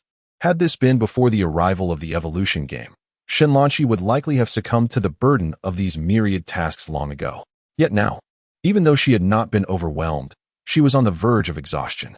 To fulfill Xuan's entrusted tasks to the best of her ability, she had no choice but to persevere. However, her mental and physical stamina did not permit her to work tirelessly without rest. Despite Xuan granting her the authority to freely consume various pseudo-spiritual medicines, elevating her spirit beyond 1,000 points and achieving a second metamorphosis of her living-type martial soul, making her outshine many combat-type martial souls. Her physical endurance remained stagnant. Engaging in the contemplation and management of numerous affairs was an incredibly taxing endeavor. In summary, the quality of Xuan martial soul could support her in efficiently managing a team of several 100,000, but this was nearing its limits. Thus, upon witnessing Xuan bestowing the zombie bloodline upon those trial participants, Xuan could not help but express her desire. "Master, could you also grant me the zombie bloodline?" Observing the eager glimmer in her eyes, Xuan teased, "Are you interested in this bloodline? Awakening the zombie bloodline will render you pale, hardly distinguishable from a corpse. Aren't you afraid?" Xuan shook her head resolutely, declaring, "As long as it can enhance my strength and allow me to provide greater value to you, I care not for the risks to my appearance." Xuan, adorned in black stockings paired with a professional skirt, exuded the elegance of an educated woman from a bygone era. Complemented by her black-rimmed glasses and striking visage, she possessed a unique charm. Her unabashed demeanor was undeniably captivating. Upon sensing Xuan's intense gaze, Xuan felt a subtle flush rise to her cheeks, and she lowered her head modestly. Xuan, through the feedback from the soul imprint of the other party, could discern that Xuan was speaking the truth. This young woman had harbored a profound admiration for him from the very beginning. However, despite being university classmates, their interactions had been rather limited. And Xuan's impression of her was merely that of an academic overachiever. "While you may be indifferent to your appearance, I cannot bear to see you lose your beauty." Xuan deliberately spoke, lifting Xuan chin with his hand, gently caressing it. Their gazes locked, and Xuan face flushed an even deeper shade of crimson. Xuan could not help but feel a twinge of surprise. It is often said that the most exquisite beauty lies not in makeup, but in the rosy blush of a young maiden's cheeks. Yet, in this era, which university student still embodies such a budding innocence, each girl, with her sweet visage, exudes an air of aloofness, while behind the scenes, they revel in a life of amusement. Even if they were to feign such innocence, it would be a futile endeavor. Furthermore, Xuan could sense that Xuan emotions were genuine, her affection not a mere facade, but a palpable truth. "Could it be that you have never experienced love?" Xuan instinctively inquired, to which Xuan gently responded with an affirmative hum. It struck him as odd. With such striking beauty, one would expect to have numerous admirers. Prior to the advent of the evolution game, I had always been a frail child, constantly donning a mask and seldom engaging with others. As Xuan spoke, Xuan reflected on his memories and nodded in agreement. "Indeed, aside from recalling your academic prowess, I had little impression of you. Had I known you were so enchanting, I would have thought twice about pursuing Ma Xiaorong. Pursuing you would have been far more advantageous."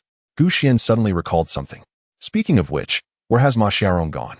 Could it be that she has met with an untimely demise?" Since that fateful night, Xuan had not encountered Ma Xiaorong again, yet unbeknownst to him, they had remained in close proximity. What he was even less aware of was that this woman had been scheming meticulously on how to bring about his demise.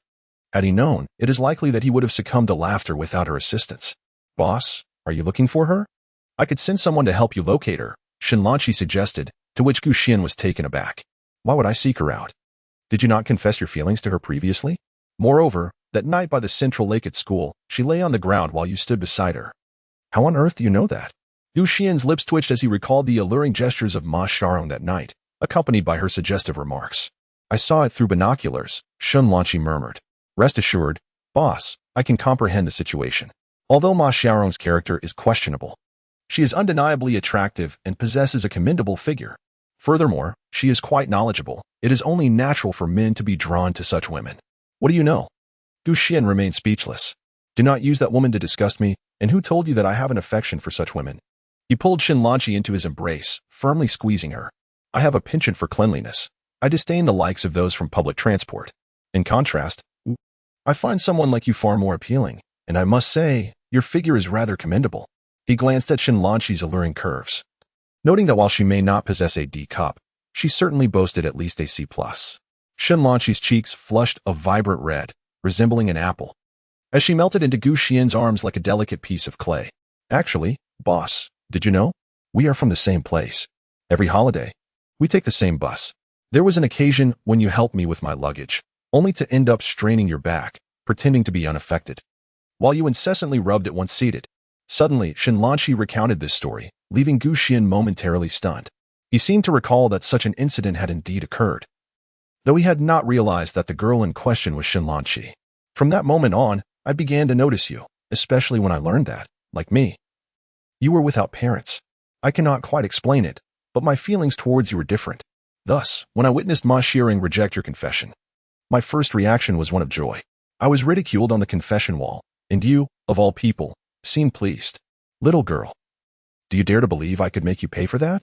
Gu Xian, with a resigned smile, gave Xinlanqi's pert backside a hearty slap, causing a ripple of flesh. Following the advent of the evolution game, this young lady's body had miraculously healed, undergoing a second maturation that endowed her with the voluptuousness of a mature woman. That's not how it is, Xinlanqi hastily clarified. Yet Gu Xian wore a grin reminiscent of a cunning wolf. Just because you say it isn't, doesn't make it so. Words alone won't suffice. Actions speak louder, you understand? Upon catching Gu Xian's insinuation, Xinlanqi whispered, then let us return to the room. It is inconvenient here with so many people. However, to be swift, my dear boss, as I have other matters to attend to shortly. Swift? Who do you look down upon? I can go for 3 days and nights, you know. Gu Xian jested. 3 days and 3 nights? Xinlanqi swallowed hard. Although she had never experienced the matters between men and women, she was certainly not naive. Given Gu Xian's prowess, who could endure such an ordeal? Wouldn't one be utterly exhausted? Would she not subsequently struggle to even stand upright? Instinctively, she recoiled like a quail, trembling as she implored. Boss, could you perhaps be a little gentler? Gu Xian nearly burst into laughter. I was merely jesting. You are indeed my invaluable assistant, and I could never bear to see you broken. However, it is high time to seek an opportunity to enhance your martial soul. Yet, before that, we must first eradicate all the zombies surrounding Qianyang City. Upon hearing Gu Xian's words, Xinlanqi's eyes brightened with determination. She promptly issued orders to set forth immediately and eliminate the horde of zombies. With that, Gu Xian departed alone, vanishing from Xinlanqi's sight. Is the master going alone? Xinlanqi, not daring to delay, swiftly informed the awakened martial soul messengers, relaying Gu Xian's commands through the ranks. Soon, an elite force of 100,000 soldiers gathered and advanced towards the periphery of Qianyang City. Since the zombies were deployed according to regional density, even though they could move about, the total number throughout the province would amount to no more than 100 or 200 million.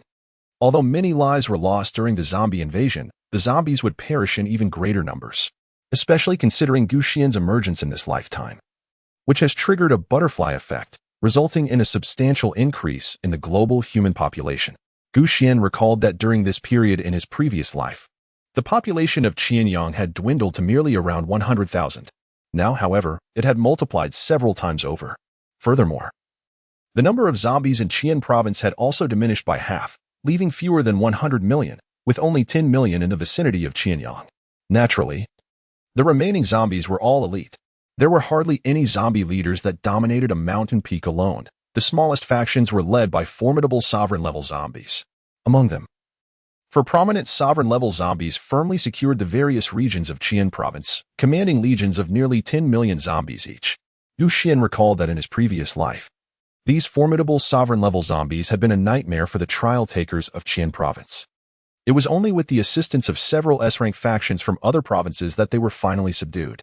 In that era, the various forces within Qian province were also absorbed by these powerful entities. However, in this life, Gu Xian was resolute in not allowing himself to be trapped in Qian province, destined to become fodder for these zombie monarchs. The 4 zombie kings? I beg your pardon, but I have already reserved your fates. Nevertheless, for the time being, I shall commence with those several zombie overlords. As Gu Xian contemplated this, he charged into a zombie encampment like a cannonball, wielding the black dragon spear with fervor. His army, stationed at a distance, could hear the echoes of dragon roars and the countless low growls of the undead. The scenes that unfolded before their eyes left them questioning the very essence of life. Chapter 48. Encountering the flame zombie again. Gu Xian wielded a spear as if he were a tiger among a flock of sheep, navigating through the horde of zombies with lethal precision. The air was thick with swirling dust, and countless undead were pierced, their insides spilling forth. A ghastly mixture of pale green and light red blood staining the ground, permeating the atmosphere with a nauseating stench. In the past few days, the average level of the zombies had escalated to nearly 15. Upon entering the first tier, Even the weakest ordinary bloodline zombies possessed physical attributes exceeding 1,000. Zombie elites surpassed 2,000, while the zombie overlords boasted attributes exceeding 4,000. Such formidable strength was undoubtedly a nightmare for ordinary trial takers. Those with D-grade martial souls had gradually reached the first tier as well, yet even in their full capacity, their physical attributes barely broke the 1,000 mark. To confront ordinary zombies, it typically required a trio working in unison, leveraging soul techniques to achieve victory without sustaining injuries. Although Xuan had refrained from hunting zombies recently, he had relied on the spiritual herbs collected by his subordinates, augmenting his spiritual attributes by an additional 1 or 2,000. Upon reaching 10,000 points in spiritual attributes, the next stage would demand 100,000 points for his martial soul to unlock its fourth transformation. Currently, in the wilderness, most spiritual herbs were of inferior quality, with mid-tier varieties being exceedingly rare. The reasoning was simple. The higher quality herbs with greater potential had already been claimed by the formidable zombies. These creatures harnessed the energies of the blood moon through these herbs, facilitating a rapid elevation of their own levels. Therefore, to procure superior-grade spiritual herbs, one would need to annihilate the lair of a zombie overlord, while the acquisition of exceptional-grade herbs would necessitate a venture to the domain of the zombie king, where one might even catch a glimpse of such treasures. Even should one endure relentless trials and slay the zombie king, the chances of obtaining such herbs remained uncertain. After all, the evolution game had only commenced less than a month ago, and the number of exceptional-grade spiritual herbs was likely scarcer than that of S-grade martial soul awakeners. If fortune favored one with the chance to acquire even a single herb, and their spiritual attributes were below 10,000, it could potentially enhance their attributes by a staggering 10,000 points. This would allow an individual with weak spiritual attributes to leap into the realm of divine consciousness. My current spiritual attributes are excessively high. The efficacy of ordinary inferior herbs is steadily diminishing. I wonder if obliterating the lair of this zombie overlord might yield a superior grade herb. That fellow Hongfeng likely expended considerable resources to slay a zombie king. I cannot help but wonder about his luck and whether he has secured an exceptional grade herb. Those endowed with talent and background truly stand apart. I toil to cultivate my subordinates to conserve my efforts in seeking spiritual herbs, while he commands a formal army, effortlessly overshadowing me in all respects. Yet, this did not deter me. I possess a chaotic martial soul, and it is in the latter stages that I will truly harness my advantages. The current state of affairs has already exceeded my expectations, as Xuan deftly wielded his scythe against the relentless horde of zombies. His mind was consumed with the information he had gathered. He was acutely aware that despite his cautious advance and significant lead, he was not in a position of complete security. This world was not devoid of prodigies, nor was it lacking in fortunate geniuses. Though he had temporarily surged ahead, he remained vulnerable, with the constant threat of being surpassed by others, a possibility that loomed large. Take Hongfeng, for instance. The legion under his command was a formidable weapon. The combat prowess of the Huaxia Legion already ranked among the world's elite, and now, immersed in an evolutionary game. Even if the awakened martial souls were not of the highest caliber, the synergistic collaboration between them allowed D-grade martial souls to triumph over C-grade ones. A feat not particularly challenging for these individuals. This elucidates why Hongfeng was the first to slay a zombie king. It was not that the major powers lacked the desire, rather, they found themselves incapable of achieving it. Moreover, in the days that followed, apart from Hongfeng, no other faction had succeeded in claiming the life of a zombie king, underscoring the formidable difficulty of the task. Even Hongfeng had not managed to slay a second zombie king. Currently, the leaderboard featured solely his name and the record of his one kill. This was not to imply that Hongfeng lacked the strength to vanquish a second zombie king. He was fully aware that, despite a significant surge in his power, he could effortlessly overpower a zombie king of the same tier in one-on-one combat. However, the others could not replicate this feat, even if they succeeded. Their losses would be far greater than before, resulting in thousands of casualties. Hongfeng was not the type to regard human life as expendable. After the first battle that claimed the lives of over 10,000 warriors, he felt a profound sense of guilt. Yet, the circumstances had compelled him. If he failed to complete the promotion task, his legion would lack genuine high-tier combat strength. With Hongfeng's combat capability, even 10 first-tier A-grade martial soul awakeners could not compare. At present, he had just broken through to the first tier, with ample room for further enhancement in his combat prowess, rendering the need to hunt another zombie king unnecessary. After all, in the first tier, attributes mattered far more than mere progression. Nevertheless, in the hearts of global challengers, Hong Feng was undeniably the preeminent powerhouse.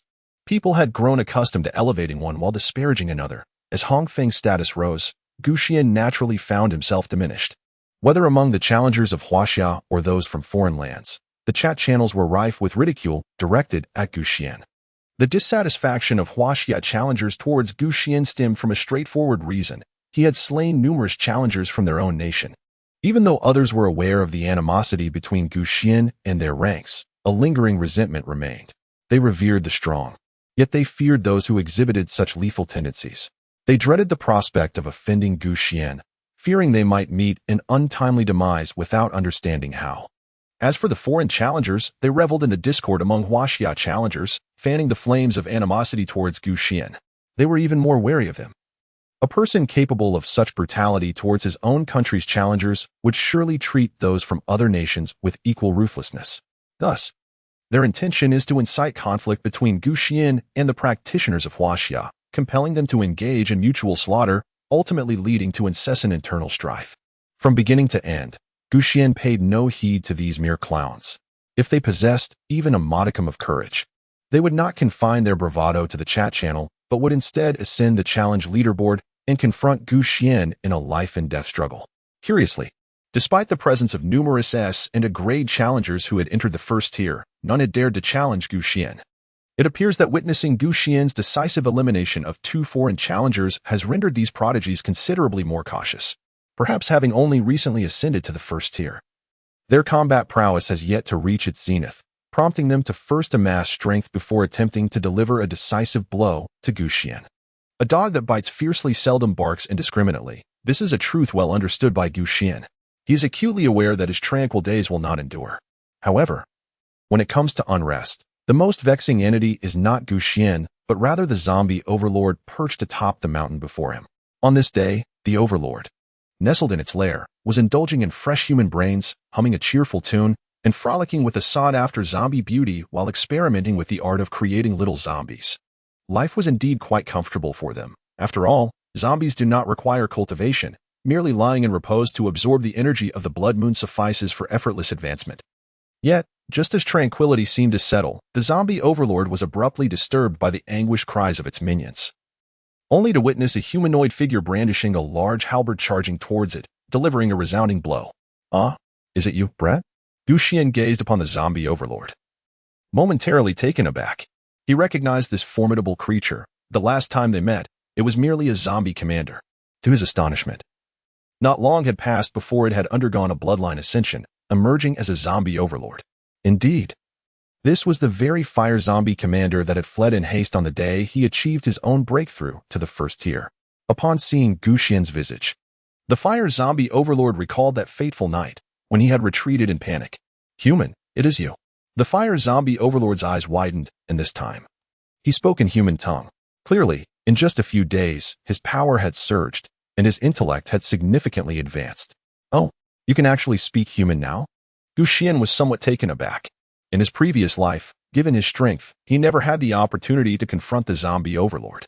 Although he had long heard that advanced bloodline zombies possessed intelligence comparable to that of humans, witnessing it firsthand was still astonishing. "Huh, that cursed creature, the last time. You slaughtered my subordinates. I painstakingly gathered a larger force and elevated my bloodline to that of an overlord. Now, do you wish to oppose me once more?" Surrounding the fire zombie overlord, flames surged fiercely, engulfing a 10-meter radius in fire. Flowers, grass, and trees were reduced to ashes, and even the soil and stones were charred black. This zombie overlord exhibited remarkable talent, capable of harnessing fire elements for attack. Given a little more time or opportunity, it was highly likely he would ascend to the status of a zombie monarch. Alas, this creature encountered Xuan. "Your words suggest that if I choose not to engage you, you would spare me. However, as the saying goes, one cannot allow others to rest peacefully beside them. You have only yourself to blame for not fleeing farther away and for choosing to establish your power in proximity to me." Xuan was not one to indulge in trivial conversation. However, upon encountering the zombie overlord, he found himself intrigued and wished to engage in dialogue. Perhaps this creature possessed insights into the secrets of the evolution game, and he might extract some valuable information. Xuan's words elicited a disdainful snort from the flame zombie sovereign. causing the flames enveloping him to blaze even more fiercely. You speak the truth. I have no intention of sparing you. Initially, I planned to wait until my bloodline ascended to the king level before indulging in your flesh to avenge that night of humiliation. However, since you have so graciously presented yourself to me seeking death, I shall rend you asunder. The flesh and blood of a human genius are indeed a great tonic for our kind. The Flame's sovereign grinned coldly. Being a humanoid zombie, his expression appeared remarkably vivid. A clan of zombies? Do you truly consider yourselves a cohesive lineage? I would argue that you were once human, perhaps afflicted by some virus, leading to your current state. Xuan muttered to himself, harboring a certain conjecture. This notion arose partly from the influence of cinematic narratives and literature, and partly due to the bizarre appearances of these undead creatures. Some resembled humans while others bore a likeness to various animals. However, despite the superficial similarities in form, there were considerable discrepancies in the intricacies of their facial features and limbs. For instance, the humanoid zombies possessed exceptionally elongated ears and arms that could stretch down to their knees, presenting a stark contrast to the anatomy of terrestrial humans. Upon hearing Xuan's words, the infernal zombie overlord, who had been seething with rage, suddenly trembled for reasons unbeknownst to him. I was once human? A flicker of uncertainty danced in his fiery gaze. How could I possibly be human? You feeble beings are as fragile as parchment, your lifespans as fleeting as ants. We, the zombie clan, possess formidable physiques and endure for eons. How could I ever be one of you? After a few derisive chuckles, the expression in the overlord's eyes swiftly steadied. Yet, Xuan discerned something amiss from this unusual display. Judging from psychological nuances, it was evident that the zombie overlord felt as though a truth had been pierced. As Xuan sought to extract further information, the overlord abruptly launched an assault. Charging towards him with fervor, flames billowed with an overwhelming force as the zombie overlord swung his claws, aiming to rend Xuan asunder. His fingers were elongated, with nails that gleamed like razor edges. High bloodline zombies, akin to humans, possessed their own innate abilities. This strike from the fire zombie overlord was no exception, invoking his bloodline skill. With a flurry of fiery energy, several waves of scorching force struck Xuan, shredding the layers of primordial essence that enveloped his body. Xuan thrust the great halberd into the body of the zombie overlord, only to find it penetrated as if plunging into a sea of flames, failing to strike true. Ha ha ha, foolish human. This is my bloodline ability. I can merge with the surrounding flames, rendering me immune to physical attacks. You cannot harm me. The voice of the fiery zombie overlord echoed, and suddenly, from the inferno behind Xuan, his figure emerged, unleashing a barrage of strikes against him. Xuan's figure was sent flying, yet he remained utterly unfazed. He casually twisted his neck and chuckled. This is quite intriguing. With such a skill, considering your prowess, you would indeed be among the elite even among the zombie overlords. Of course. I aspire to be the sovereign of the undead, the zombie overlord proclaimed with great arrogance. Regardless of the strength of your physical form, it poses no threat to me, human. Your life shall come to an end here. Oh, are you certain? Xuan's lips curled into a smile, and then he abruptly thrust the black dragon halberd into the ground. Countless flames engulfed him, encircled by the infernal fire of the zombie overlord's innate abilities. Do you comprehend? The most effective method to vanquish magic is through magic itself. Your flames are no exception. As he spoke, the black dragon halberd began to emit a resonant hum, its entwined chains quivering wildly, and soon erupted with a blazing inferno. I wonder, how does your zombie fire compare to the dragon flame? Xuan's words remained unspoken as the breath of the ancestral dragon surged forth like a tempest, abruptly engulfing the surrounding undead flames. Amidst the inferno, the zombie overlord emitted a wailing cry, revealing its form, terror etched upon its visage. What a terrifying blaze. Damn these humans, are you not a physical type martial soul? When did you master elemental attacks? How infuriating. Regret filled the eyes of the zombie overlord. Had it known this would transpire, it would have fled as it did previously. Alas, regret serves no purpose, for Xuan, gripping the black dragon spear, advanced towards it with determination. With a resounding roar, the dragon flame erupted, completely submerging the zombie overlord. The two flames intertwining until the latter's fire was vanquished and utterly extinguished. Thus, the fiery zombie overlord met its demise.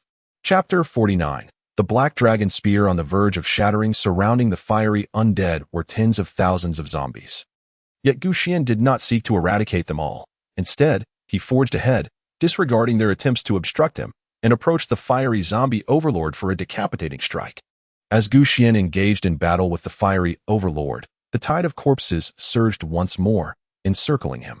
In the distance, the camp's soldiers, embroiled in combat with the outer zombies, felt a surge of anxiety upon witnessing this scene, shouting in unison, "Hasten, we must rescue our master."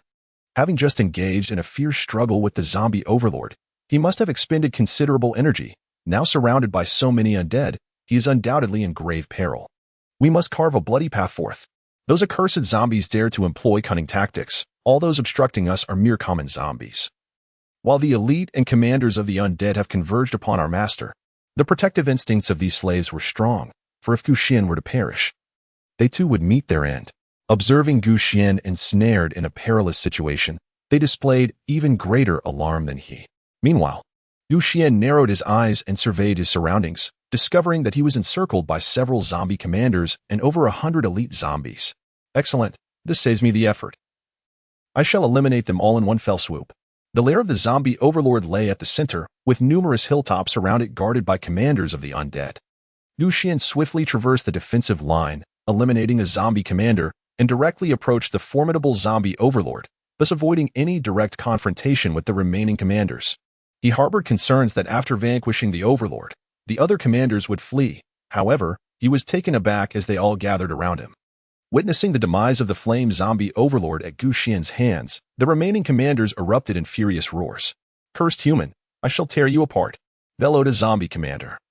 Towering over 3 meters and as corpulent as a small mountain, as he brandished a massive iron pillar and charged towards Xuan with great strides. This type of zombie was quite common, collectively referred to as meat mountain zombies, known for their immense strength and formidable defense, rendering them nightmares for many trial participants. Their sole drawback was their sluggish speed.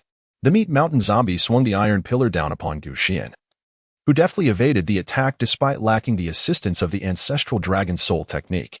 The ground where he had just stood was struck, creating a chasm several meters deep as the earth shattered around it. The force of the blow unmistakably exceeded 4,000, nearing 5,000. Even among zombie overlords who were not particularly adept at strength, it was likely that this meat mountain zombie would surpass them in a contest of power. It is noteworthy that physical attributes encompass a composite of various bodily conditions. Identical physical attributes do not imply proficiency across all areas. For instance, an individual with 1,000 points in physical attributes might exhibit 800 points in strength, 800 in speed, or 800 in defense, among other facets. Furthermore, the aggregation of these physical data does not merely equate to 1,000 points, as certain aspects may overlap. For example, as a person trains to enhance their strength, their speed may concurrently improve. Similarly, when one trains for explosive power, their strength may also increase alongside their speed. In summary, even among individuals with identical physical attributes, combat encounters can lead to scenarios of overwhelming dominance rather than mere numerical comparisons, unless there is a substantial disparity in physical attributes. The individual with superior attributes can easily overpower the one with lesser attributes, regardless of their specific strengths. At present, Xuan has only reached the 11th level, and the quality of his innate martial soul is merely at grade C, with a limited physical capacity comparable to that of a zombie commander. However, under the enhancement of the S-grade martial soul, the Master of Servitude, his combat power surged dramatically to 6,000 or 7,000 points. Thus, Xuan narrowly evaded the initial assault of the towering zombie, countering with a powerful strike from his halberd that pierced through the creature's body. Regrettably, this resilient foe did not succumb immediately. Meanwhile, the other zombie commanders did not remain passive spectators. They surged forward, overwhelming Xuan in their midst. These adversaries are even more formidable than the zombie overlord. In that case, I have no choice but to resort to my true spiritual form. Xuan let out a low exclamation within his heart, and then a brilliant golden light erupted. A giant rose from the horde of zombies, wielding a grand jade seal, relentlessly smashing it against his surroundings.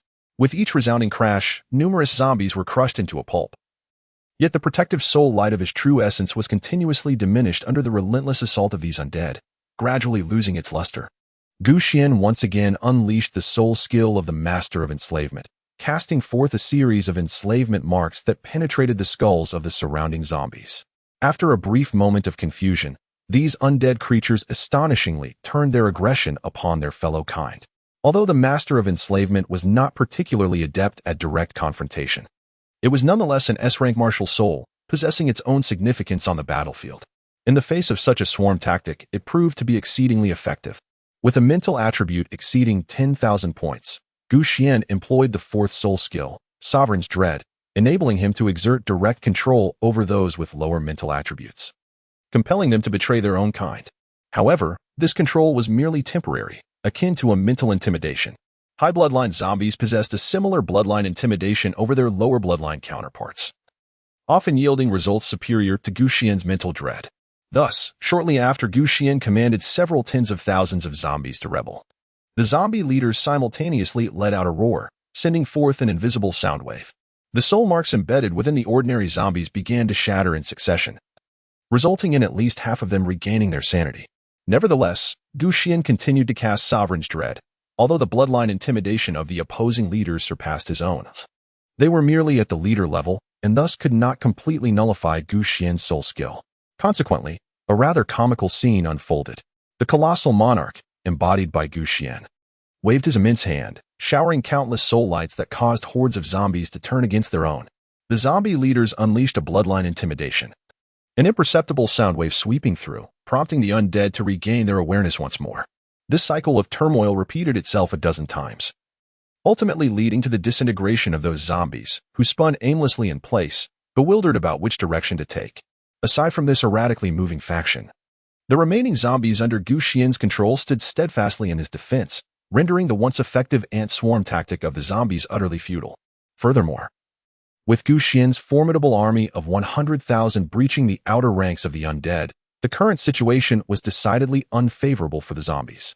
Those cursed humans, resorting to such despicable methods. The zombie leaders seethed with discontent. Humans, if you possess the courage, dare you engage us in battle?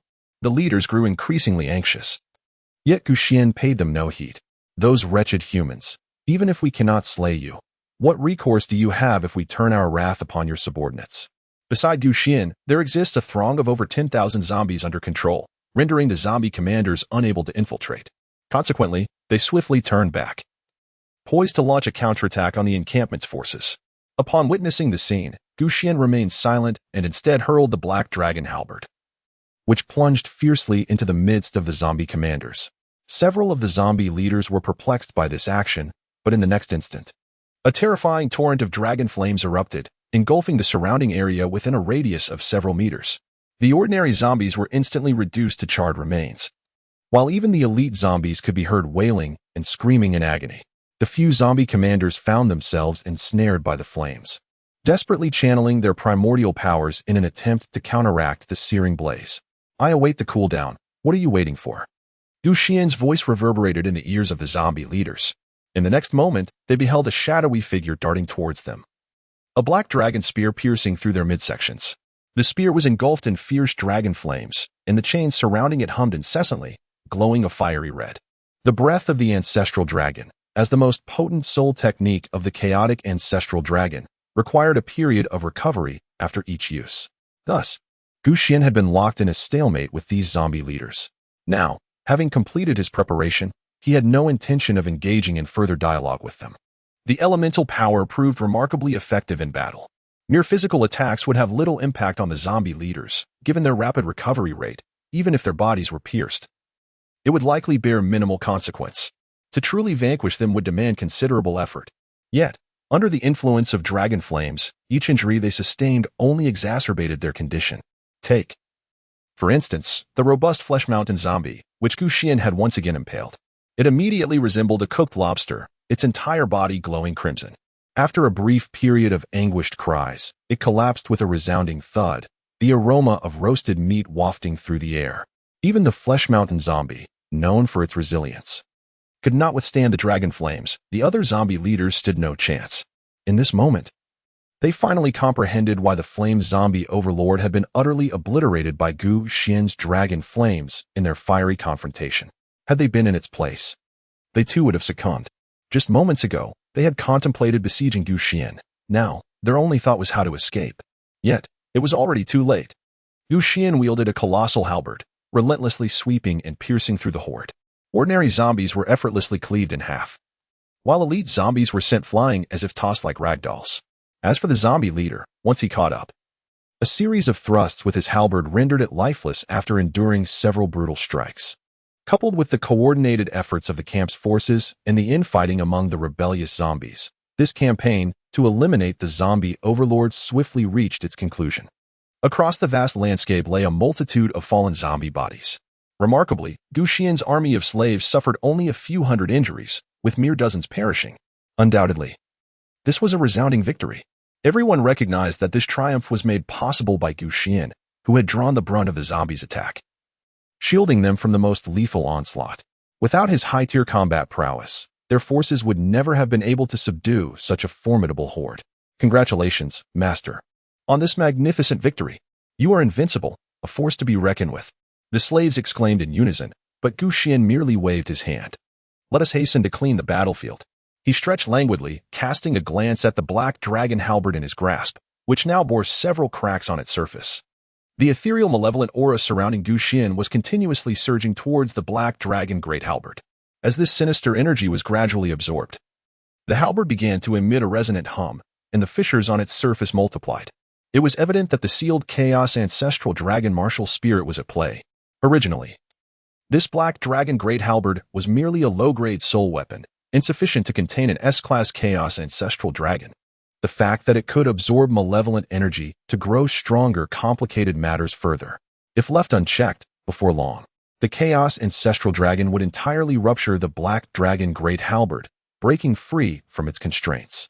You, stubborn creature, still refuse to behave. Since you are dissatisfied with your current abode, it seems I must swiftly find you a more robust home. Xuan's consciousness permeated the black dragon great halberd, causing the chaotic ancestral dragon within to thrash with even greater intensity. He realized that what was referred to as home was merely a more formidable cage. Had he known this earlier, he would not have turned against his allies. Alas, his impatience had led him to a position of utter passivity. When Xuan was preoccupied with the black dragon halberd, the slave army was diligently clearing the battlefield, swiftly reaping the rewards. Master, we have discovered 3 superior-grade spiritual herbs, 75 medium-grade spiritual herbs, 456 inferior-grade spiritual herbs, and over 1,000 counterfeit spiritual herbs. Xuan nodded slightly. Give me all the spiritual medicines related to mental enhancement. The remainder you may distribute according to merit. Upon hearing these words, all the slaves were filled with immense joy. For nearly half of these medicines were of the type that could augment physical constitution. While such substances held no value for Xuan, they were of considerable significance to them. After all, they could not ascend to the pinnacle of their capabilities as effortlessly as Xuan did with each advancement in their physique. Moreover, after assimilating the zombie bloodline, even those possessing merely a D-grade martial soul saw a substantial increase in their foundational physical limits. After Xuan absorbed the spiritual elixir, his mental attributes surged dramatically by several thousand points, ultimately reaching a total of 20,000 points. Onward he goes. Xuan, leading his formidable army, advanced steadily, commencing the eradication of one mountain peak after another. These locations had previously been overrun by a horde of zombies, deterring any challengers, resulting in an abundance of counterfeit spiritual herbs scattered across the land. Xuan swept through the land, and as days passed, he relentlessly eradicated several strongholds of the zombie overlords, reaping immeasurable rewards. He was not alone in this endeavor. Throughout the province of Qian, various powerful factions in major cities were also venturing into the wilderness. Ordinary A-rank factions lacked the strength to conquer a stronghold of a zombie overlord, and thus they had no choice but to unite, incurring heavy losses to achieve any semblance of success. From the perspective of these A-rank factions, such a cost was still within acceptable limits, as the casualties were merely lower-tier challengers. Even if tens of thousands perished, they could still gather more cannon fodder. However, the elimination of a zombie overlord's camp yielded bountiful rewards, making it entirely worthwhile. Adjacent to Qianyang City lay Qianshui City, where, on this day, all A-rank factions assembled their united army of 1 million, advancing towards a predetermined target, a stronghold of a zombie overlord. Along the way, the leaders of several factions engaged in conversation. I have heard that the fellow named Xuan seems to be from Qian province as well. Do you think we might encounter him one day? One leader remarked. That guy has gained quite a notorious reputation. Encountering him would be beneficial for us. If we manage to kill him, it would be a service to the people. Don't be ridiculous. that young man is no easy prey. He still holds the top spot on the challenge leaderboard, and not a single S-rank powerhouse dares to confront him. That's because S-rank powerhouses are prudent. Regardless of his strength, he excels only in one-on-one combat. In reality, our million-strong army could easily overwhelm him. Moreover, can we not, as several A-ranks working together, deal with him? Indeed, that fellow is merely adept at slaughtering ordinary people. If we were to cross paths, he would not fare well. As they conversed, they advanced towards the mountain range, but before reaching their destination, they were met with distant sounds of battle cries resonating through the air. Damn it! Someone is seizing our resources. Could it be the people from Qini City? They are the closest, with only a mere tens of thousands. They dared to challenge a stronghold of an overlord. Such a venture was truly tantamount to seeking death. Upon discerning the situation ahead, the leaders of the A-rank faction scoffed. Yet, before long, their laughter was silenced. A figure wielding a black halberd surged through the horde of zombies, fiercely battling the zombie overlord, disregarding the surrounding tide of corpses. Strangely, the zombies encircling him did not attack. Instead, they formed a wall, enclosing him and the overlord in a vast battlefield. While other incoming zombies were met with a ferocious onslaught. This scene was utterly absurd. Chapter 50. Another S-Class Martial Soul Awakener. Xuan's third auxiliary martial soul. After observing for a considerable time, the leaders of Qianshui City realized that if this continued, the zombie overlord would undoubtedly be exterminated, rendering their journey utterly futile. They exchanged glances, each reflecting a myriad of complex emotions. This individual is most likely Xuan. What are your thoughts? It appears that Xuan is even more formidable than we had imagined, possessing the ability to slay enemy commanders amidst a sea of 100,000 troops. We cannot afford to provoke him lightly. The leaders deliberated. Had this been before, they would have dismissed Xuan without a second thought. Yet, witnessing him plunge into the horde of zombies and engage in fierce combat with the zombie overlord instilled a profound respect that none dared to underestimate. With an army of 1,000,000 striking in unison, should Xuan remain stationary, they could indeed wear him down. However, if he were to charge towards them, as he did against the zombie overlord, even if Xuan were to perish, it would hold no significance for them. Xuan's strength is undoubtedly classified as S-level. He is beyond our reach, yet there are those who could challenge him. Are you referring to that individual from Qianan City? Several individuals suddenly recalled a particular person. In recent days, there had been a persistent call within the chat channel, urging challengers from various regions to unite in the eradication of all the zombies on land. From the information disclosed above, they also learned that in Qian province, aside from Xuan, there was another S-Class Martial Soul Awakener. As for Xuan, rumors had leaked from somewhere, suggesting that he was not a genuine S-Class Martial Soul Awakener but had acquired control over some formidable martial souls through certain special means. Whether challengers from other regions believed such statements was now of little consequence, regardless of Xuan's true classification as an S-Class Martial Soul Awakener. His combat prowess was undoubtedly on par with S-Class. Challengers worldwide, aside from conveying information through the chat channel, had seen a significant enhancement in the communication range of messenger martial soul awakeners as their levels increased. By utilizing their martial soul abilities, they could materialize soul power messages. If two messenger martial soul awakeners had previously connected, it was akin to adding each other as friends, allowing for swift message transmission within a certain proximity. Even without establishing a friendship, they could dispatch public soul power messages, which any messenger martial soul awakeners within that range could automatically receive. Once received, a link would be established, enabling private communication.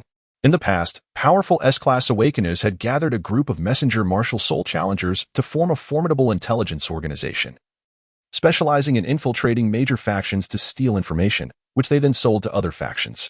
Although a formal organization had yet to be established, messenger martial soul awakeners had quietly initiated long-distance communication. In various cities, small groups engaged in the trade of diverse information. While observing Xuan, the leaders in Qianshui City received news that the S-Class Martial Soul Awakener from Qianan City had forcefully subdued Qianan City, boldly proclaiming intentions to unify Qian province within a month. This formidable individual showed no restraint in allowing the spread of information, even encouraging those intelligence groups to disseminate the news, clearly exhibiting ample confidence and conviction, unafraid of a coalition from other cities to confront him. The factions receiving this news were displeased, but more so, they felt a sense of impending crisis. No one wished to relinquish their status as a local sovereign to serve as a subordinate to another. Yet, they were acutely aware that in the evolutionary game, The strong prey upon the weak, the large fish consume the small, and the small fish devour the shrimp. In the presence of an S-class force, A-class factions were but small fish, and refusal to submit would only lead to a fate of being devoured. Had there been no precedent of an S-class strongman subjugating another city, the remaining factions might still have entertained thoughts of resistance. However, the actions taken were undoubtedly meant as a warning to others. Damn it, we are beset by wolves in front and tigers behind. We have yet to deal with Xuan, and now there's another by Mukin. One leader from Qianshui City cursed furiously. Moreover, this by Mukin was even more arrogant than Xuan, showing utter disdain for us A-class factions. When you uttered those words, you did not regard those B-tier factions with any respect during their previous annexation. The chasm between us and the S-tier is even more profound. It is only natural for them to look down upon us. Are we, then, destined to succumb without a fight, merely awaiting that individual to claim us? As a few conversed, the battle on Xuan's side had already reached its conclusion. This time, he confronted a behemoth-level zombie, its defenses and vitality extraordinarily formidable, with a terrifying capacity for recovery. Common injuries seemed to vanish almost instantaneously, as if healed in the blink of an eye. Despite Xuan's assistance from the dragon flame, it took him an arduous struggle to vanquish the dominant-level zombie. Had it been any other A-level awakened, a dozen individuals launching an assault would likely have failed to slay it after such a prolonged engagement.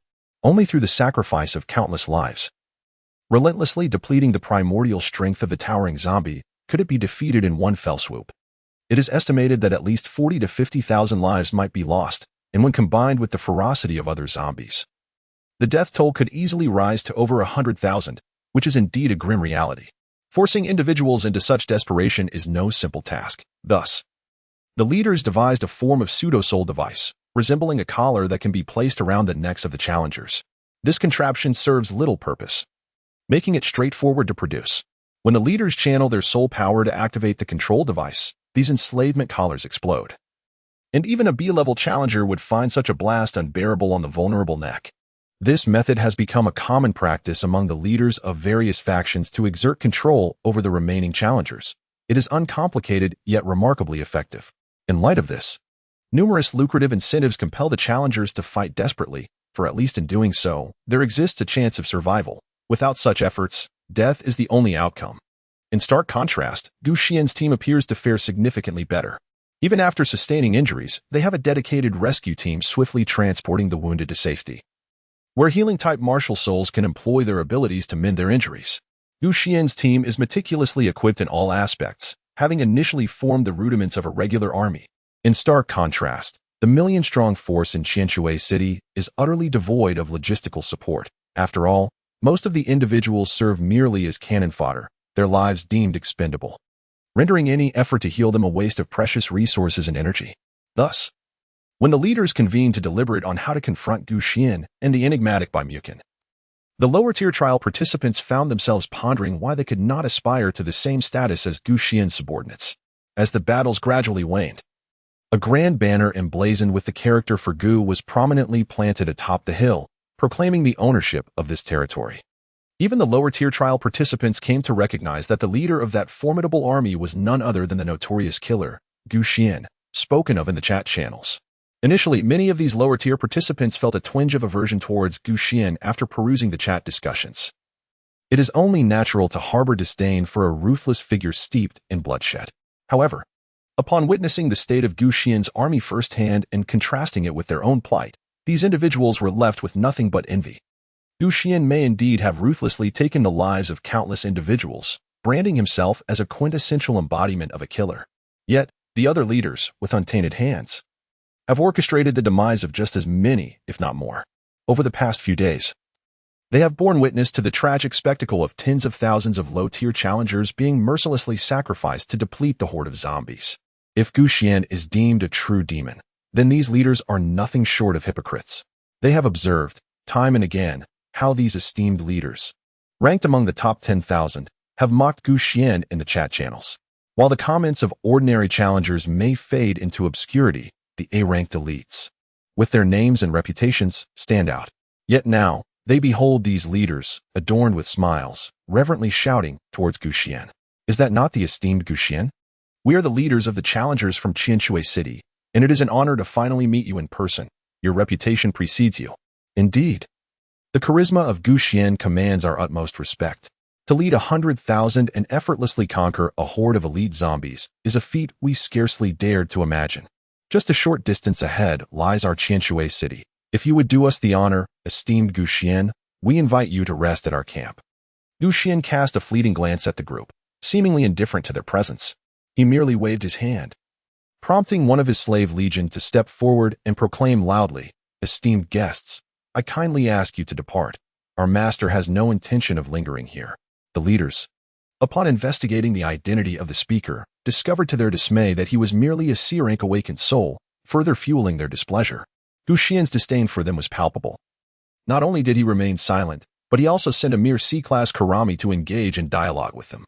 They, as leaders of A-class forces, certainly deserved some measure of respect. Little did they know that within Gu Xian's legion, C-class warriors had already risen to the pinnacle of combat prowess. The B-class and A-class spirit awakeners of Qianyang City had either fallen to Gu Xian's might or fled in terror, hiding away in obscurity. The trial participants had heard whispers that Gu Xian possessed a unique ability to seize the powers of others, particularly favoring those with higher quality spirits, which made them more susceptible to his gaze. This was not mere hearsay. Many who had witnessed Gu Xian in action had formed such conjectures based on substantiated evidence. Thus, even though a number of B-class spirit awakeners had managed to survive in Qianyang City, few would willingly choose to align themselves with Gu Xian. Gu Xian did not deliberately seek out these individuals. He had yet to descend into such madness. Although he had taken many lives, to others, he was undeniably a ruthless killer. However, if there were no grievances between them, Gu Xian saw no reason to hunt them down. Consequently, this resulted in his subordinates predominantly being D-grade awakened souls, with scarcely a few C-grade, let alone B-grade. Even if there were any, they remained stationed at the stronghold in Qianyang City. Those who accompanied Gu Xian were primarily D-grade trialists who had undergone bloodline transformation. He had no need for elite combat strength, for he himself was the pinnacle of power.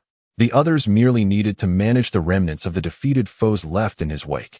Gu Xian, esteemed leader, the more allies one has, the more paths one can traverse. We bear significant news for you. One of the leaders continued to call out to Gu Xian, disregarding the slave who had attempted to engage in conversation. "Begone!" Gu Xian spoke coldly, causing the man to swallow hard, his face flushing crimson. Yet he dared not utter another word. The group promptly retreated in disgrace, and once they were a distance away, several leaders erupted in anger. Who does Gu Xian think he is? Does he truly believe we are afraid to confront him? Damn.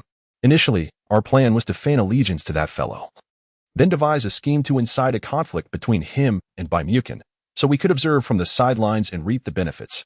However, this individual left us no opportunity to speak.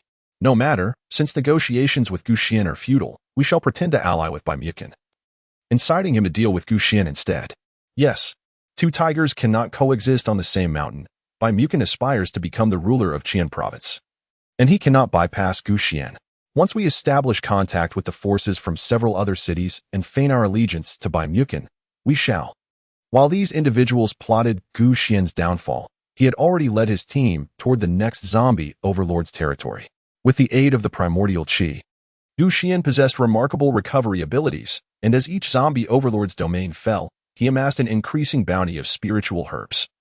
His mental attributes soaring while the manufacturing speed of the Primordial Qi grew exponentially. This allowed him to sustain his battles, growing stronger with each conflict. As for his army of 100,000 slaves, although they did not benefit from the same assistance as he did, each bore the bloodline of zombies. After defeating a horde of zombies, they could absorb the bloodline power from the zombie corpses through a special method. This was also a means for zombies to enhance their bloodline quality, and the slave army could similarly restore their own conditions while boosting their bloodline power. However, ascending to a higher bloodline was not an easy feat among the 100,000. Several hundred had received the bloodline of elite zombies from Gu Xian, absorbing significant amounts of power from zombie leaders and even overlords, yet they had not advanced. For ordinary zombies, it was a simple matter for elite-level beings to absorb the bloodline power of leaders and ascend to their level. This was because they were zombies, while the slave army, despite integrating the zombie bloodline, remained human. Thus, absorbing their bloodline power for recovery was the limit. Evolving their zombie bloodline offered a chance, albeit a slim one. It is evident how extraordinary Gu Xian's martial soul abilities are, Should his original martial soul ascend to B rank, he could effortlessly implant equivalent zombie leader bloodlines into these slave troops.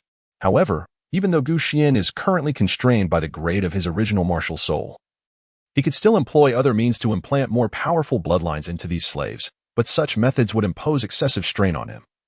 And Xuan would not deplete himself for these slaves.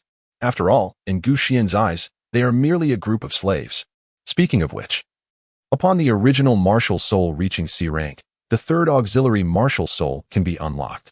Only a few soul spirit catalysts are missing. I sincerely hope those individuals do not seek their own demise. Otherwise, I would not hesitate to unlock a new S-rank soul spirit at once. In his heart, Xuan mused that he could have unlocked the third supplementary martial soul long ago. However, after the ordeal with the Chaos Ancestral Dragon, he no longer dared to recklessly unlock new martial souls. At the very least, until he possesses means to threaten his adversaries, he resolved to bide his time. After all, the situation with the Chaos Ancestral Dragon had yet to be fully resolved.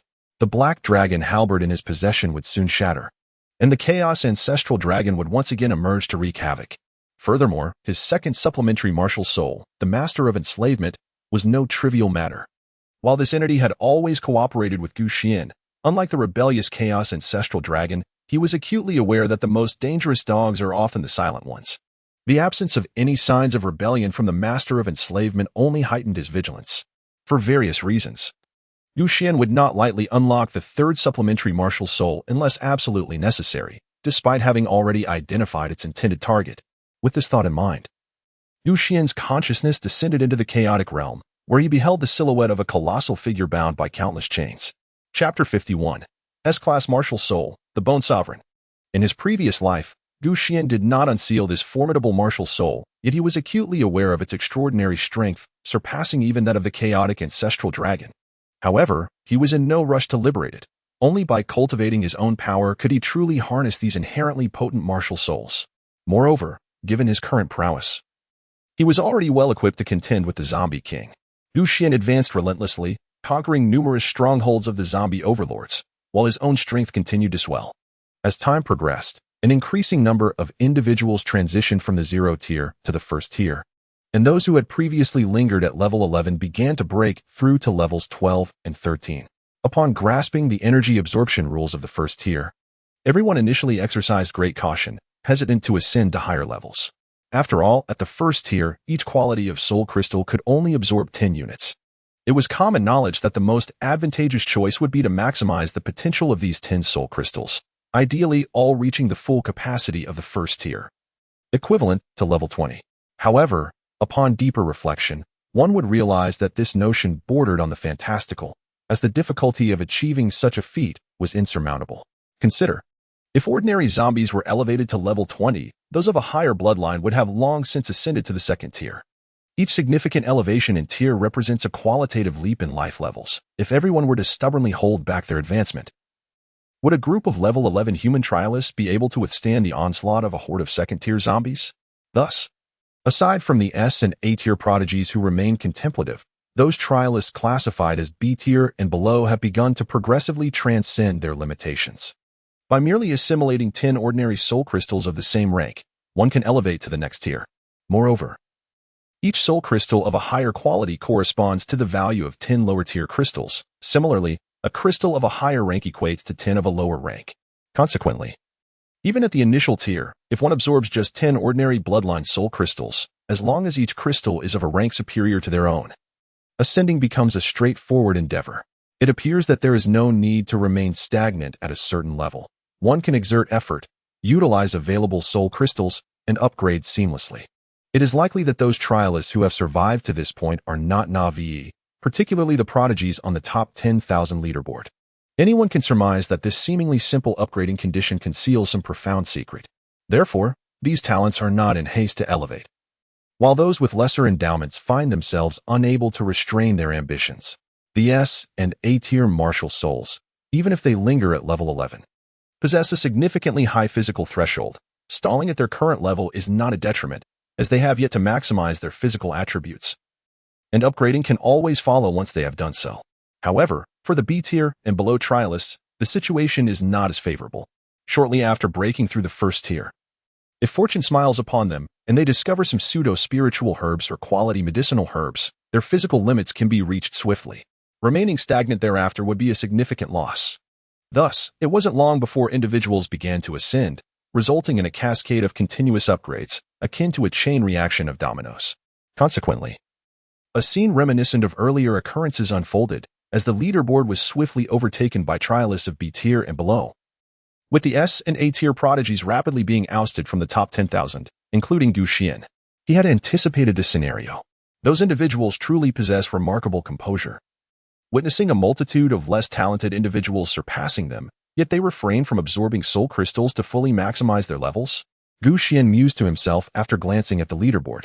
He understood that, given the strength of these A and S tier martial soul prodigies, they likely hoarded a considerable number of high-quality first-tier soul crystals, which could easily propel their levels to the maximum, making a leap to level 20 an effortless task. Take Hongfeng for instance. He possesses a soul crystal from a zombie king exceeding level 15, equivalent to tens of thousands of ordinary level 11 crystals. Any trialist who absorbed it could effortlessly reach level 20. Yet, he steadfastly observed as countless others surpassed him in level, still managing to suppress his desire to upgrade. Xuan admired this restraint, for he comprehended the secret of upgrading at the first tier. When those trialists reach level 20 and choose to break through to the second tier, they will discover an extraordinary addition to their souls, the Wheel of Destiny. The design resembles a circular wheel, intricately inscribed with a plethora of symbols representing the 5 elements, the 8 trigrams, the 12 zodiac signs, and the heavenly stems and earthly branches. Should one absorb 10 ordinary soul crystals to ascend to the second tier, the Wheel of Fate would manifest with 10 layers, emanating a luminous white soul light.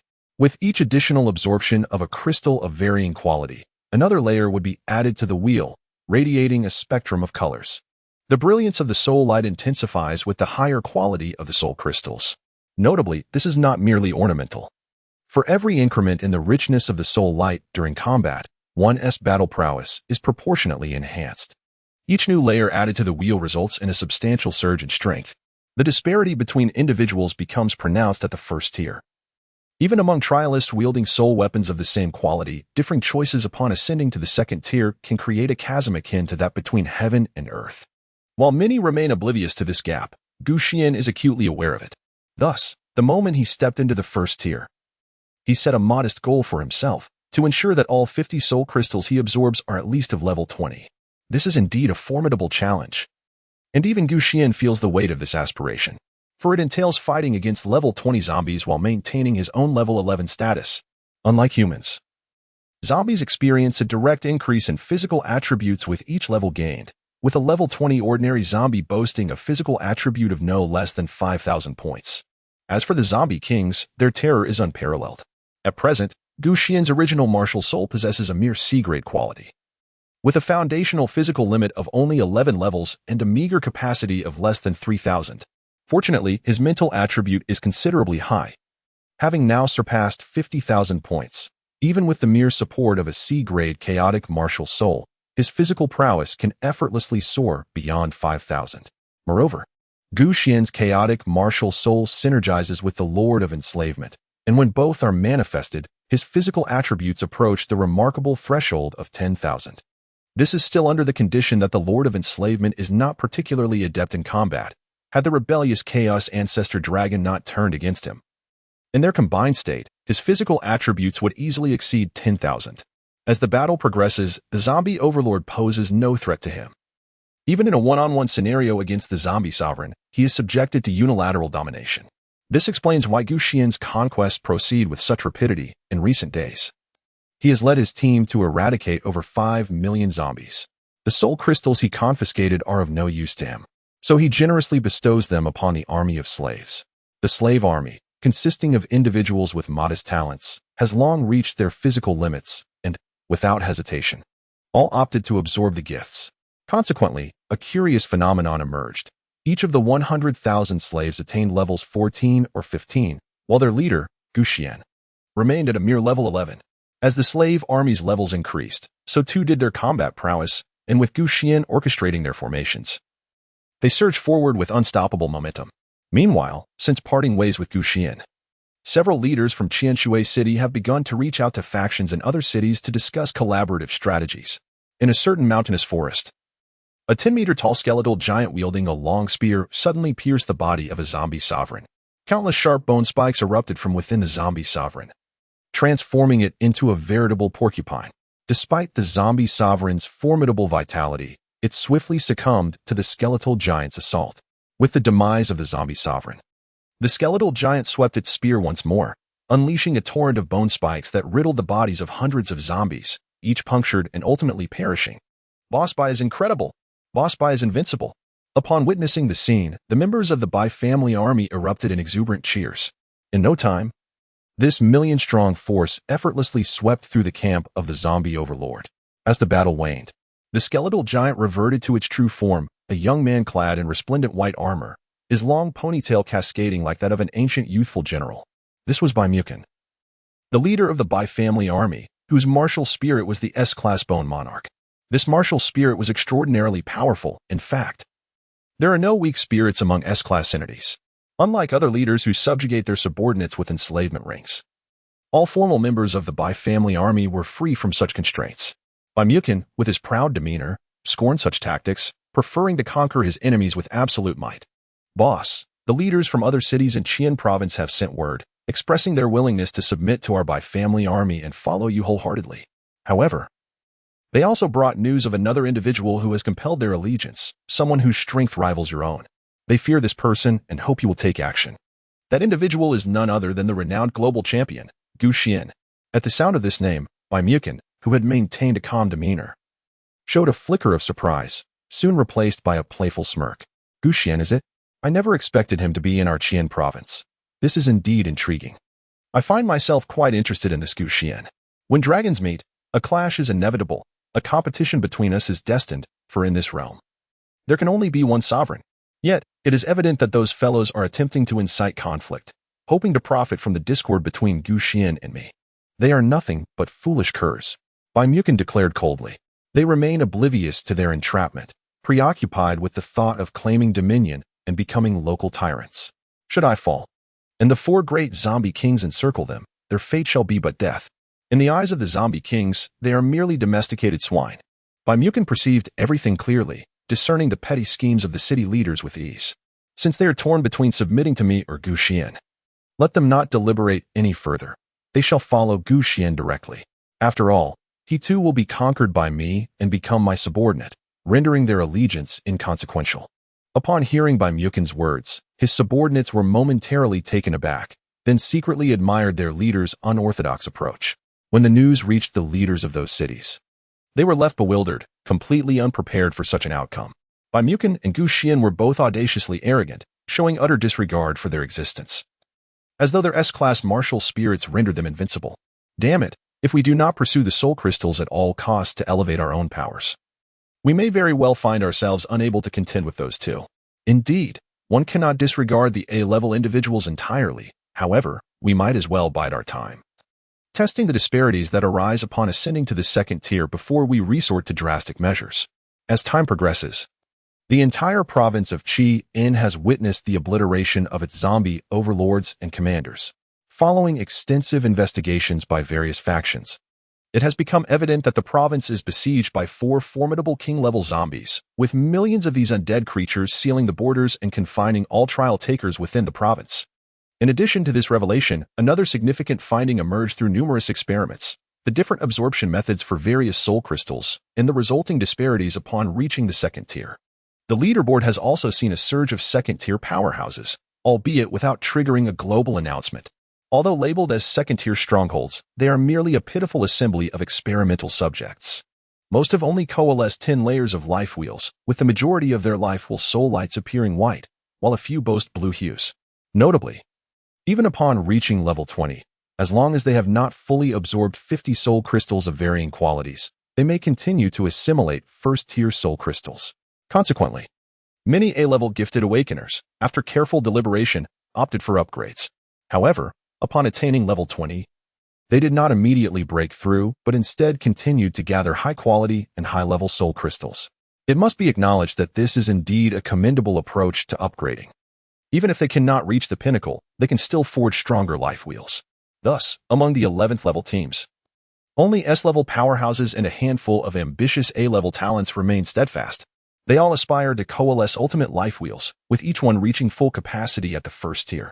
Yet, even Hong Feng, who has slain a zombie king, understands the futility of such ambitions. Having vanquished a level 15 zombie king at the cost of countless elite soldiers' lives, he realizes that as the level of zombie kings continues to rise, the strength of the assembled undead grows correspondingly. Should he fail to elevate his own abilities, the gap between them will only widen. The price of slaying a zombie king will not diminish. Rather, it will become increasingly burdensome.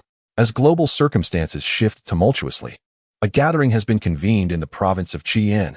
S-level awakener by Mukin has invited all leaders within the province to form an alliance to collectively address the menace posed by the zombie kings.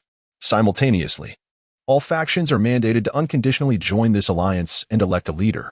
By Mukin has put himself forward as a candidate for the position of alliance leader, challenging anyone who disagrees to confront him. Should they prevail, he will willingly step aside. Upon receiving this announcement, all leaders were filled with indignation. Yet they proceeded to the city where Bai Mukin resides. Gu Xian received the message delivered by Bai Mukin's messenger. However, he chose to disregard it and instead led his grand army on an imposing march. Their destination was the domain of a zombie king. Gu Xian, prepare to hunt the zombie king. Chapter 52. Is this Gu Xian's encampment? How prosperous it appears. Within a certain city, nearly 10 million trial seekers have gathered. All the A-level forces from Qian province have arrived here. Since none of you have objections to my election as the leader of the Qian province alliance, I ask you to relinquish your military authority. Bai Mukin gazed at the crowd, and all the leaders exchanged glances. The so-called military authority refers to the means by which these leaders control the trial seeker legions. They possess a soul device resembling an ancient military talisman, capable of detonating the enslavement rings around the necks of the trial seekers at will. This device is far more effective than ancient military talismans, truly allowing life and death to be at one's command. In the eyes of these leaders, their trial seeker armies are no different from slaves. Now, to relinquish their power, no one is willing, yet none dare to refuse. They are acutely aware of the terror posed by S-level martial soul awakeners, and none wish to be the scapegoat. Boss Bai, we all follow you without issue, but you must understand, there exists another formidable individual in Qian province, one who is no less powerful than yourself. We, the leaders, are all A-level martial souls. Only a true powerhouse is worthy of our genuine allegiance. Therefore, you need to prove to us that you are indeed the strongest in Qian province. The speaker was Wang Wanda, a leader from Qianshui City, the very one who had instigated the others to draw enmity towards Gu Xian on that fateful day. His scheme had not succeeded. Neither Gu Xian nor Bai Mukin had paid them any heed. I understand your intent. You wish for me to engage in combat with Gu Xian? Bai Mukin remarked with a cold smile. Rest assured, this brat has shown me no respect by not attending this alliance conference, and I have long harbored displeasure towards him. I will find an opportunity to confront him properly. Upon hearing Bai Mukin's words, Wang Wanda felt a surge of joy, yet the latter continued. However, before that, all of you must relinquish your military authority. I do not wish to engage in a mutually destructive battle with Gu Xian, only to have some petty individuals take advantage of the situation, understand? At these words, Wang Wanda and the other leaders' expressions shifted. They indeed harbored such thoughts. Yet they did not expect Bai Mukin to lay it bare before them, which left them somewhat disconcerted. I have no taste for schemes, nor do I enjoy being subjected to them. Therefore, I shall reiterate, relinquish your military authority, now, immediately, without delay. As Bai Mukin's aura surged, the imposing figure of the Bone King materialized behind him. This colossal being, entirely crafted from bones, wielded an enormous skeletal spear, with dark flames flickering in its eyes. As an S-class powerhouse, he had completed the triple metamorphosis of his martial soul, ascending to the realm of divine consciousness. Once he unleashed the true essence of the Bone King's soul, even an army of 1,000,000 would be unable to withstand his slaughter. Furthermore, this formidable S-class martial soul possessed the might to behead thousands in a single sweep. Should conflict arise, the leaders of the A-class factions would swiftly become mere specters under the Bone King's spear. Under the pressure, these leaders reluctantly surrendered their soul weapon tokens. Observing the heap of soul weapon tokens before him, alongside the enslavement rings around the necks of the trial participants, Bai Mukin's face contorted with disdain. If you had invested your efforts in combating the zombies, These millions of counterfeit soul weapons would not be mere worthless enslavement rings, but rather weapons and armor. Perhaps the trial participants from Qian province would have suffered half the losses, and the zombies would have faced double the demise. You wretches. Forever scheming to oppress the lower classes, consumed by your own indulgence, and when danger arises, you cast them out as cannon fodder. This truly repulses me. Baimukin's impassioned words stirred discontent among the leaders, most of whom hailed from prestigious families and organizations, failing to see any fault in their actions. While these counterfeit soul weapons could enhance the strength of lower-tier trial participants if they were weapons or armor, they could not guarantee obedience. Should the oppression become too severe, the risk and difficulty of suppressing a rebellion would be immense.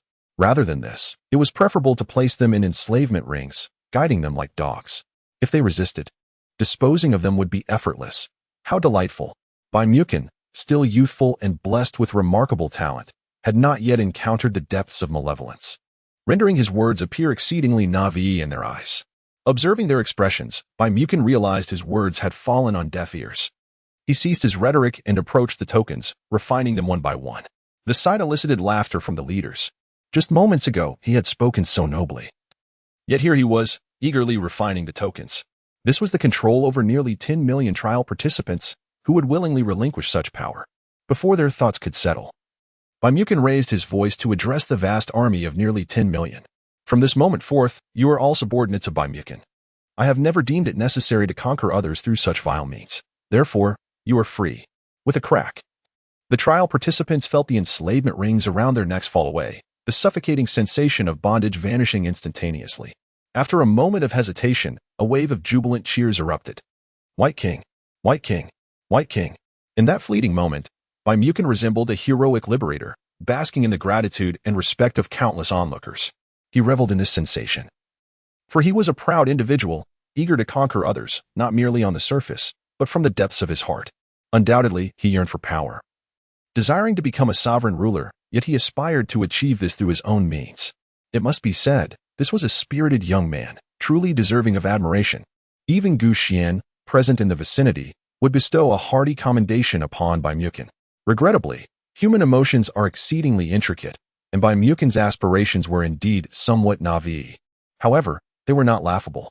The leaders, upon witnessing Baimukin liberate these trial participants, felt their hearts bleed, their teeth gritting in resentment. This was their authority, vanishing into thin air. Although they had submitted to Baimukin, a lingering thought of reclaiming their military power remained within them. Yet, Baimukin not only freed these slaves, but also commanded the melting down of all the enslavement rings, repurposing the materials to forge weapons and useful soul artifacts, which left them pounding their chests in frustration. The creation of those enslavement rings had consumed vast resources, and to see them melted down was indeed a tragedy. While their hearts seethed with anger, the leader Wang Wanda took the initiative to speak again. Boss Bai, when will you deal with that Gu Xian? This fellow is becoming rather arrogant, showing neither respect for you nor for us. He must be taught a lesson. Indeed, I know that scoundrel's camp is in Qianyang City. Why don't we gather our forces and crush it directly? Then Boss Bai can personally subdue Gu Xian. Yes, with Boss Bai's strength, Gu Xian would surely be no match and would be compelled to submit. Although Baimukin was aware that these individuals were flattering him, their words still brought him great satisfaction. Moreover, he felt a certain displeasure towards Gu Xian. After extending a cordial invitation, that fellow had shown him no respect. Being of the same S-class martial soul, it was nothing short of contempt. I have accorded you respect, yet you have repaid me with disdain. Gu Xian, I eagerly anticipate the moment you bow before me. As Baimukin contemplated, he immediately led a portion of his formidable army towards Qianyang City. The vast throng of trialists advanced with remarkable speed. Even the weakest among them surpassed the pace of the most nimble automobiles of yore, consuming merely a few bowls of rice for every 100 kilometers traveled. Thus, mere hours later, a staggering 5 million trialists arrived at Qianyang City. Upon witnessing the transformation of Qianyang City, astonishment gripped them all. The city bore no resemblance to its former self. It had been completely reimagined as a formidable war fortress. Towering walls, reaching heights of over 100 meters, enveloped it, suffused with an intense aura of soul energy. The buildings within stood in splendid array, and the streets bustled with an orderly flow of people. In stark contrast, other trialist cities appeared disheveled and squalid. How can Gu Xian's encampment be so magnificent? They wondered. Wasn't it said that he reveled in violence and chaos, consuming 800 children and violating 3,000 women daily? Yet here, his stronghold seemed to thrive. Reminiscent of a peaceful era, perhaps even more vibrant. The edifices, constructed by awakened martial souls, not only exuded grandeur and beauty but also incorporated numerous special effects. Adorned with runes and formations everywhere, Xuan certainly knew how to indulge. To lead here would surely be more comfortable than their previous lives. Many chiefs gazed at the pedestrians on the streets, noting the abundance of beautiful women, adorned as if in a time of peace, each one more alluring than the last. Dressed in enticing short skirts. In their own camps, any woman of beauty, wishing to avoid dishonor, would find herself sullied and unkempt, making her unappealing. In contrast, the women here flaunted their grace without fear of unwanted attention. The chiefs felt an insatiable yearning, almost compelled to rush in and wreak havoc. However, as they approached the fortress city, they triggered the city's alert. On the walls, hundreds of thousands of trialists stood ready, armed with bows and crossbows, prepared for defense. Undoubtedly, these were pseudo-soul weapons, and the armor worn by the trialists also bore the mark of pseudo-soul craftsmanship. By the heavens, Xuan's encampment possesses staggering productivity, they mused. Hundreds of thousands donned 2 or 3 pieces of pseudo-soul gear, and the defensive weaponry alone numbered in the millions, nearly rivaling the total stock of their own alliance. The chiefs' hearts raced with ambition, longing to claim the city for themselves. Even Bai Mukin's demeanor shifted, the once haughty expression faded, replaced by a newfound gravity. It appears that Xuan is far more formidable than I had anticipated, particularly in the realm of managing and constructing his encampment, where I find myself at a loss. Although Bai Mukin's camp is sizable and exhibits a semblance of order unlike that of other leaders, it remains an era marked by chaos, rendering it impossible to achieve the meticulous organization evident in Xuan's domain, where each individual fulfills their role without the looming threat from others. This is precisely why Xuan's camp boasts such remarkable productivity. With their martial souls, the efficiency of each trialist surpasses that of machinery from a bygone era. By ensuring their safety and providing adequate incentives, the workers engage with an enthusiasm that is truly commendable. Under Shinlanchi's stewardship, the camp flourishes, resembling a paradise amidst this disordered world. Thus, when confronted with the advancing army of millions, tension gripped the hearts of all. None wished to see their tranquil existence shattered. "Who are you, and what is your purpose here?" inquired the commander guarding the city, his voice reverberating through the soul device trumpet. "How dare a mere C-grade wretch engage us in conversation? Summon your leader, Xuan, and inform him that the Lord of the Qin Province Alliance, His Highness the White King, has arrived and demands an audience." Wang Wanda's voice was a sharp reprimand. As an A-grade martial soul awakener, even without the trumpet, his voice could carry far when he exerted his power. Upon hearing this, the city commander's expression shifted, unsure of how to respond. "I am the highest authority here. I do not know what business you have with our leader, but I can convey your message." Shinlanchi ascended to the city walls. Bai Mukin's scouts had already gathered her information, prompting another derisive scoff from Wang Wanda. A D-grade martial soul, a worthless one devoid of combat prowess, is the highest authority? This is utterly laughable. Many former leaders of influential factions shook their heads in disbelief. Such a scenario would be inconceivable within their own camps. How could a D-grade martial soul awakener command respect among so many? However, in Xuan's camp, this was not unusual. Indeed, many trialists held Shinlanchi in high esteem. This respect stemmed from her close relationship with Xuan, as well as the fact that most inhabitants of the camp possessed D-grade martial souls, lacking any lofty aspirations. Enough of this prattle. Bring Xuan forth. Our White King is an S-grade martial soul. Does he not possess the dignity to meet him personally? Wang Wanda incited further discord, with other disgraced leaders echoing his sentiments. Indeed, even if Xuan is also an S-grade martial soul, he must show the White King a modicum of respect and come forth to greet him. If he does not appear, our millions will lay siege to the city. Even the newly liberated challengers felt a surge of indignation in their hearts. They held White Mukin in high esteem and could not allow anyone to insult him. Xuan's act of sending inconsequential individuals to engage in dialogue was a blatant display of disdain. Upon witnessing the formidable army, Shinlanchi found herself in a predicament. After a moment of contemplation, she spoke, "I apologize, everyone, but my leader has ventured out to hunt zombies and should return shortly. If you have urgent matters, you may discuss them with me in the meantime." Shinlanchi refrained from speaking the whole truth. If a conflict erupted, the hundreds of thousands of soldiers would undoubtedly be unable to defend the city. Yet, she did not fully disclose the reality. For Gu Xian's pursuit of the Zombie King would certainly not yield a swift return. Her intention was to instill a sense of caution in those present. Oh? Which direction did he head? I shall seek him out, White Mukin interjected suddenly. After a moment's deliberation, Xuan pointed toward the direction Gu Xian had taken. Upon seeing that path, White Mukin furrowed his brow. Had the zombies in that area already been largely eradicated? Nonetheless, he decided to investigate. You all wait here for my return. I shall be swift, he declared before charging ahead, swiftly vanishing from sight. His speed was remarkable, yet despite his rapid journey, he encountered no signs of life. As he leaped over one mountain after another, doubt crept into his mind. Was Xuan deceiving him? However, reasoning prevailed, and he continued onward.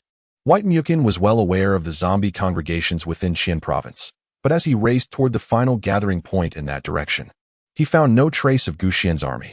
Surely, if he could not locate a single individual, finding a force of over 100,000 should not prove difficult.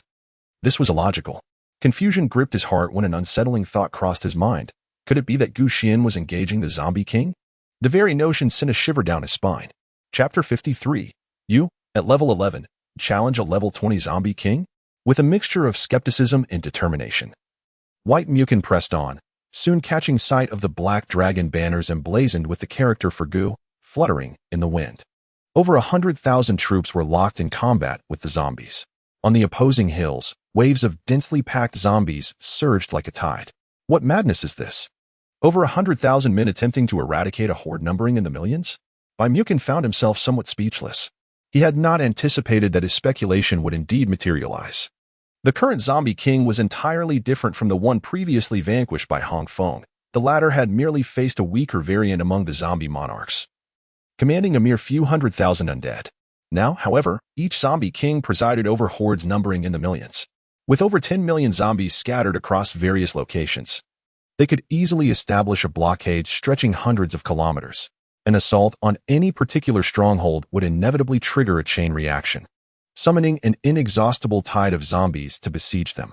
With merely over 100,000 troops, Gu Xian was akin to a single drop of ink cast into a vast basin of water when faced with a horde of millions of zombies, incapable of stirring any significant turmoil. And by Mukin's eyes, this was no different from a lamb entering a tiger's den, a certain path to death. However, he harbored no concerns for Gu Xian's safety. As an S-rank awakened soul master, he believed that as long as Gu Xian was not entirely ensnared in the heart of the encirclement, he could carve a path to escape. Yet, upon scanning the surroundings, Mukin was dismayed to find no trace of Gu Xian. Frowning, he ascended the tallest tree atop a high peak and surveyed the area. Within his line of sight, the vicinity surrounding Gu Xian's legion was teeming with the relentless tide of zombies. Gu Xian's legion was fully armored, adorned with soul equipment that bore a white base with blood-red accents. In their hands, they wielded an array of weapons, similarly crafted from a white material that shimmered with a blood-red glow. The zombies, on the other hand, predominantly exhibited a grayish-white hue, rendering Gu Xian's crimson presence somewhat inconspicuous amidst the vast expanse of ashen tones. The soul equipment worn by these creatures appeared rather unique, seemingly forged from the very bones of the undead. If of a higher grade, it might suit my purposes well, Mukin mused. However, a peculiar thought struck him. Despite the fact that these armaments merely exuded the aura of pseudo-soul equipment, their explosive power was astonishingly formidable, rivaling that of low-grade soul weapons. Never mind that for now. Where had that lad Gu Xian scurried off to? Surely he has fled, leaving his subordinates to perish needlessly? Mukin's gaze swept the perimeter of the horde, then traversed Gu Xian's troops, yet he felt no overwhelming presence of martial souls. His confusion deepened as he cast his eyes toward a distant mountain peak, where he suddenly perceived a formidable aura of combat emanating from the space between the hills. However, that location was perilously close to the heart of the zombie tide, and should the undead encircle him, the risk of being overwhelmed loomed large. Mukin found himself at a loss. This audacious fellow seems to possess both skill and daring. I must see for myself what he is capable of.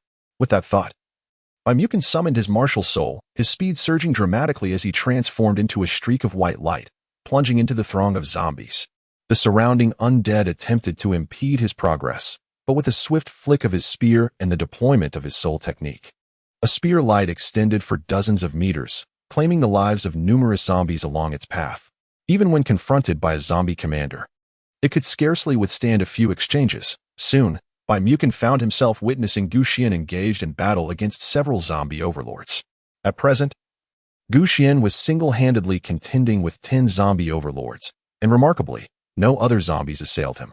Instead, hundreds of thousands of zombies were relentlessly attacking their own kind, buying Xuan ample time for his singular duel. Despite facing 10 overlords, the absence of additional disturbances made the task considerably less daunting.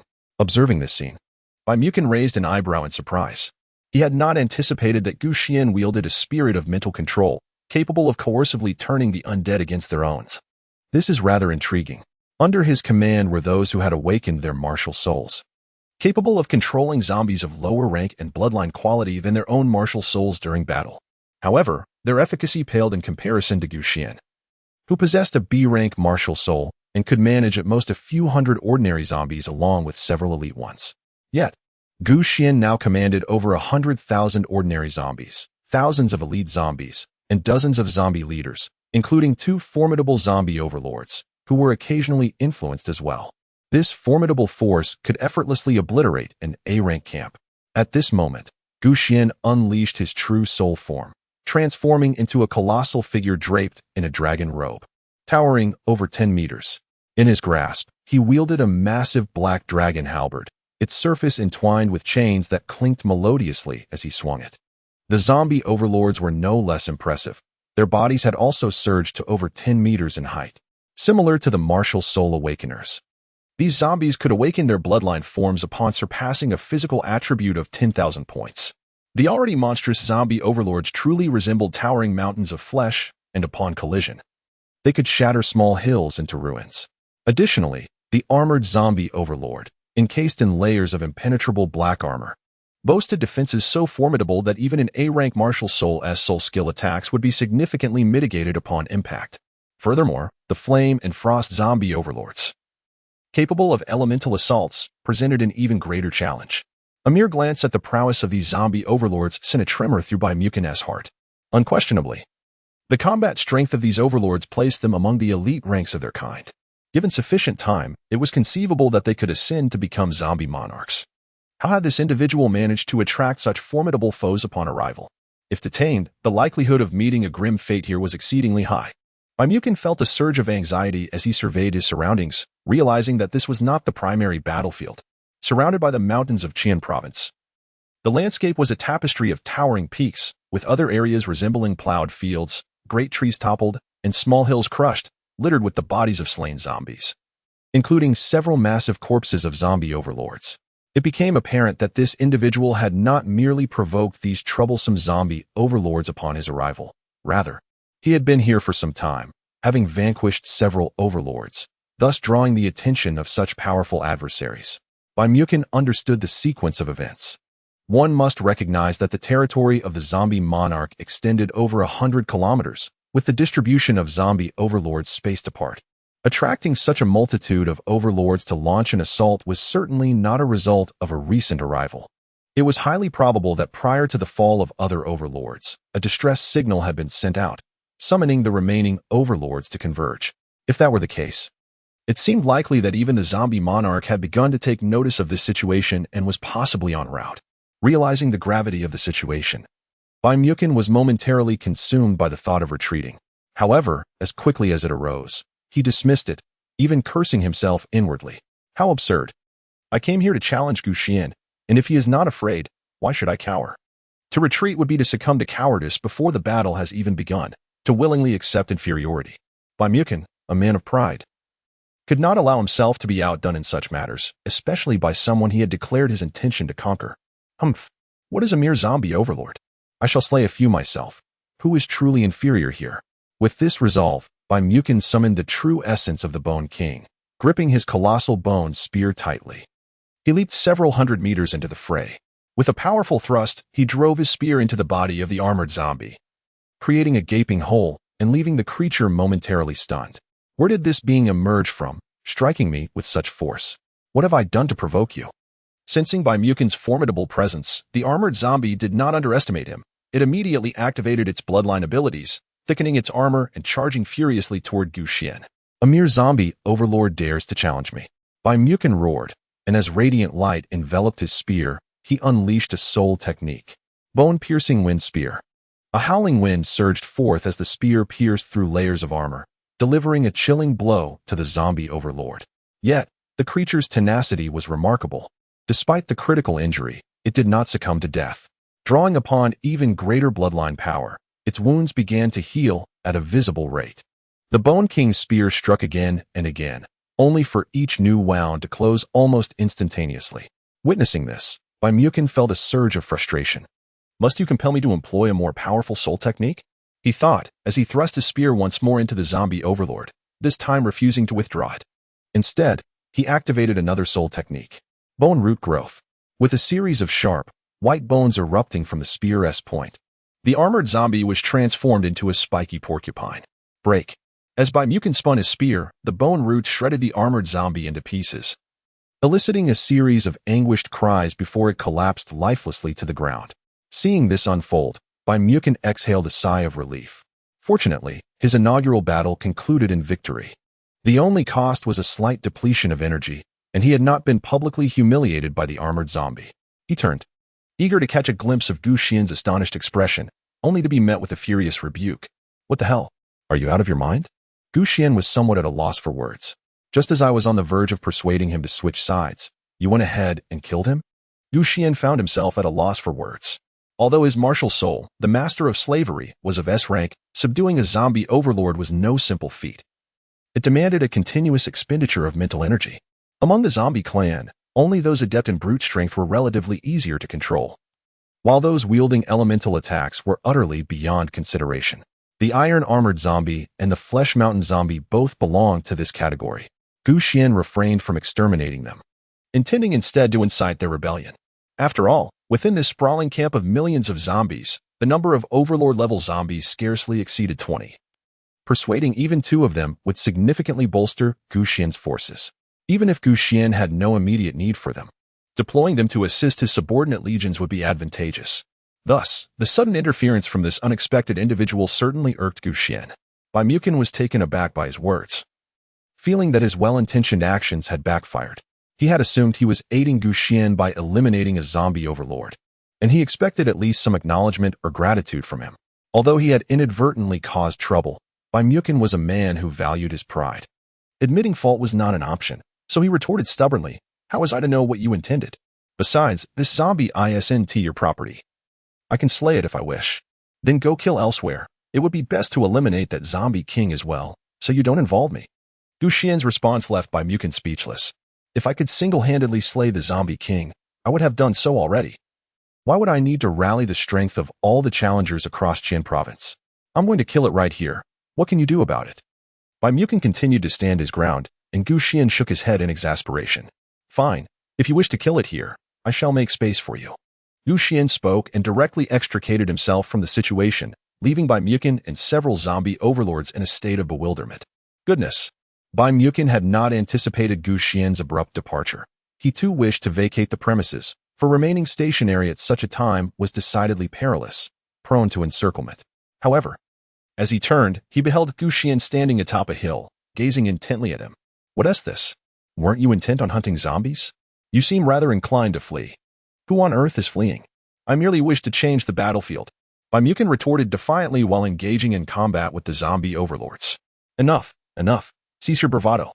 If you truly wish to hunt zombies, let us join forces and eradicate them all. What do you say? Upon witnessing Qin's martial soul, Xuan immediately discerned the latter's identity. He held a favorable impression of this individual, the former king of Qin province in his previous life.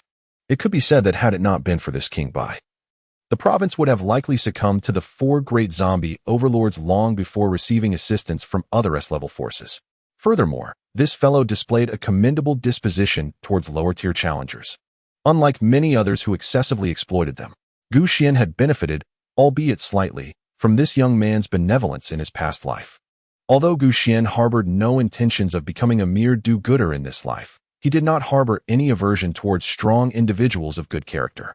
Upon hearing Xuan's words, Qin expressed his displeasure. Brother, are you being overly ambitious? even though we both possess S-level martial souls. Dreaming of annihilating a zombie lair with millions is sheer folly. Trust me, let us return to gather our forces and come back in a few days." Upon hearing Gu Xian's words, Baimuken smiled faintly. "If you are afraid, then by all means, leave. I can manage on my own." At this remark, Baimuken's anger surged. "Afraid? Repeat that I am afraid." Although he was aware that Gu Xian was employing a tactic to provoke him, Baimuken felt a strong sense of indignation. The provocation was indeed real, yet Gu Xian's determination to single-handedly hunt the zombie king was equally genuine. Otherwise, he would not have dared to lead tens of thousands into the enemy's den, even if such aspirations were somewhat delusional. It was clear that the other party was indeed intent on eradicating a horde of millions of zombies. If he were to retreat, would that not be an admission of inferiority to Gu Xian? Both possessed S-class martial souls. Who among them could truly claim to be afraid? Gu Xian cast a glance at Baimuken, fully aware of the latter's temperament. Despite knowing he was being provoked, he would still choose to remain. "Very well. If you are unafraid, then stay and join the fray. Consider it a means to atone for your earlier transgression of slaying that armored zombie overlord." "Am I truly at fault for vanquishing the zombie overlord?" Baimuken retorted, utterly speechless. "Enough of this banter. The zombie monarch is about to emerge." Gu Xian gazed into the distance, where a gathering of ominous clouds heralded an impending storm. A formidable energy field stirred the heavens, while the winds howled and thunder roared around him. Suddenly, a colossal zombie, towering at 10 meters, emerged within their sight, its overwhelming presence radiating for miles. It was a level 20, fully evolved zombie king. Upon witnessing the appearance of the zombie king, Baimuken felt a sudden jolt within. It was his first encounter with such a creature, and he was taken aback by the sheer intensity of the pressure it exuded. Indeed, a level 20, how splendid! If I vanquish it, I shall ascend to a higher level. Gu Xian's words brimmed with excitement, while Baimuken's eyes widened in disbelief. "No way. You can't still be at level 11, can you?" Upon seeing Gu Xian nod, Baimuken felt as though he were on the brink of collapse. "You're at level 11, yet you wish to hunt a level 20 zombie king? The bloodline of a zombie king is on par with that of an S-rank martial soul. So what? Enough with the chatter, let us just get it done." Gu Xian, with fervor, dashed towards the zombie king. Chapter 54, The Bone Spike King, 4th Soul Technique, Mutual Destruction? Goodness, are you out of your mind? Witnessing Gu Xian recklessly charge at the zombie king, Baimuken felt utterly bewildered. Setting aside whether Gu Xian possessed the strength to vanquish the zombie king, he would undoubtedly find himself ensnared within the encirclement of countless zombies. No matter how formidable an individual's power, it would ultimately be eroded by sheer numbers. In Baimuken's view, Gu Xian's actions were tantamount to courting death, to flee or to remain. Doubt began to creep into Baimuken's mind, and he had to concede that in terms of audacity, Gu Xian surpassed him. Escape? What nonsense! Gritting his teeth, Baimuken ultimately chose to stay. Albeit without charging headlong into the heart of the zombie horde like Gu Xian, he remained in the periphery. That fellow with the surname Gu. When you find yourself in dire straits, I shall descend like a deity to rescue you from the encirclement, so prepare to behold my formidable presence. Baimuken mused to himself, casting his gaze towards Gu Xian. Gu Xian advanced with unwavering determination, his sights set squarely on the very heart of the zombie king. Along his path, the undead seemed to have received a command from their sovereign and made no attempt to hinder his progress. However, from a lofty vantage point, one could observe that the zombies within these mountains were converging around the zombie king, gathering in droves. "Human, have you come to meet your demise?" echoed the resonant voice of the zombie king across a vast expanse. This peculiar creature, resembling a human form, was adorned with a multitude of sharp bone spines, each in varying hues, some a fiery crimson, others a deep ebony, resembling spears embedded in its grotesque body. This was none other than one of the famed 4 zombie kings of Qian province from a bygone era, known as the Bone Spine King. "I have come to usher you to your end," Gu Xian declared, brandishing the black dragon halberd as he charged towards the Bone Spike King. Within 100 meters of this king, no passage is allowed. Before the Bone Spike King could finish his words, he swiftly extracted 2 golden bone spikes from his body and hurled them with great force. In an instant, 2 streaks of golden light soared towards Gu Xian. With a resounding clang, the black dragon halberd swung forth, deflecting the golden spikes and embedding them into the nearby rocks. Gu Xian had yet to catch his breath when dozens of golden bone spines came hurtling towards him, descending like a torrential downpour. Gu Xian continuously twirled the black dragon halberd, sending the golden bone spines flying in all directions. Yet, his figure was forced to retreat repeatedly, unable to approach the Bone Spike King at all. "Human, you pose no threat to me." The voice of the Bone Spike King resonated throughout the arena. In the next moment, several crimson bone spines surged forth, colliding with Gu Xian's black dragon halberd. Instead of being deflected, they detonated upon impact. Boom, boom, boom.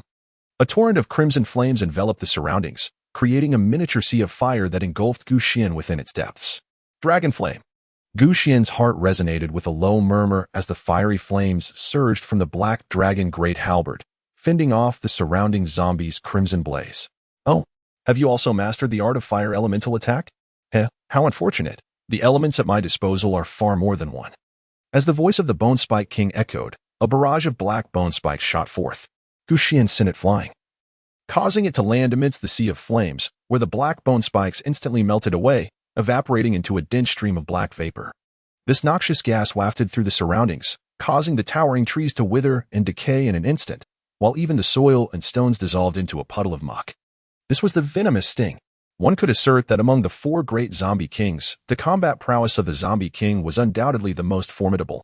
This was evident from the techniques exhibited by this zombie king, 1 fire-based skill, 1 poison-based skill. And Gu Xian was acutely aware that this creature possessed more than just these 2 abilities. At this moment, the Bone Spike King commanded at least 4 bloodline skills. The golden bone spikes that had been propelled into the rock wall counted among them. They appeared the weakest, yet Gu Xian knew that this skill was, paradoxically, the most potent. The zombie king relentlessly hurled bone spikes, predominantly golden, supplemented by red and black spikes. The red spikes could explode and generate shockwaves, but Gu Xian countered them with his dragon flame, rendering them relatively harmless. However, should one be wounded by the black spikes, the potent toxins would invade the body, gradually eroding even those with attributes exceeding 10,000, ultimately reducing them to a massive putrefaction. Even without being pierced by the black spikes, the flames from the red spikes would convert the black spikes into gas, enveloping the target completely. Not even a king-level behemoth of a zombie, renowned for its tough hide and resilient flesh, could withstand the relentless onslaught of the black poison's erosion. Gu Xian was similarly affected, fortunate enough to be enveloped by the primordial essence, which offered some resistance against the encroaching black venom. Nevertheless, throughout this battle, he appeared excessively passive. He had yet to even touch the body of the Bone Spike King, yet he was subjected to relentless assaults. If this continued, his defeat seemed merely a matter of time. In the distance, Baimukin, while slaying the surrounding zombies, kept a watchful eye on the unfolding situation involving Gu Xian. His brow furrowed in concern. Could it be that this fellow was truly on the verge of falling here? It was hard to believe he had ventured forth unprepared, choosing to confront the most formidable of the zombie monarchs. Baimukin had previously dispatched adept spirit awakeners skilled in stealth to gather intelligence on the 4 great zombie monarchs of Qian province, acquiring insights into their abilities. He was acutely aware that should he seek to hunt a zombie monarch, the Bone Spike King would certainly not be his first target. Even though his Bone King possessed considerable resistance to toxins and flames, the cost of hunting this particular zombie monarch would be significantly greater than that of the others. Presently, the Bone Spike King had not yet unleashed his full strength, and Baimukin remained oblivious to the nature of this creature's 4th bloodline skill. This 4th bloodline skill was comparable to the 4th soul skill of a trialist, its power undoubtedly surpassing that of the preceding 3 abilities, leaving Baimukin to ponder whether Gu Xian could endure it. Meanwhile, the speed at which the Bone Spike King hurled his projectiles accelerated. Each time he extracted a bone spike, a new one would swiftly grow from the holes in his body. Surrounding Gu Xian were numerous golden bone spikes, a rough count revealing at least 1,000, densely embedded in the ground. As the number of spikes increased, the rate at which the zombie monarch generated new spikes considerably slowed, leaving him stark and bare, akin to a hedgehog stripped of its quills. It was time to conclude this. The zombie monarch abruptly halted, proclaiming this statement, seemingly confident of his impending victory. Before his words had fully dissipated, the surrounding golden bone spikes began to tremble incessantly, subsequently levitating and targeting Gu Xian at the center. Indeed, it was time to bring this to an end. Gu Xian remained composed, undeterred by the terrifying pressure emanating from the surrounding golden bone spines. What a foolhardy creature! The bone spike monarch found Gu Xian perplexing. With a contemptuous snort, he casually waved his hand, and the 1,000 golden bone spines transformed into a torrent of radiant gold, engulfing Gu Xian in an overwhelming cascade. Engage! Gu Xian let out a low growl, and from his body, a beam of soul light surged forth, transforming into a colossal figure clad in dragon robes, wielding a jade seal, which hovered beside the bone-spike monarch. Chapter 55. The Primordial Chaos Dragon, the true body of the soul, revealed to the world. The fourth soul technique, monarch sealing. Countless energies surged atop the jade seal, forming a myriad of black chains that penetrated the body of the bone-spike monarch. The once swiftly moving golden spikes abruptly halted in mid-air, mere inches from Xuan. Damn it! The bone-spike monarch seethed with rage, feeling as though his fourth bloodline technique was grasped tightly by a colossal hand, teetering on the brink of explosion yet held in check. Moreover, the sealing chains of the dragon-robed giant continued to invade his body.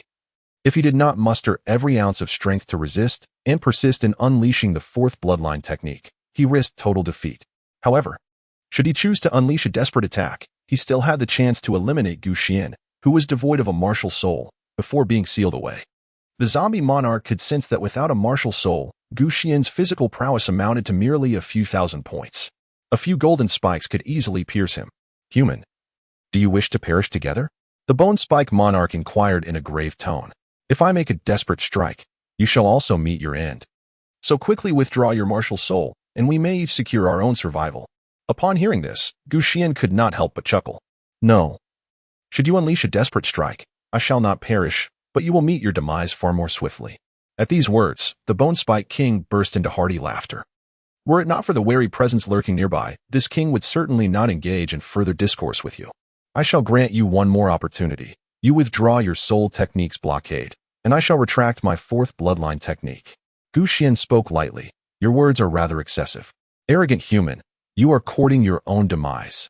The bone-spike king ceased engaging in further dialogue with Xuan and, with unwavering resolve, unleashed his bloodline technique.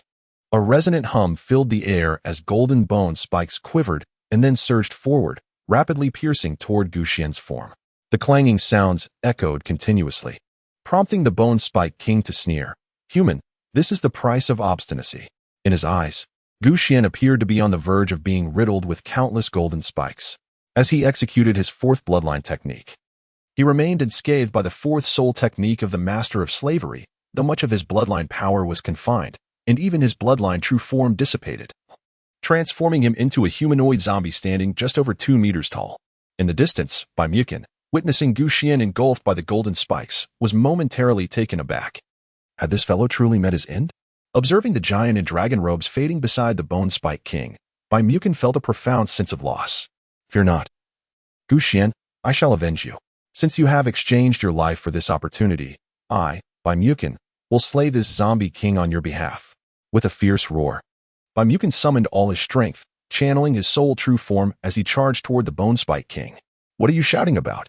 The voice of Xuan emanated from the spherical formation of golden bone spikes, causing Baimukin to momentarily freeze in astonishment. In the next instant, the bone spike sphere began to crack and splinter inch by inch. The core spike twisted into a helix, yet Xuan remained utterly unscathed, a menacing black dragon of doom coiling around his form. Meanwhile, the black dragon halberd in his grasp had inexplicably shattered into fragments. How could this be? How is it possible that you are still alive? That was the fourth bloodline technique of this king.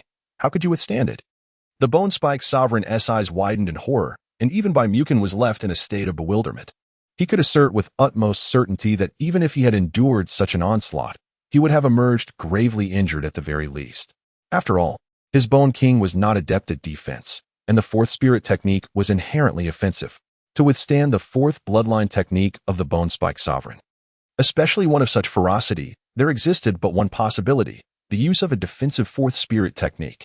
Yet, Xuan had evidently already employed his fourth spirit technique, successfully suppressing the bloodline power of the zombie sovereign. How on earth had he survived? In a fleeting moment of confusion, both warriors gazed upon the black dragon that clung to Xuan's exterior, a singular thought igniting in their minds. Could it be that you possess two martial souls? Baimukin recalled the rumors surrounding Xuan, which claimed he had the ability to control and seize other martial souls. However, Baimukin was skeptical of this notion. He understood the essence of martial souls, while it might be feasible to seize other souls to forge soul weapons. To claim them as one's own was undoubtedly a fanciful delusion. Martial souls possess their own intelligence, and the higher the level of the soul, the deeper its bond with its original master. Even if seized, it would not easily submit to another.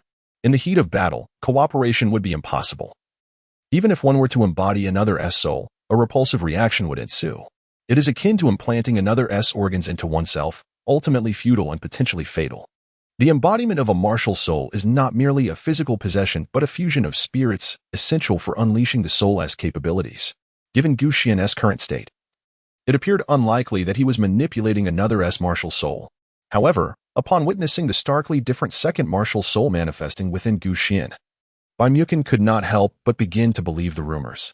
To withstand the fourth bloodline technique of the Bone Spike Sovereign, this new martial soul of Gu Xian's must undoubtedly possess a quality of no lesser caliber, most likely an S grade.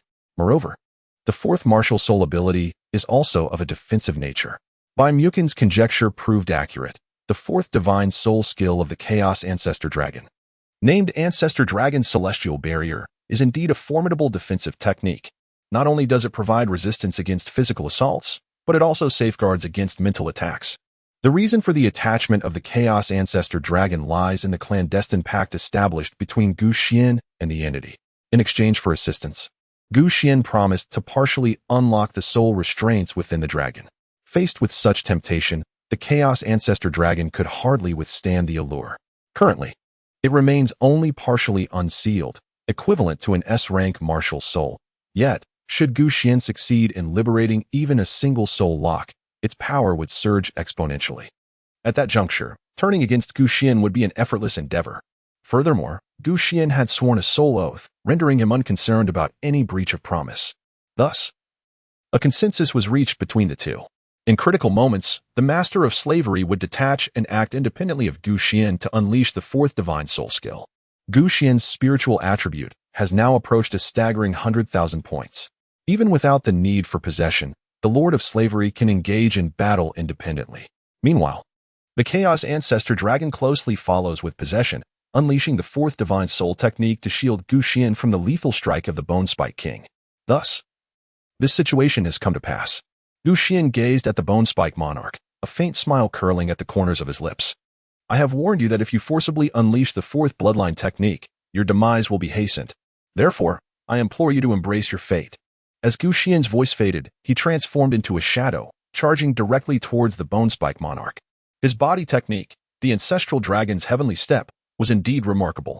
One must admit that although the Chaos Ancestral Dragon is somewhat of a fool in its possessed state, Gu Xian's physical enhancement far surpassed that of the Master of Enslavement. Stop him. Stop this human. The Bone Spike Monarch commanded in a state of panic while fleeing. Surrounding him, a dozen or so zombie overlords, already restless, responded to the order and surged wildly towards Gu Xian. Boom, boom, boom. Once again, Gu Xian found himself engulfed by a horde of zombies, and in the next moment, a resounding dragon's roar echoed. A colossal black dragon, a harbinger of death towering over 10 meters, materialized at the center. A suffocating aura permeated the surroundings, causing countless ordinary zombies to bow in submission before they could even approach Gu Xian. The primal ancestral dragon, the true embodiment of his spirit, had descended. In Chapter 56, the primal ancestral dragon, the master of enslavement, witnessed a rebellion as Gu Xian found himself ensnared in a dire predicament. In the state of the primal ancestral dragon's possession, Gu Xian's combat prowess surged far beyond his previous capabilities. As he traversed the sea of zombies, it felt as though he wandered through an uninhabited realm. Upon invoking his true soul form and unleashing soul techniques, the zombies crumbled as easily as fragile paper. The ordinary zombies posed no threat. Their encounters with Gu Xian were akin to common folk from a bygone era colliding with a speeding freight truck, sent flying with their bones shattered. As for the elite zombies, a mere flick of Gu Xian's hand reduced them to mere pulp. The zombie leaders, with just a few strikes, were similarly sent hurtling backward like broken sacks, crashing heavily into the wilderness, utterly defenseless. Only the overlord-level zombies could momentarily halt Gu Xian's advance. However, even they would soon find themselves pursued relentlessly by Gu Xian, who would inevitably reap their lives. After being suppressed by the Master of Enslavement, the Bone Spike King's strength plummeted, rendering it comparable to an ordinary elite zombie. This was one of the reasons Gu Xian had chosen this particular Bone Spike King.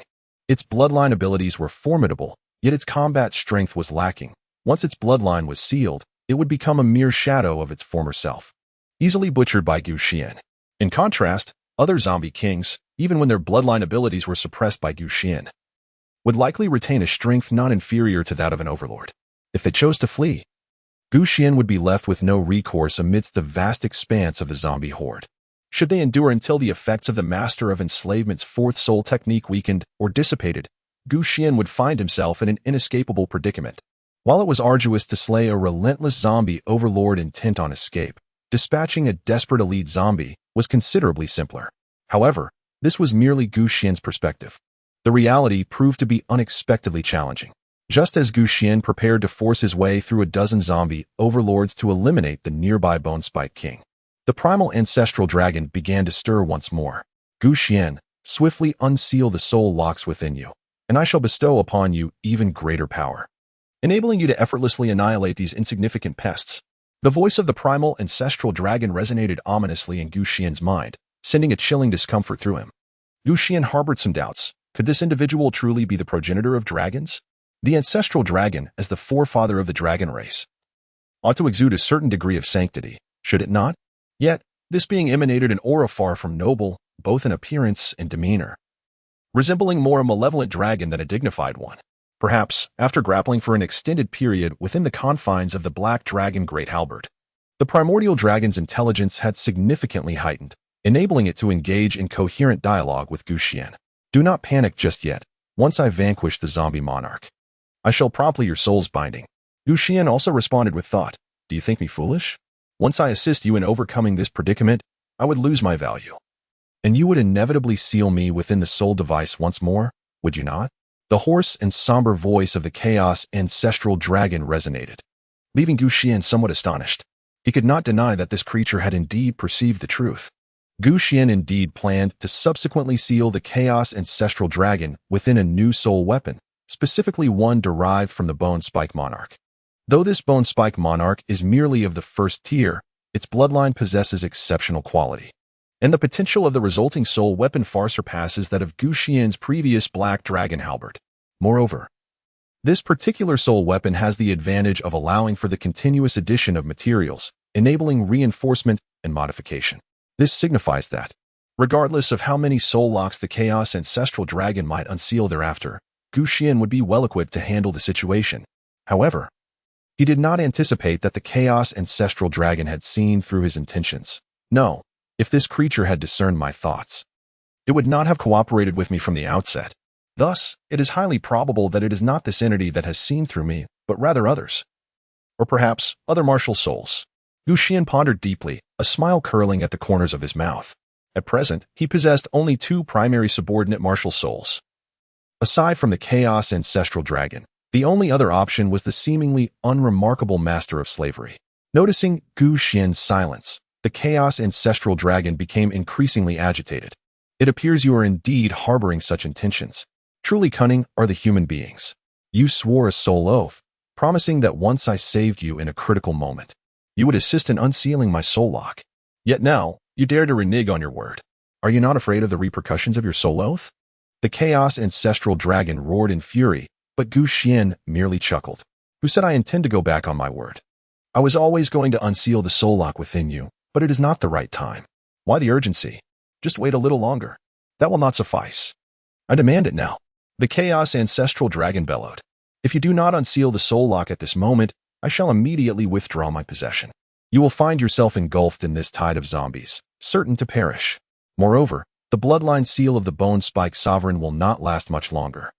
Soon it will dissipate, and at that point, your demise will be inevitable. The Chaos Ancestral Dragon continued to threaten, and the soul light enveloping Xuan dimmed suddenly, the enhanced physical attributes plummeting dramatically. This was a harbinger of the Chaos Ancestral Dragon's impending disintegration. Once the martial soul ceased to cooperate with its host, no matter how many martial souls one possessed, they would be rendered utterly useless. Excellent. Excellent. It seems you have been waiting for this moment for quite some time. Master of Slavery. Xuan directed his gaze towards the Master of Enslavement within the chaotic space, exclaiming fervently. The Master, who had been in a state of slumber with closed eyes, unexpectedly opened them, and a subtle smile began to grace his previously impassive countenance. I did not anticipate that you would deduce this so swiftly. Truly, you are the Lord of Chaos, he chuckled. The Master's voice possessed a magnetic quality, exuding an allure that suggested he was a handsome figure. In truth, the master of enslavement was indeed strikingly handsome, embodying the visage of a stern and formidable sovereign. At this moment, both he and the Chaotic Ancestor Dragon had shed their chains, though their essence remained bound by soul locks. Nonetheless, the combat prowess they wielded reached an impressive S-grade level.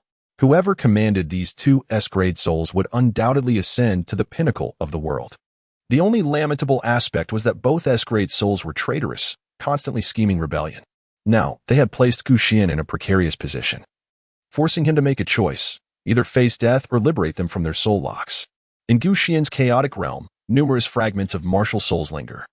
Remnants left behind after the slaughter of tens of thousands, consisting of several B-grade and A-grade martial soul shards.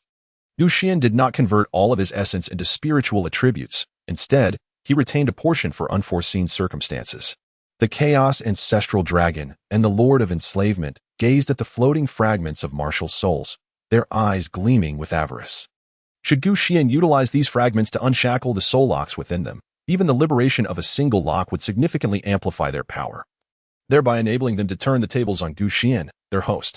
In the eyes of the Lord of Enslavement, Xuan now found himself with little choice.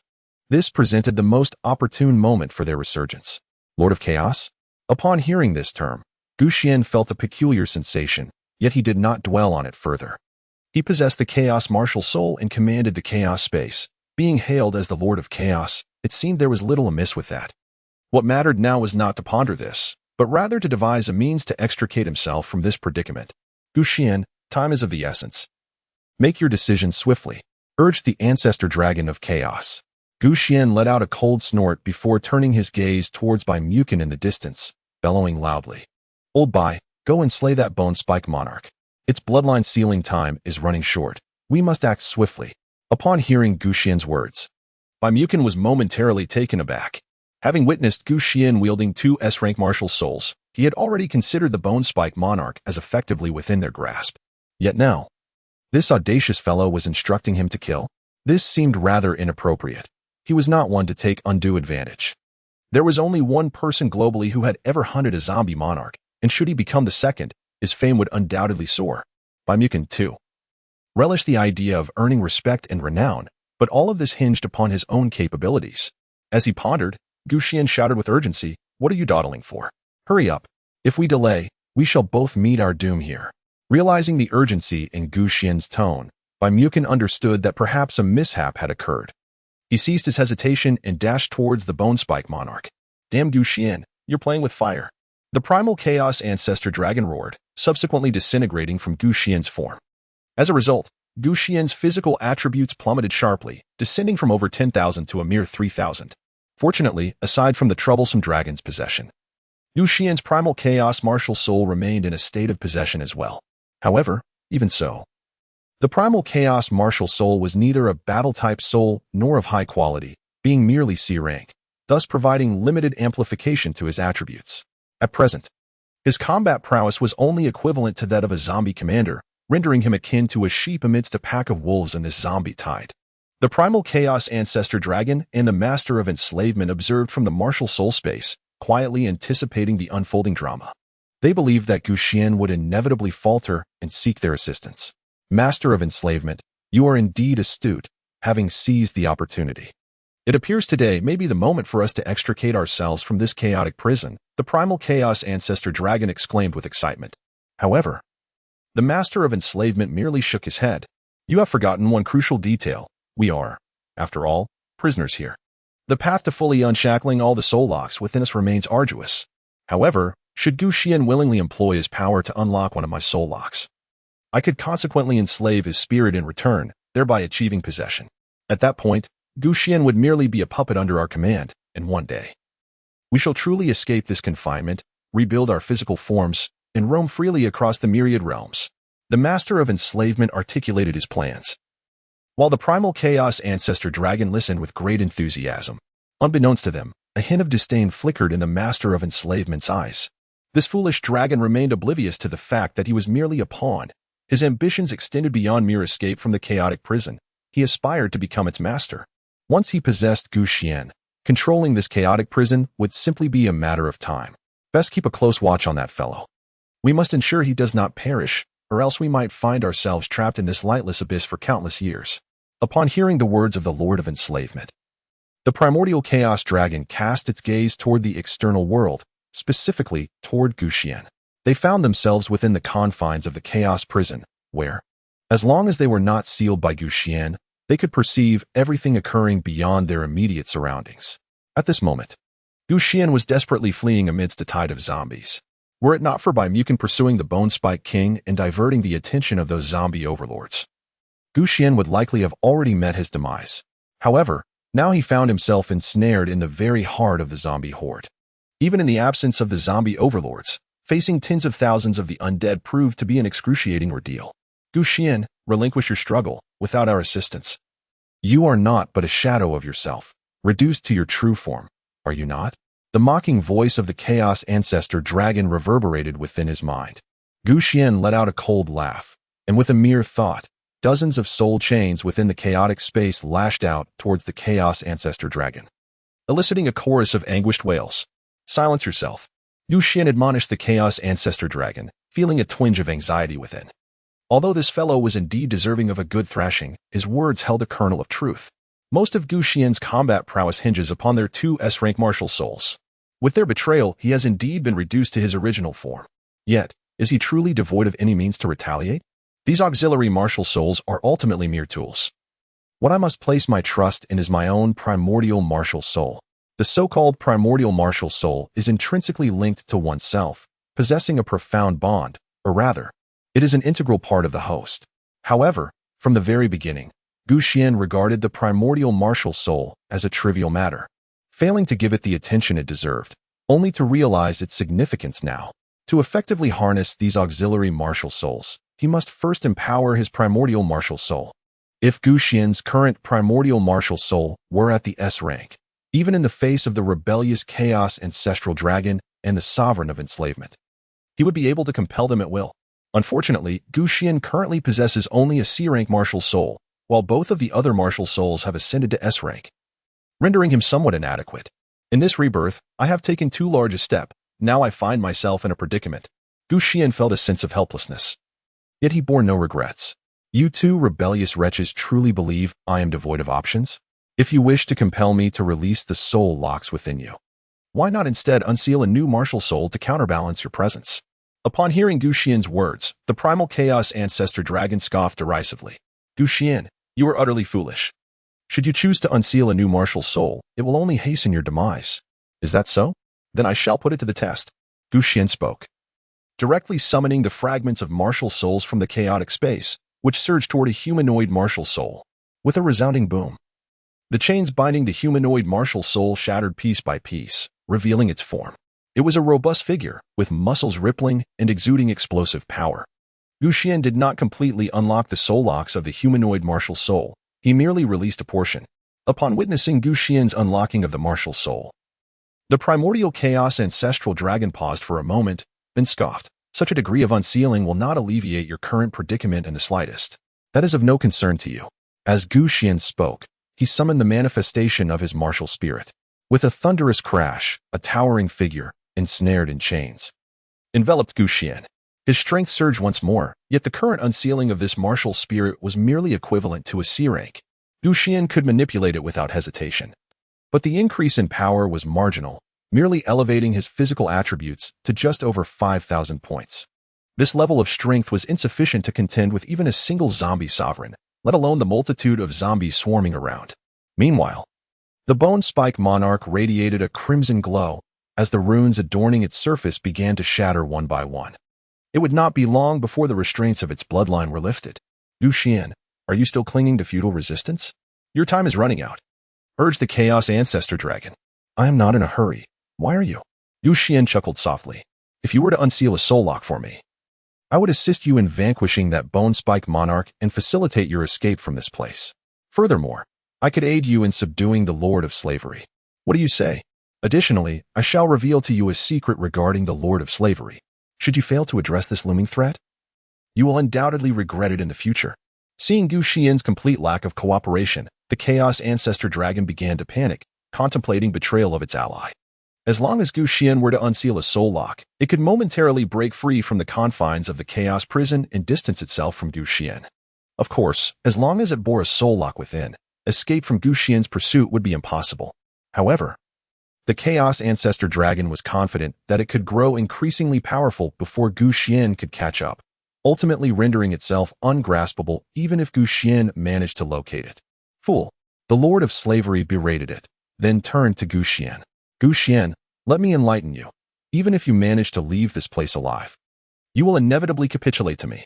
Moreover, you are unable to rectify your current predicament. Oh, you seem to be overthinking this. Resolving this situation is quite simple. Is it not? As Xuan spoke, a swirling vortex of darkness emerged from his palm. From the lifeless bodies of the surrounding zombies, streams of crimson light began to surge forth. Witnessing this, the Lord of Slavery felt a profound shock within, realizing Xuan's intentions. You have lost your mind. Chapter 57. Xuan's frantic fusion of zombie bloodlines. A demon awakens. The bloodlines within each zombie were extracted and converged into Xuan's being. Boom, boom, boom. Xuan's eyes turned a vivid crimson, and prominent veins surged across his skin, which had transformed from pale to an even more ghastly white. Resembling frost solidified in the chill of winter.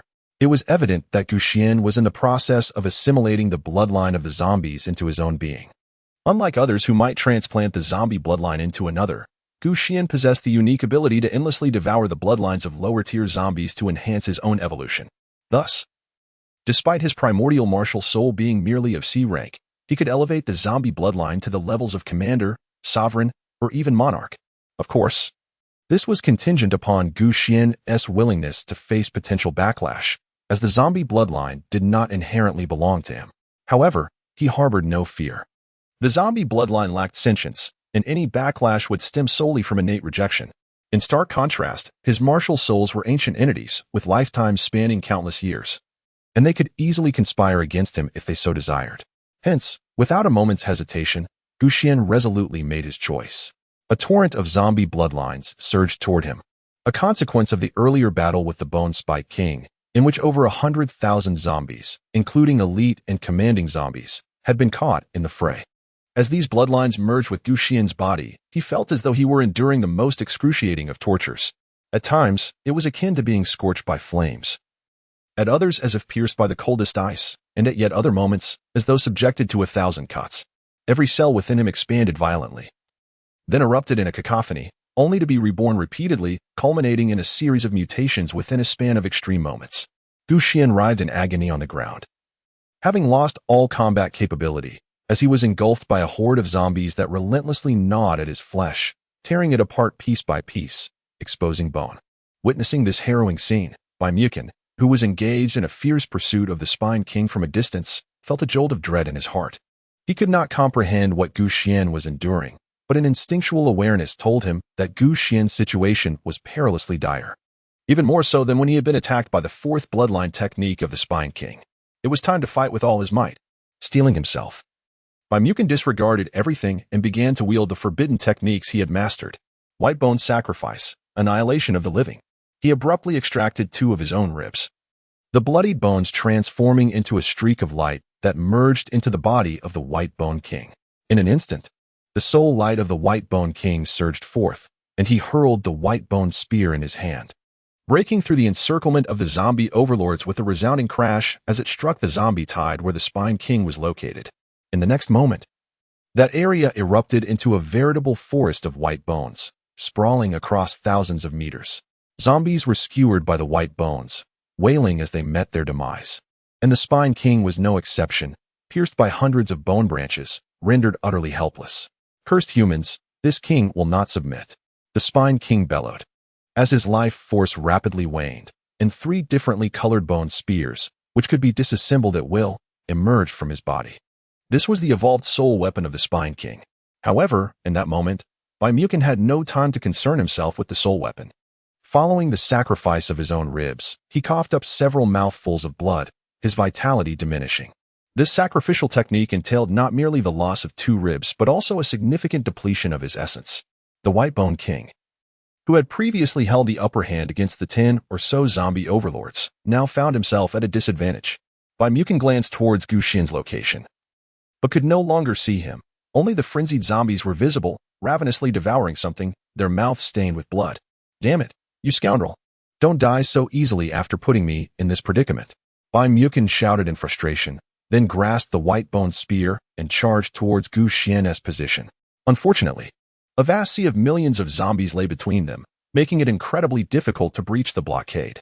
Moreover, given the current circumstances, Mukin found himself ensnared within the horde, akin to a clay idol crossing a river, and whether he could survive this ordeal was a formidable challenge. Meanwhile, outside Gu Xian's encampment, the millions of troops waiting anxiously were growing increasingly restless. Over 10 hours had passed since Mukin had departed. Given the S-class prowess of their opponent, he could have traversed the entirety of Qian province by now. Yet, he had yet to return, raising concerns that something might have gone awry. A few newly joined members of the Bai family army, led by Wang Wanda, began to converse. Given Bai Wang's prowess, it is highly likely that he has already encountered Gu Xian within the confines of Qian province, is it not? Do you think there is a possibility that Bai Wang has indeed met Gu Xian and they have engaged in combat? I believe it is quite plausible, however.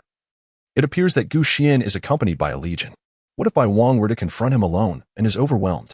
Perhaps we should dispatch someone to investigate. Lest Bai Wang suffer misfortune, for Gu Xian is a ruthless fiend, capable of any atrocity. Encouraged by Wang Wanren's words, those who had long followed Mukin began to lead a contingent of troops in the direction Mukin had departed. Meanwhile, Wang Wanren and his companions gazed at the towering walls of the Gu clan's encampment, their hearts filled with avarice. "There are too many of us, and our provisions are rather insufficient.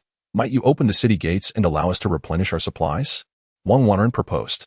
On the city walls, Shenlanqi had been vigilantly observing below. Not one to be easily deceived, she was reluctant to grant these ruffians entry. "Regrettably, our supplies are also limited and insufficient to sustain several 100,000 combatants. However, should you genuinely be in need, we could spare a portion and offer it to you free of charge," Shenlanqi articulated with delicacy, ensuring to maintain a semblance of decorum. Yet, upon hearing her words, Wang Wanren and his cohorts were unimpressed. "Ladies, do not mistake courtesy for weakness. We do not covet your charity. You would do well to let us in promptly. We have endured enough of this desolate wilderness, and should our patience wane, we may resort to assaulting the city." Faced with their brazen threats, Shenlanqi's expression shifted, and she swiftly issued a hushed command. "All personnel, maintain high alert." Then, she turned her gaze toward the distant crowd. "Esteemed guests, while our Gu clan does not seek conflict, we are not afraid of it either. Should you decide to attack, be prepared for the death of millions." Upon hearing Shenlanqi's declaration, Wang Wanren and his companions erupted into laughter. "You foolish woman, who do you think you are intimidating? Your dilapidated stronghold, with merely 100,000 combatants and not a single B-grade martial soul awakened, thinks it can slay millions of us?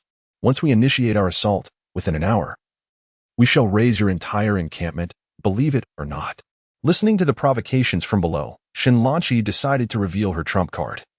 As ancient artillery pieces lined the city walls, "Fire!"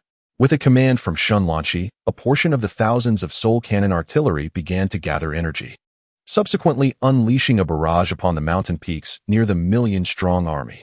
The small hills erupted into countless fragments, raising clouds of dust. Witnessing this scene, the vast army could not help but swallow hard. Should such artillery rain down upon them, it would be catastrophic. Even a C-rank soul awakener would struggle to withstand it. Even a B-rank soul awakener, caught under such relentless bombardment, would sustain severe injuries. Only an A-rank soul awakener might endure a certain degree of artillery fire. However, if those thousands of cannons were to target them, the likelihood of losing hundreds of thousands of soldiers from this vast army was alarmingly high. "Do you still wish to besiege the city?" Shenlanqi spoke with a somber tone, causing Wang Wanren and others to turn pale, their faces burning with humiliation. They never anticipated that as distinguished A-rank soul awakeners, they would be so publicly humiliated by a D-rank non-combat soul awakener, especially a woman. "You insolent woman! What gives you the audacity?" Wang Wanren thundered. "Your pathetic soul cannons are only a threat to the weak. Do you truly believe we are powerless against you? I will say it once more. Open the city gates and properly welcome us in, so that you may serve the Bai family army. Or your survival in Qian province is at stake. Even your leader, Gu Xian, must bow to our Bai Wang when faced with him. Do you understand?" Unfazed, Shenlanqi replied with a smile. "I have stated that we can provide you with supplies, but if you wish to enter the city, I'm afraid that is out of the question." Moreover, should you continue your insolence, those thousands of soul cannons will be aimed directly at you. Wang Wanren and his companions seethed with rage, bewildered by the audacity of this D-rank soul awakener. In the outside world, such a woman would have been subdued long ago. Yet, despite their fury, they refrained from acting recklessly. They could afford to boast verbally, but they dared not offend Gu Xian entirely. Furthermore, while they asserted that Gu Xian would yield to Bai Muqin, their own certainty was wavering. After all, Gu Xian's refusal to heed Bai Muqin's summons indicated that he possessed the confidence to confront him, suggesting that their strengths were closely matched. At that moment, an exclamation erupted from their subordinates. Incredible! Bai Wang has made it onto the hunting leaderboard. He has slain a zombie king, and his ranking is now on par with Hong Feng. Bai Wang is astonishing. Who would have thought he could single-handedly take down a zombie king? Even Hong Feng may not compare. Upon hearing the exclamations of his subordinates, Wang Wanren and his companions exchanged glances, their expressions becoming exceedingly complex. They could scarcely fathom that Bai Muqin, who had been absent for so long, had ventured forth to hunt the zombie king. How could this individual, already possessing such extraordinary power, possibly single-handedly defeat the zombie king amidst a horde of millions? The greater Bai Muqin's strength, the more they were suppressed, leaving them with diminishing chances for resurgence. Initially, they had hoped for a fierce confrontation between Bai Muqin and Gu Xian, allowing them to reap the benefits in the aftermath. However, with Bai Muqin now exhibiting such terrifying prowess, it was likely that Gu Xian would stand no chance against him. Contemplating this, Wang Wanren and the others narrowed their eyes as they gazed towards the Gu camp. Do you see? Our White King has already attained the strength to slay the zombie king alone, which signifies that he can single-handedly sweep through hordes of millions. Therefore, you must immediately open your city gates to welcome the arrival of our Bai family army and fully submit to the White King, or face certain death. Despite Wang Wanren's words sounding like those of a loyal servant, his true intention was to seize the opportunity while Bai Muqin was away to conquer Gu Xian's encampment and revel in the spoils. After all, once they became subservient, they could no longer act with the same authority as before. As for the potential conflict with Gu Xian, he felt no trepidation. With their White King now so formidable, what fear could Gu Xian instill? Moreover, this endeavor was undertaken collectively by the A-level soul awakening practitioners, ensuring that responsibility would be shared. Even if Bai Muqin sought to impose punishment, how severe could it be? Currently, there were only about 30 to 40 A-level soul awakening practitioners left in the entire Qian province, and the leaders among them comprised a significant majority. Bai Muqin would hardly exterminate his capable subordinates for the sake of a few weaklings, or so Wang Wanren and the others believed. Meanwhile, Shenlanqi and her companions felt a surge of anxiety upon witnessing the changes in the hunting leaderboard. Simultaneously, she was filled with doubt. Didn't he the boss go to hunt the zombie king? Why is it Bai Muqin? Could it be? Suddenly, Shenlanqi considered a troubling possibility that Gu Xian had been outmaneuvered by Bai Muqin, and he himself might be in peril. Despite Gu Xian commanding an army of 100,000, the so-called Bai family army had also deployed 1,000,000 combatants. The situation for Gu Xian was undoubtedly precarious. Although she harbored suspicions, Shenlanqi refrained from acting impulsively. Gu Xian entrusted him with the responsibility of safeguarding this city. All she needed to do was to have faith in Gu Xian and diligently protect this place. However, those below, including Wang Wanren and his companions, harbored different thoughts. They had discerned the fatal weakness of Gu Xian's encampment, its lack of elite combatants. The soul weapons defending the city proved effective only against low-tier forces. Should high-tier warriors ascend the walls, the inevitable outcome would be a massacre akin to mowing down grass. After extensive deliberation, dozens of A-level leaders revealed a fierce glint in their eyes. Soon, they surged toward Gu Xian's citadel with remarkable speed. Upon witnessing this, the already prepared defenders atop the city unleashed a torrent of cannon fire toward them. Yet, these were A-level powerhouses who did not congregate in one spot to strike them. The artillery would have to employ a blanket bombardment. Even enduring several cannon blasts simultaneously, their formidable strength would allow them to emerge unscathed. Such inferior pseudo-soul weapons could only slightly impede their pace. In no time, the group reached the foot of the city and began to climb upward. The surface of the citadel was smooth, fortified with numerous formations set by the array masters, making the ascent far from easy. These measures were effective against C-level and even B-level awakened warriors, but alas, they faced dozens of A-level awakened beings. With minimal effort, they could create large craters in the city walls, stepping up with ease to reach the pinnacle. The A-level awakened warriors wore sinister expressions as they gazed upon the flourishing city, akin to a perverse individual beholding a beautifully adorned maiden. Their thoughts solely fixated on ravaging it, rendering this pristine place into ruins. In this evolutionary game, many individuals whose strengths had swollen were consumed by various desires. At that moment, the A-level warriors were filled with a fervent urge to destroy. Throughout the citadel, alarms blared incessantly, and messengers rapidly transmitted signals outward. Xuan's legion, engaged in battle against the horde of zombies, received the urgent news, and they collectively cried out, "Master, the Bai family army is attacking our encampment. It is on the brink of collapse. Master, the Bai family army is attacking our encampment. It is on the brink of collapse." These desperate cries echoed through the towering mountains, startling Bai Xuan, who was battling the zombie tide. Confusion and doubt washed over him as he glanced toward the area where Xuan had previously been. To his astonishment, a massive blood-red hand emerged from the pile of zombies. This colossal hand seized a zombie commander, crushing it with a sudden grip that resonated with the crackling of bones, ultimately shattering it. A surge of blood essence burst forth, merging into that hand. An aura of terror began to spread, causing Bai Xuan to shudder, sensing the awakening of a demon from within. Chapter 58. Xuan transforms into the Blood Corpse Sovereign. The ocean zombies land. First, a blood-red hand emerged, followed by a second, as a gory silhouette gradually unveiled itself from the mound of zombies. The figure towered over 10 meters high, enveloped in a hue of deep crimson, the color of blood. Muscles rippled across its form, not in a grotesque, explosive manner, but rather in perfect symmetry, pulsating with an energy akin to a raging torrent, reminiscent of a volcano on the brink of eruption.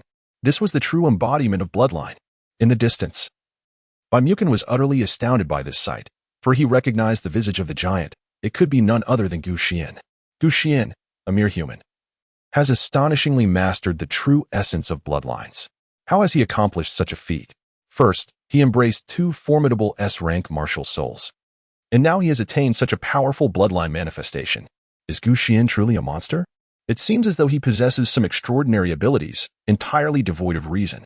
Not only was Bai Xuan taken aback, but even the Chaotic Ancestor Dragon and the Master of Enslavement within the Wuhuan space remained in a state of shock. They could scarcely believe that Xuan would act in such a manner. What a madman! The Master of Enslavement let out a cold snort, his previously composed visage now brimming with fury. This lad appears to have lost his senses. A mere human vessel is capable of enduring such a multitude of bloodline impacts while retaining his sanity. The Chaos Ancestor Dragon, too, could not help but express admiration. They understood well that Xuan's situation differed from the transplantation of zombie bloodlines. When he typically transplanted zombie bloodlines into others, he would only use one type. And even with successive transplants, there would not be significant rejection. Yet, Xuan had just recklessly consumed various zombie bloodlines.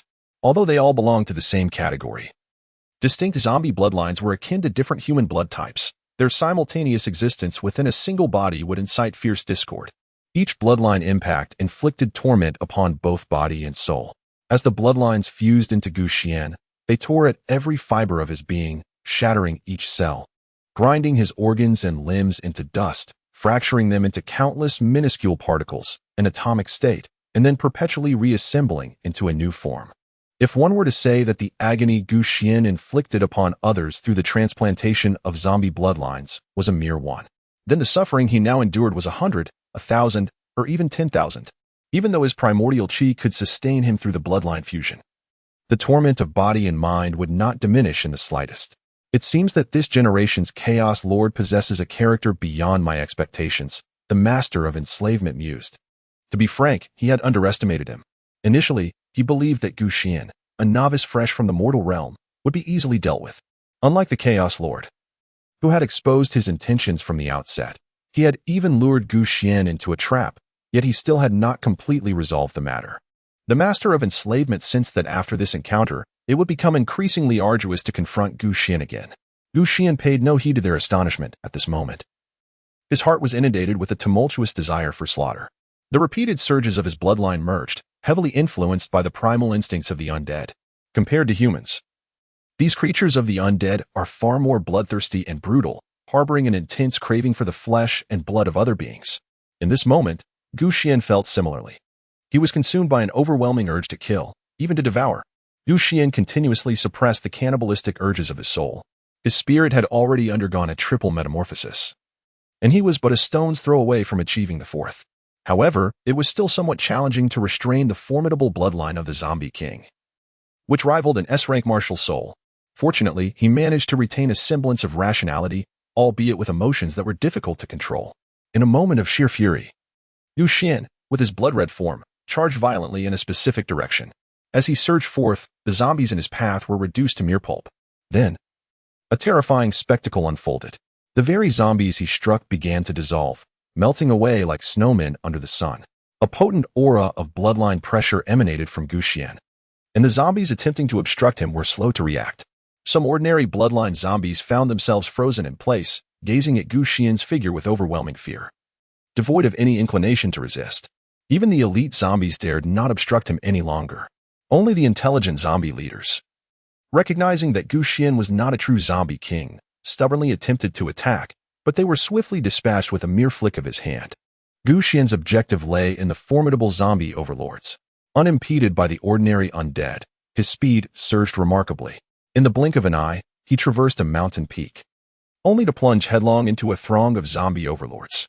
With a colossal crimson fist, he struck with ferocity, unleashing a torrent of blood that cascaded like a rushing river, directly piercing the immense physique of a flesh mountain zombie. Witnessing this scene, Baimukin's eyes widened in disbelief. He had not anticipated that Xuan's seemingly unremarkable bloodline manifestation would possess such terrifying power. A single punch had breached the body of the flesh mountain zombie, an accomplishment even his adeptly crafted bone spear could not achieve. Moreover, even if he managed to puncture the flesh mountain zombie's body, it would swiftly heal. Yet, the gaping wound left by Xuan did not vanish. Instead, it continued to expand as if countless tiny insects were fervently spreading outward from this very cavity. Each morsel of devoured flesh transformed into droplets of blood, coursing within the flesh mountain zombie, hastening its dissolution. Not only was Baimukin taken aback, but even the sluggish flesh mountain zombie trembled in fear, its corpulent body quaking uncontrollably. The vitality within it surged chaotically, attempting to resist this peculiar force. This method of resistance proved somewhat effective, albeit minimally.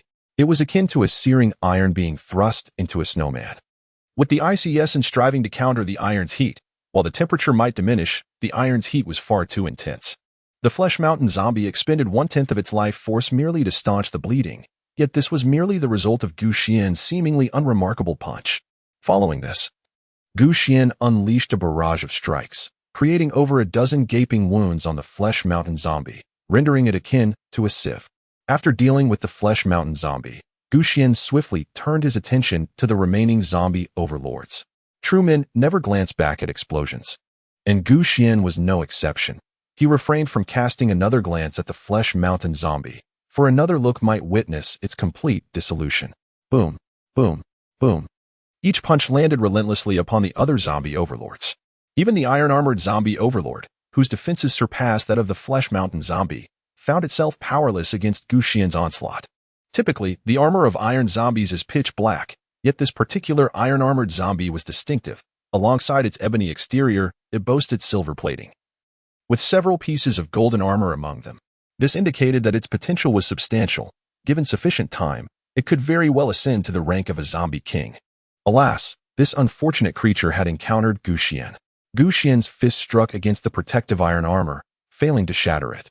Yet the force of his blow penetrated through the armor and invaded the flesh beneath. The iron-armored zombie overlord felt a surge of turmoil within, as the very flesh began to dissolve. It emitted a mournful wail of agony, yet remained powerless to alter its fate. Xuan was enveloped in a crimson haze. With each strike, it seemed as though a thunderous roar erupted from his very veins. This primal scream could only be perceived by the undead, emanating from the depths of their bloodline, a profound intimidation. In this moment, they appeared to hear a resounding, majestic voice echoing within their souls.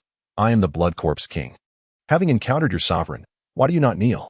This sanguine intimidation was all too familiar to them. Whenever they faced those sovereigns of the undead, they would invariably experience this resonance from the core of their lineage.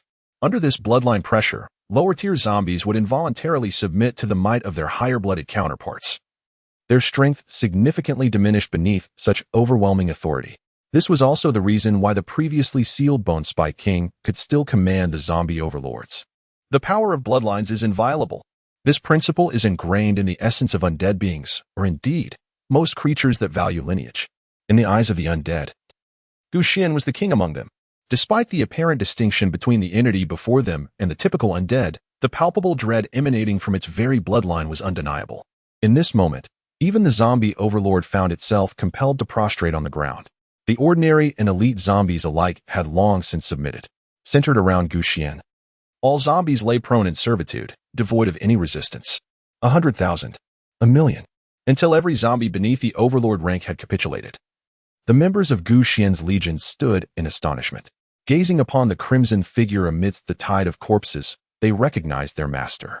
Meanwhile, the remaining zombie overlords, witnessing their kin's total defection, were overtaken by a sense of dread. They too had heard the voice. However, the intellect of these zombie overlords was not insignificant. They understood that even though Xuan had grasped the essence of their bloodline, he was not a true member of the undead. Typically, the elevation of a zombie's bloodline relied on external means or personal breakthroughs, yet this human could consume them to enhance his own lineage. This realization instilled a profound sense of horror and trepidation within the overlords, followed by an overwhelming desire to eliminate Xuan. They could not allow such a monstrosity to exist, otherwise, it would loom over the zombie clan like a sword of Damocles. With but a thought, Xuan could reap their lives at will. The fundamental law governing most species is that kin do not harm each other, nor do they consume one another. Thus, acts of cannibalism within a race often attract punishment, akin to the way humans suffer from prion diseases when they partake of their own kind. However, if a day should come when fratricide not only goes unpunished but is rewarded, it would spell a terrifying fate, capable of extinguishing an entire lineage. Thus, while other zombies cowered under the influence of Xuan's bloodline, acknowledging him as kin, the zombie overlords regarded this human as their greatest adversary. They did not submit, but rather harbored a fervent desire to annihilate him. Yet, in light of the current circumstances, the overlords recognized their inadequacy in confronting Xuan. Even the arrival of another zombie king might not suffice to challenge him. A sense of despair enveloped the overlords. Human, you have seized the power of our bloodline. From this moment forth, you shall be our mortal enemy. We shall issue a blood decree. From now on, all zombie kings in this realm will be made aware of your existence, and you shall be besieged endlessly until your demise. The zombie overlords proclaimed in fury. The moment your kind descended upon this land, we became sworn enemies. Xuan spoke slowly. And even if the entire world were to be besieged by all the zombie overlords, what of it? Let them come. It will save me the trouble of seeking them out one by one. Ha ha ha, arrogant humans, you remain blissfully unaware of the world you inhabit. Even if my kind cannot vanquish you, there exist far more formidable entities that would gladly do so. You are merely playthings of the heavens. No matter how powerful you may be, what significance does it hold? Can you maintain your supremacy indefinitely, forever surpassing all living beings? Hearing the words of these zombie sovereigns, Xuan did not need to contemplate deeply to realize that they were undoubtedly privy to truths unknown to him. These enigmatic undead creatures possessed knowledge far exceeding that of mere mortals. Xuan momentarily halted the pace of his assault, yet the zombie overlord wore a sinister grin. Human, you cannot ensnare me with your words. There are certain truths you shall never be worthy to comprehend. Very well, then, embrace your demise. Xuan refrained from unnecessary words and directly shattered the skull of the zombie overlord with a single punch, the formidable surge of blood energy melting it away.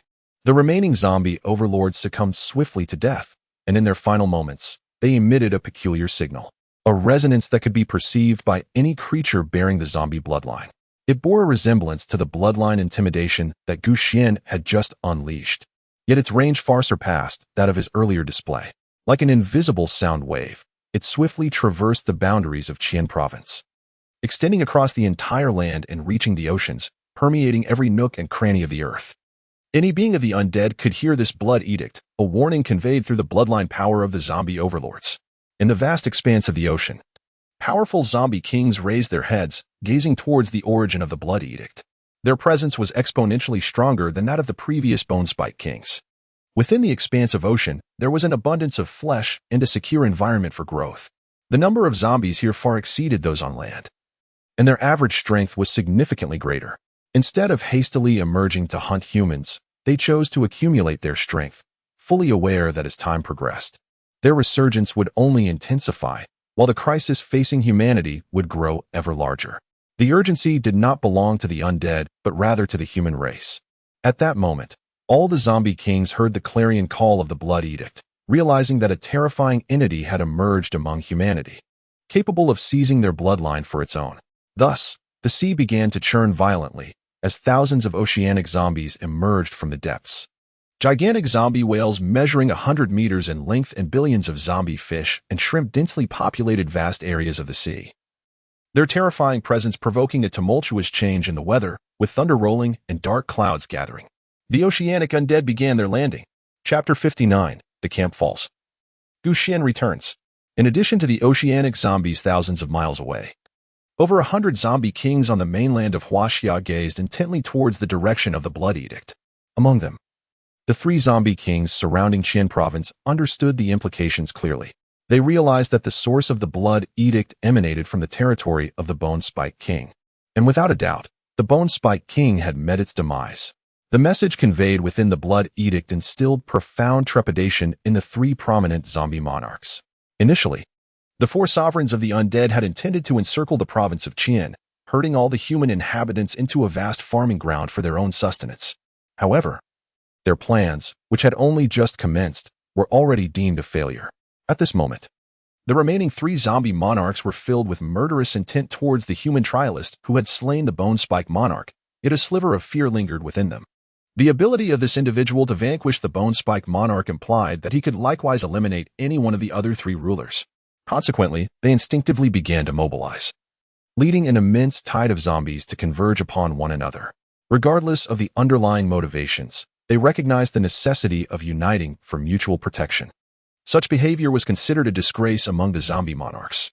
As the adage states, one mountain cannot accommodate 2 tigers, for the zombie monarchs are the sovereigns among the undead, governing their respective territories. Typically, the realms of 2 zombie monarchs are distinctly defined, making it improbable for them to trespass into one another's domains. A crucial point is that the energy of the blood moon, which descends upon the world at night, is finite. If 2 zombie monarchs remain in proximity, it would hinder their growth. The strength of the zombies escalates daily, relying on this blood moon energy, which is of paramount strategic importance to the zombie kin, even surpassing the priority of other living beings' flesh and blood. While gathering in one location may temporarily enhance their strength, over time, it would be detrimental to their advancement.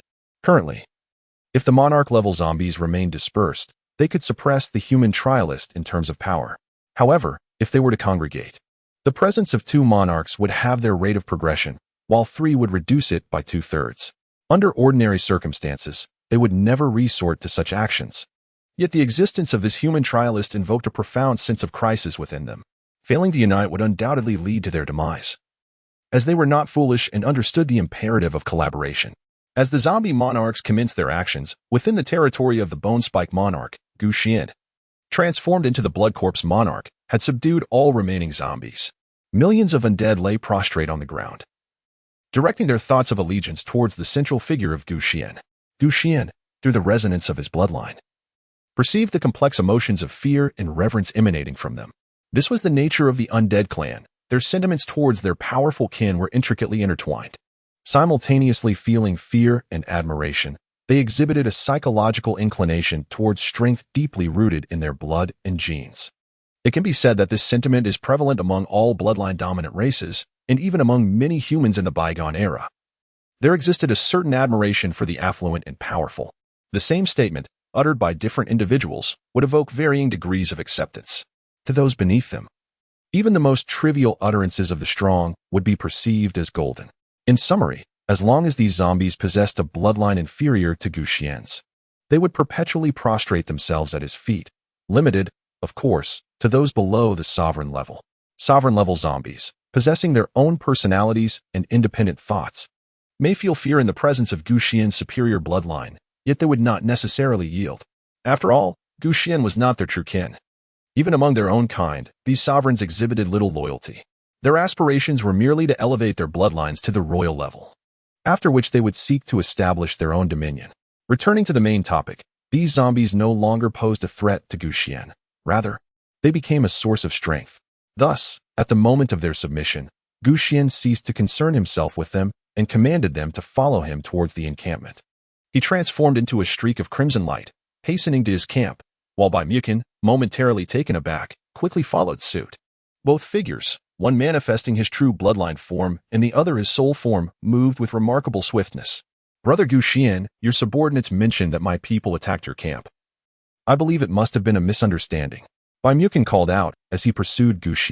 Gu paid him no heed, instead accelerating forward with great speed. Baimukin felt a pang of bitterness in his heart. Observing Gu's menacing figure, he could not help but sigh and lament.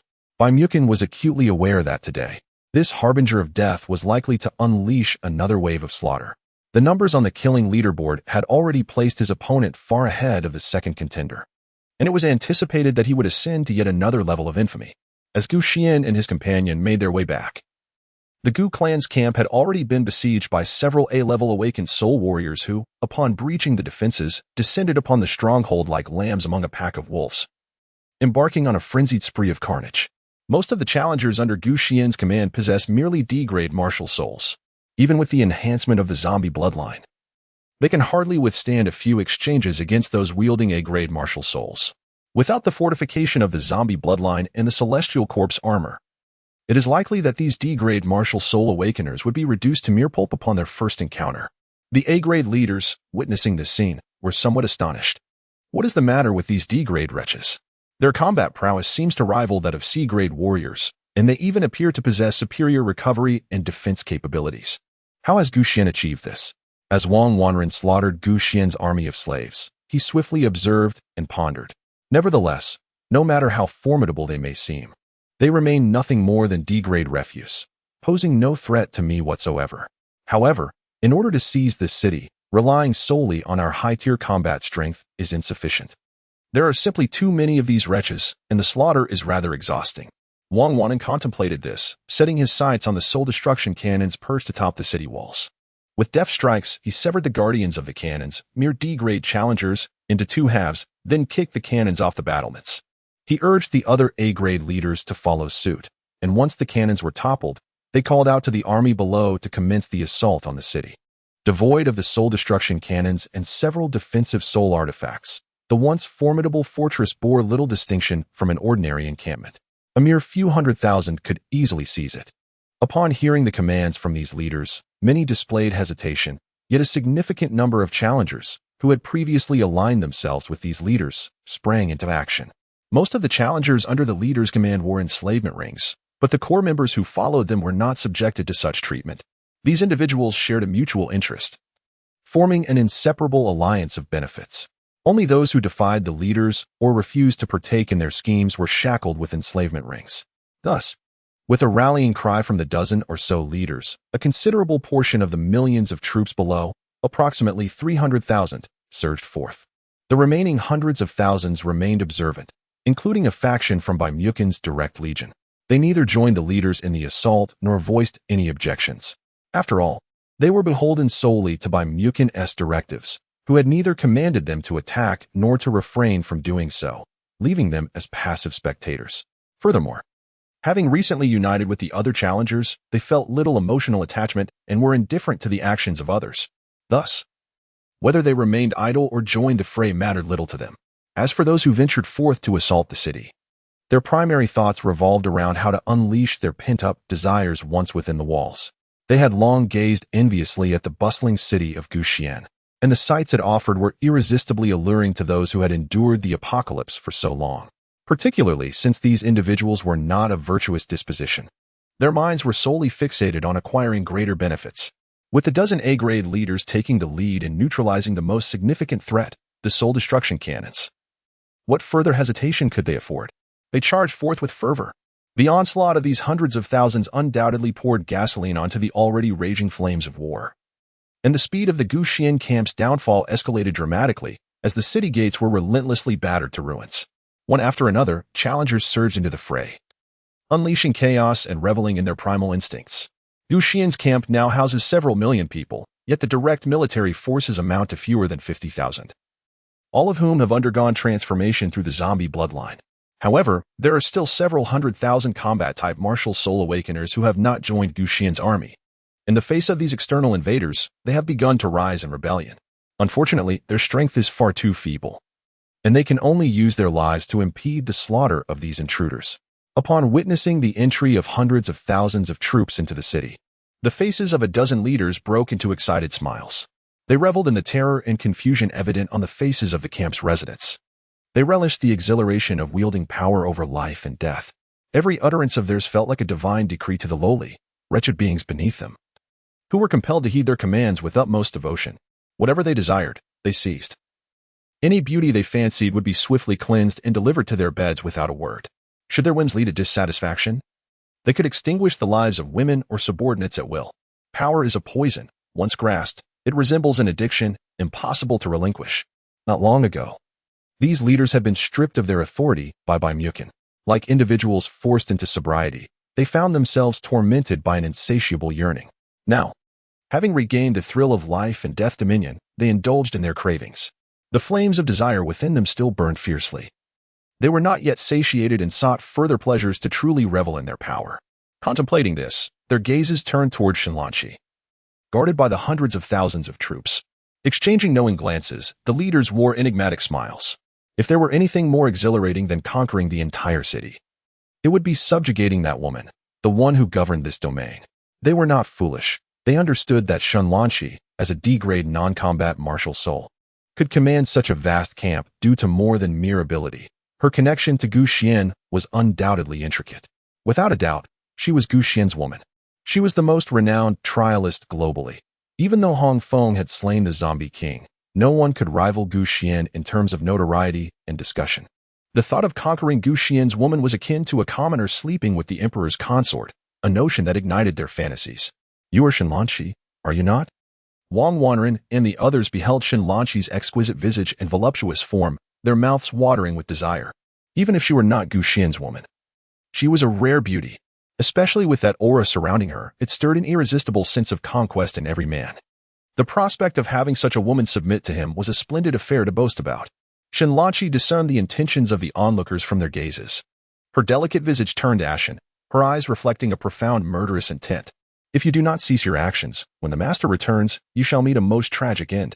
The dozen A-grade leaders, upon hearing her words, brightened with intrigue. The master? Oh, who would have thought that Gu Xian was quite the playful one? You, wretched woman, appearing so proper yet yielding to carnal desires. Indeed, since you are capable of serving Gu Xian, why not extend your services to us as well? If you ensure our utmost satisfaction, we shall halt our slaughter. What do you say? It's quite a lucrative proposition. After all, you've been with others before. Allow us a taste, and you shall not lose a piece of yourself, will you? The leaders spoke without restraint, their amusement evident at the sight of Xuan's fury. Here's the deal. You have a choice. Either come over obediently and indulge us, or wait until we have slain all your guards and then take turns with you, allowing the tens of thousands below to have their way as well. One leader sneered. Xuan clenched her teeth, her dagger firmly in hand. Should her surrounding guards fall, she would not hesitate to end her own life immediately. A pack of beasts. When the master returns, you shall all perish. Anguish and fury surged within her. Had she possessed the strength to fight, she would not be reduced to merely witnessing the ravenous gazes of those wolves. Ha ha ha, what of Gu Xian's return? We are under the protection of the White King. Would the White King take action against us A-grade soul awakeners for the sake of a mere D-grade wretch? Can a mere Gu Xian contend with our White King? He is the unparalleled strongest, having single-handedly vanquished the zombie monarch. I even hope Gu Xian returns soon. It would be immensely gratifying to toy with his woman before his very eyes. How delightful that would be. Ha ha ha. You certainly know how to play, don't you? Once the world's strongest, now his woman is at the mercy of countless others. I dare say Gu Xian would be driven to despair. Listening to the vile words of these individuals and witnessing the relentless slaughter of foreign challengers within the city, at this moment, everyone in the Gu clan's camp, including Xuan, comprehended more profoundly the kindness that Gu Xian had previously shown them.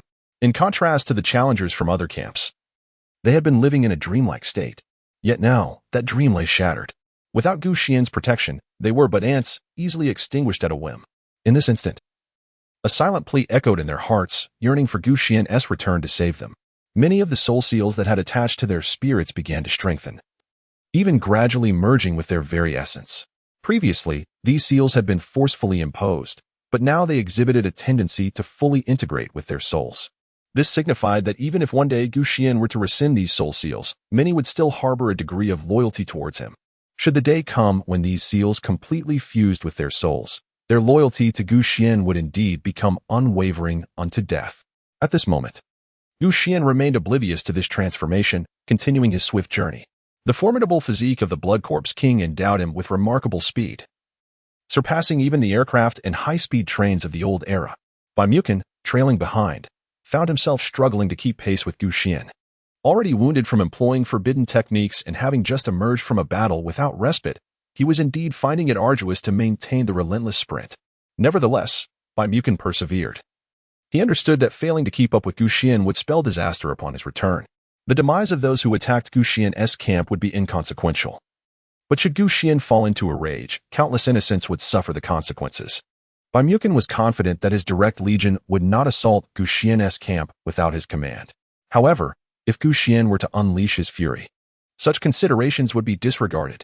Thus, he must keep pace with Gu Xian to save his legion. Those valiant comrades who had fought alongside him in bloodshed must not perish in vain. Amidst the mountains, a legion advanced, bearing a white banner. This was one of Baimukin's direct legions, having departed from the main group to seek him out. Initially, they had feared that Baimukin was besieged by Gu Xian's forces, prompting their departure to render assistance. However, shortly after their departure, they witnessed the changes on the hunting leaderboard and breathed a sigh of relief, filled with exhilaration. Among them, only a few 100,000 had followed Baimukin from the onset, while the remainder had joined gradually thereafter. Everyone yearned to follow a sufficiently powerful leader. And now Baimukin had proven, through his strength, that he was indeed such a figure. Who among the global challengers could rival one capable of single-handedly slaying a zombie king? Even Hong Feng could only manage to achieve this feat through the assault of 100,000 elite troops. And that was during a period when the zombie king and the zombie tide were not particularly formidable. Nowadays, a single zombie king commands hordes of millions of zombies. No matter how elite Hong Feng's forces may be, he cannot match Baimukin's prowess to slay such foes single-handedly. Thus, in the eyes of these trialists from the Bai family army, Baimukin is undoubtedly the strongest individual in the world. They are wholeheartedly convinced of this as they follow him. However, their moment of joy was abruptly interrupted when a blood-red figure, towering over 10 meters, came thundering down from the distant mountains, leaping over hills with each bound. When it landed, the ground trembled, sending rocks and soil flying in all directions. The figure, enveloped in a surging aura of blood, scorched the once lush vegetation into a puddle of charred remains. Gazing at its fearsome visage and overwhelming presence, every member of the Bai family army felt their hair stand on end, their bodies trembling in terror. This was the zombie king. How could a zombie king appear here? This is the end. Surely we are all doomed. Despite the presence of a million trialists, they understood that before a zombie king, they were merely fodder. Without an S-class awakened one to contend with it, the sheer number of them meant nothing. They were but lambs to the slaughter. A wave of cold sweat washed over the crowd, yet the zombie king merely cast a casual glance at them, showing no intention of halting its frenzied pace. When it turned its gaze upon them, every individual tensed, summoning every ounce of strength to prepare for a desperate confrontation. But to their astonishment, the zombie king had no intention of engaging in battle, continuing its relentless sprint without losing momentum.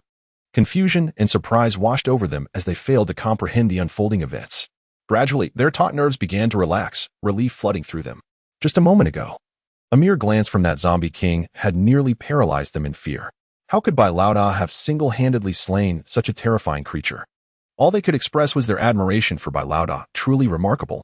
Before long, their reverence for Baimukin was reignited as they beheld a colossal white figure emerging from the distance. As it passed, towering trees were shattered into countless splinters. Upon seeing this white giant, the crowd initially mistook it for another zombie king, nearly succumbing to fear once again. However, an experienced soldier from Baimukin's ranks recognized it as the true spiritual embodiment of Baimukin. Everyone, do not panic. This is the spiritual manifestation of Bai-Lao-Da. As the crowd erupted in cheers, Baimukin immediately turned his gaze to his banner and legion. He promptly halted his steps and rushed forward. Sensing the palpable excitement among the people, I had suspected that the zombie king would not appear here, yet it was unexpected that Boss Bai was pursuing it. Truly, Boss Bai is astonishingly formidable, managing to chase down the zombie king. Goodness, his prowess exceeds my imagination.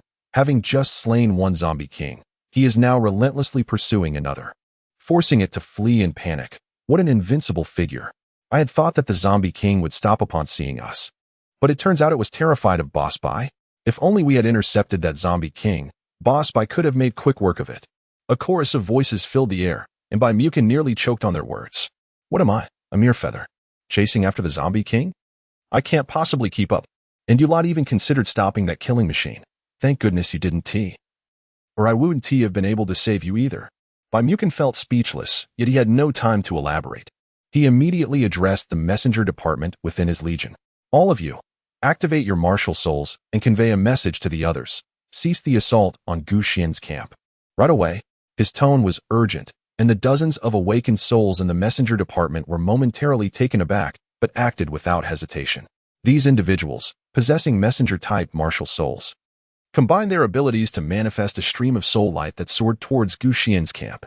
Although messenger-type martial souls serve only the purpose of transmitting information, they are remarkably practical in this era, employing various methods of communication.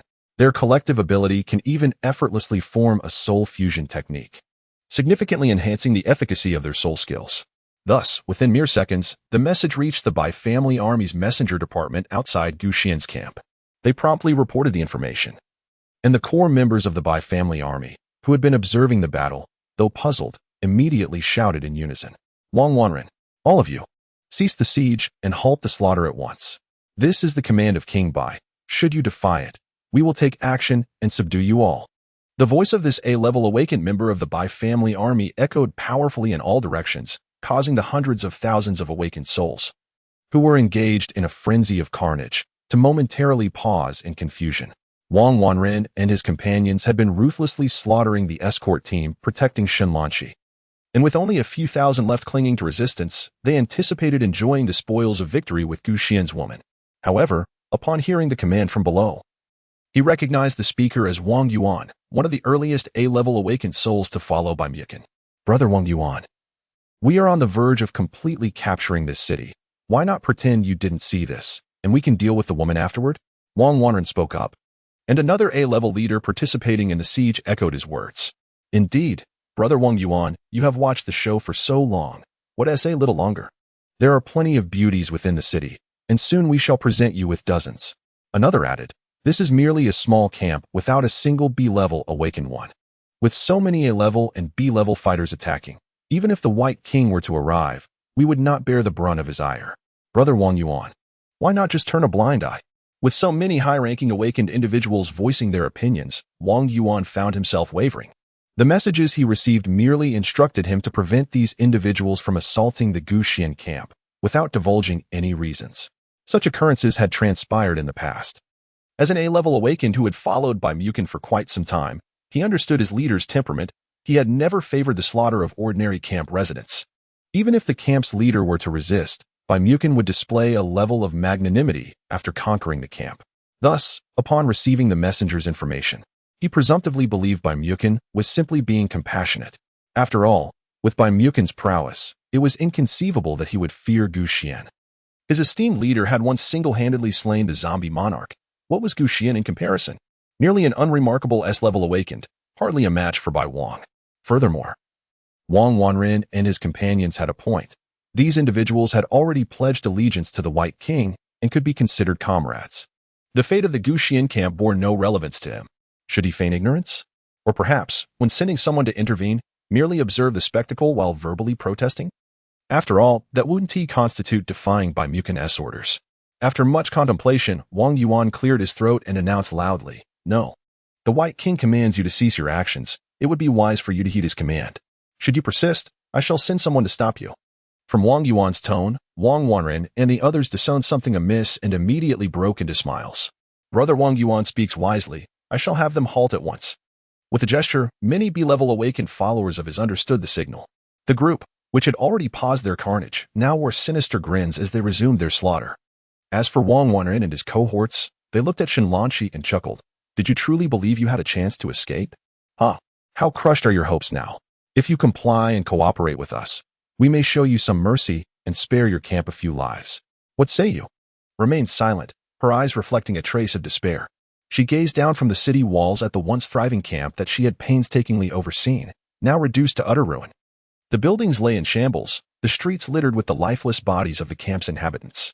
She knew these residents well, many of whom she could name. It was precisely her familiarity with each individual's name and abilities that had enabled her to lead them in establishing this sanctuary in such a brief span.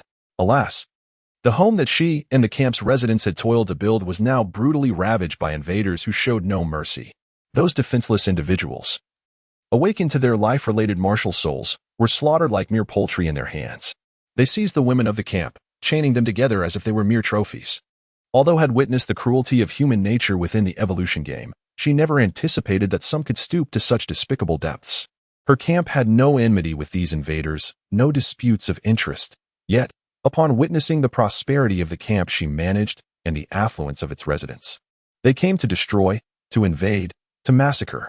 This behavior bore no difference from that of the islanders who invaded Huaxia years ago. As she watched these encroaching challengers, her eyes brimmed with an insatiable desire for vengeance. At that moment, her singular thought was to annihilate them all. Yet, ultimately, that murderous intent transformed into resignation, leaving behind a trace of unwilling tears. As she observed the dwindling number of her guards, tightened her grip on her dagger, positioning it against her fair neck. "Forgive me, my lord, for failing to safeguard your camp. I shall repay your kindness in my next life." Her actions enraged Xuan and his cohorts. They had labored to torment these fiercely courageous guardians, relishing the idea of playing with. Now, this wretched woman dared to contemplate suicide. It was utterly intolerable. Wretched woman, your death would be in vain. Even in death, your body shall be our plaything 100 times over. One of our subordinates possesses a martial soul that can preserve flesh. Do you think merely dying will suffice? Impossible. Even in death, you remain our possession. Ha ha. Should you perish, we will slaughter the entire camp. The A-rank leaders cackled menacingly as Shinlanchi bit down hard on her silver teeth. The sharp dagger had slowly sunk into her neck, and with a mere flick, her blood vessels would be severed. At that moment, a resonant roar echoed across the land, and a blood-red figure surged forth, enveloped in a terrifying aura that cast a shadow over the surrounding miles. The palpable dread gripped everyone present, causing their bodies to tremble involuntarily. Even Xuan and his companions halted their assault, turning their gazes toward the source of the ominous pressure. Upon seeing the grotesque, blood-red figure, their breaths caught in their throats. This was the Zombie King, though they had never encountered such a being. Its appearance and the overwhelming bloodline pressure were far beyond that of a mere zombie overlord. No other undead creature possessed such power. In that instant, a sense of impending doom washed over them all. Despite their million-strong army, facing the Zombie King would surely lead to their annihilation. It was merely a matter of time. Fear consumed the hearts of everyone present, including those trialists who had just been slaughtering within the city. Yet, when Shinlanchi beheld the figure of the Zombie King, she felt no fear. Instead, a profound joy radiated from her being. With the Zombie King at hand, all intruders would inevitably meet their demise. She felt an immense sense of satisfaction. As the blood-red figure drew near, it uttered a few chilling words from its towering form. "You all must die." The others, upon hearing this voice, were filled with terror, but Shinlanchi's heart quaked with recognition. Though the voice sounded somewhat different, it was undeniably familiar. Gazing at the fierce and sinister face of the Blood Zombie King, her body trembled, and her eyes sparkled with excitement. It was her master. Her master had returned. Chapter 61. Annihilating hundreds of thousands of invaders. Blood Zombie King, 4th Divine Blood Technique. Shinlanchi's face was alight with joy. And Gu Xian's slave army sensed something as well, directing their attention to the blood-red figure, feeling an unmistakable aura of familiarity. "Master, it truly is our master. Our master has returned." All those marked with the slave seal were overwhelmed with emotion, while the invaders stood dumbfounded. "Master? Is it Gu Xian? Where is Gu Xian? Why can't I see him?" Confusion swept through their ranks, but as they followed the gazes of Gu Xian's camp members, they found themselves confronted by that grotesque blood-red figure. The intruders instantly shuddered, feeling the hairs on their necks stand on end. The Zombie King was Gu Xian? Gu Xian was no longer human. He had become a zombie. Their worldview has completely collapsed. Initially, they believed that Gu Xian was merely an S-rank awakener, only to discover that he was, in fact, a zombie. This revelation elucidates why Gu Xian had slaughtered so many. Indeed, as the rumors suggested, Gu Xian is a demon, reputed to consume 800 children in a single sitting. This may even be an understatement, given the scale and frequency of his killings. One could surmise that he could devour thousands in one sitting. Wang Wanren and his companions, upon hearing Shenlanqi's commentary, were tempted to scoff. How could this person possibly be Gu Xian? He is clearly the zombie king. Wang Wanren had seen Gu Xian's true spiritual form, a colossal figure draped in a dragon robe, which bore no resemblance to this entity. Moreover, the sensations evoked by the spiritual form and the bloodline form are entirely distinct. The spiritual form, shaped by martial spirits, relies primarily on mental attributes, whereas the bloodline form magnifies the physical body, rooted in corporeal attributes. Thus, the bloodline form presents a more tangible and visually striking impact. Consequently, Wang Wanren and his peers believed that Shenlanqi and the others had been driven mad by the zombie king. However, as the crimson figure approached, they gradually discerned its facial features. Familiarity struck. Could this truly be Gu Xian? Wang Wanren had observed Gu Xian from a distance, and though he had only glimpsed him once, he held a deep-seated grudge, having cursed him numerous times in his mind. Therefore, upon recognizing the figure's somewhat similar features, his already trembling heart teetered on the brink of collapse. If this figure were indeed the zombie king, they might still have a glimmer of hope, with a million-strong army stationed outside. But if this were Gu Xian, their fate would be sealed. As expected, the crimson figure effortlessly bypassed the million-strong army guarding the city, transforming into a streak of blood-red light that leaped into the city. Upon landing, it unleashed a torrent of crimson energy, and within a radius of several thousand meters, all felt an intense heat coursing through their bodies as their blood began to boil, followed by agonized wails as they melted into pools of viscous liquid. In just a fleeting moment, thousands perished. This scene left all the invaders utterly astounded. Moments ago, they were brimming with arrogance, yet now they were drenched in sweat. Run! Run! The invaders screamed, immediately abandoning their slaughter of the city's inhabitants as they fled toward the outskirts. Death. In Gu Xian's eyes, a crimson glow spread as he beheld the once flourishing encampment now reduced to a scene of utter devastation. Gazing upon the lifeless bodies strewn across the ground, a fervent desire for vengeance ignited within him. His mind was consumed with one singular thought: to slay, to obliterate. 10,000 must perish, 1,000,000 must fall. All invaders deserved naught but death. The Blood Corpse King, transformed by Gu Xianhua, unleashed a single devastating punch, unleashing a torrential rain of blood and a stench of carnage that spread for miles. Wherever it passed, be it human or dwelling, everything began to shatter inch by inch. As the Blood Corpse monarch, Gu Xian now exhibits an extraordinary restraint over flesh and blood beings. Every movement he makes stirs the very essence of his corporeal form. And should one possess a lesser rank or bloodline, they are destined to face utter devastation, unable to withstand even the residual power of Gu Xian's bloodline techniques. The foremost of these techniques is blood qi surging across the wilderness. Wherever Gu Xian traverses, the air is imbued with the chilling essence of blood and corpses, which, when actively invoked, permeates the surroundings with a malevolent aura. All beings ensnared within this sanguine atmosphere, at the mere thought of Gu Xian, are destined to dissolve into a viscous pool of their own flesh and blood. As the second bloodline technique, blood qi, manifests, the vitality of these creatures amplifies the reach of the blood and corpse essence, spreading like a miasma across the land. This is a widespread lethal skill. Under the shroud of the blood and corpse aura, D-grade awakened souls are almost instantaneously reduced to a putrid sludge. C-grade awakened souls might endure for a fleeting moment longer, yet the agony they experience is profoundly intensified. However, the most anguished screams arise from B-grade awakened souls, whose higher quality of martial spirits bestows upon them greater strength and, thus, a more formidable resistance to the blood and corpse essence. Yet, this also signifies that their awareness of their own flesh's dissolution is the most acute and prolonged. They perceive the sensation as if countless ants are voraciously feasting upon their flesh and vital organs. Observing these B-grade awakened souls reveals the grim workings of the blood and corpse aura. First, their internal flesh succumbs to liquefaction, followed by the complete erosion of their organs. And finally, the decay of their once resilient bones. In comparison to flesh, bones are undeniably the most challenging to dissolve. Consequently, many B-grade awakened souls flee in desperation, their flesh gradually vanishing, leaving behind mere bloody skeletons propelled by instinct.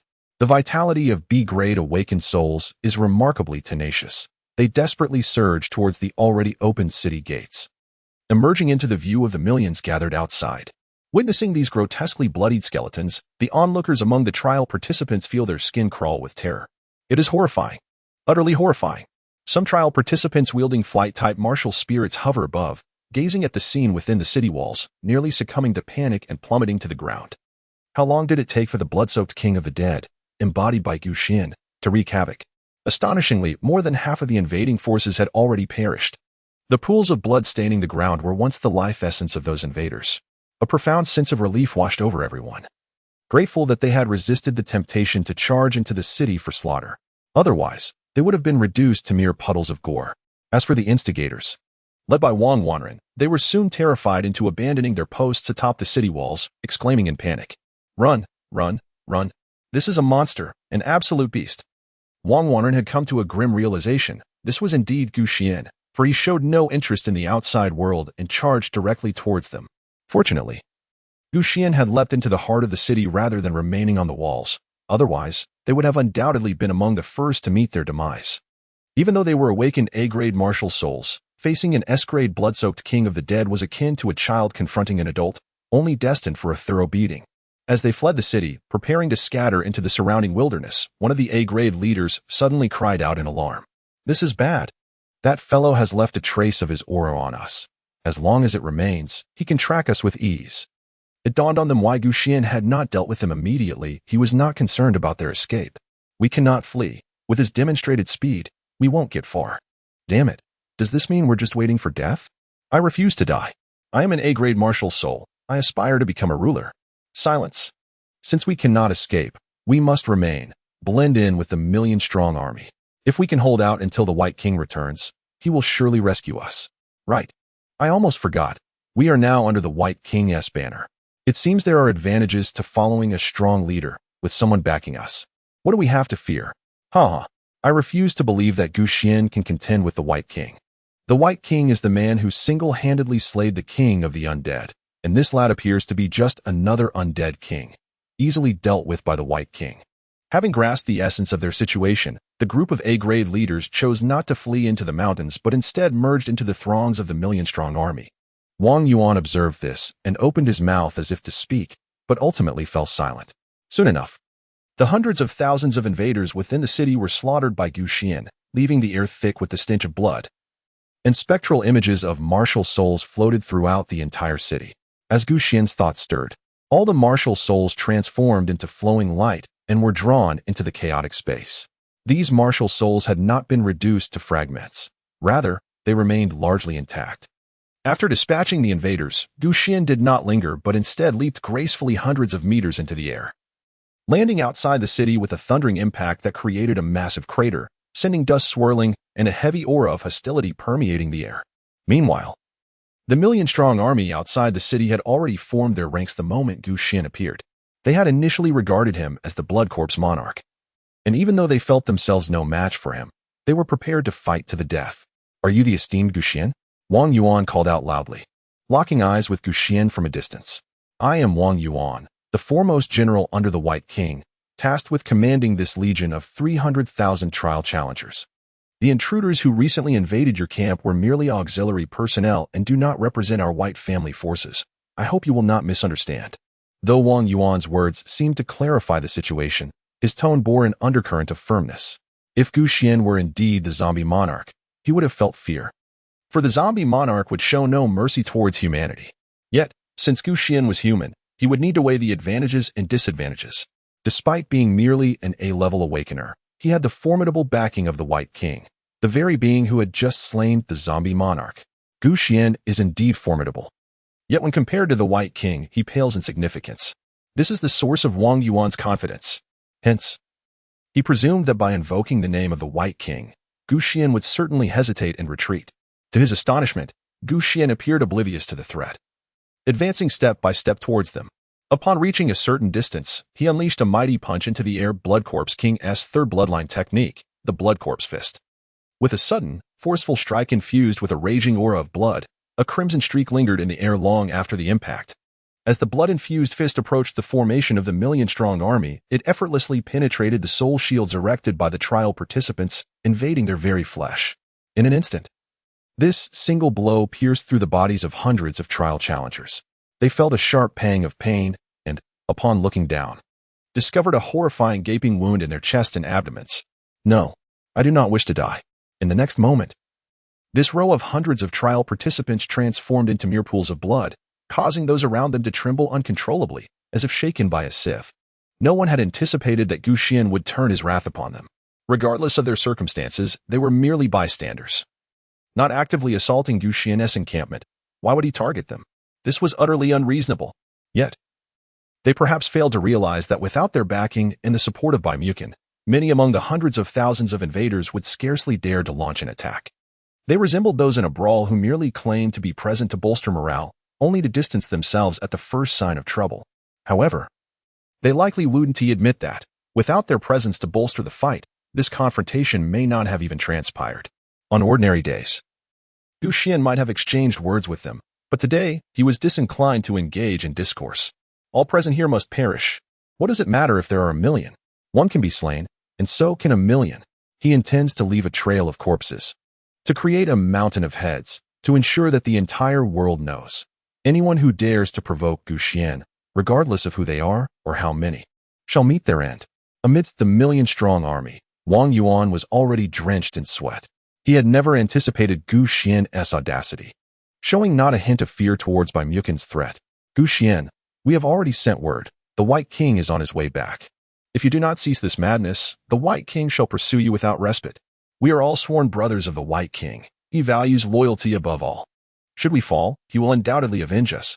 Wang Yuan spoke urgently, his tone laced with panic. Wang Wanren and the others shared a sense of dread. Yet they feigned bravado, raising their voices in unison. Yes, Xuan, you have already killed so many. What more do you desire? We stand here with hundreds of thousands. Even if you are an S-class awaken, we will not go down without a fight. Is it truly necessary to make such a fuss over the demise of some lowly individuals within your camp? If it comes to that, I can offer you 10 of my own in exchange for the one you lost. What do you say? Spoke Wang Wanren and several other A-level leaders. Xuan remained silent, as if he had not heard a word.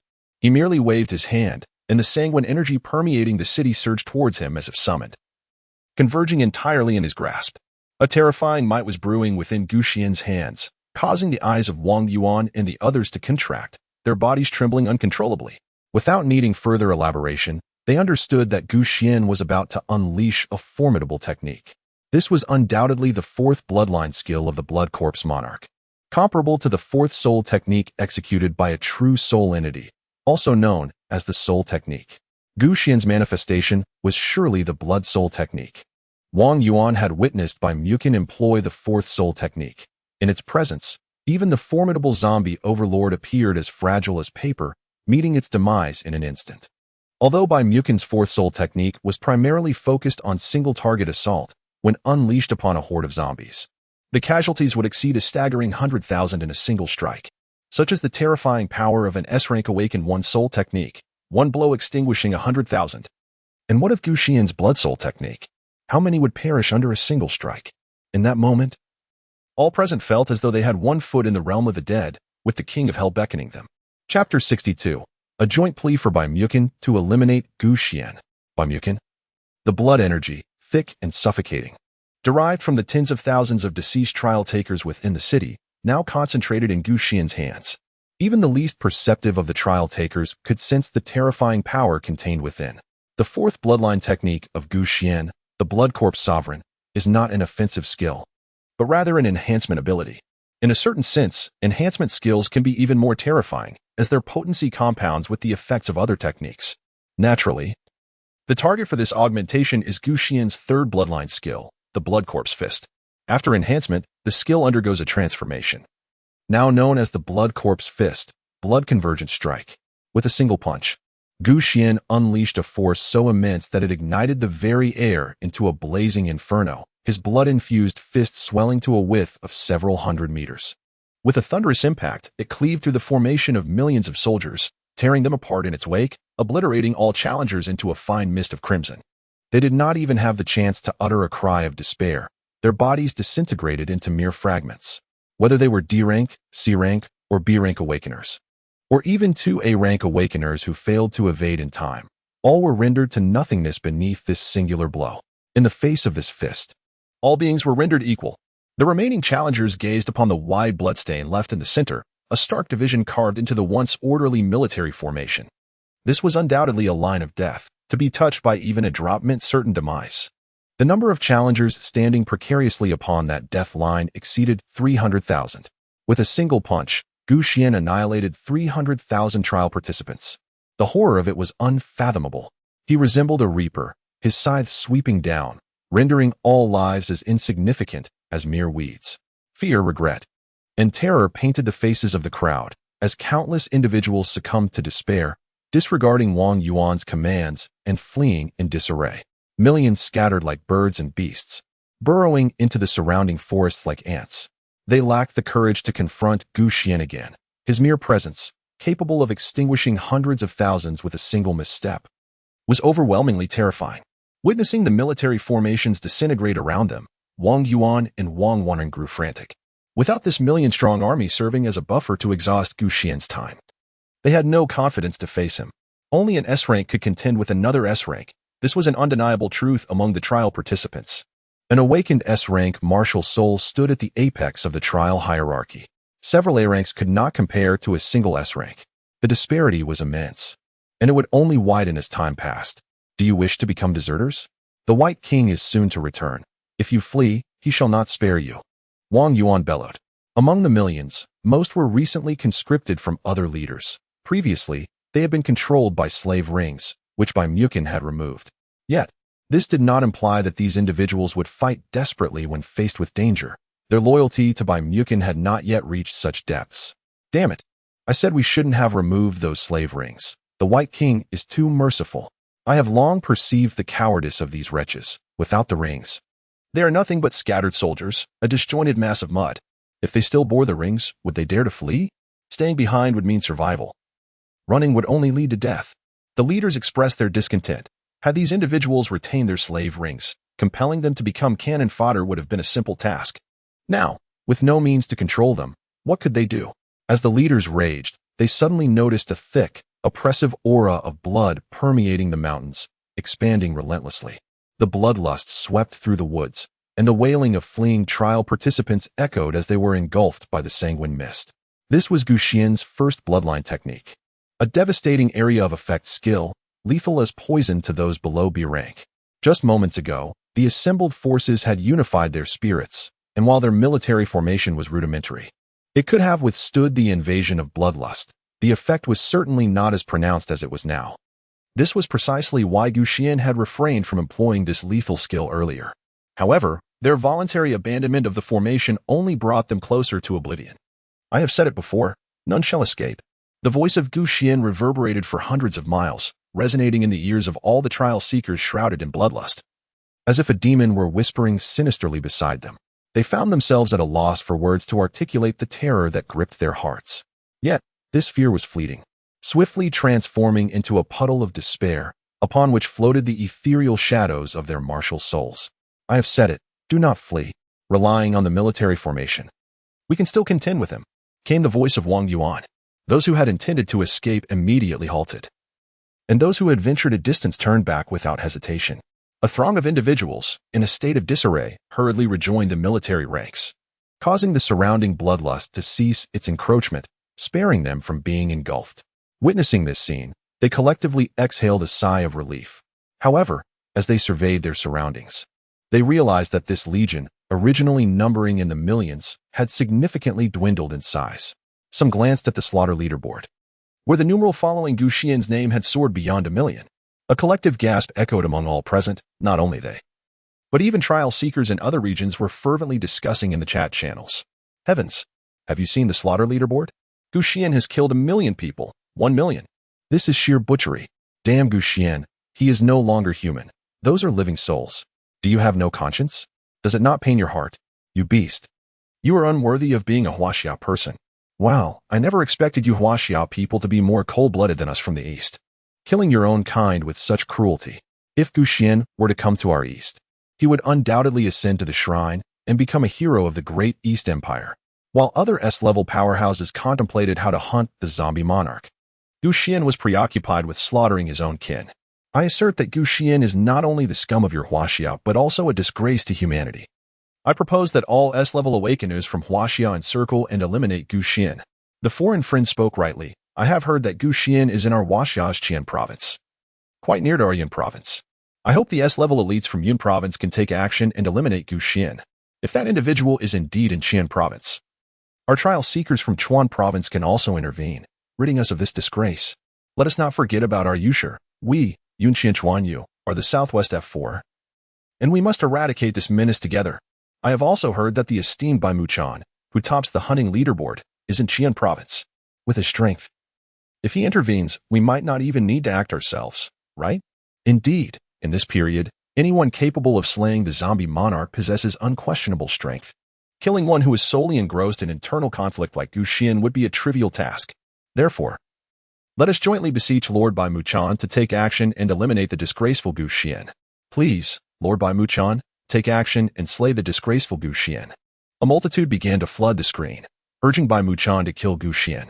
Should Bai Muchan see this, he would surely be incensed. Kill Gu Xian? You want me to slay Gu Xian? Damn it, are you trying to take my life away? Had it not been for Gu Xian sealing the Bone Spike Sovereign, I would never have had this fortuitous opportunity.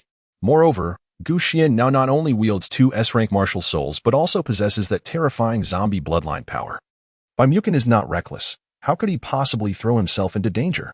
Furthermore, at this moment, Bai Muchan is still on his journey. Having already caught sight of the sky ahead, stained a deep crimson, one can only imagine the number of lives lost. Bai Muchan pressed on resolutely, finally arriving nearby, where he witnessed Gu Xian relentlessly slaughtering the enemy forces, with each strike claiming tens of thousands of lives. He immediately shouted, "Brother Gu Xian, spare some lives." His voice echoed far and wide, and the soldiers holding their ground were overwhelmed with emotion upon seeing him. "It's the White King. The White King has returned," they cried. "White King, save us. Please save us." Over 100,000 voices wept as if they were infants reunited with their mothers. The return of the White King meant salvation. Wang Yuan, Wang Wanren, and others clung to survival, and upon seeing Bai Muchan's return, they were filled with joy. Big Brother Bai, save me. Gu Xian has ruthlessly slain over 100,000 of our brothers. Wang Yuan lamented, tears streaming down his face. You must avenge our brothers.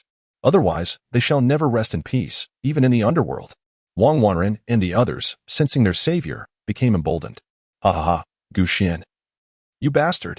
The White King is back. Your end is nigh. You've killed so many of us. Prepare to pay with your life.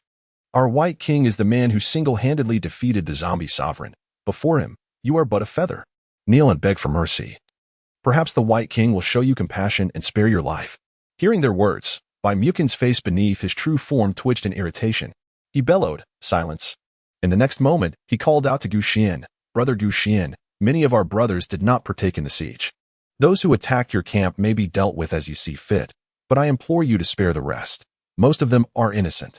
Gu Xian glanced at Bai Muchan and remarked casually, "Are you not aware that during an avalanche, no snowflake is innocent?" Upon hearing these words, a jolt resonated within Bai Muchan. Is it true that you intend to eliminate everyone without exception? Are you truly prepared to leave no one alive? Indeed, to eradicate them all, leaving not a single soul behind. Gu Xian spoke calmly, as if before him stood not 1,000,000 people, but merely 1,000,000 ants, or rather, 1,000,000 blades of grass. Upon hearing Gu Xian's words, Wang Wanren and the others were infuriated. Gu Xian, who do you think you are? Bai Wang has been courteous in discussing matters with you, yet you dare to be so presumptuous. Do you think Bai Wang fears you? He is simply of a good temperament. Bai Muchan's lips twitched. He cast a cold glare at Wang Wanren before turning to Wang Yuan. Did I not instruct you to send word to stop these individuals? Why have you allowed them to remain protected? He had learned from the messenger spirit department of another legion who had incited the attack on Gu Xian's camp. But he had not had the time to elaborate before hastily continuing his journey. Wang Yuan was taken aback and struggled to find an appropriate response. Wang Wanren also sensed something amiss. Wang Yuan, who were the assailants on Gu Xian's camp? Bai Muchan inquired further. Wang Yuan pointed to those A-level leaders led by Wang Wanren and replied, "Boss Bai, all those individuals were killed by Gu Xian. Only these A-level fellows remain." Upon seeing them, Bai Muchan's eyes blazed with fury. "Damn it, I should never have spared you disgraceful wretches, now causing harm to others." Bai Muchan felt immense regret. He was not one to kill indiscriminately. He had retained these awakened A-level individuals to contend with several zombie monarchs. However, not only had they failed to contribute, But they had also created additional chaos. How could anyone tolerate such behavior? With this thought in mind, Baimukin was engulfed in rage. Striding directly before those individuals and summoning his bone spear to thrust at them. Boom, boom, boom. Several A-level leaders were impaled by the emerging bones, leaving the remaining few quaking in terror. They had never anticipated that Baimukin would turn against them. Boss Bai, we were wrong. But Gu Xian has killed so many of us. We have only taken the lives of a few dozen of his, most of whom were ordinary people. He is not at a loss. We beg you, spare our lives. Wang Wanren pleaded desperately. You wretch, still unrepentant. If it were not for your schemes,